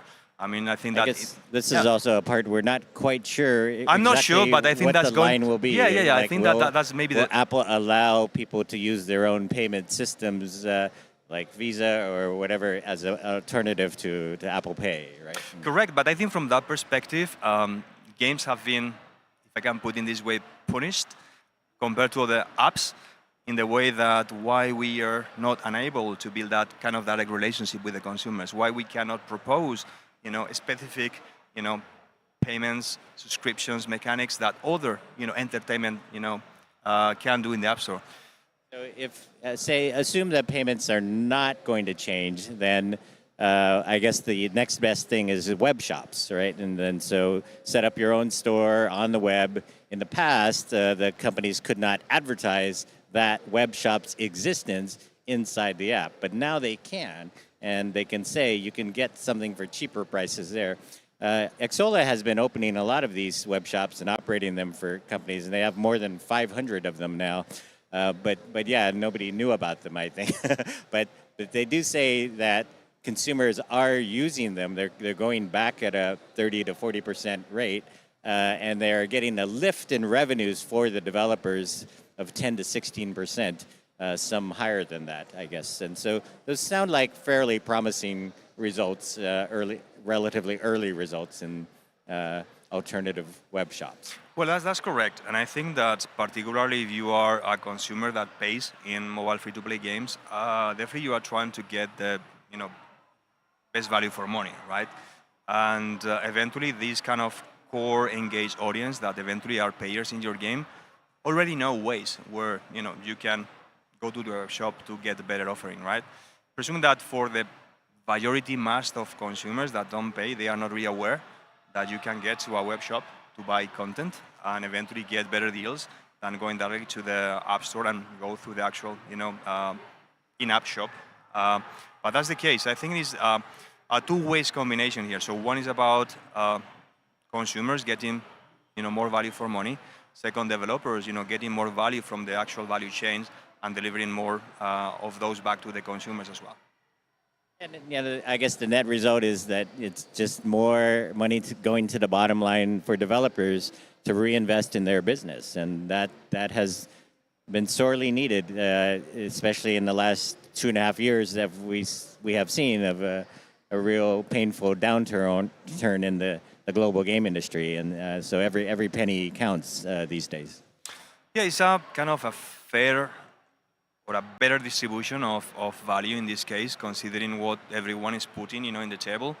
Maybe in the early days of the app stores, as I was telling you before, there was more merchandising options for developers to eventually get value from the app store, where there was, maybe less, content, and then your content goes surfaced to, more users, and you saw value in that promotional activity that app store was running for you. Now, at these days, that's, heavily driven by UA. And in that context, the App Store really becomes a payment method. So from that perspective, developers capturing more value and giving more value back to consumers is good, because that's reinvested as well in the gaming industry. So from that perspective, developers are capturing more value, and then that helping them to create better content and engage better with consumers. You're precisely right in this one. So we've talked about some of these trends, like how are you, say, most closely aligning your company to some of these trends to take advantage of them? So I think that maybe there are a couple of trends we didn't discuss much about. One is about how particularly mobile games are becoming more complex. And, maybe we were talking 3 years ago, we were talking about hyper-casual games, right? Which were games that were mostly monetized with, in-game advertising. Particularly based on the challenge on data privacy, these games are becoming more deep. They have now, microtransactions. They are becoming, hybrid casual games. If now we talk about casual games, they are becoming more complex. They are having, kind of metas on top. They are having deeper economies. To that extent, casual games are becoming more mid-core. Think about mid-core games, they are going as well, into a more core game mechanics. You see now plenty of games having battle passes, plenty of games having more, core engagement loops that you didn't see before. And then when you go to real core games, you see they are coming to hyper casual games. They are trying to simplify a bit the core, trying to make the games more accessible. So there is kind of some shifts on the way that game developers are creating new games, and in a way they are more complex, but they are trying to simplify really the core game mechanics to be more accessible. On this perspective, we as a company, we are trying to follow up these trends, and we are working on a few hybrid casual games that we are releasing with our studio partners. And we are really trying to observe how we can propose these deeper economies on games that feel really accessible, that are really easy to play, that are really easy to grasp and to tell in a simple ad, but eventually that can retain and engage people for the long time. Presume the second trend that we didn't discuss much was generative AI, right? And I think that's something that is transforming not just game development, it's transforming many industries. That's a new tool for everyone to use and leverage. And any game company, not to say any company, that think on the long term need to have a proper AI strategy. So in our case, we are leveraging AI mostly for content creation. We are leveraging that mostly for ad at this moment. Definitely we are enriching our NPCs through AI. But I presume as well that we're improving most of the efficiencies that we are doing on things like game programming. So we are doing, code reviews with AI now. We are doing some kind of small level designs as well with AI. So that's definitely one of the side tools that is going to provide superpowers to game developers. And teams that maybe, a few years ago were considering to build an engine, that they are not doing that anymore. They are using Unity, they're using Godot, they're using Unreal. Now there are some, pipelines of game development that will be transformed by the use of AI. And things that, now you need 10 people to do, a game developer can do maybe more efficiently in 1 year from now. I wonder if you would consider bringing in like the mobile ads into the company because of AI advances. Like the mobile ad optimization now can be done quite well by AI, and I think fewer numbers of people can get much more work done in terms of creating various variations of ads. So to test them in the market to see which particular ad does the best, I guess. And that optimization process was often handled by outsiders, and I don't know whether that's a trend that could change as well. But I think on the go-to-market, you are precisely right. I think for mobile games, what we call creative optimization is a part of the way that you can optimize your growth strategy. But it's actually broader than that. I think when you think about how, particularly in this case, artists work, there is a lot of work on conceptualization, right? And you creating, some particular illustrations on, characters, environments, and this is going to be transformed by AI. Now you can, sorry, Dean.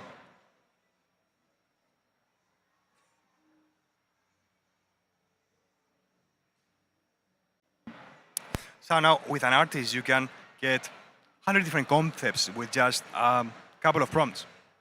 Before, if you needed to do that in a manual work, an artist needs to spend probably half a day to create one of these concepts. So it's about being more open for drive creativity, try to get more options for exploring, characters, environments, art styles, and it's not just on in this case, on the advertising side, it's on game creation, trying to explore new concepts in a more a broad way. So I think you have in Saudi Arabia some parallels to Brazil in some ways in terms of what you do with the team that you have, right? And the team is relatively new to games. You're growing this local staff, and I think we saw some very interesting trends in the past year with Black Myth Wukong. It was a Chinese-made game, a AAA game that was made for the Chinese consumer, Chinese market, and it did spectacularly well on the global stage, and sold 25 million copies right off the bat, and really validated the notion that a country's local content could be appealing on a mass global scale, and when that happens, it's like a wonderful sort of change for that particular country. So a lot more games are being greenlit in China now for Chinese gamers, and with hopes that those are going to reach the global market. For you in Saudi Arabia, like do you have a choice to make about whether to make local content or make global content? We as a game developer in this case, we are creating content for global markets. So from that perspective, we are not doing content to be consumed locally. But it doesn't mean that, as in any part in the world, you don't have local stories, local myths, local themes that you can export and eventually create connections with consumers and with players everywhere in the world, right? When I think about our talent pool, I will not deny that we are, from that perspective, a quite international company. So we have 100 people in the team. Out of those, we have 30 different nationalities. And we are still in a nascent stage in terms of the local Saudi talent. So that means that we don't have enough capability to create these local stories in a way that they feel authentic, in a way that they are told by the right people, but that eventually will come. I think maybe there is a good analogy here when you think about movies or television. There are plenty of stories of this part of the world that have been told. So if I talk to you about Aladdin, Aladdin is a story from that part of the world. If I talk to you about, Prince of Egypt as well, another Disney movie, the same. So I think there are plenty of stories that may resonate with global audiences, but also as well we need to have the real people, the real kind of local talent that can tell these stories. And in a way that could be, attracting the global audiences and eventually become a mass market opportunity rather than being a niche, thing for, in this case, the local market. So a lot of this is maybe a stepping stone process here where you have to level up your team. You have to make sure that they really can grow to be, I guess, veterans of the industry. And then maybe at that point, then the opportunities change and you can maybe use them to be the sort of central creators of the content. Well, correct. I think that, when you are creating games or you are creating, presume any kind of content, that's coming from your own passion, right? Definitely there is some sense on the market and trying to understand, if there is an actual commercial opportunity, but that's come from people's passion. And the passion is there, but I think the skill and the capabilities are not there yet to think about a global game opportunity. We have seen that maybe in other games, and maybe, Assassin's Creed is a good example of that, where they are taking, worlds and themes that resonate in the region, but not still to the sense that they are felt as a proper story from that part of the world. But yes, you are precisely right. We need to wait a few years to have this capability in place so that we can have a credible story to tell in a commercial way in the quality expectations that the global audiences may have. And from what you've seen, what is the sort of assessment of where talent is in your region, in maybe other regions of the world as well? Like where is the best mobile gaming talent now? Presume the answer for me is quite easy, in the sense that you need to look into the games that have made into the top charts lately, and I think definitely China has becoming as maybe the world leader on game development talent for mobile games, right? And it's just about Tencent or NetEase, MiHoYo. I mean, plenty of game developers that are creating games that are consumed globally. So that will be maybe the larger, I think, talent pool for mobile games. But it's true as well that that's expanding quite broadly because creating mobile games is more accessible than going for AAA console games, right? So you have plenty of pockets of excellence in Europe, in US, in Canada, in Latin America as well. Been really impressed by people here in Brazil, people in Argentina, people in Uruguay, Chile. So definitely I think that's becoming more accessible and talent is developing in many parts of the world. Thinking in my region in Saudi Arabia, it's true that it's really new. I think that maybe that's resonating with people here in Brazil. Maybe we are Brazil, 5 years ago, like where there was maybe some pockets of talent that were really trying to get these first companies to the market. That was pre-wildlife here, and eventually we are in that route where we are importing talent to support game development, but also nurturing local talent so that we can develop the whole industry. Very good. Any other topics you want to hit that we haven't tackled yet? We just got a couple minutes left. So maybe we can open the questions to the audience, I think. Let's see. Maybe we could have the host come up and see if there are any questions that are coming in from the audience. I think you can use the QR code somewhere to ask questions.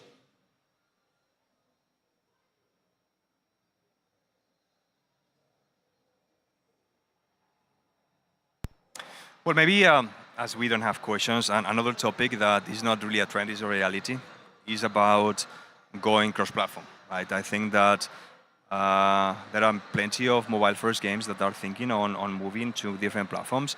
And it's true as well that when you think about how you can go to market, how you can prototype, mobile is usually the cheaper platform to do that, right? And we are seeing more teams getting their IPs into PC and console and coming from mobile. So eventually that's a trend that we are observing more and more. And I presume if you think about other trends we are seeing is transmedia. I mean, that was maybe a kind of old world that people were thinking about how migrating IP from games into other art forms. But definitely we have seen that quite a bit in the particularly series that we have seen from Netflix, from Amazon, and so forth. Robio doing still movies and things like that. So transmedia is becoming as well a trend for companies with deep pockets and deep budgets as well. I have to agree that the biggest thing to watch right now is really AI and where it's going to change things and what it's going to affect the most. I have to believe that mobile gaming is really one of the areas where it's going to have the biggest impact. AI can't really create AAA games yet, and so but there are a lot of I guess things related to the business of mobile games that can be automated, and we'll see where that takes hold, gets traction first. Well, I presume something that we are seeing quite a bit here as well in Brazil is the renaissance of web gaming as well. I think WebGL has really improved lately, and you are seeing more amazing experience on mobile web. So I think that mobile web will be still an opportunity for game developers, particularly connected to what we mentioned before with web shops and how you can monetize as well with web. My last comment might be that we've got the Nintendo Switch 2 launching very shortly here. But the interesting thing about now versus years ago is that Nintendo is no longer the first device that kids get their hands on as a gamer. In fact, it's smartphones, it's mobile, it's tablets, right? That's how they learn to play games now, and that's going to be a sea change for companies like Nintendo too. Like they have to somehow really get hip to this trend, and everybody has to get hip to this because the youngest gamers are only going to know the brands that they see on mobile. Well, that's precisely right. I thought you were going to bring the tariffs topic on about hardware and things like that, but we don't have enough time to cover that. But eventually, I think that you are right. Mobile is usually the first gaming device for many people, particularly kids, and that's where they discover content, not just games. That's also the all forms of entertainment from streaming media, music, and on top of that, games for sure. All right. Well, thank you very much. I see you.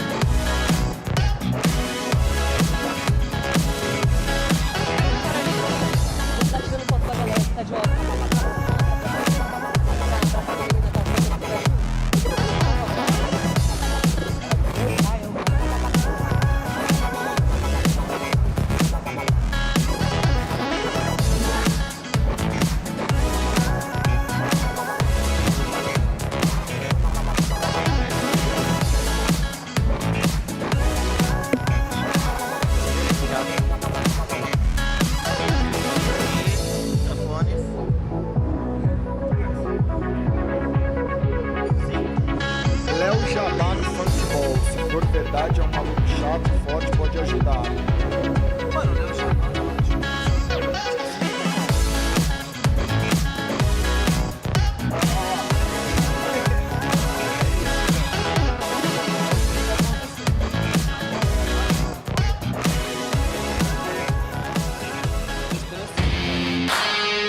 boa noite a todos, amigos. Mais uma noite. de All right. Gamescom. Good evening. Another evening of Gamescom Latam 2025, bringing more and more news. Our agenda is fantastic this evening, right?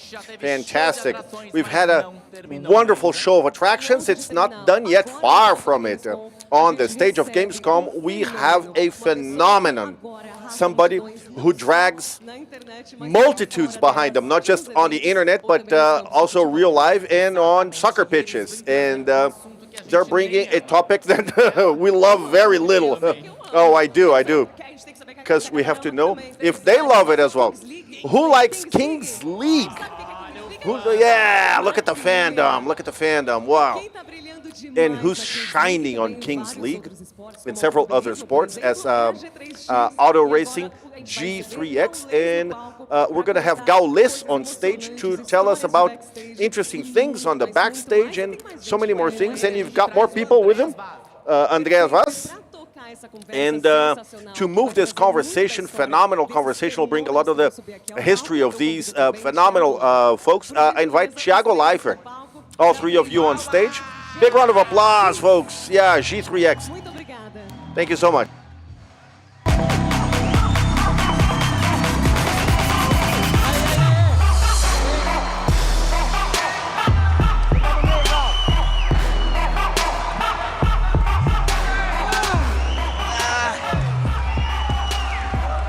Boa noite, tudo bem?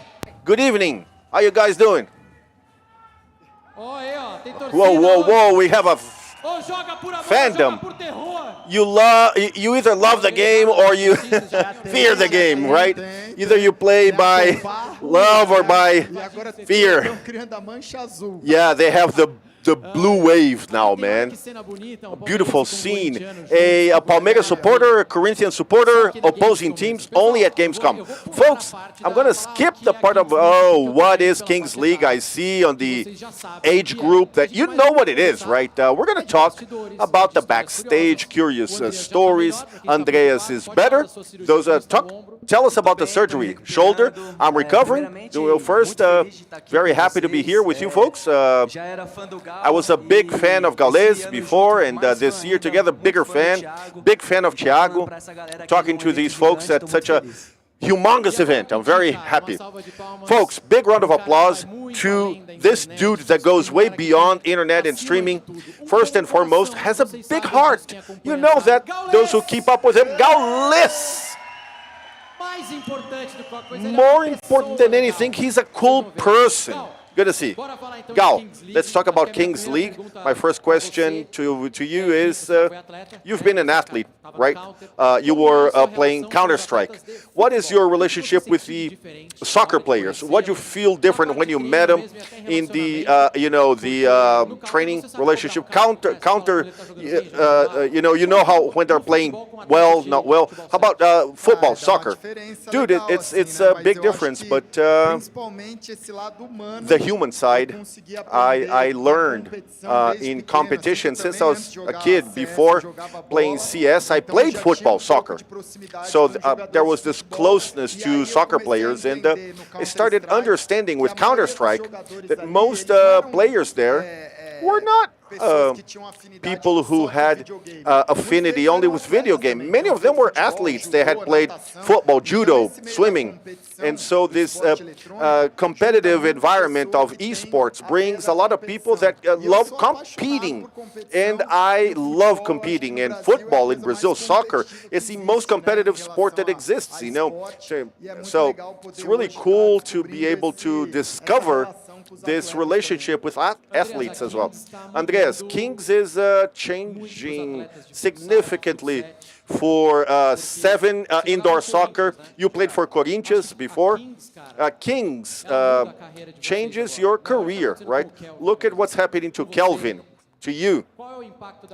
What is the impact of a Kings League in the player's career? The messages that you get, oh, I want to play, how do I do this, how do I go about? It's changed my life significantly. As you said, I was playing for Corinthians 2023, and we thought we were known.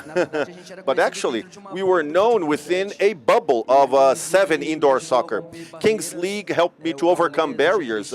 Gaules, G3X, you know, reaching people who I would never reach just playing 7 indoor soccer. It changed my life for the better. Gaules, what did Kings League change in your life, your routine, the amount of concern that you have with the team, the dudes, you know? Oh, you were there, you played video game, there was a tribe, and now you got a new tribe, basically. What's that on your day-to-day? So from the very first moment, I think last year, beginning of last year, I talked to Piqué, and he said in the middle of the year there would be a world tournament, clubs tournament. He would like to have Furia with Neymar and the Gaules team. He said, oh, we have the G3X team. And I said, you know, that's a project I had been keeping tabs from a distance, you know, the Spanish league. And I said, in Brazil, it's cool to have that. When we went to the world tournament, in the preparation, the days we spent there, Kings League and G3X changed my life completely because I was, you know, I was weighing maybe 280, almost 300 pounds, and the president's going to kick the penalty kick. I used to go to the training sessions. I said, it's not possible I'll have a soccer team and I'm locked in a body and I can't do stuff. And so that was the first wake-up call, you know, like I have a greater motivation to take care of myself. And I think that motivation kind of G3X became a priority on my day-to-day. And to see this exchange, how much I care for the team and how much Kings League and the club care for me. So that's the key change. I have a new life today thanks to Kings League and G3X. If that hadn't happened, I would be just like I was before. Kings puts together streaming, football, gaming, reality show. The content is extremely important. And, you know, the rivalry between the teams and the... How do you see that? You know, what's the priority for you? Because, you know, winning the tournament but not creating content, that's no good, you know. How do you create your content? Where do the stories come from? Is it natural, something that just happened, or do you say, oh, we have to, let's bring so-and-so? You know, for us, when we understood that Kings League is a reality show, and we went to the first World Club Tournament, we want to have our striker, the jersey number 10, we want to have the best of the world. Kelvin had been awarded 2021 best of the, we want stories from the regular folks, enthusiasts of soccer. Folks played, you know, like in the lower teams, and some people tried to be pros. They played in the entry levels, didn't move forward. And so we set up a story where we said, you know, let's try to bring real life stories and bring a group together that, you know, everybody together their own way. That would make sense. And right off the bat, I positioned as in Counter-Strike, you know, I like Brazil. I like soccer, I like Brazil, you know, being highlighted in competition. So when we put together Brazil and football, man, these guys are just busted our balls, you know, just saying that good soccer is in Europe, the better clubs are in Europe. We are the country of football, you know, like, so in my mind, I created this mission of making Europeans' lives hell. Every chance I get, you know, I'm going to make their lives hellish.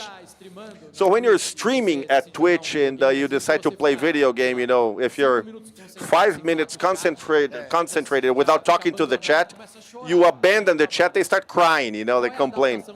What kind of adaptation do you need when you're competing? Because you have to pay attention to the game.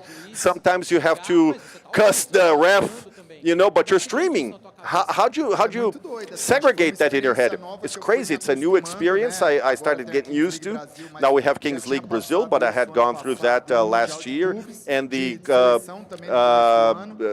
national teams world tournament, and many people saw me for the very first time. You know, the competitive side, cussing the ref, cussing other players. There's a new audience, a younger audience. That's so cool, be able to see these younger dudes. Counter-Strike, before I saw that most of the times the parents would bring the young kids to watch Counter-Strike being streamed, and now I see the younger kids bringing their parents back to watch soccer. So to me, it was a big change, you know, adapting and understanding. That's all part of it. You know, folks complain, come on, you're boring today, or you're too demanding. But the audience only grows, and so yeah, we've been through this. You know, it's a competition is difficult. You know, if you don't love it enough, you won't be competitive. Yeah. And Andreas, the other flip side of the coin. In every sport, it's getting harder and harder to make the sport speak for itself. There's Phelps, Messi. If they didn't have Instagram, it wouldn't matter. 8 gold medals in a competition. But you had to transform into a content creator. All of you players have to make the best of this opportunity at Kings League.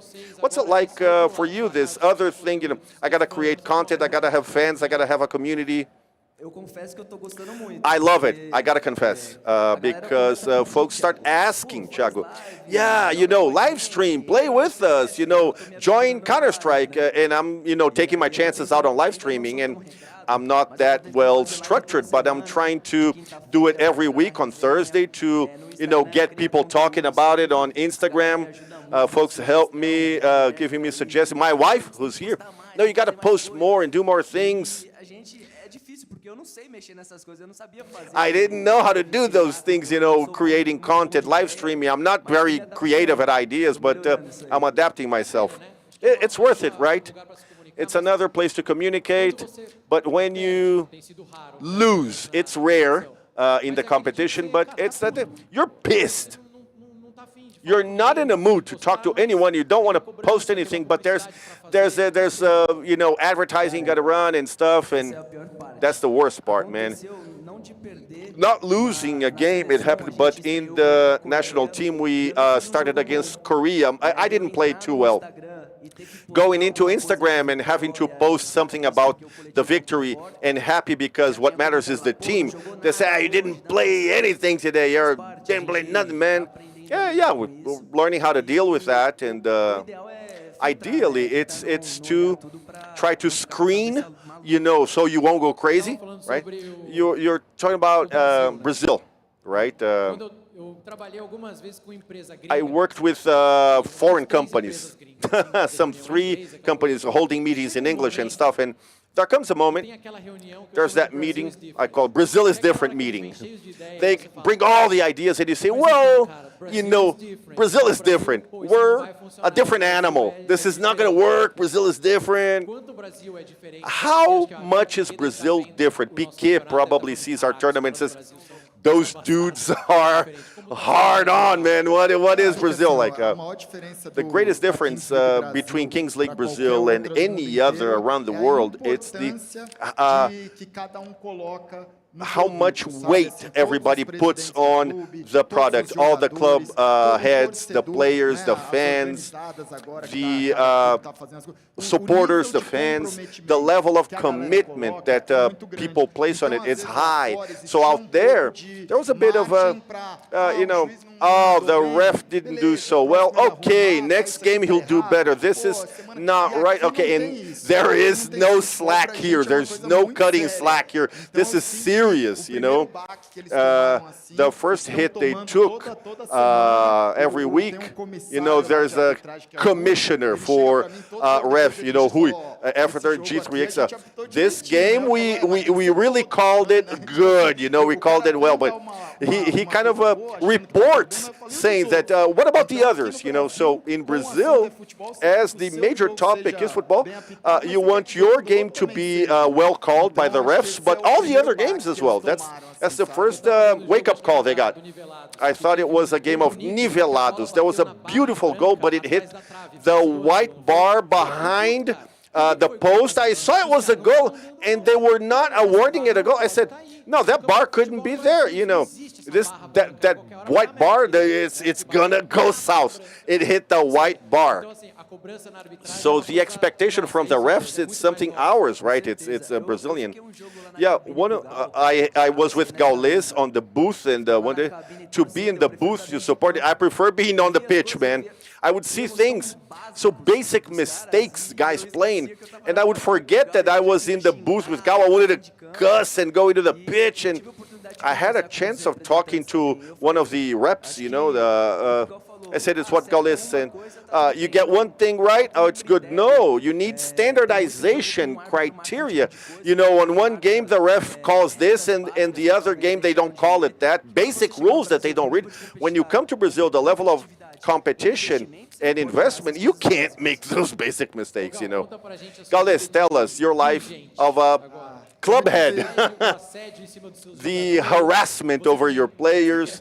Maybe you want to buy something, somebody. What is your life as a manager? It's fun, you know. Folks say, oh, you were born for this. I said, you're right. You're right. It's something that I love, you know, competing. It's and Kings League it's an incredible product because when we announced, I said, you know, we're going to have something really special. To me, it's bigger than when we streamed the NBA, bigger than when we started broadcasting Formula One. Really, when I was going to announce that we were going to have G3X and we were going to go to the World Tournament of Clubs, I said it was going to be, to me, it was the biggest thing we had already done. And when I announced it, and folks said, is that it? Let's take it easy.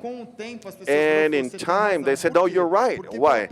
Because for the very first time, I said, I'm a streamer. I create content for the internet. I've got my community, and I love video games. So they brought, and soccer and football, they brought 3 or 4 things together that made all the sense in the world. Why?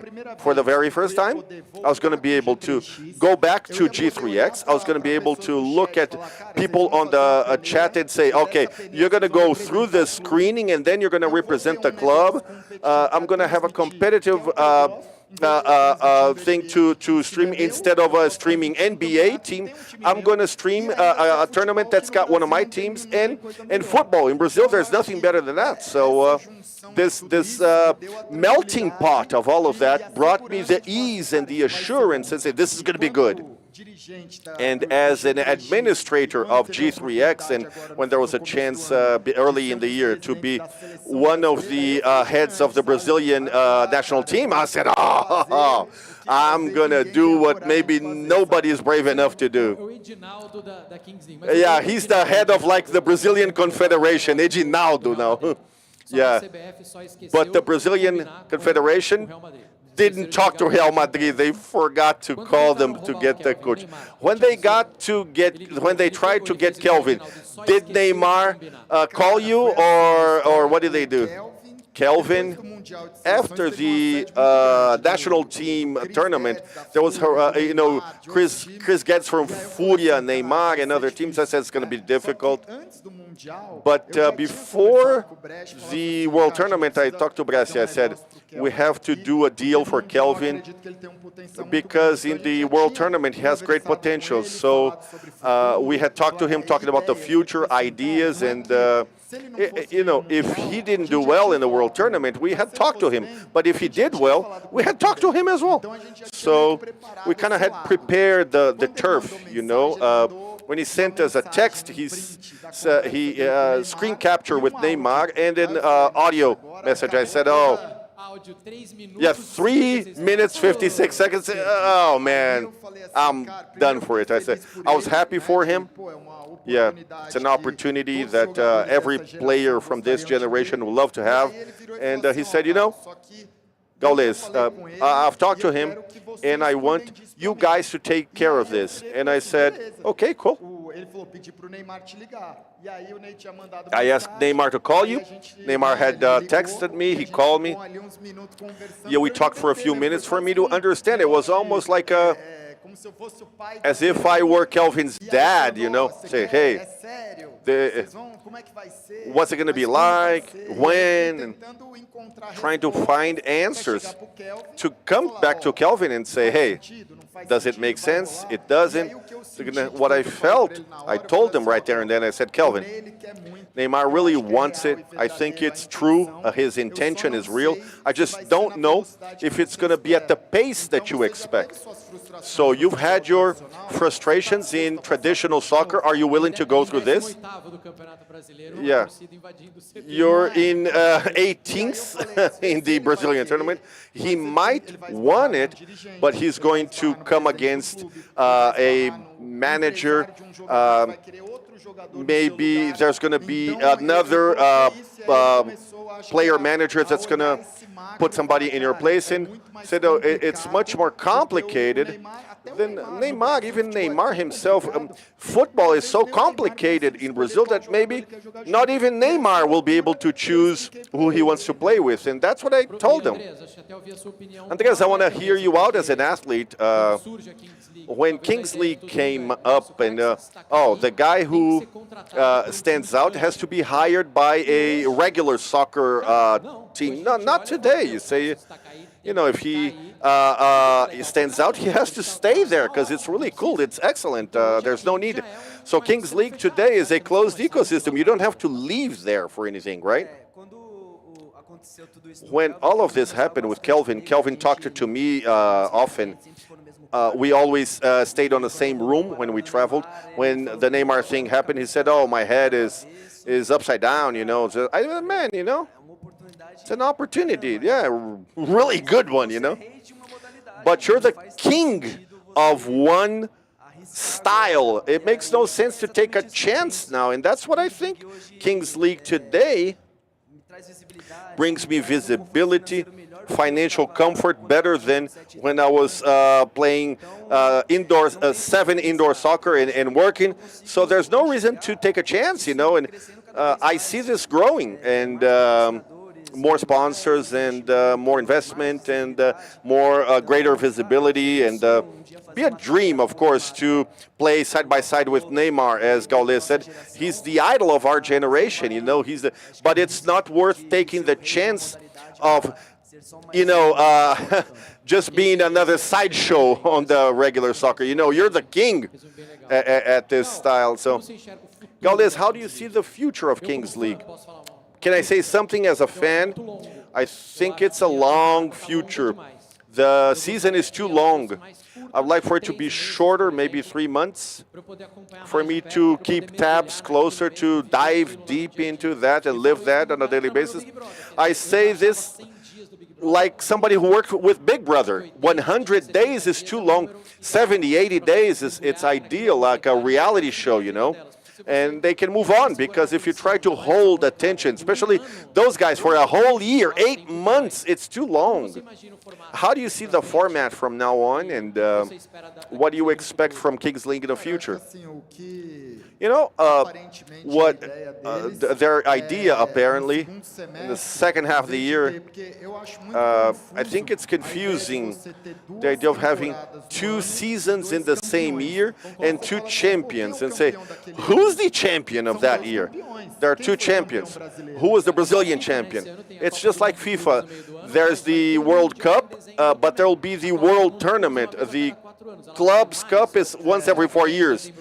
The guy who wins in December, 2 on the same year is confusing. So the first change they're going to make is to bring the second half of the year, and the first make one single thing.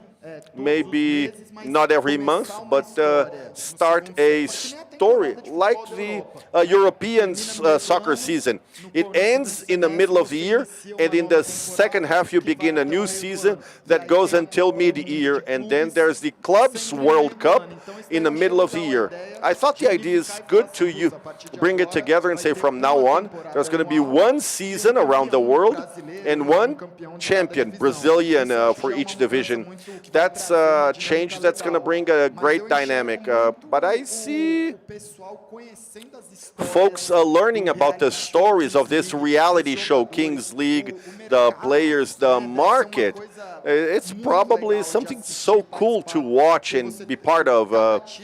Every team chooses 10 players from the draft, and from the next seasons on, you can buy players from the other team. So imagine the team that was way up there, maybe everybody's going to buy one of their players, and the team is going to be disassembled. So I think that's going to be, the next steps for Kings League Brazil, that we're going to live what folks from Europe have been living for 2 or 3 years. So I really look forward to this organizing of these seasons and the new dynamics that are going to take place. Andreas, what do you see for the future? It's what Gaules said. With that change, I think it's cooler, easier to really enjoy the victory. If you're the season champion, and then there's another second season that change is going to make it really cool. And different than you, Thiago, I think that it's going to, more teams are going to join. There are 2 positions. I can see almost an MLS. 13, 14, 20 teams, one single division, and the tournament being longer. The plan was starting in October, go until February, and then you play the World Tournament. Gaules, it's almost over. We have to ask you about the penalty kicks tomorrow. The journey of the penalty kick. It was a situation, like I was, just having fun with Thiago saying, you probably don't remember, but the first experience we shared was when I was working, and there was an indoor soccer from the company, and folks from Globo Esporte TV show came for a story. The folks from the tribe remember the story, and Thiago Leifert was analyzing that, challenging. It's about kicking penalty kicks. It says, there was only one Brazilian who managed to do it similar. It was me. So I come from that world, from soccer a bit. And when there were the penalty kicks from Kings League for national teams and the club's tournament, I was still big. So I said, I'm going to try to kick these balls really powerfully and choose a place. And that's the story of the lottery kind of kick, When you come to Kings League Brazil and I say, there's going to be, we're going to kick it more regularly, I have to practice. I have to do something just like Kelvin, I'm not Kelvin, but there's a way that you can kick a penalty kick that's better than a lottery kick. And so I said, I'll do that. And it's just a tragedy, man. Come on, Gaules. Andres has been watching. I think I caught more than 50 balls that hit the wall and went to the back. He's practicing a lot, and in practice, he's making the best results. I support Gaules continue practicing and improve the model, because it's difficult for the keeper. The keeper is expecting from any head of club, say, I'm going to stay in the middle. He's not going to kick so well. He's not going to kick it so powerfully. And the way that Gaules is practicing, if the keeper stays in the middle, he sees the keeper's in the middle. If he gets, the right side, it's very difficult for the keeper to catch.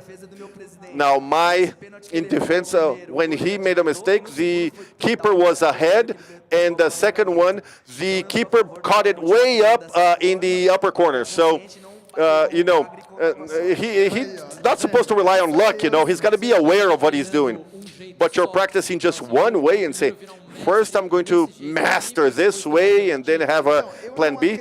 I don't believe in this thing that penalty kick is a lottery. No, penalty kick is just like a free throw in basketball. The difference is that there's another party, the goalkeeper.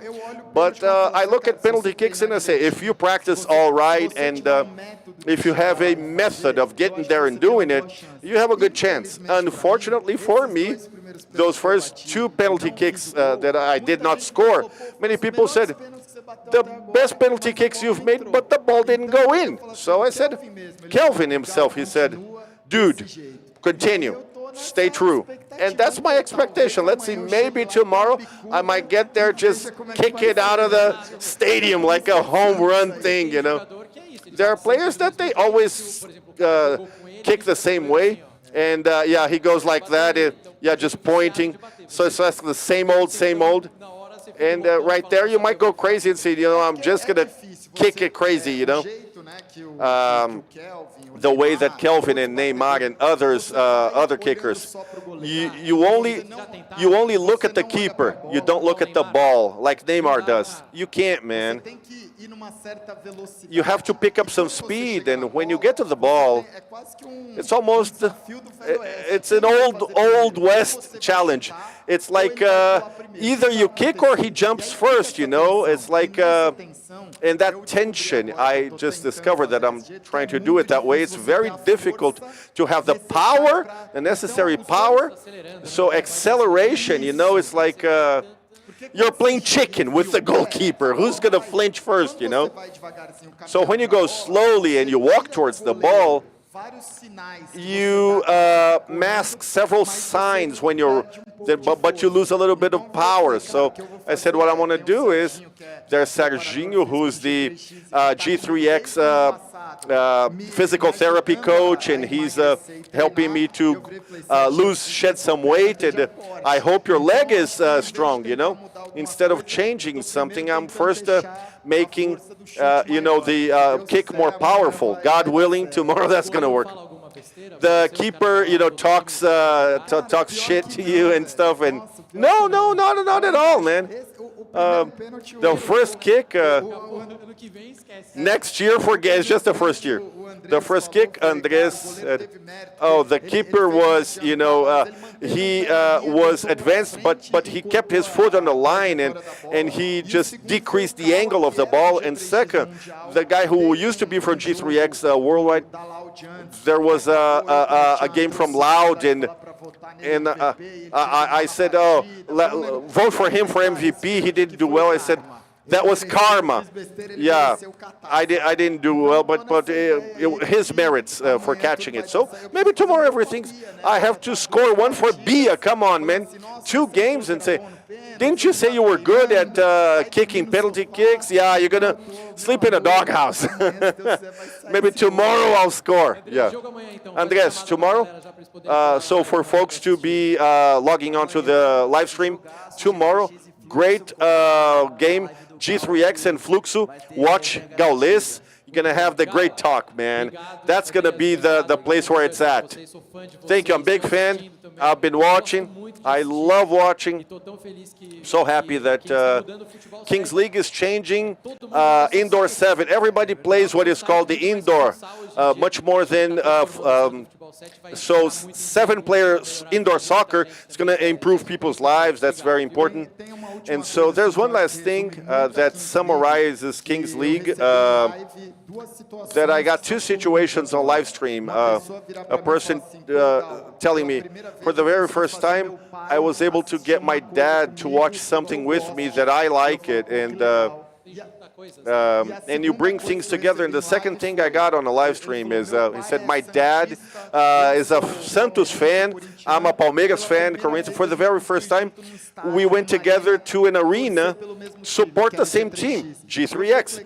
I said, man, this is beautiful, you know? It's like you said, you know, the Corinthians fan along with the Palmeiras fan, you know, to watch Kings League. And so that's what it represents, the idea that Brazilians can watch a football product without being afraid of which jersey they're wearing, what team they're supporting, what's happened to their safety even. personal safety. So that's what we should value the most in Kings League. So Sunday, there's going to be another panel about Kings League at Gamescom. Just look at the app, you'll see. Tomorrow there's a game. Thank you so much, everyone. All right. Real pleasure. Yeah, that's it. Gaules, Andrés, thank you. What an incredible panel. Thank you all, Thiago, Gaules, Andrés, for the fabulous presentation. Thank you. So, oh, there's a picture going on. Okay, great. Let's bear in mind we still have more things coming up. Thank you for being part of this fabulous panel. G3X, that they shined so much for many years. Thank you, my friends. And now there are more things, right? More content. We're going to bring right now our dear friends from IGN. Please welcome them. Big round of applause. Matheus, Mari, IGN. You've got this. E aí? Alô? E aí, gente? Boa noite. What's up, guys? Good evening. E aí, gente, tudo bom? Eu sou a Marinelli. Hi, I'm Marinelli, and I have Matheus here with us. Hi, everyone at Gamescom Latam 2025. We now have a quiz. Chegamos num bom momento. People are going crazy here. Wow, this is perfect timing. Yes, and we do have a quiz for you. If you're lining up, you can be a part of it too. Why not? This is our Pixelated quiz. If anyone is up, if anyone's game, you can come on stage. Great, we've got somebody here. Awesome. What's your name? Guilherme. Guilherme. Guilherme do quê? Guilherme Toscano. Você veio de qual Guilherme caravana, Toscano. pai? Eu vim da caravana de Goiânia. Goiânia? I'm coming from Goiânia. Wow, he's coming from far away. Moro em Goiânia. But do you live here? Yes, I live in Goiânia, and I came to Gamescom. Are you having fun? Yes, it's amazing. Were you here last year? No, it's my first time. 10 out of 10. Superada. Coisa linda. Vamos nessa. Explica aí pra gente, Mari. Ó, já So what's this quiz about? Hold on, we're going to have more volunteers. But tell us about it, Marinelli. What's your name? Jesse. Where are you traveling from? Brasilia. We're neighbors. Oh wow, we're going to have a regional battle here. Maybe they flew here on the same plane. Nice. All right, so now we have our Pixelated challenge. We're going to be showing pictures of video game characters, and you have to guess who they are, and it's not going to be that easy. We're going to have pixelated images. And please don't cheat. All right. Para o ímpar aí, ó. Para o ímpar aí, ó. Para o ímpar. Quem levou? Quem ganhou? Você? Então já começa aqui. Coisa linda. Você pode começar, então. Vambora pro nosso primeiro personagem. Errou, passa, tá? Errou, passa, pai. Você tem 10 segundos. You've got 10 seconds. 10. 10. 9. 9. 8. 8. 7. Ele falou é o Steve. Steve. É o Steve. Is it Steve? Não é. No. Não é Steve. Então passou pro Guilherme. Guilherme Toscano, quem que é? Guilherme Toscano, who's that? Chun-Li. Será que é Chun-Li? Chun-Li, rapaziada. Is it Chun-Li? É a Chun-Li. Yes, right on. Faz a pose da Chun-Li aí, Toscano. You gotta pose as Chun-Li, you know, like, Coisa linda. Beautiful. Tem chance. Não, 1-0. Yeah, you're only down by 1, you know, you're still... Exato. Vamos lá. Here we go. Guilherme Toscano. Guilherme Toscano. 10. Esse não tá fácil não, viu? 9. Vocês sabem aí na plateia quem que é? 8. A Bruna sabe, né, a Bruna? 7. Eu sabe. 6. 6. 5. A plateia 5. sabe, mano. A mina ali, ó. The audience knows, man. Yeah, if you wanna kind of cheat and... yeah, time's up. Guilherme. Pensa bem, paizão. Yeah. Eu não sei, mas acho Easy que ele não sabe peasy. também. I don't know, but I don't think he knows. Eu acho que é o Banjo do Banjo-Kazooie. Banjo. Do Banjo-Kazooie. Você tá Banjo-Kazooie. completamente errado. You're totally off. Nope. É contigo. É You're a chance up. do empate. That's the chance to tie. Princesa Peach. Princess Peach. Não é a Princesa Peach. Not Princess Quem da Peach. plateia quer falar? Alguém na Anybody vem wants aqui to? você, ó. You from the audience. Calma aí. Vem cá. Vem cá.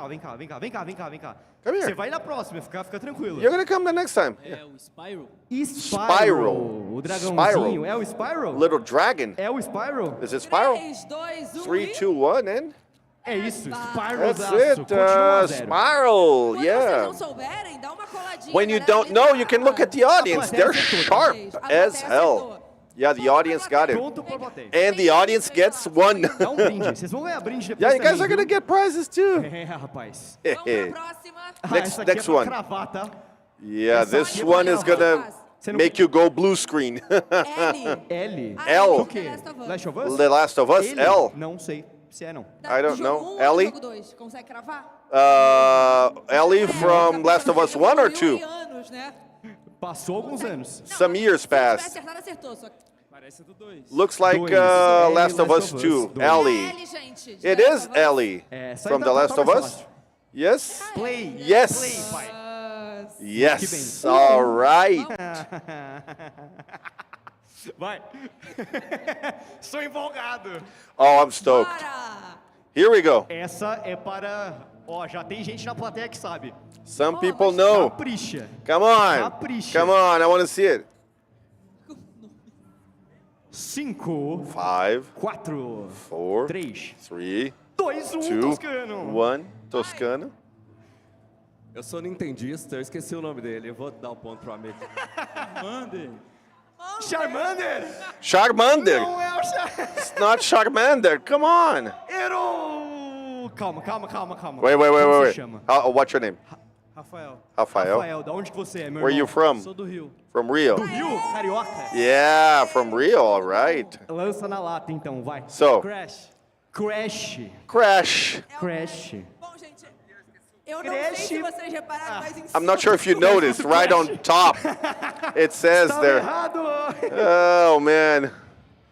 Bom demais. Oh, this is Parece so que good. nossa produção deixou o nome ali. Yeah, they left the Quiseram name passar up perto there. mais, Mariana Neri. Yeah, they're drilling holes in our boat. Perfeito, vamos nessa. Quanto que tá isso aqui? 1 a 1 ainda, né? This is tied. This is tied. Uma pra cada, pra poder fechar One for o ciclo. each, just to round it up.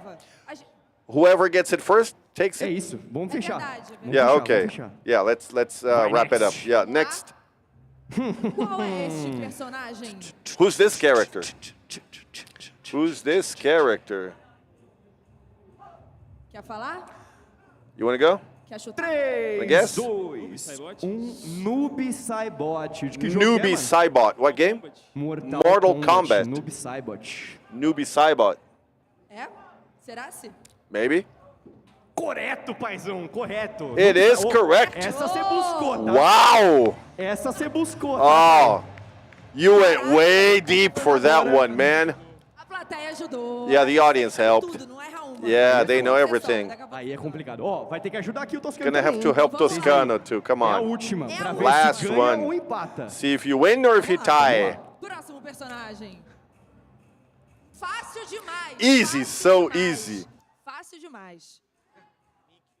É um exclusivo. Até agora. 3, No futuro a gente 2, 3, 2, é o nome 1. do personagem, tá? Name of the character. Não é o do jogo. Not the game. É lógico que tem. Tem que falar o nome do personagem. Yeah, name of the 3, character. 2, 3, 2, 1. Vai. Go. Eu acho que é Master Chief. Master Chief. Master Chief do Halo. From cravada, Halo. Pai, você puxou também, hein? Yeah. Impossível conseguir premiar Impossible to award just one because both are top notch. Thank you for joining us. Thank you, Gui. Thank you. Vem você, vem você. Vem mais duas pessoas, vem você também. Two more Vem people você, up vem here. Você, vem você, vem você. Vem você. Você tá empolgadaço na plateia, eu quero ver aqui em cima, hein? E aí, tudo bom? Qual é o seu nome? Meu nome é Matheus. What's your name? Mateus? Where'd you come from? São Paulo? I'm from the outskirts, Carapicuíba, the metropolitan Acho que area. não tem. Tô ali em Osasco, tamo do lado, pai. Yeah, we're right next E to eu you estou there. aqui com And que Rafael. veio de onde? Where you come from? São Paulo. São mesmo. Paulo. Essa cidade é boa, For São real. Paulo mesmo. This is a good city. São Paulo for real. Vai acertar aqui. Esse é o meu medo dos personagens que tá aqui agora eu errar tudo. I'm afraid that you're gonna get some harder characters now. Aqui, Yeah, I look at my cheat sheet here. Isso, vai ser no para o ímpar. Yeah, it's gonna be rock, paper, scissors kind of thing. Yeah. Ímpar. Par.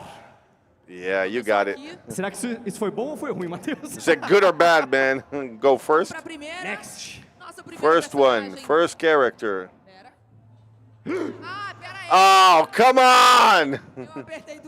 I clicked it twice. Vai pro próximo. Next. Ué, é que eu apertei e não tá indo. Caiu. Agora eu tô com medo de apertar de novo e... I clicked it didn't go. Foi. Agora foi. Tá fácil, é o Geraldo de Rivia do Bruxeiro 3. That's Geralt from Qual é o jogo? Geralt of Rivia, Witcher 3. Geraldão da massa. Big old Gerald. Inconfundível, né? There's no way to miss it. Será que é o Geraldão da massa? Is it Big old Geralt? É o homem. The man. The legend. Ponto pra você. Mateus, A próxima 1-0. também, vai. Next Vamos is manter ali um ok aqui. Yeah, it's an okay. Geraldaço era fácil. Easy. Yeah, Esse that não one é was difícil easy. não, This tá? is not hard. Fácil? Easy. Fácil. Yeah, he Eu não knows. vou nem dar o tempo, então vem cá. Come on. Baioneta, é a Baioneta, do jogo Baioneta. Baioneta do jogo Baioneta. From Bayonetta game. Bayonetta from the Baioneta, pessoal? Is it Bayonetta? No. Não. Nope. Não. Não é. A Yes. mocinha ali falou que é, ó. Girl there said it is. É ou não é? O Is bigode it? ali. É? Mr. Mustache? Vai na fé. E esse aqui, é? Vai Yeah. tranquilo. Yeah. Baioneta. It is. Ei, 1-1, paz. Yeah, we're tied. And we're tied. Congrats. Vambora agora Next. contigo, Matheus. Tá desafiante isso aqui. Que Mateus. personagem é esse? Who's this? Eu achei que ficou muito fácil porque já é pixelado. It's easy because the character is pixel art already. Eu acho que é o Creeper, mas eu não tenho certeza. Creeper? Not sure. Esse é tão fácil. This is so que até easy. tem uma pegadinha no próximo slide, There's vocês vão ver. actually a catch. Não. Next slide. And Tá escrito baioneta. it says Bayonetta. No. Ó, Okay. o próximo para fazer jus aqui Next no amigo one Rafael, to be fair. Também é tranquilo. Também é Yes. tranquilo. Easy going. E eu vou ser... É um jogo, Yeah. mas eu vou... Clash of te dar uma Titans ajuda here. aqui. É meu jogo favorito. My favorite game. Não ajudou em nada, né, Rafael? Didn't help you, right? Me conheça You melhor. should know Por Bianese favor. and his favorite game for real.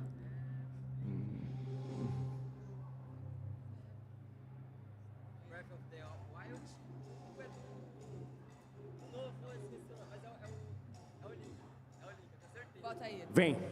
Come here. Fala aí pra galera. Do Breath of the Wild. O Link do Zelda Breath of the Wild. From Zelda Breath of the Wild. Is it Link? Tá lá, tá lá. There we Tranquilo. go. Tranquilo. Easy peasy. É, This is from Tears of Kingdom. é tranquilo, tranquilo. Yeah, all right. Agora, ó. But the mais uma character pra cada, is tá? correct, Mais yeah. uma pra cada. E One os more dois são for each. acessíveis, acessíveis. Yeah. Vambora então. É parte da nossa infância, já vou dar Yeah, a dica. stuff from our childhood, you know? É aquele personagem de fogo do joguinho The da menina do fogo e da água. fire character from the Fire and Water de game? fogo do joguinho The da menina fire embaixo da character água. from the game of Fire and Clique jogos. Click É, games. A galera tá falando que não. Você They're saying errou. no. Errou. Do you know who it Todo mundo is? sabe aí. Everybody Mas knows? calma que agora ainda No. tem... Come on. Você tem uma chance. Mateus não sabe. Mateus então, does Rafa, not tem know. uma chance. Rafa? você. Você tem uma chance. E se você acertar agora, eu If te you digo get que it você right, praticamente I'll tell you ganhou. that you're basically Praticamente. done. You've 5, 5, 4, 4, 3. 3. É a galinha do Stardew Valley? A galinha do Stardew Valley. Chicken É a from galinha? Stardew Valley? Não é a galinha. Is it the não É a chicken? galinha. No, not the chicken. If you know it, Pega você aqui, ó, do Bucket Hat. Buckethead. Como você chama, meu irmão? What's your name? Adrian. Adrian. Adrian. É o Carl Johnson, CJ. That's Carl CJ's. Johnson, CJ. CJ. Que é o CJ? Is it GTA? CJ from Vamos ver? Grand Theft Auto? É o CJ. That's him, Que isso, CJ. família? CJ Zaço. CJ. Big O. Se ele CJ. acertar, ainda dá pra ganhar. Now, if you get it right, Vamos lá. you win. Reza pra ele errar, hein? Pray Se for ela him tá to. empatado mesmo, é um abraço. Yeah, because if he gets it. Dun dun dun dun. Bom, se o Rafael não souber... If Rafael does not know it, it'll come to Mateus. Essa tem uma pegadinhazinha. There's a gostosa, catch. tá? Você acha que é quem? Who do you think it Franklin is? do GTA V.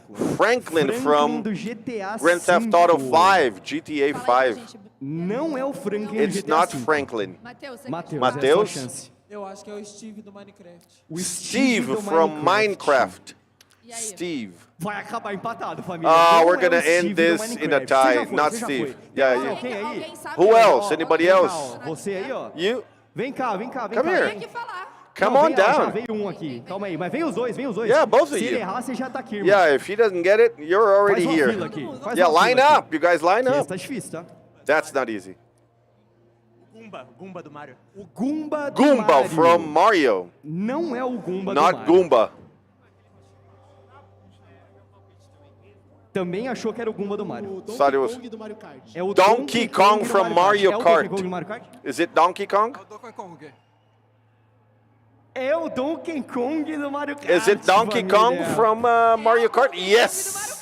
Era uma pegadinha Donkey safada, Kong. tá? That was Safada. a sly one.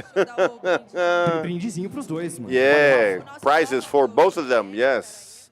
Our IGN pin. Precisamos de mais dois, né? Muito. Yeah. Mais dois. Mais Two more, dois. two more. Vem, pode vir. Yeah, Pode come vir on. você também. And you can Cola come aí. too. Venha.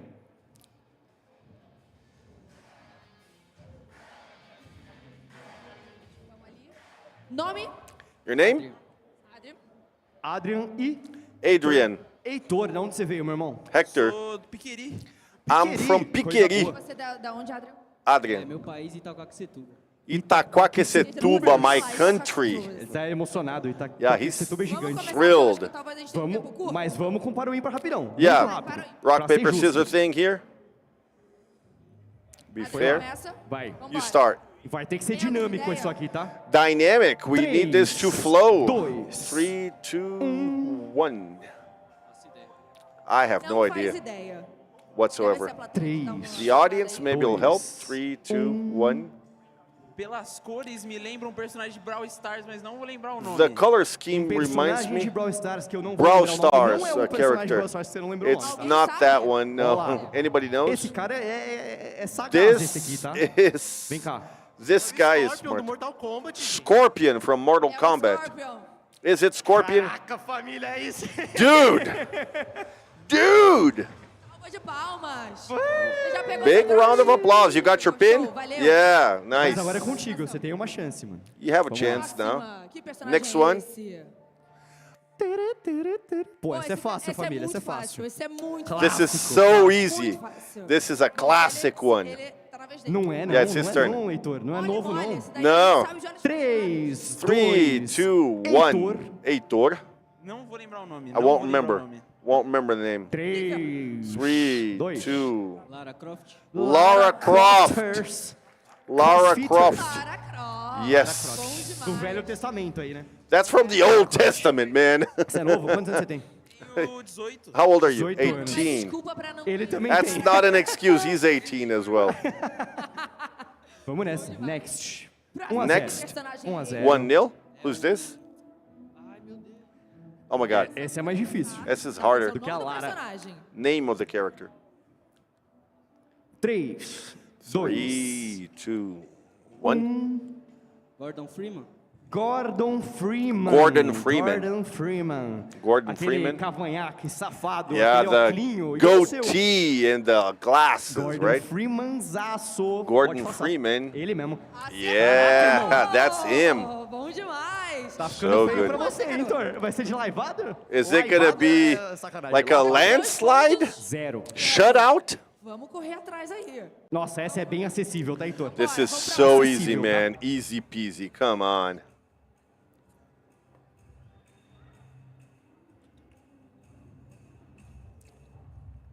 Três, 2, 3, 2.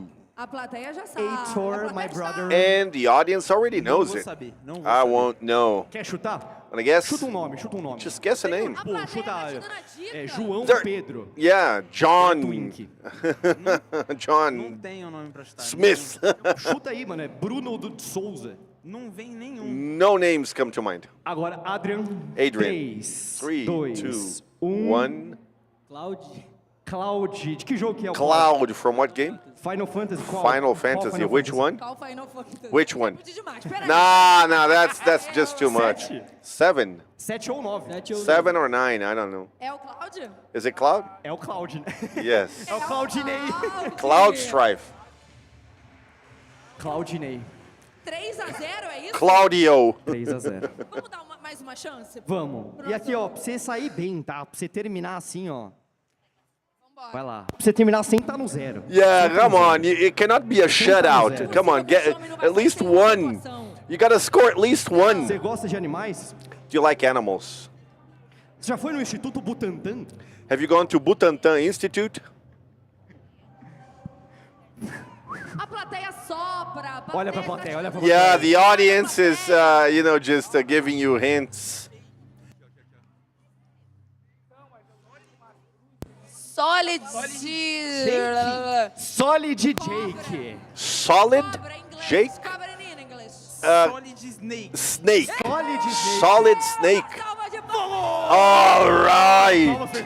Big round of applause, Heitor. Ele conseguiu um ponto. Ele conseguiu, mano. Vai ganhar a brinde. At least he scored one, man. Você ganhou honra, mas Thank você you. ganhou pouco. Yeah, it's an honorable defeat. Tá linda. Thank you. Boa, galera, mandou That is beautiful. Oh, this is so good. O segundo quiz, assim, que os meninos tiveram aqui. Second quiz? Muito bem. Man, yeah, I want to be part of that. Yeah. Menos 3, assim. Menos. Yeah, I got a negative score. I'm kind of short-sighted, you know. I can't see it right, and you put it in pixels, it looks crazy. I want to see it right. Yeah, but they did so well. Yeah, I trust you guys did great. Everything was perfect. Wonderful. Thank you so much. You killed it. I love what IGN has been bringing to the Gamescom Latam stage. Thanks. We'll be seeing you again tomorrow. Now, we are nearing the end of our evening, but we still have a lot ahead of us. We're gonna have some very major folks here. You love them, so let's hear a round of applause. Well, you say the podcast, I say their names. All right. So lots of applause for the last panel for today at Gamescom Latam 2025. We have Flow Games with us. Thank you, Flow Games. We have Mikali and Sam. Please join us on stage because we're going to see a very interesting panel now. Flow Games is doing very good stuff. They always have international guests, and they are now coming on stage to show us a very surprise guest, a great surprise guest. I'm looking forward to seeing what they're going to say. Thank you so much for being here. We hope you enjoy it and enjoy our evening at Gamescom. Boa noite, galera. Hi. Tudo beleza? Good evening. Let's have a seat. Hi, Sam. Hi, Mikali. Hi, everyone. I'm so happy to be here. My name is Mikali. This is Sam, and today we'll be talking about Pokemon Go. Pokemon Go is iconic in this industry. It is a great example of an ongoing game, a game that was able to conquer a space like few have done before. It still remains relevant after a long time. We're gonna welcome two special folks on stage, and I'm sure many of you know them. So right after this, we're gonna switch to English because we have somebody from Pokemon Go with us who is from abroad, who's a foreigner. So please wear your headsets. You're gonna get the translation on your headsets. We thank the simultaneous interpreters who are going to do a great job today for us. So wear your headsets and please welcome on stage with a round of applause, Adam and Eric Araki. Eles vão chegando aqui pelo outro lado. They are about to join us. Great. Please come on stage.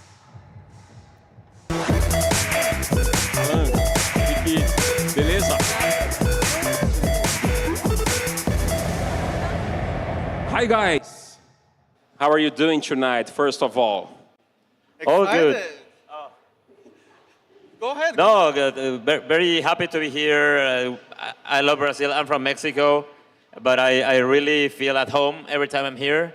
And thanks also to Eric, because he's our country manager here in Brazil, and he's doing such a great job that I just appear here and he does really all the hard work.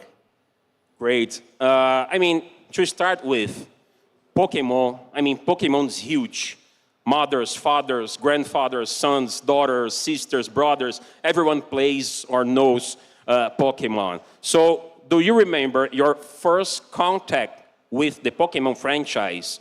Which game made you work or love this franchise? The first contact.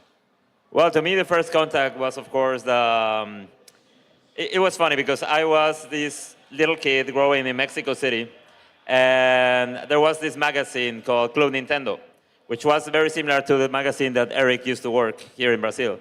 And I remember very clearly, I was like 11 years old, and it was a very small article about something that was happening in Japan. And it was called Pocket Monsters. And it was only an image of a balloon of a Pikachu. I didn't know it was called Pikachu, but I saw this yellow thing floating. And I remember it immediately caught my attention. I was like, what is this? I need to know more. It's just a little article, but I want to know more. And internet was barely starting. I'm talking about like 1997, 98.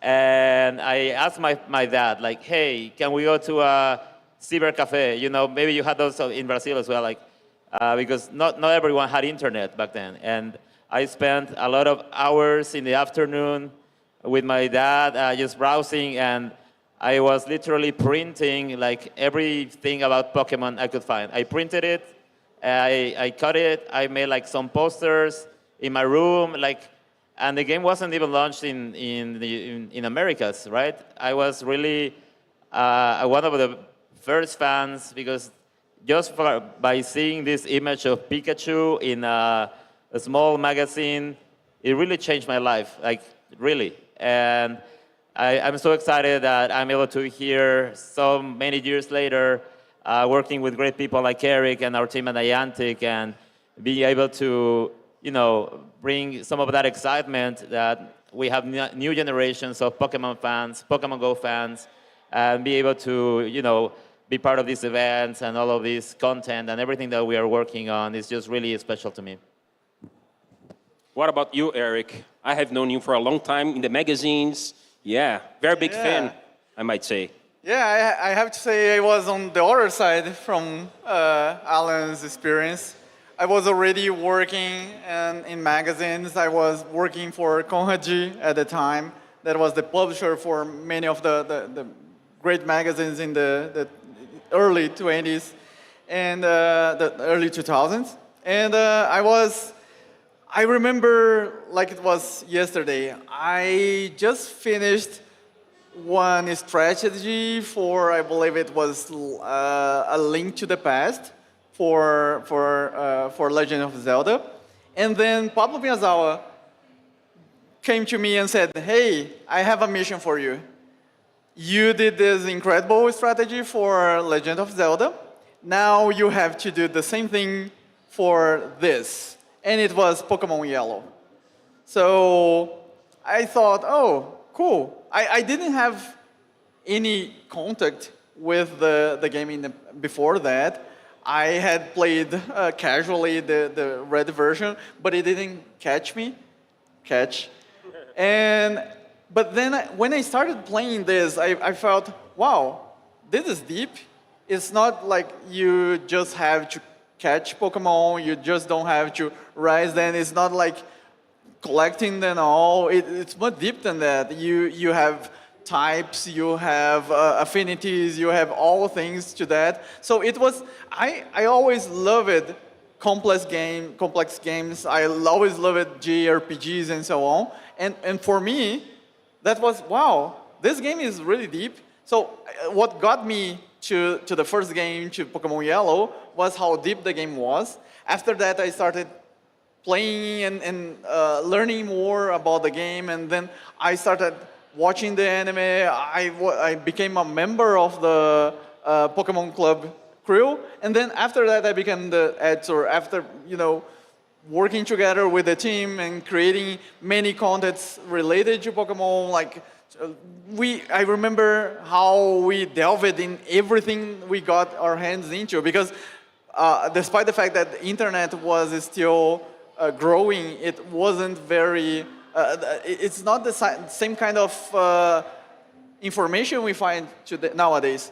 It was very crude. You didn't find many things regarding some subjects, and Pokemon was one of that. And we had to go to like Liberdade and buy all the Japanese magazines like Korokoro and so on to grab all the pieces of information to create this content for the magazines, and it was a great time. So yeah, I believe that's when something clicked. I started loving the franchise as it is, and seeing what it become all the way from the early 2000s until now is like an incredible thing. Seeing all the new generations, the cross generation, like the kids playing with the parents playing with their kids and so on. So yeah, it's a very powerful feeling and nostalgic.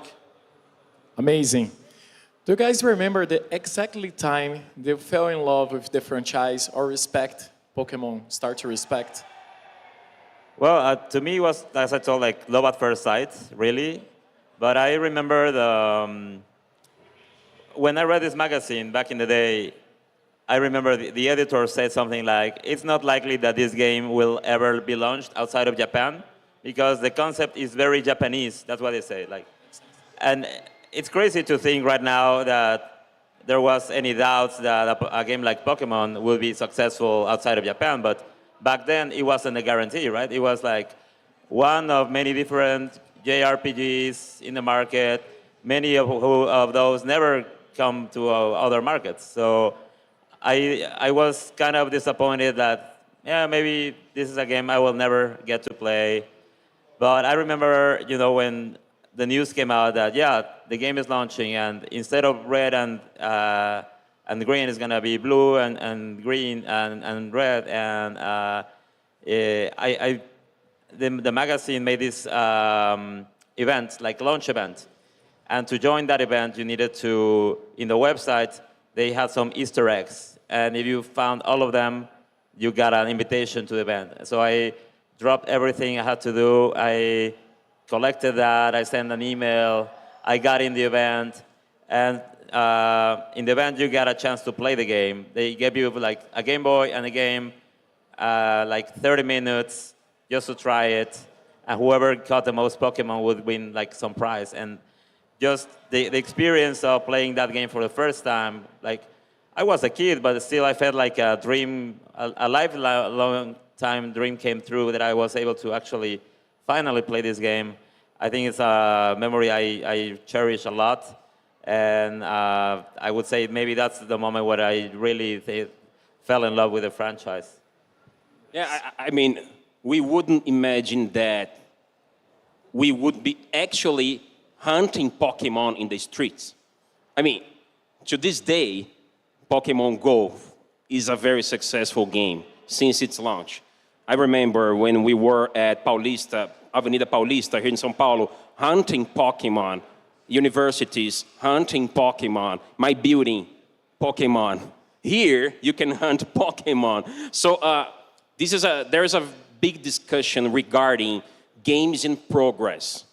Pokemon Go is a very good example of a very successful product game which was released and still, to this day, is getting new players and is maintaining its old players entertained. So what's the biggest challenge still nowadays, especially because we have a lot of games coming out, yeah? So what's the biggest challenge in keeping Pokemon Go relevant as it is? Well, I think even after all these years, I mean, Pokemon Go is going to turn 10 years next year. But even after all this time, there hasn't really been any other game that can do what Pokemon Go does, right? Like, just think of other game that can make an event in a park and draw thousands of players to play a video game in a park, right? Like, it doesn't happen outside of Pokemon Go. It's really unique. It was unique in 2016, and it's still unique to this day. And I think even after all this time, we have, I think, barely scratched the surface of the kind of experiences we can make. Because in 2016, we only had a mobile device and cellular connectivity and GPS. And over time, we're getting more and more technology, augmented reality, mixed reality, VR. So to me, the future is like open canvas, right? Right now, we play Pokemon Go as it is, but I imagine a future in 10 years, maybe 20 years. It's maybe going to be so integrated into smart glasses or other type of devices that's going to make it even like that promise we saw in the first trailer of Pokemon Go, right? Everyone in Times Square throwing Pokeballs at Mewtwo. That kind of emotion is still there, and there are still many ways that we can continue to tap on that, and that's what excites me so much about working here at Niantic and with Pokemon Go, because we have a really great team that is very, we are all fans, really fans. Michael Storanka is our senior director. He couldn't come here tonight, but he's like such an example of someone who, because he also started as a community member, he rose through the ranks, and he brings this perspective of a real fan. And that same is true for Eric or myself or many others that work at Niantic. And I think it's a really interesting thing to have such a fan-focused company working on a game that is endeared by so many people. And and the fact that we're in LATAM trying to make things happen. A lot of things, for example, right now in Gamescom, we have an in-game event. And you can get a special Pikachu that is right now only available here. And there are some goodies, yeah?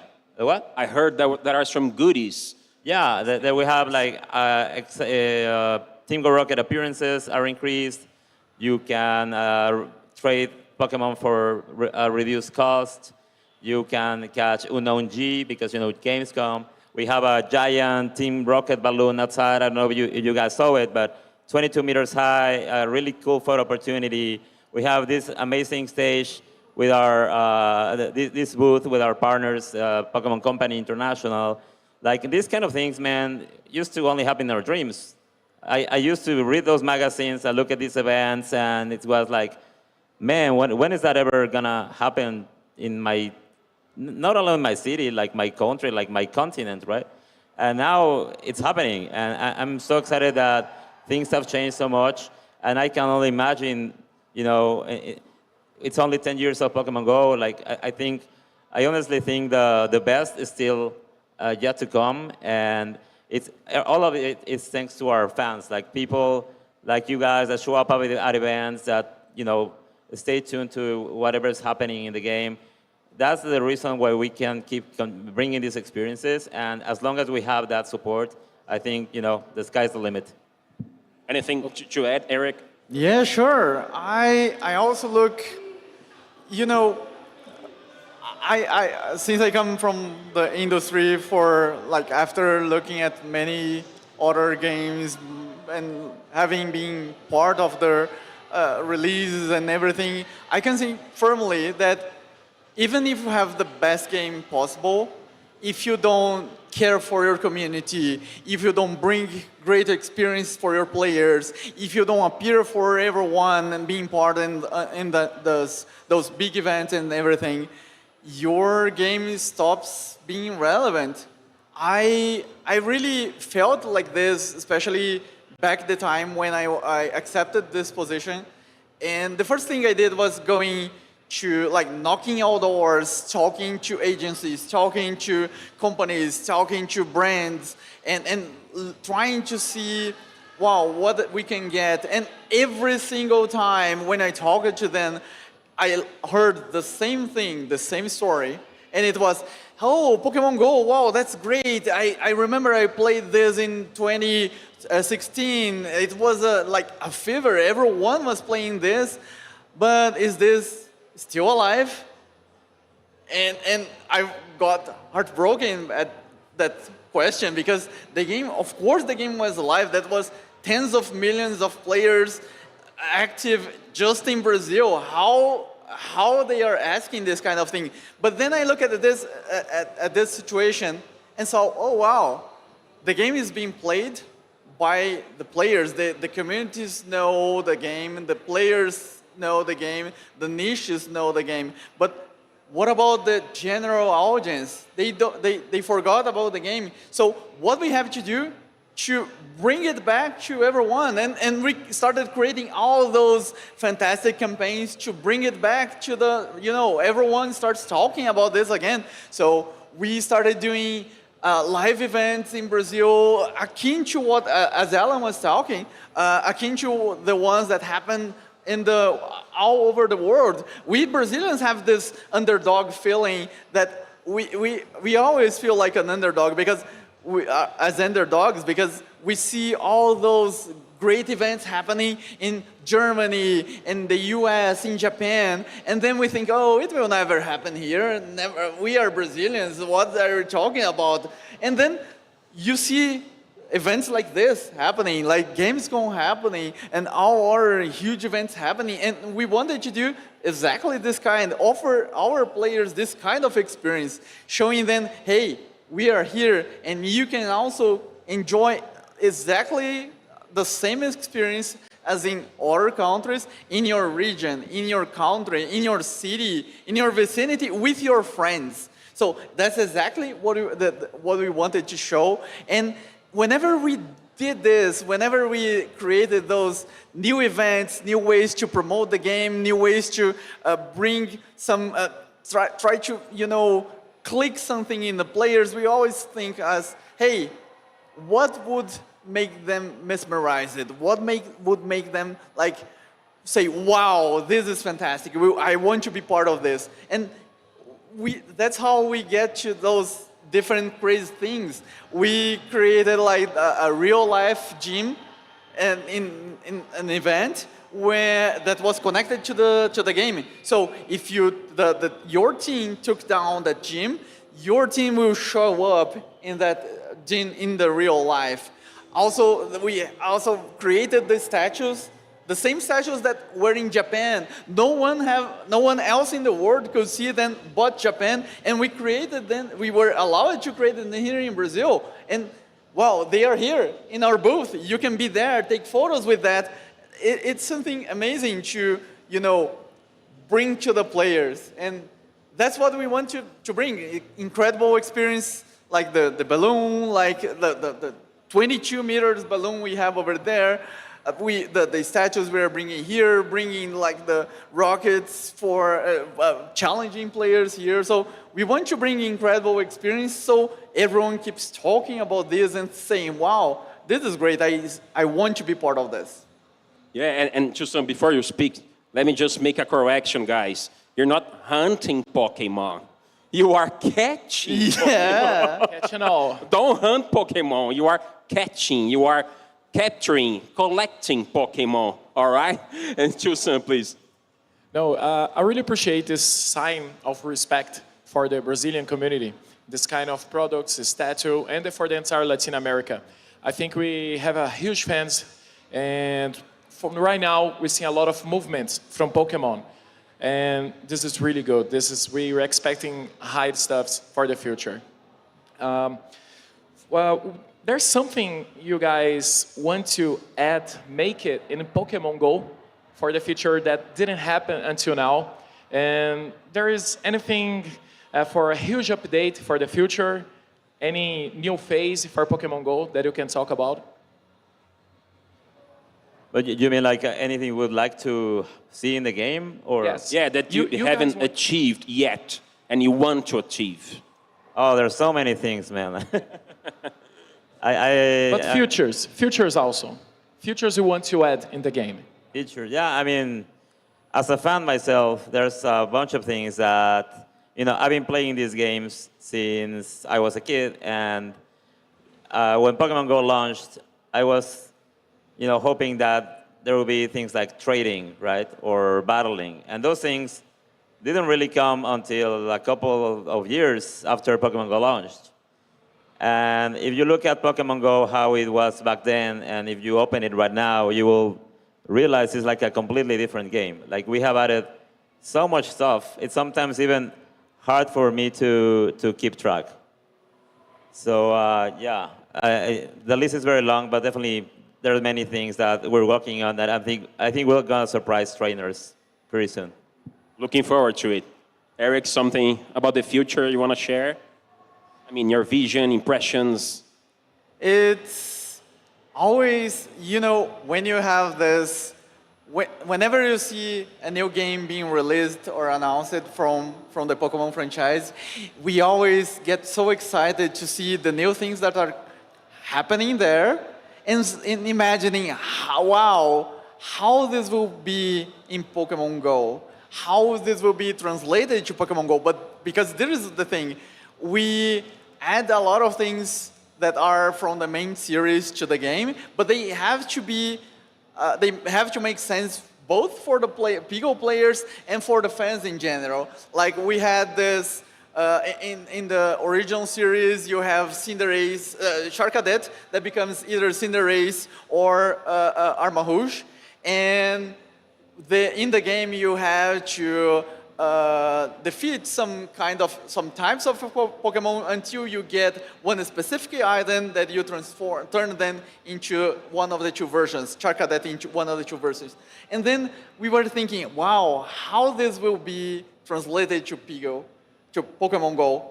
And that was amazing how when we saw this in the game, you have to defeat a given number of Pokemon in that specific types, so you can evolve it to the specific version. Was amazing. So or even other examples like, in the original games you have to for Farfetch'd to become a Surfetch'd, you have to hit like 30 critical hits. You don't have critical hits in Pokemon Go, but you have like the Jogadas Excelentes, the excellent trolls, that are kinda the critical hit for the game. So you have to hit a given number of critical hit of Jogadas Excelentes to get your Farfetch'd in Surfetch'd. So it always is an incredible, exercise for your imagination to imagine how this will be translated to Pokemon Go and how it will be great for the players. Nice. I think we can leave this question for the last one because it's a great one. Yeah. But I have another one for you guys, which is reinventing. Nowadays, I think Pokemon Go is a great example of, it's like a teaching, a lesson of a game that knows how to reinvent itself, especially nowadays. So what formula, what advice would you give, to developers, studios, or to any people who want to make a game and keep it rolling, being cool, being nice? How do you guys reinvent yourselves in your daily routine? What would you say to someone who would like to reinvent itself in a game or with any project? I would say just let your project grow and become what it becomes. Like not, sometimes creators are very focused on the vision and they're like, if it doesn't end up going how I imagined it to be, it's a failure. And a lot of times, even Pokemon Go, like if you compare with the original vision where we are right now, it has reinvented itself, like you put it, because we have listened to feedback, we have a big community.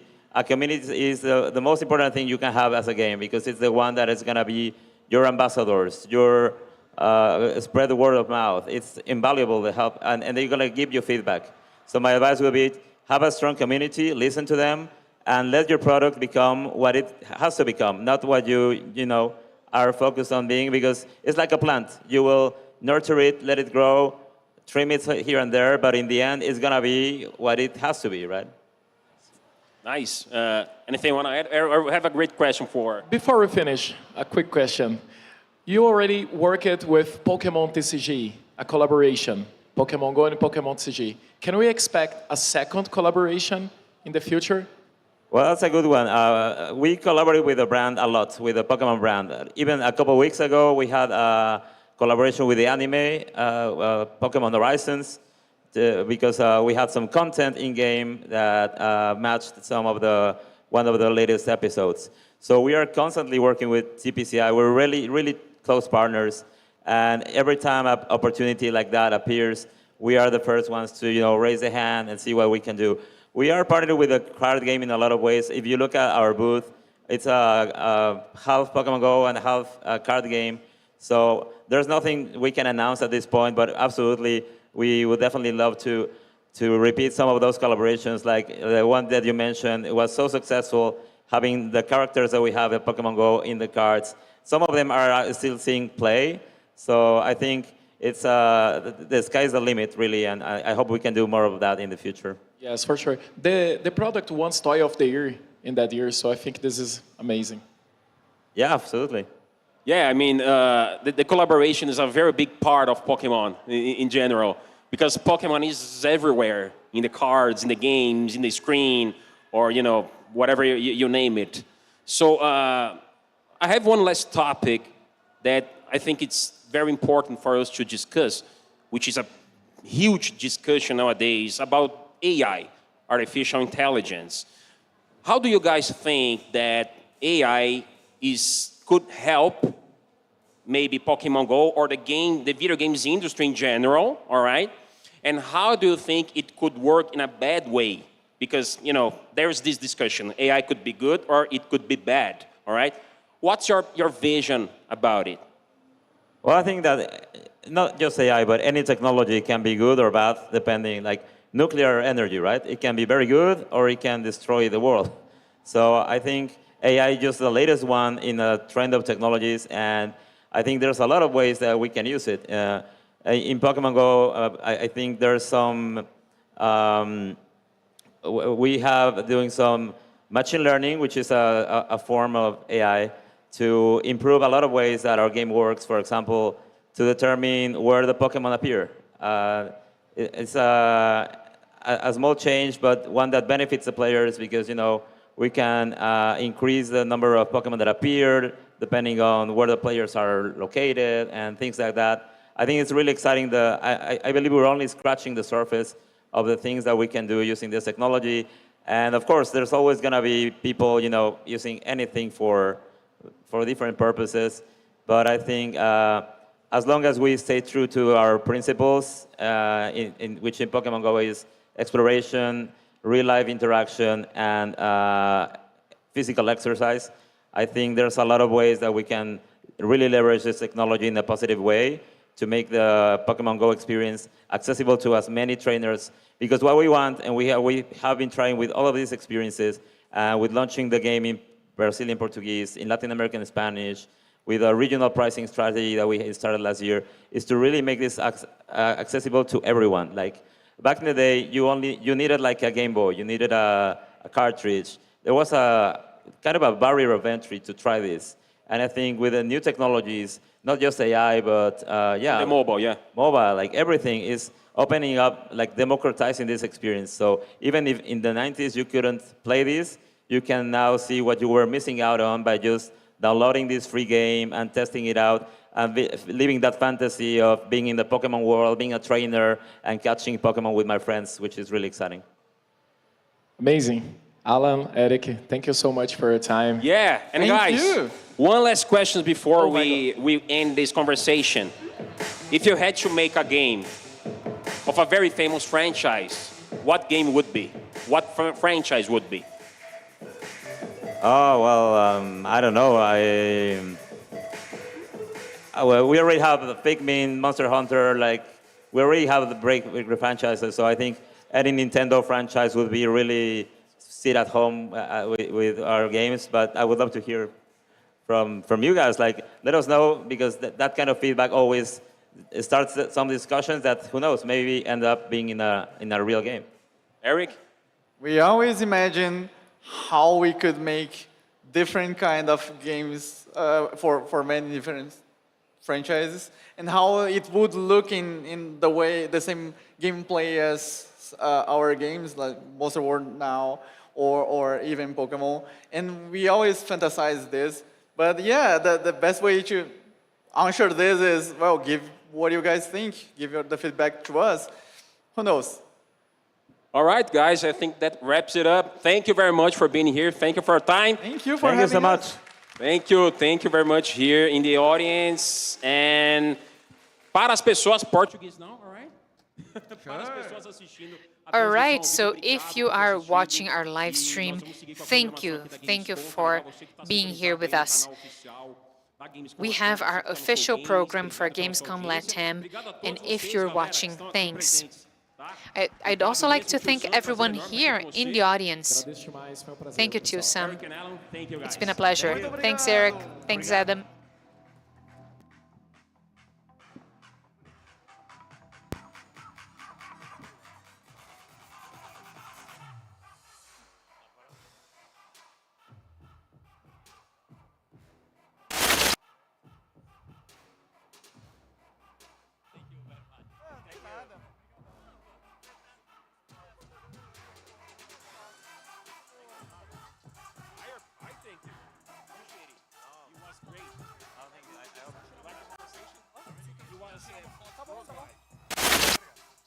Here and it was live show at YouTube. Yeah. Perfect.